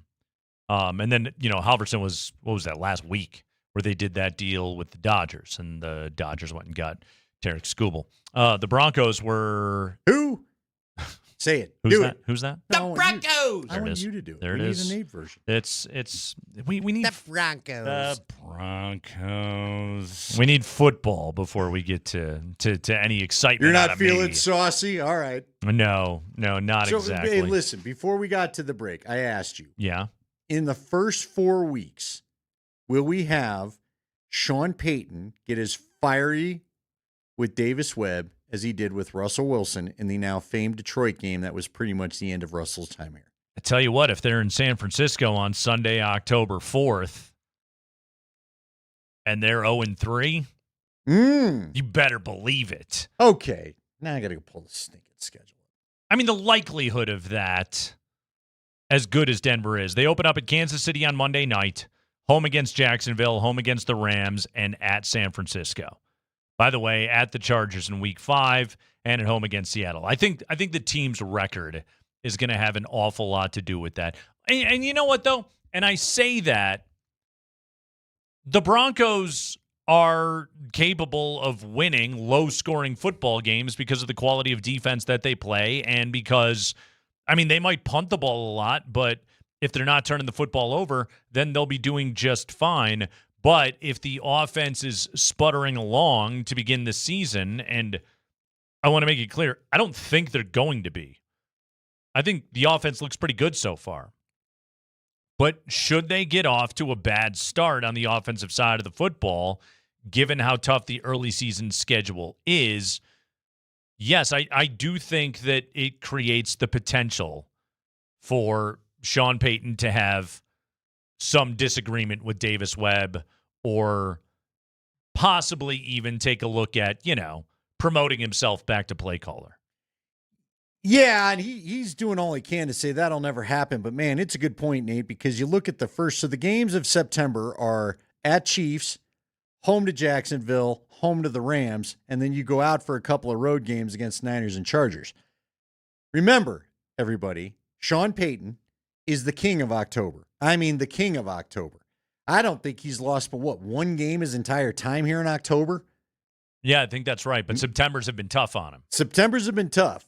Including last year. But to your point, yes, including last year. But to your point, if you get to that Niner game and you are, in fact, 0-3, which you got to, at minimum, have that Jaguar game September 20th. That's your home opener. Yep. You got to beat those guys. I don't care what happened last year.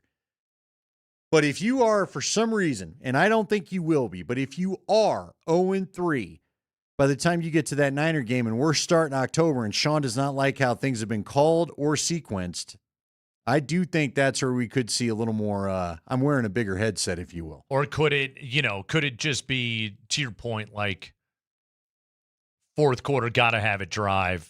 Sure. 3rd and 5 and a fade gets called or something like that. Some crap play that gets blown up Not and the doesn't play do anything. he wanted. Right, exactly. He's got to know that, right? Like, again, I know he's not stupid. I know deep down in his core he knows they're going to do some things, and Bo pretty much hinted at this on Saturday. They're going to probably do some things not the way that I would have done it, and I've got to live with it. But how long are you willing to live with it if that first 6 game schedules the first 6 of the schedule is getting the best of you? Yeah, it's still going to be largely Sean's play design, and there's input from all corners. We know that, but ultimately it's going to be Sean's call as to what goes into the playbook on Sunday, and if he sees good material that he thinks he's cranking out that is not getting used properly, then that could be an issue. Now, it's also possible that Davis Webb and Bo Nix, and I do think it helps to have Bo Nix in year number 3 of the system. Like, they're not making this change with somebody that's totally green at that position being in that spot. Bo has got, I think, an ownership of it all, a louder voice. I don't think he's ever been one to really back down from Sean Payton all that much, but an even louder voice and a well of knowledge and experience that he can draw from in all of that. So given what Sean is giving this up for, coaches that have been here multiple years, a quarterback that's going into his 3rd year here in the system, I mean, something would have had to really go wrong for it to be that bad of a start. You know what else is interesting, and I agree, especially at least Bo's not dropped back and thrown the ball off the backside of his snapping player's head like we saw the drill of Patrick Mahomes over the weekend. So you got that going for you. Hit him right in the back of the head. Drilled him. Might have given that guy, you might have put him in the quiet room for a second. But that was probably loud. How about this from Mike Sandman, the Sandman Sanford, saying on the midday show today, he's also been told, or I guess Bo talked about it too, that one of the reasons why Bo wanted this to happen was it's going to be a quick play call, and he's going to get to the line, and they're going to go old McVay in the headset with him for a minute, where he maybe Davis Webb is acting as a possible cheat code where he gets a look at the defense with Bo and suggests some things to look for from what he's seeing. So are you going to video game him like he's Jared Goff? I guess for a little bit. Okay. How about that? Yeah. By the way, I don't hate it. Anything that's going to help a quarterback. I don't either. Part of me feels like I don't know if Bo totally needs that, but okay, look, anything that makes it better, if he wants it, great. Yeah. I think a low-key pressure game is the Rams at the Broncos. Because if I'm not mistaken, the last time those two teams played, SpongeBob was laughing at you. Patrick Starr was openly mocking you, and the Christmas family suite did not look like it was the happiest of places for part of the attending. Sounds like Aaron Donald is going to be a part of that Rams defense in that game. They already went and got Myles Garrett. you can make a case that's the two best rosters in the NFL. Yeah, it could be the fun game. You can make a case that's a Super Bowl preview type of matchup. There's now, a reason why it's a Sunday nighter, right? Yeah, it's a September game, and a lot happens between September and February, but still, that's two of the best teams in the. I mean, that's the two conference championship game losers going head to head, and I would argue both teams got better this offseason. I would agree. Have further continuity with their coaches and made key acquisitions. Rams all over the place, but most notably Garrett, and then obviously they got a Jalen couple Waddle. of corners too that used to play for the Chiefs. Yeah, so. no, that's a really friggin' good football team in the LA Rams. That should be a good one. Broncos win that one. You got that one at home, by the way. You do. That's the second of back-to-back home games after they play Jacksonville in week 2. You go out and you get that game. I mean, that's you're number one in every power ranking on Tuesday if you go out and win that game. Which we'll have them. Yeah, we will have them. We had the Broncos at number 1 last year. The Broncos had turnover problems last year. Sean Payton spent a lot of time today about what it actually means to emphasize turnovers and why that's so important for his defense. You'll want to hear his explanation right after this.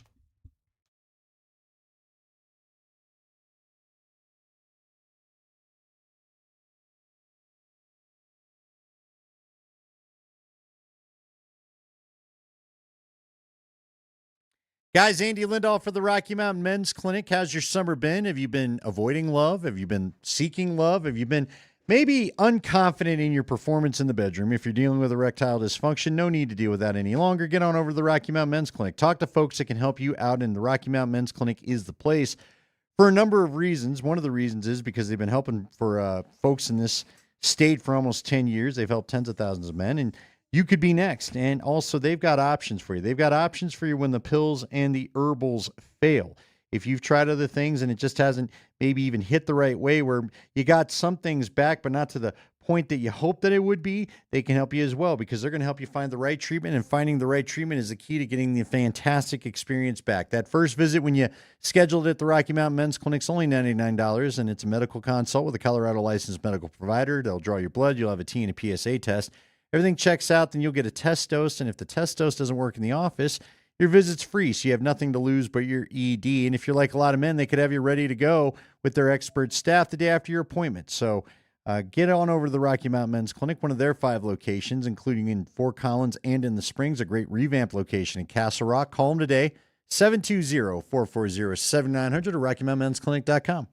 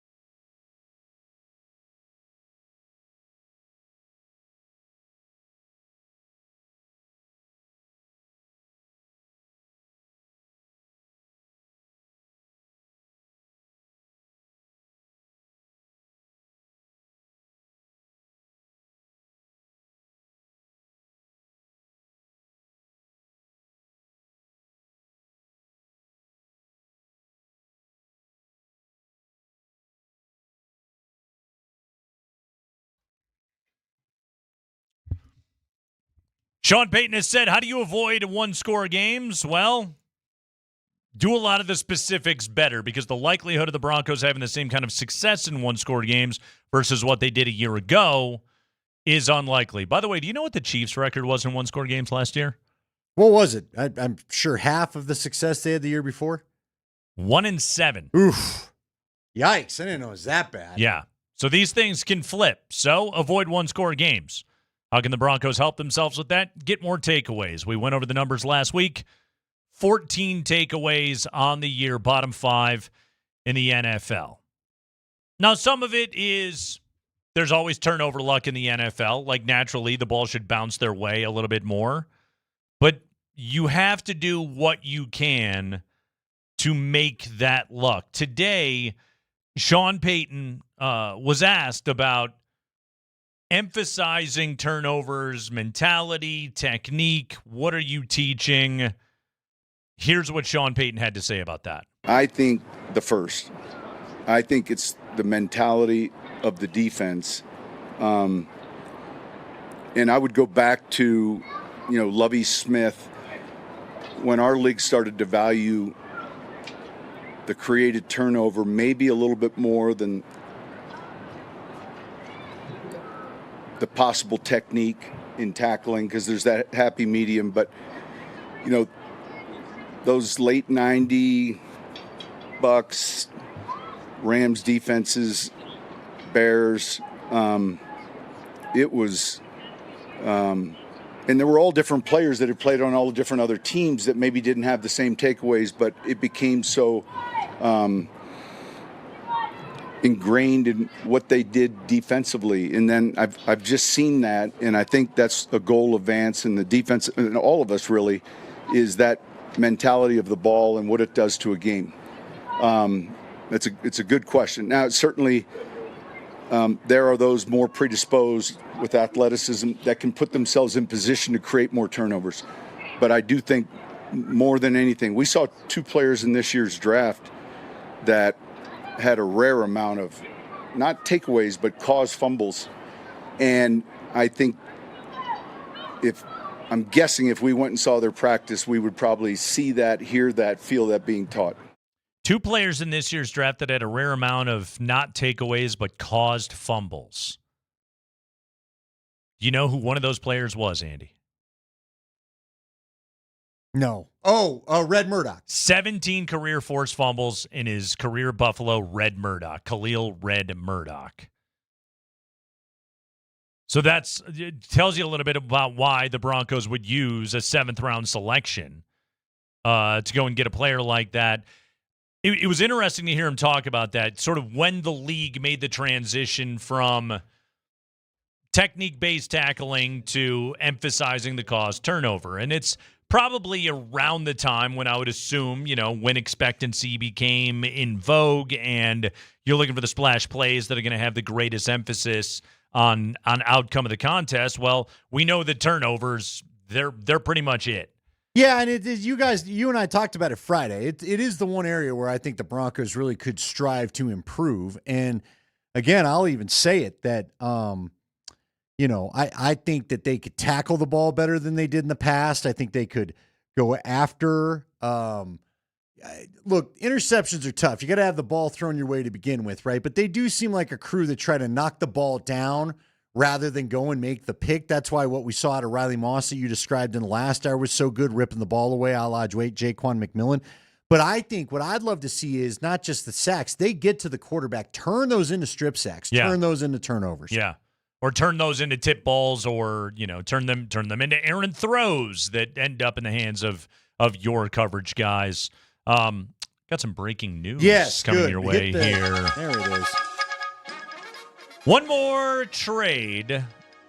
The Rockies have sent reliever Victor Vodnik to the Miami Marlins. Rockies receive infielder Connor Norby and right-hander Aiden May. Connor Norby and Aiden May coming back to Colorado in this deal. Connor Norby, Andy, has played 198 career games, including 65 this season for that Marlins organization. so far this year. 4 home runs, 638 OPS, below league average OPS plus. Infielder Connor Norby is. So that's the third infielder acquired today and a third arm, right? But this one's actually a major leaguer. At least a big league ready player. He's been at the big league level with the Marlins all season long. And then they add another pitcher. Help me out, too. There's still the thing where you can waive like the entire roster tomorrow and then trade them if you wanted to, right? Is that still a thing? Remember that? Like you could trade anybody post-deadline, but they have to clear waivers. And if a team puts a claim in, then you can pull that player back off waivers. Remember that? Yes. I think they still do all that nonsense. But this is the only reason I'm asking is there a possibility of a Tovar thing later on with the fact that they're acquiring all these infielders? What other infielder would they be looking to move on from? I don't think there's a lot of Tovar market, dude. Just let it go, Andy. Yeah. He's not just give it up. He's not very good, and nobody wants to pay him. So Vic Vodnik, we hardly knew ye. By the way, Rockies also get right-hander Aiden May. Hey, you know anything about him in that deal? I don't. If I'm just being... He was born in June? Actually born in April. Nah, man. 8 May. He's currently pitching for the Beloit Sky Carp. Well, have you been to Beloit? I have been. You haven't seen the world until you've been to Beloit. Where the hell is Beloit? It's in Wisconsin. Okay. The Beloit cheese curds? The Sky Carp. What? The Sky Carp. Say that name again? Sky Carp. Sky Carp. Like the fish, carp. Yes. But they're in the sky. Yes. You've been boozing, have you? It's kind of a great name. Is there a cool hat? There has to be. Do you need to get the Aiden May Sky Carp jersey before it has no value? Well, it's on sale now. Now it is. Yeah.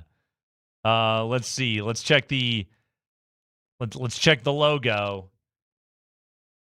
Yeah, the Sky Carp. Is that better than the Hunchback Chub? Humpback, not hunchback. Still a problem. You need a chiropractor no matter what as a fish. Hunchback of Chubradam.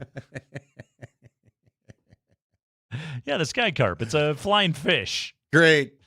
A flying bottom-feeding fish. Fantastic. Oh, it's a bottom feeder. Please, then. Name your team after it. Hey, 14 starters this year for the Sky Carp. High A and another long-term project. Nothing wrong with that. 3.80 ERA for 23-year-old Aiden May. Hold on. 23 in high A? Yeah. You get a little nervous about that? Get to work, kid. I'll be fine. Okay. Hey. There's no doubt he will. He's from Albuquerque. Well, good for him. He gets to kind of come back around. He pitched at Oregon State. Now, Aaron says sky carp is a term for geese. Is it really? Sure. I don't know. I believe him. I didn't know that. And someone says Beloit is known for mattresses. Wait, so is sky carp, if that's a goose, is that kind of like how a raccoon is a trash panda? Could be. Okay. What would make it the carp of the sky, though? What are the carp known for? So geese, just because they're annoying and crapping on everything, Now I got to get a look at the logo. Yeah, it is a goose. Well, there it is. Yeah. And they're wearing a scarf. They're wearing like a Red Baron scarf. What I thought for a moment was that sky carp was referring to a carp that has been caught by a goose, and the goose is flying away with the fish in his talons or claws, whatever you want to call them. Although geese don't really have claws. They have webbed feet. Well, they play in ABC Supply Stadium if you ever want to swing by. ABC Supply, absolutely. And you know what they do? They've got a wrench. The goose has a wrench. For the sky carp? Yeah, look at it. Okay. Yeah, it's a wrench. To. So ABC is I assume construction supply? I believe roofing supply. Yeah. God bless minor league baseball. We're going to miss all this, and we don't have baseball for 2 years. That's pretty good, though. Like the Rockies turned 3 players into 6 of them today. That's pretty good. And And there's those pieces that you hope can be, and again, like Connor Norby is going to go right and play for the Rockies right away. There are those pieces that you believe are going to be the future part of maybe a winning organization, and then you get a bunch of other dudes that you develop, and then maybe you trade in a deadline later. Like this has been a good trade deadline day for the Rockies. They haven't knocked it out of the park. Like they didn't trade Hunter Goodman for somebody's number one overall prospect. But somebody would have been willing to do it. Right, exactly. Someone would have had to have wanted to do that. But these kinds of deadline moves are the moves the Rockies were not making, and they are now. They are operating with common sense. They are doing what bad baseball teams, non-competitive baseball teams are supposed to be doing. Well done. This is all I can ask for, and we can't evaluate like why didn't you trade Moniak? Why didn't you trade? Because you got to get a good offer. We don't know what was offered. We don't know what those players' markets look like. By the way, maybe this will be a new segment: a trip around the text line. Okay. Have you ever been to Beloit, Kansas? Is a question. No, I haven't. Neither Beloits have I been to. And somebody else wants to let you know that geese are herbivores. You rube. I added the rube. So they wouldn't be going after carp fish to eat anyway, unless they must have felt wronged by said fish as they battled for pond or lake space. Can you get carp at like Clement Park? Do carp exist in most lakes around town? It's a good question. I mean, what kind of fish, other than toxic ones, are you pulling out of most lakes in the city? I used to live in the neighborhood by Vic. You know, we lived over by that Berkeley Park that's across from Lakeside. Yeah. There's one time where people started racing boats and all the fish started floating to the top, dead in the fuel. So I was always thinking, yeah, I don't want to eat that. I was in how Wisconsin. Healthy is a lake fish? I don't know. I was in Wisconsin a month ago. I had a bluegill sandwich. Okay, from a lake? No, it was Like served at a restaurant. Oh, did they catch it in a lake? I'm assuming they did. Like a local lake? Unless there's like a local bluegill farm listen, I didn't maybe know I ought to be about. clear. There's lakes in the mountains that I trust fully. And then there's like lakes in the middle of the city that, kids are throwing crap into and junkies are leaving needles in. Nothing out of Sloan's Lake should be eaten, in my opinion. It's just me. You have to remember, in Wisconsin, you can't walk 5 feet without falling into a lake. Well, Minnesota. The place is nothing they have but a million lakes. Yeah, and that where we learned that part of the country. It's nothing but lakes.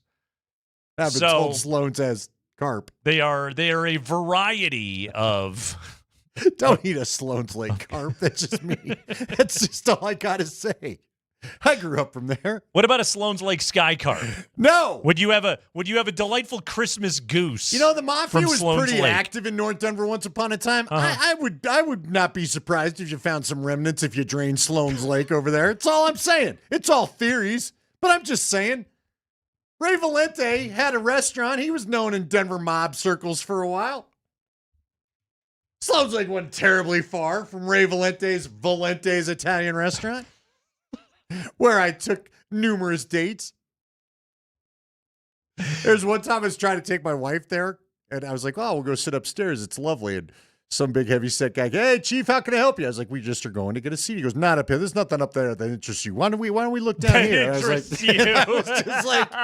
was like, you're right. I shall go sit in the dining room, sir. Did you have the pasta visual? No. Okay. Nor Okay. I didn't want to order it. Jeff Legwold. I bet you he's seen some stuff. He was on the cop beat in Chicago. Yep. Jeff Legwold coming up. I bet Jeff Legwold's been to Beloit. It's the Kreckman and Lindahl show.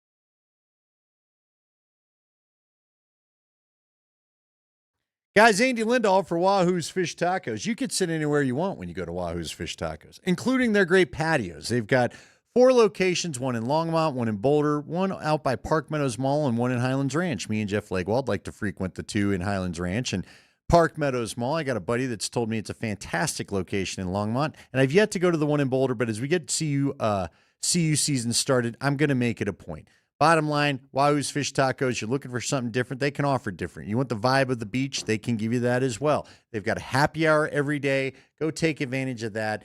Fantastic triple margaritas, frosty brews, and they've got great chips and queso. You can eat anything in a bowl and a taco. I like their blackened fish and their blackened chicken. You can also do it in enchiladas if you like to. Lots of ways to enjoy the protein at Wahoo's Fish Tacos. And on Thursdays, kids eat free. And I've been telling you, don't just think about it for lunch. They're a great dinner spot as well. Wahoo's Fish Tacos. Find more about them at wahoos.com.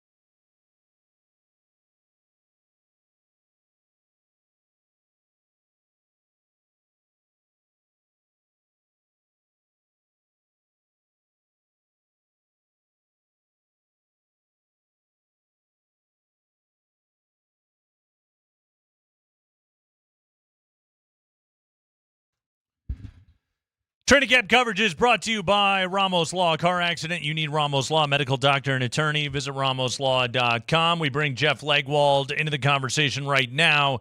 here on the Kreckman and Lindahl show. And Jeff, let's start with a good question that you asked Sean Payton today in regards to, structure of meetings. Now that Davis Webb is calling plays, as you have poked and prodded and asked, and there's still a lot to learn, but what have you been able to gather in the big picture so far of what Broncos fans should expect of how it's all going to be different and how we all think it's going to go? Because, and I know there's a long question, but Jeff, it's easy to mechanically say Sean Payton's not calling plays anymore, but it's always more loaded with the personality and ego of Sean Payton.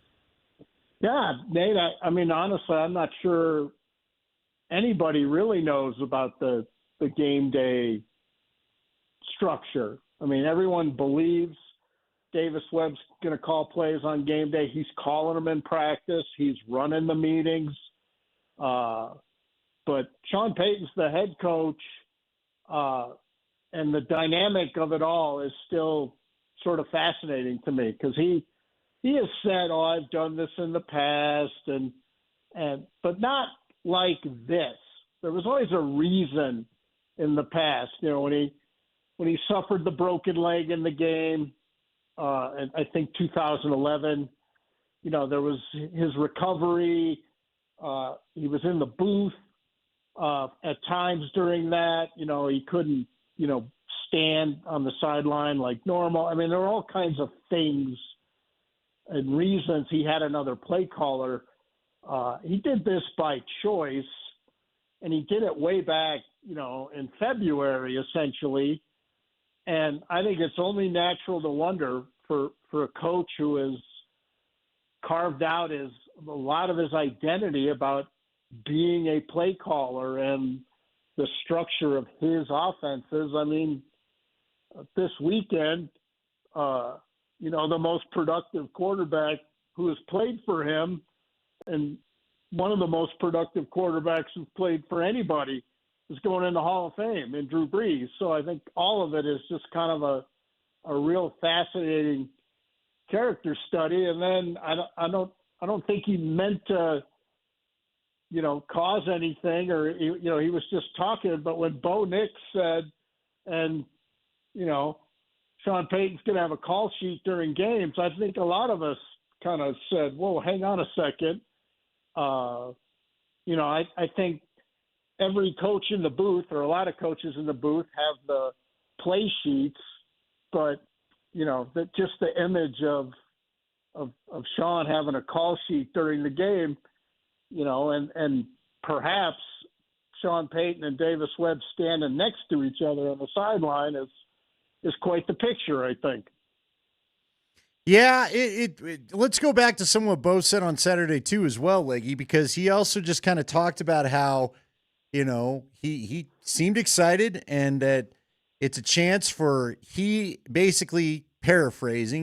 Davis to get a look at things and take the plays that Sean likes and maybe do things a little bit more the way that they thought. What did you make of all that? Does that give us a little bit of insight to maybe some of the tension that was last year, or is that just Bo answering a question? I think it's a little Bo answering a question, but the tension last year was play from the sideline from Sean to Bo to get the play called and get to the line of scrimmage. That was the stress last year. Didn't leave Bo enough time on average, much of the time, not all the time or any of that, but that they wanted Bo Nix to have more time at the line of scrimmage to make any changes and adjustments that might be needed on that play. And they felt really limited, and I think they found they got stuck sometimes, in a call they couldn't get out of because they didn't have the time to do it. And that was and I think, Sean Payton has joked that as you get older, you start to think about the consequences of things, and maybe you're not the same play caller in the situations you need to be. And his sort of line about that is, I don't want to drive at night as much as I used to, type of thing. And I think those two reasons was the reason he did it, and I think he wouldn't have done it on this staff if Davis Webb wasn't here. I think it speaks to Davis Webb too, that they want to keep him, and Sean Payton believes he's got the talent and the toughness to handle the job. And I asked Sean today that he's joked about Bill Parcells having a lot to say on the headset after Sean would make calls in games, and he said, I won't be like Bill. So I thought that was fairly intriguing too. And Andy and I were having this conversation earlier, Leggy, is you mentioned having Davis Webb on his staff and his comfort there. I think it also speaks to he has a third-year quarterback in Bo Nix, third year in the system. Again, I don't think this is something you do Bo Nix's rookie year or maybe even his second year, but don't you think the experience of Bo Nix and the competency of Bo Nix leads to why Sean can be comfortable doing this? Yeah, I think, we've seen here, having a first-time coordinator and a young quarterback or even a rookie quarterback is not a really good combination. We've seen that in the league. It's not something that goes very well. I mean, that was one of the things people wondered about Nathaniel Hackett's staff was you had, a lot of first-time coaches in that position, whatever position they were in. I don't think it's something he does if Bo is a rookie because I think, too, Sean would want to have some kind of imprint on how Bo Nix plays quarterback and in his offense. And it's still his offense. Davis Webb is going to get, plenty of opportunity and has, frankly. I've seen things. I think they've tweaked the run game a little bit. I think they're going to dial in more, not be quite as diversified in the run game, but rather pick out things they're better at and, stick to those. I mean, I always remember Mike Shanahan told me 20-some years ago about play calling. Once you make a bruise, keep hitting it, as far as repeating plays and all of those things. And that's not something Sean has done a lot as a play caller. He likes to move around the play sheet and dive into a lot of different areas, even if the offense is clicking and moving. Whereas, guys like Shanahan and Kubiak, if they found something against you, they were going to keep pounding away at that until you fixed it. I think Davis Webb will be more inclined to repeat, maybe dress the play up with a different kind of motion or a little different formation. But the end result is more of the same plays that are working, getting repeated in games.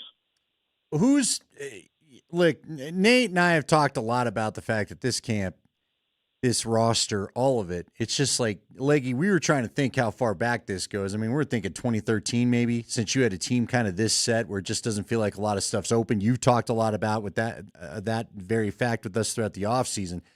That said, I still have to ask, has any young guy kind of caught your eye? Has any newcomer caught your eye out there through what's almost been a week of camp? And will they make the team? Yeah, well, that's the thing this year. This is a big difference. I've not seen a team I've covered, not very many. I could probably count on one hand teams this sort of set on the two deep. A lot of times you see a starting lineup pretty set, but we're talking 2 and 3 deep at something like corner. If you're a young corner, you're not making this team, and I don't care how many people's eyes you catch in camp. You're not making this team until they move somebody out. If they happen to trade somebody or something. And it's like that, receiver. You could have a really good camp. Hakeem Butler has caught my eye. He's not a young player, but that guy's caught my eye. But where are you going to put him? It's, all this tinkering with the idea of, are they going to sign Taysom Hill and all that? I mean, where are you going to put him? Yeah. Whose snaps are you taking away? This is quite the camp in that regard. But some of the rookies I think are really – they're going to force some tough calls. I think the last 3-4 days, Red Murdoch that's a ball player. I think he will make impactful plays in preseason games. So I think he's going to make a good run for a depth spot at inside linebacker. Or, I think if he doesn't make the team, it was a really hard choice. If he keeps playing the way he's playing the last few days, especially. I like O'Needham a lot. Their first pick off the board, third rounder, Tyler. He's got length, plays really hard. He's got good instincts. The pads went on today for the first time, and he continued to show me the things he's shown. But again, that's a crowded position too. But I think those two guys have been, Jonah Coleman. I think when he gets a chance to show physicality in the run game, and he is, in my mind, if he does it in the preseason, that pass protection at that position is a premium, and he might be the best at it, other than Dobbins, and he's certainly the most physical at it. His college tape was off the charts in that regard. So I think those three guys have shown a lot. And the guy who's been here a while who he just keeps getting better to me is Devin Key, the safety. And they really need him. They need him to be an important depth player this year. But, I think he's quietly had a good camp, beyond all the starters. All right, so I'll be the one to ask it because it's the most obvious one. With everything you laid out right there, other than I know the guy, why would they have interest in Taysom Hill? Well, the biggest reason of all is they claimed him off waivers. The Saints claimed him off waivers from the Packers when Sean Payton was the head coach, and everything Taysom Hill became as a player was with Sean Payton as the head coach. So, Sean did say today, all of the Saints so many Saints, past and present, they're going to be in Canton this weekend for Breeze's enshrinement. So he said he would talk to Taysom Hill there and gauge his interest. Do you want to play? What kind of shape are you in? How's the knee feel? Because he did, a year ago at this time, he was on PUP because of his knee. He did end up playing 13 games, but but what does he bring, Leggy, in your mind? Not to interrupt you, but what would he bring? Is he still bringing like that QB element like he once did, or is it strictly just kind of gadget tight end now? He's kind of I think he's more of a gadget player that would cost young athleticism on the Broncos snaps. So that's a tough call for me, But he did, he threw a touchdown pass last year. He rushed for, he had rushing carries, and I think he had 100 receiving yards on the season. So he was a spot player for a team that wasn't very good. How he fits on a team that won 14 games last year, that is already, where are the snaps at receiver going after Sutton and Waddle? People ask, you got to get the tight end involved. Well, Waddle and Sutton are getting a ton of targets, so that's not going to leave much dinner, for everybody else, unless, the plan is Bo Nix leads the league in pass attempts again.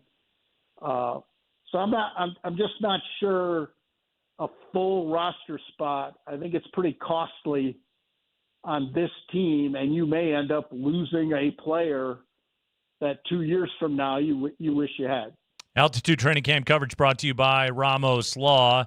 Jeff, I'll ask this week's, or at least this early week's edition of the question, what wide receiver will finish third in targets on the Denver Broncos?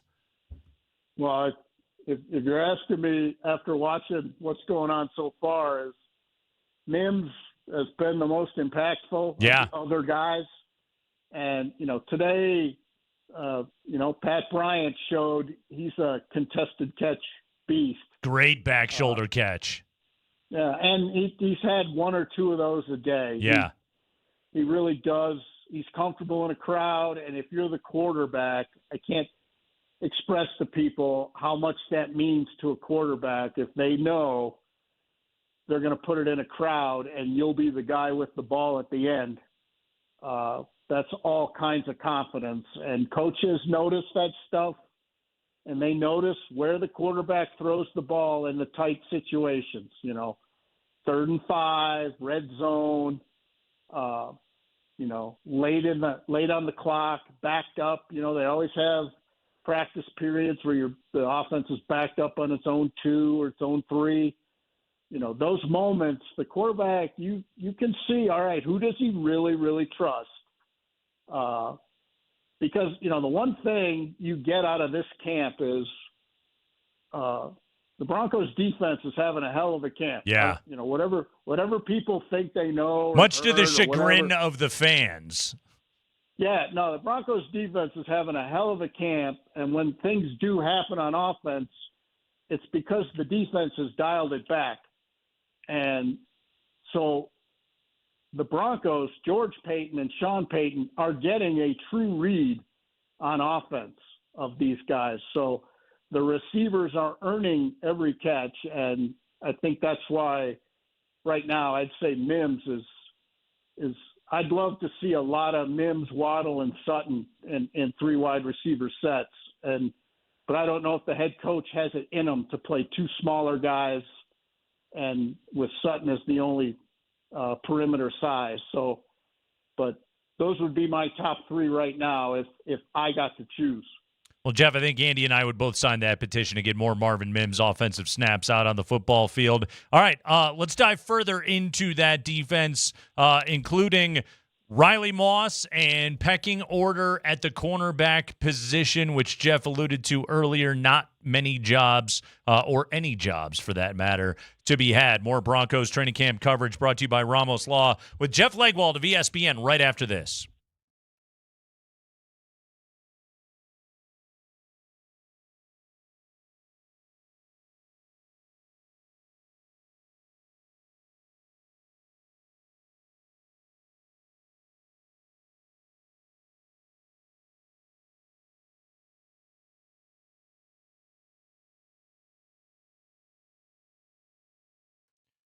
Roller Auctions, government fleet vehicles and equipment auction, at least the one for August 2026, is open until Wednesday. So make sure you get signed up to bid right now at roller.bid/altitude. Trucks, sedans, vans, utility vehicles, SUVs. Right now, I am perusing the assorted SUVs that are available in this government fleet vehicle and equipment auction. I'm looking at a 2018 Chevy Equinox, less than 60,000 miles on this thing. And right now, high bid is less than $6,000. These are the kind of deals that you can get right now with Roller Auctions, government fleet vehicles and equipment auction. Guys, it is such an easy buying process, all online. Skip the dealership hassle. Get a great deal on a used car. No better place to get your new daily ride. Get a vehicle that's well maintained with service records direct from local government service. Go to roller.bid and check it out. Government fleet vehicle and equipment auction open until Wednesday.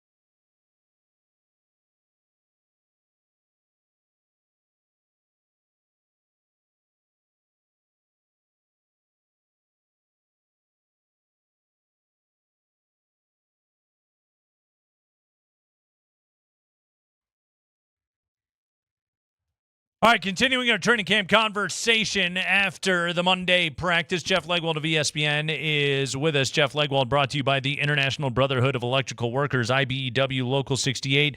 You start with a job and you end with a career. Jeff, in the secondary, Riley Moss, the play of the day, ripping an interception away from Cortland Sutton. Granted, it would have been called back because Nick Benito was offsides. But nonetheless, Sean Payton lauded the camp that Riley Moss had today after practice, while also talking about Jahdae Barron not being a safety. We always get caught up in pecking orders, but right now, Jeff, what kind of camp is Riley Moss having in your view, and where does Barron stand in the pecking order? Well, Barron is still, probably 3, depending on where you think, McMillan is at the nickel spot, or where you think that fits in the pecking order. But Barron's the next in line after the 2 outside corners. Surtain, Moss, McMillan's the nickel right now, but Barron will play snaps this year in the nickel. He'll play snaps in the dime, and he'll play some snaps outside. And, everybody keeps asking me, they shouldn't have picked him.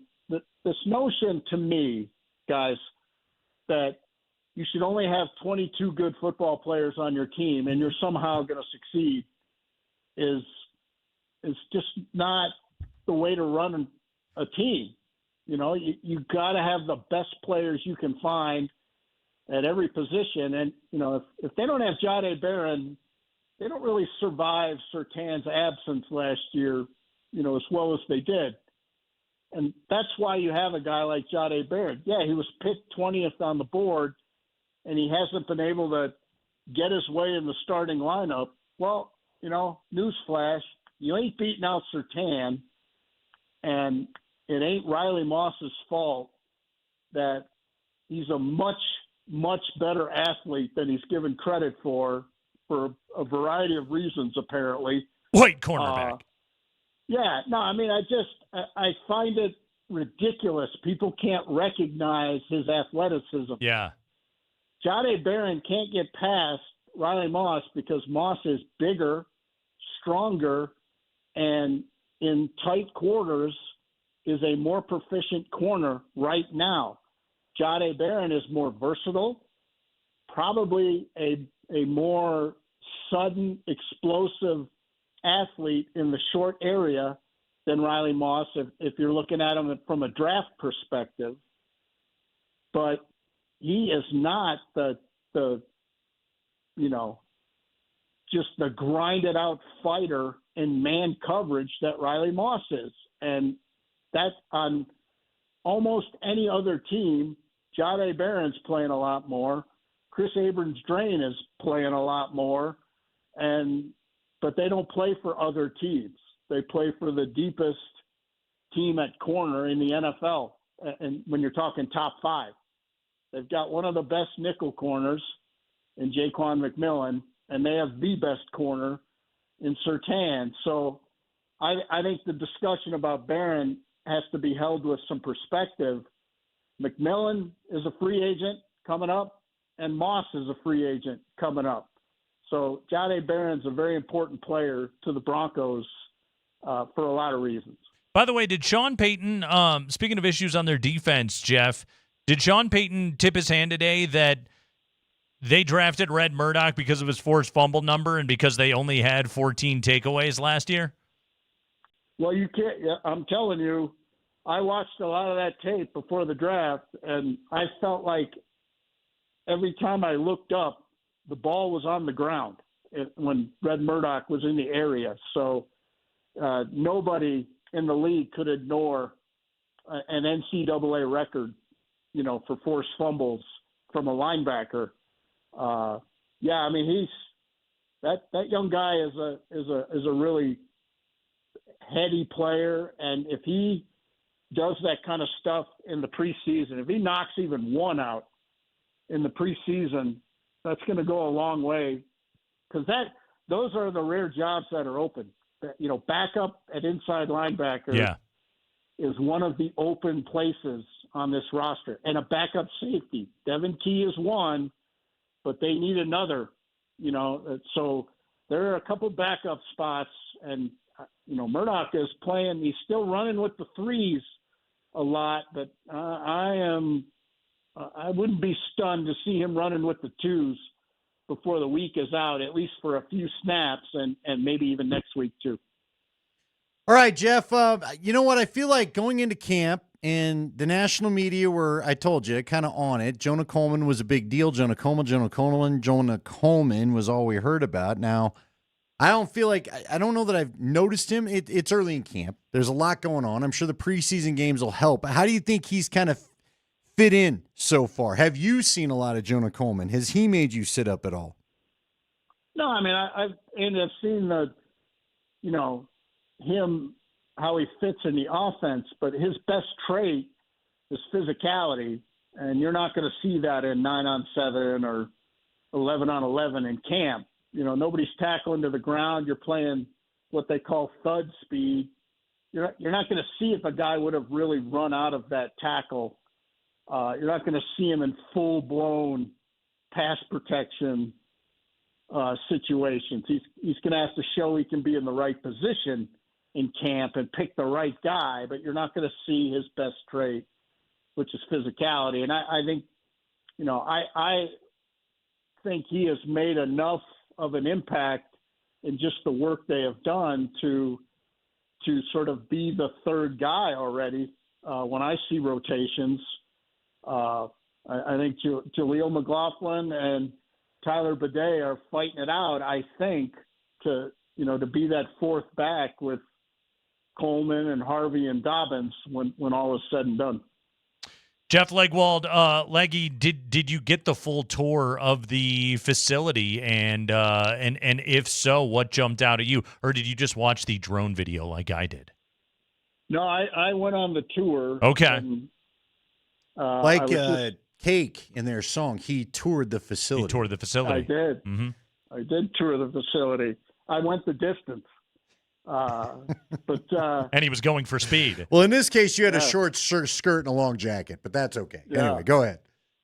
No, it's phenomenal. I can't even imagine any other team having anything close to just the amount of time no one's going to care in the world, but because a lot of it is, first world problems. You're talking about how many steps a player has to walk during a day. And you got, my dad worked in a rail yard. I'm not sure anybody was counting their steps, but in the world of football, from that prism, it's going to be a powerful, powerful tool. You start taking free agents and coaching candidates through there, and it's the kind of well thought out building that it's going to hold up over time here. It's still going to be a powerful recruiting tool 10 years from now, because I'm not sure a lot of teams could have the wherewithal to duplicate what they've done. It's really quite something. And for the players, I'm talking about the players, executive offices and all that stuff. That whatever, for me, I really pay cubicles look the to, same everywhere, Jeff. Yep. And I'm like, the president of every company has a really cool office. So let's just, Greg Penner's office is going to be awesome no matter where it is in any building. But what they've done for the players, like if you're trying to convince somebody, hey, you want to come here, you want to come play, some other place, I don't think they're going to lose many of those battles. It's just got more and better of everything for players. Now, the question, a lot of coaches I've talked to through the years always struggle with comfort. What's the comfort level? And I've sort of joked that, Sean Payton is now sort of executive vice president of discomfort, because he's got he's already putting out the message. It really matters who's in the building, and not the building. So, but I just, it's a phenomenal thing they've done, and they really did spare no expense in doing it. And, I've already spoken to people with other teams who've seen the photos or whatever, and they're like, yeah, we don't have that kind of stuff. By the way, you ever been to Beloit, Wisconsin? Maybe caught a sky carp game while you were there, Jeff?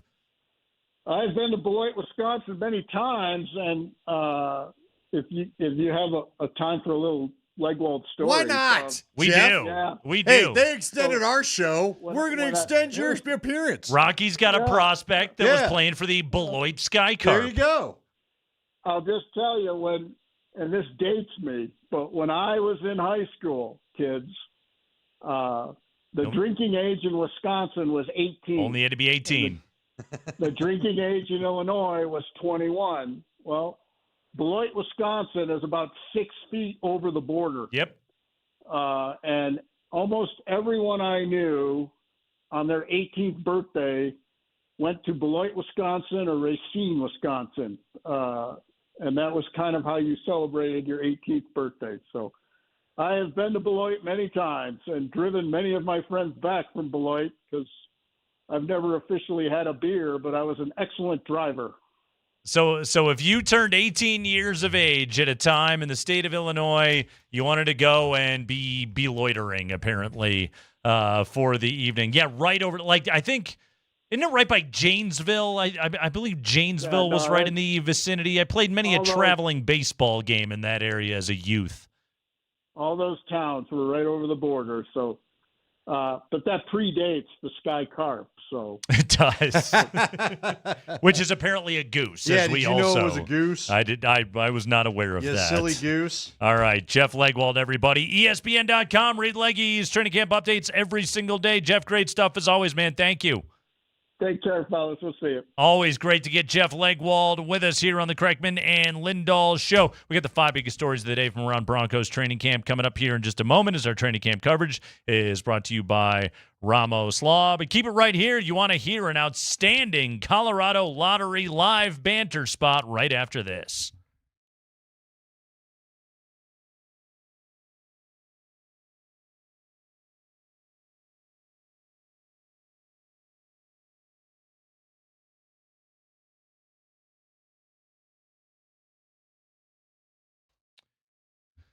Andy, the Colorado Lottery knows we all have wishes for what we would do if we had a winner. You can travel the world. You can get your dream home in Beloit, Wisconsin. However big your wishes are, the Powerball jackpot, big enough to grant them all. So, Andy, get your lucky numbers ready because the next Powerball jackpot is $748 million. Yes, $748 million. You know what we call that? The Shohei Ohtani plus $48 million. So many ways to make your wishes come true. You know what I'd do? Let's have it. I would go ahead and build my own $175 million complex. You can build a for few you and me in spring, and then we'll have the media come tour our facility, and we'd have food stations every 5 feet for us. I don't know what the hell we'd be doing there. We don't need a weight room. We don't need a recovery room. We don't need all the office space. We don't need the open collaboration spaces. But I'd build it anyway just to show the penners that I've got a little throwing around money too. It is right now Colorado Lottery's Powerball, $748 million. Drawings every Monday, Wednesday, Saturday. Jackpot keeps growing until somebody wins. You pick 6 numbers, $2 a ticket. Choose your lucky numbers or do a quick pick. Have your numbers picked for you. Add on the double play feature for $1 to enter your ticket into the second drawing for a shot at $10 million. Do it now. It's Powerball from the Colorado Lottery. Win $748 million.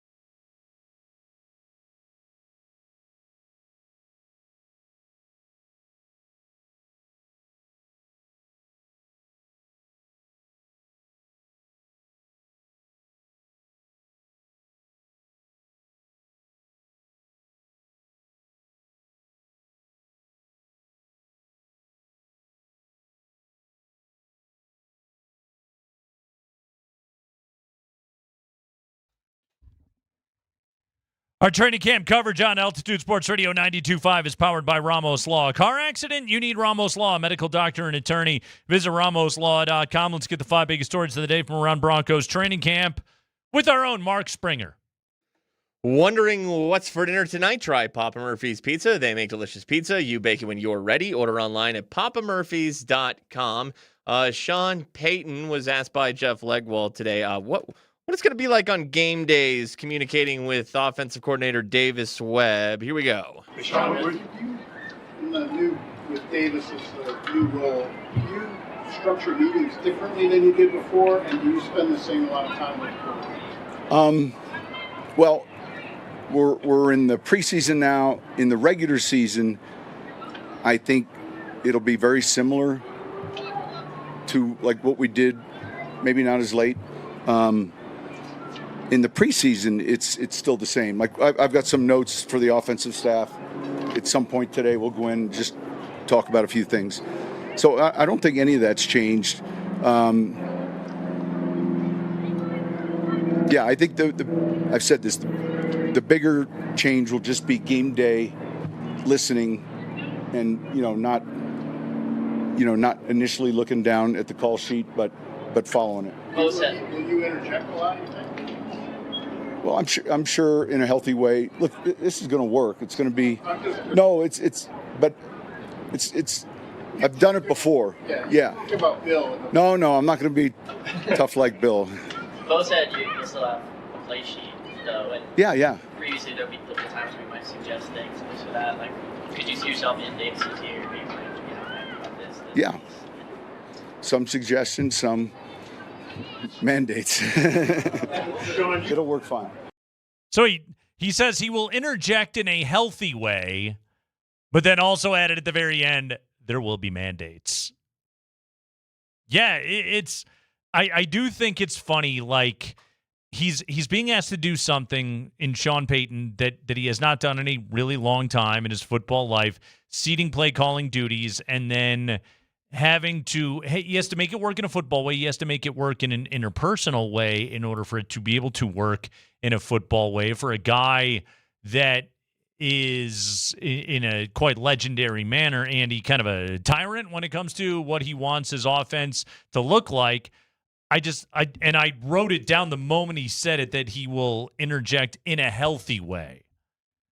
All right, Sean, we shall see. I guess, we'll see the work that you're putting in to be able to do that once we get to week 2 against Jacksonville, week 3 against the Rams. Yeah, and look, to be fair to Sean, I get it, man. You think this is a Super Bowl team. Otherwise, you wouldn't have basically re-signed all of them. Yeah. And, they all know the pressure. Now, I do think we make a lot of the first 6 weeks of the schedule for good reason. It's a tough first 6 weeks by all appearances. You and I always have the caveat there that these things change quickly, and a lot of times teams aren't what you think. That said, and by the way, the back half of the schedule kind of lightens up and is a little more friendlier. Really does, yeah. So you just have to survive the first 6 weeks. But the bottom line is, this is a team playing with the pressure that the only way you can do any better than a year ago is go win the big game, basically. You can get there, but what's the point of getting there if you're not going to pull it off? And Sean laid it out to Seth Wickersham, which I was appreciative that he was very honest about the fact that he didn't want to play the Chargers. They got knocked out before they had to face them. Mahomes and the Chiefs weren't the same. They weren't a problem for the Broncos last year. There were a number of things that did fall your way. They may not fall your way this year. There's a lot of pressure around that, like we talked about. So, and the guy's he's the ultimate control freak, period. Yeah. And he's giving up control. And you and I are a little controlling of what we do on this show. I can relate to the empathy of it. I just don't know that I believe it's going to be as smooth as they're trying to paint it right now. That's all. So what about Bo Nix? He also is working with Davis Webb in a slightly evolved capacity this year. High five. Yeah, this is Bo from Saturday on Working with Davis Webb. It's been really good. Honestly, feel like we picked up right where they left off in spring, and feel like I picked up right where left off with Coach. And so it's the voice in my ear, but both were very, Coach and Davis both very calm, decisive, give me the play. I feel like Davis is doing a really good job of communicating with me, not over communicating, but just give me a few things here and there, reminders, little things about a play, like, hey, don't forget this. Hey, remember you got this. And so I think that's going to be, great as we go with that communication in my ear. And, he's been waiting for this moment for a long time. He's been preparing for this, and he's really put us in a good spot. And I said it earlier, Andy, I think another factor that is going to help in all of this is year 3, Bo Nix, year 3 in the system, Bo Nix. Is there going to be a third-year leap on a Bo Nix? Well, it's all set up for him. He has the play caller that he wanted. He's comfortable in this offense. They went and got Jalen Waddle. It's all right in front of him. There's no reason for this Broncos offense not to be pretty damn good this year. No, and not from what we're seeing in practice. Now, again, I guess a little bit of insight. That's why we have Jeff Legwold on. He said a couple of times maybe some of the things we've seen Broncos defense has dialed it back a little bit. But look, you got to get to the point where the offense does have to get some work done, right? Vic would never let up on his offense, and look what it led to. I mean, you want them having a little bit of confidence going into the season too, but I also think we've seen some legitimate wins out of that offense. I do think Bo has better control this. Of course he does. He's going into year 3. Yeah. Like I said, that I know this, that highlight back shoulder pass we talked to Pat Bryant, that wasn't a clean pocket. Bo stayed in there. Bo drove the football. Bo had the proper footwork. That was all good to see. And Pat Bryant won that rep. By the way, this should be a really good team with a lot of balance. I'm hoping more balance than we've seen. Let me just add: when you're a Broncos fan and you go out to training camp, if the defense breaks up a play, makes a play, you're allowed to cheer. Yeah, but they don't want to. Are you the one that pointed that out to me Friday? I think I noticed it heavily Saturday. There were no cheers for any defensive plays. I know Jordan Jackson. Everything was, oh. Yeah, Jordan Jackson got to Sam Ehlinger today and batted a pass down, and I was like, damn, that was a good play by Jordan Jackson. The crowd just goes, oh. Oh, we had another one where they tried to go a short screen pass on Saturday, and one of the defensive tackles jumped up and blocked it down like he blocked a field goal. Yeah. And it was, oh. Oh. I tell you this, okay? How about this? A pick 6 by Surtain off of Stiddy. Yeah. I bet they'll cheer for that. Yes. That might be the only one that they would cheer for, but they might cheer for that. Go ahead. But even Spring. that'll be a little muted. Right. Spring. High five. Over the weekend, Sean Payton said that the Broncos are interested in bringing Taysom Hill in for a look. Today, Sean Payton expanded upon that. There's no hurry right now. I'm going to see him here in 5 days, so we'll see where he's at and kind of go from there. How unique is his skill set? Well, yeah, it's very. He's done a lot of different things. You guys have seen it, so the key thing is his health and where he's at mentally. I don't want to assume that he still wants to play. I haven't had a chance to talk with him. Our doctor here, Kareem, is the one who did his surgery, and he's actually had a bunch of follow-up. I mean, he's come to Denver for 2 or 3 follow-ups, so we'll see where that goes. So, in other words, Sean has played golf with Taysom Hill probably a couple of times, and he's not even sure this guy wants to keep playing football. In the meantime, I go back to Jeff Legwold's comments from last hour. If you have Taysom Hill, he's going to play, 4 or 5 snaps a game? Whose roster spot you taking away right now? Well, that's just it. And on top of it, with Sean not calling the plays. Yeah. Which we assume right now, we're going to assume that's an all-year thing. I mean, I would also assume coming along with calling the plays is this is the personnel grouping I want out there. If this was Taysom Hill 5 years ago, sure, we'd all be on board with this. He was an exciting, versatile player. Yeah. Good on him for he carved out a nice career for himself. Sure did. He did a lot. Frankly, it upsets people, but I say it all the time. I wish Tim Tebow would have accepted the role the way he did. Tim Tebow could have been that very exciting type of player. Just not an all-time, quarterback all the time. He just never wanted to accept that.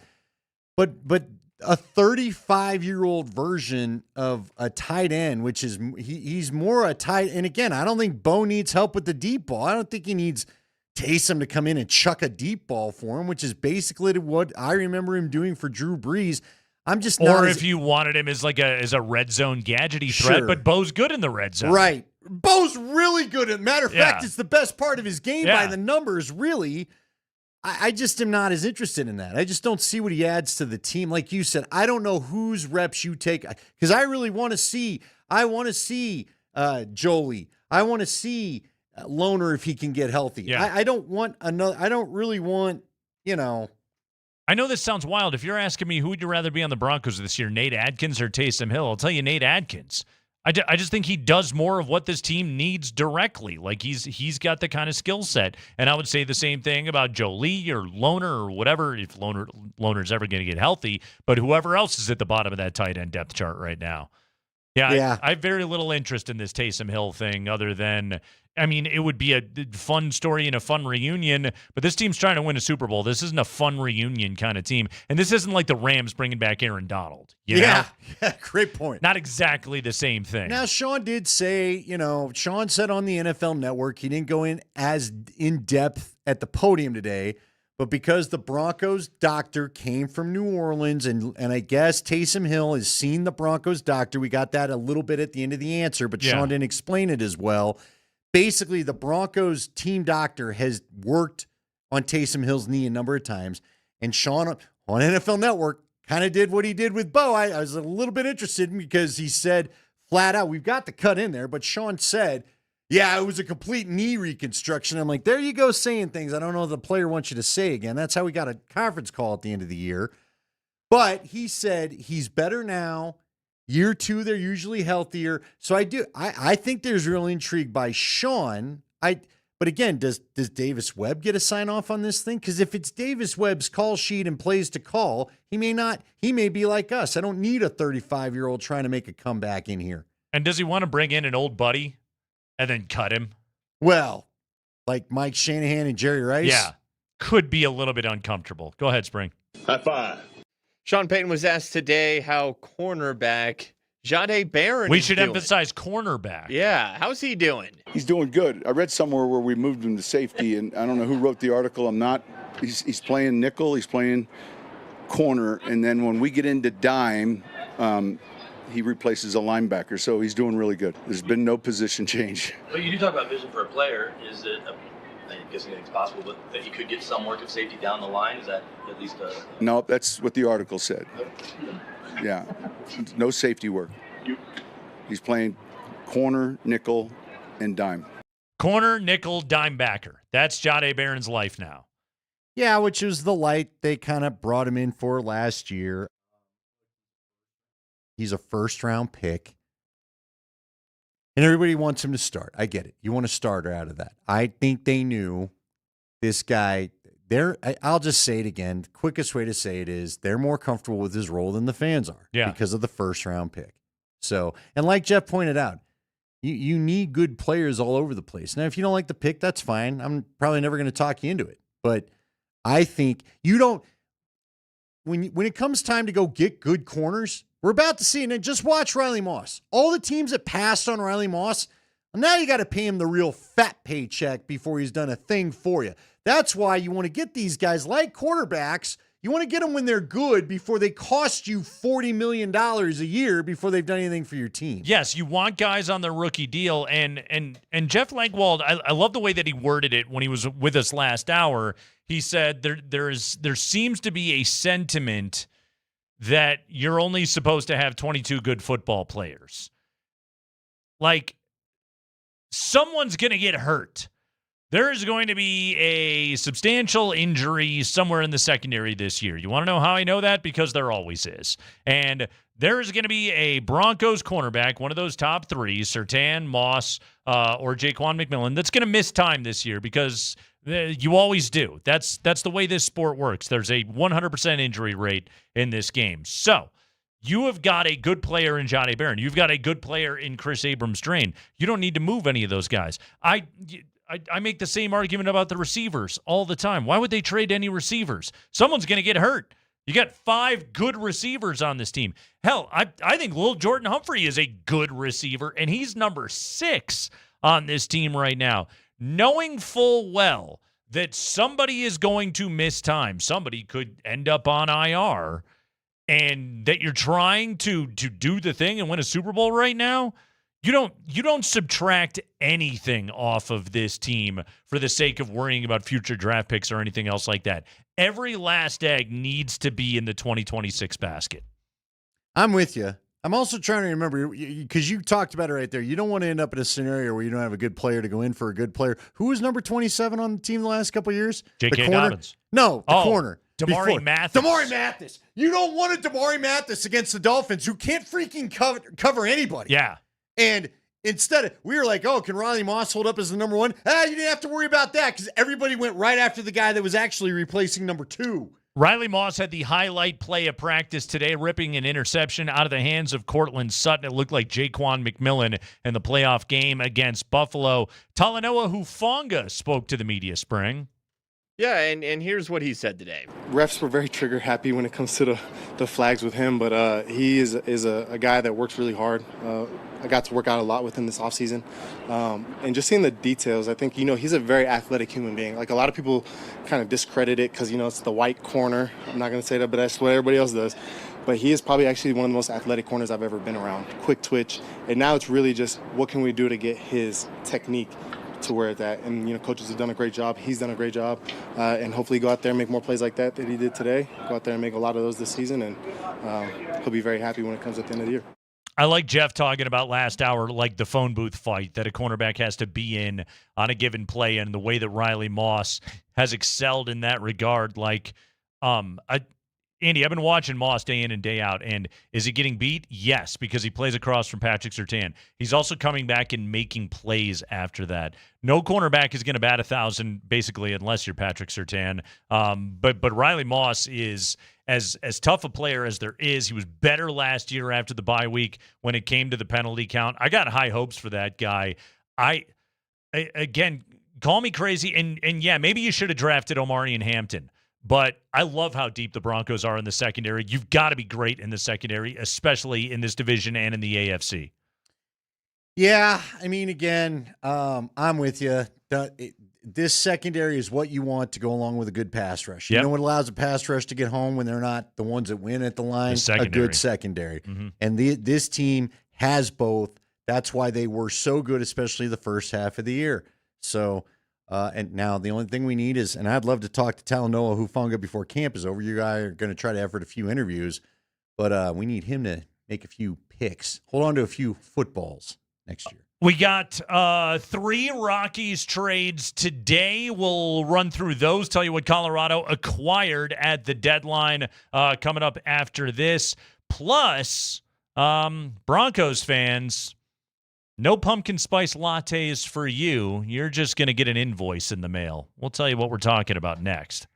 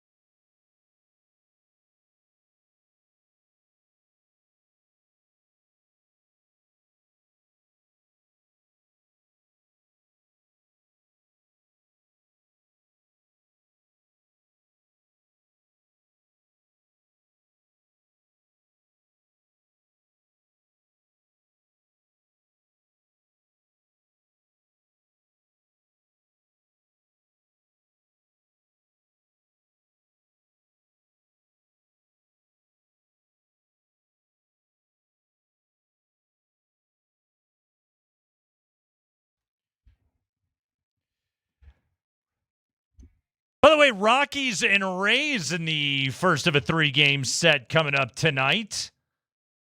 Rockies, Rays, 6:40. Michael Lorenzen will toe the slab tonight. Weren't quite able to move him at the deadline, Andy. For whatever reason, the phone didn't ring off the hook to get Michael Lorenzen. But no Tomu Sagano movement either. Yeah, Are Sagano. you a little surprised by that one? I am. Again, we don't know what the offers look like, but to me, he looked like a prime trade candidate. Rockies lineup tonight, McCarthy in left, Karros at third, Carragher at center and batting third. Hunter Goodman, he was out of the lineup yesterday after the 2-homer game on Saturday. Still on the Rockies. He didn't get moved at the deadline. He will hit cleanup tonight. Mickey Moniak also still on the Rockies and batting fifth tonight. I'm surprised that a good market didn't develop for Mickey Moniak.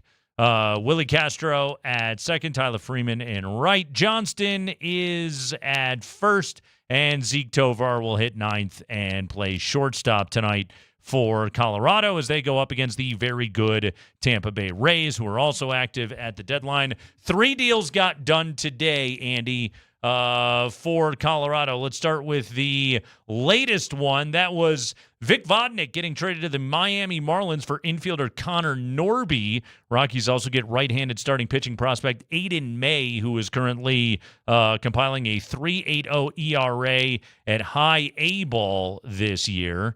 So that's Connor Norby and Aiden May.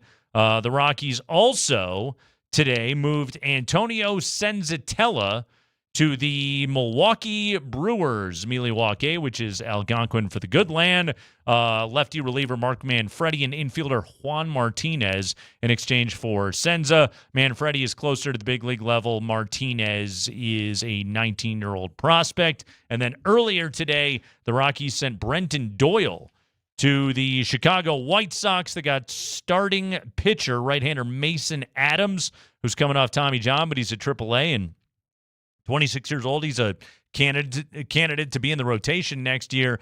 He was the Sox number 8 prospect. They also got shortstop prospect Carlos Villalma, who is 16 years of age, just completed his first season in the Dominican Summer League. So you get binoculars out for him, but it sounds like Mason Adams could be on the big league roster next year. So really, I would look at it today, Andy, and I would say, all right, Adams is a real candidate for the rotation next year. Manfredi is a real candidate for the pen next year and possibly down the stretch this season. And Connor Norby, which, by the way, you got 4 years of club control on Norby, he is in your infield next year. And, you kept asking about Ezekiel Tovar earlier. All right, well, maybe Connor Norby is going to be in a spring training fight possibly for one of those spots right now, a starting infield job. So 3 trades today. I think if you're a Rockies fan and you're so used to frustrating trade deadlines, you got to be thrilled with what they did today. They turned 3 players into 6. They got a bunch of prospects. They got pieces they could move later. They got pieces that they can develop. But the Rockies actually participated in the exercise of trying to improve their baseball team today. They did, and you always have to see what we'll never find out. You wish you could see, I should say, the offers that were offered to them for maybe some of the guys we thought might move, and then maybe we would agree with them on not moving anybody if they in fact had a chance to. I guess, so I'd look at it this way. From the positive side, is it good you at least keep some of these guys around? Because I know they're not really a winning club yet, but let's be honest, after a rough start, after a rough start, they played really good baseball since they played good baseball. They're approaching 500 baseball, which compared to where you've been, you're an interesting team to watch. I don't hate it when I watch a Rockies game right now. They aren't good. They surpassed last year's win total. It's going in the right direction. It is. And they've got some guys that I could squint and see them maybe being at the tail end of their run as the Rockies start a good run with their younger guys. Agreed. Like a Jake McCarthy or something like that. This is what you had to do. It's like they didn't get the massive splash. They didn't acquire the Yankees' number 1 prospect or anything else like that. But they moved pieces that were not parts of future plans, and they got multiple prospects in return, which was what they had to do and should have been doing for years. Well, and I'll say this too. Look, man, that culture was crap. It was puke. sewer. Yeah. And at least this group of Rockies feels like it's changing some of the culture. Yeah. They're gritty. They had a couple nice moments where, they'd answer. Offensively, they were answering last week. You know what I'm saying? Yeah, well, look, I'm stretching here to find some positives, but the bottom line is we have to remember how burnt to the ground this thing was. Yeah. At least there's some grass growing in the dead spots again. They're trying. Like our yards. Yes. So now that said, the cynic in me, which will always exist with that club at times. I do wonder, did a nice showing, because they had a lot of nice crowds over the weekend, that makes somebody that counts the money go, well, maybe we ought to. Hey, this town seems to have fun watching some of this club. God, I would hope not. I would hope not too, and I don't want to believe that the new GM works that way. Yeah. But I'm spacing his name. Help me out. Paul D. Podesta. Paulie D. Yeah. Yeah, Paulie D. Pods and Jay Burns. Somehow I don't think they're too worried about that. But again, you did have some nice crowds show up over the weekend. So, whatever. Andy, on Saturday, Broncos president Damani Leach spoke to the media. He said a privately funded new stadium project at Burnham Yard, according to the Denver Post, will likely include the sale of personal seat licenses. PSLs are one-time licenses that give the buyer the right to purchase season tickets for specific seats. They are commonplace in the NFL and have been part of nearly every stadium project undertaken in the past decade. Damani Leach saying, quote, "It seems like it's a pretty likely thing to happen, but we haven't made any formal decisions on that," close quote. Newsflash. It's going to happen. I'm pretty sure when a team president said it's likely when speaking to the media. That's a soft rollout for you to get some anger out now. Spitballing on that one, I'm pretty sure. And by the way, we should note the moment that the Broncos came out and said our new stadium will all be privately funded, we told you, go ahead and look up personal seat licenses, folks. So yeah, if you're curious, if you don't know anything, I would assume if you're a Broncos season ticket holder, most of your conversations with a lot of your friends that are also season ticket holders, you guys have discussed PSLs. Here's just an example here, Andy. This is from when the Washington Commanders sold PSLs to RFK Stadium. Not all that terribly long ago. Let's see. Okay, so the stadium valued at as much as $975 million, according to public documents reviewed by News 4 in Washington. As a part of the stadium deal, the district agreed to give the team all the proceeds from sales of PSLs. That's on top of the $1 billion the district already paid to secure the stadium deal. The new stadium expected to seat roughly 65,000 fans, so that's $15,000 per seat for a personal seat license. They add that doesn't mean fans will have to pay that much. PSL prices will vary. Some will be far less. Others will be more. All right. So just to give you an idea, I just put it in AI. What's the average cost of a personal seat license in the NFL? Here's what it gives me. $500 for the upper deck locations in the nosebleeds area to over $100,000 in luxury suites, averaging roughly $15,000 per seat with some of the new recent stadium projections. Hey, I read the same article I did. But in Vegas and Los Angeles, you're looking at $100,000 to $190,000. 50-yard line, $15,000 to $50,000. What? This is going to be the elite. Okay? Right? This is going to be just like their building. Don't we expect the top stadium when it's all said and done? Oh, yeah. It's going to add a hefty chunk to your season ticket bill. But what do you think the average person sees? In that 15,000? Like, again, should you expect? My guess is it will, because and I've read these structures before. It probably will vary depending upon proximity of your seat, either to the football field or to the finest of the luxury amenities, should you require them. Either way, this is going to jack up your cost as a fan. So if you want to be a season ticket holder to go see a Broncos game. And look, I get the trade-off, okay?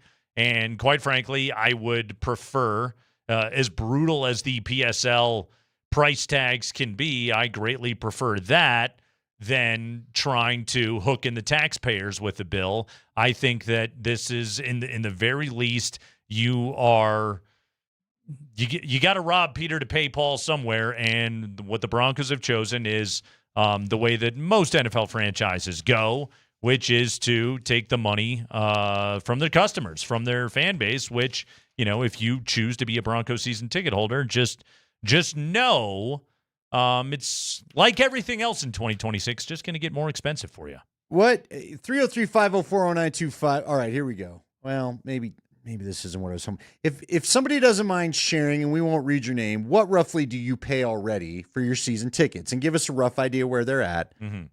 But again, to your point, what I do like about this, I guess, I don't know, I don't like anything about it, right? Because no, it's not ideal. We all just want to be able to go to a game and be able to afford it, and this feels like this is another way of pricing out the blue-collar fan.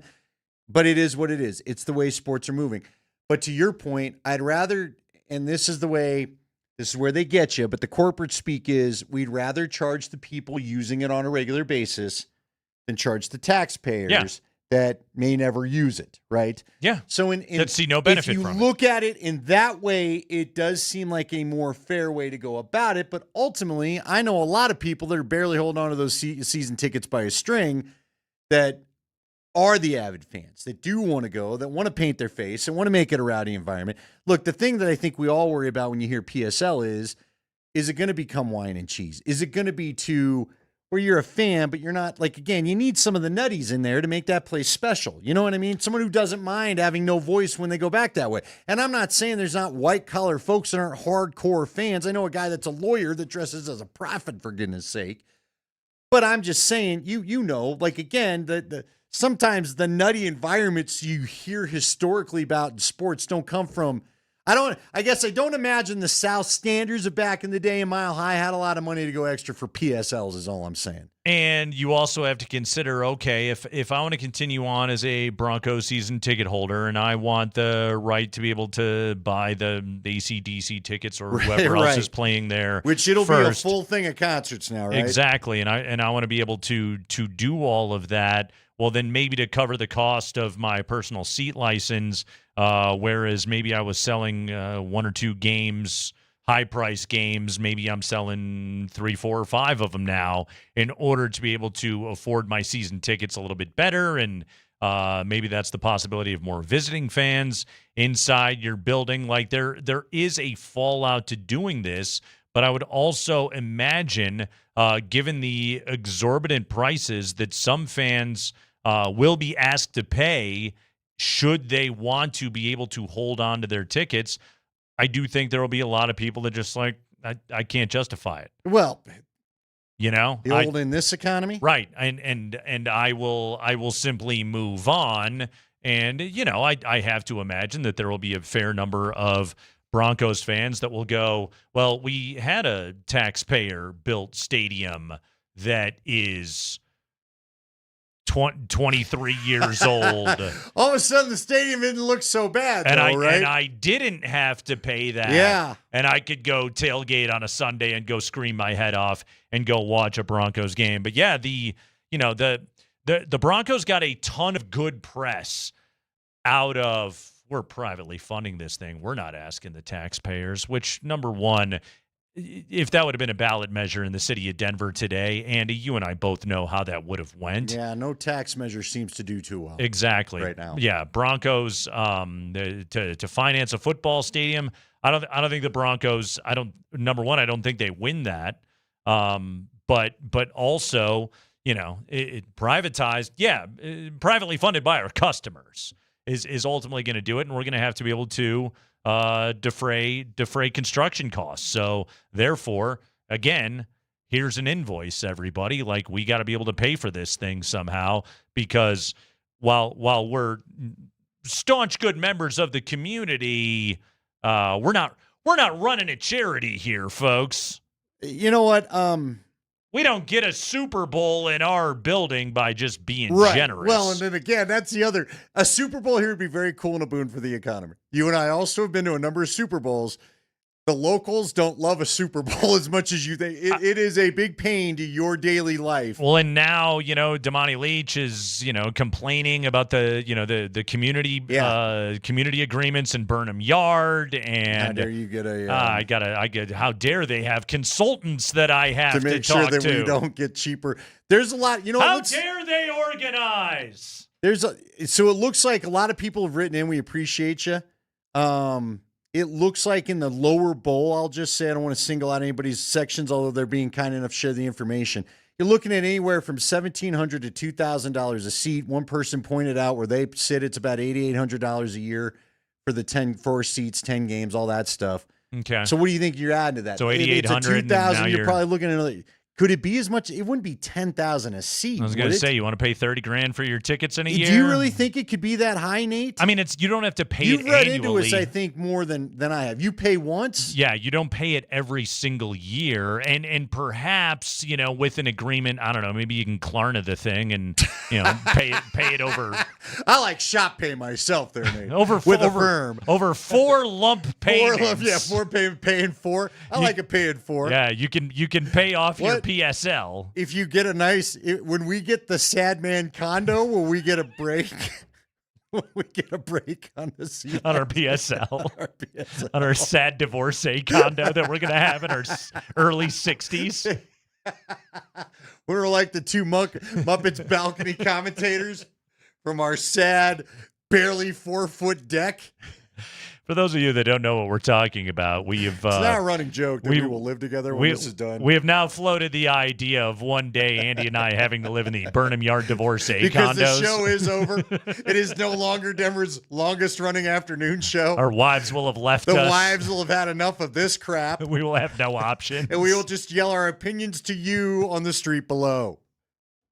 In Burnham Yard. Maybe we'll live stream them. We'll be competing with DMac's face on Twitter. Whose phone? Your or mine? And DMac will be our neighbor. Yeah. You're going to hear us? Hey, shut up over there. Day and night he talks. Each podcast more annoying than the last. For those who don't know, that's an old Zagat's bit from Saturday Night Live. Personal seat licenses, they're likely. Oh, likely. I like how they're likely. This is the soft rollout of get your rage out. So when we get the plans going, your rage is gone and we can all just be excited. Yeah, exactly. Then they just stick you with the bill. Here's a bill for $30,000. You like football? You're Will gonna our have to. condo even cost $30,000? You're gonna have to sell your Toyota Corolla to get into this football game. Toyota Corolla. It's the Kreckman and Lindahl Show.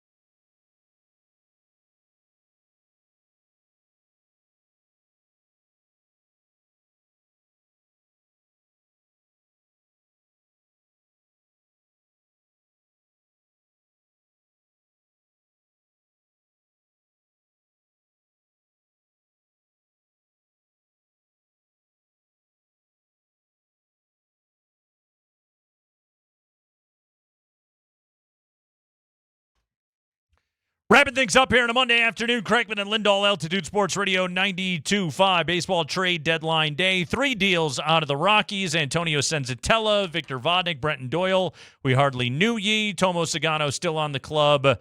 Kyle Freeland still on the club. Complete game the other day from Kyle Freeland, first of his major league career. Mickey Moniak still on the team. That one was really surprising to me. Now, again, like, it would be easy to sit here and just blast them for not doing anything. But, Andy, we have no idea what the return haul looked like on that deal. And the reason why I'm not going to sit here and blast them for not making the biggest moves is they did make other trades today. This isn't like past Rockies trade deadlines where they sat on John Gray, sat on Trevor Story, gave the contract extension to, why am I spacing the name of the closer now? Oh, Daniel Bard. Yeah, Daniel Bard gave the extension to the most valuable commodity at the trade deadline, a closer. Yeah, that they had at the trade deadline, but did not move him because that was when philosophically they were just like, no, we're not trading our guys. No, we love our guys. We value them. We hope to re-sign him. Exactly. And then remember, did they get anything for Story? I know they didn't get anything for Gray. No. Because they refused to trade him. No. They'll come back. They're real interested. No, they aren't. Remember Yeah. when Trevor Story had to take a night off because he was so mad he didn't get traded? Because it was positive he was going to get traded. So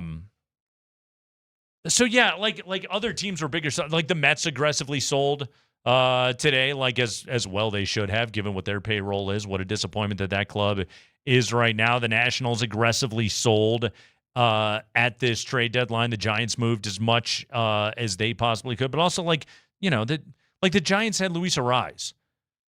I like Mickey Moniak. Like, I don't think he's going to get the same kind of return. The Phillies would have paid to be able to get Luis Arise. Like that's another part of the problem here is like the Rockies had like some nice pieces. Did they have anything that was that great? Right. Listen, Mickey Moniak's a heck of a story and a fun story. Nate, does this also show, as I say this, I'm talking fast because I'm thinking and talking at the same time. Look out, folks. He's thinking. Yeah, that's been a tough thing today. Does it show you there's still a little of, well, that's Coors Field going on in baseball? Or is Mickey's split's been pretty good? So let me use Tomo Sagano, for example. Okay? And don't let me lose you on this. I'm going to get into a little bit of baseball nerdery. Okay? So as a baseball player, follow me on this. You have your actual numbers. And actually they have these in other sports too. You have your expected numbers. Your expected numbers kind of based upon the quality of your performance, like what you really are. And they can take a look at it and say, is this player fortunate or is he unlucky in some of his numbers?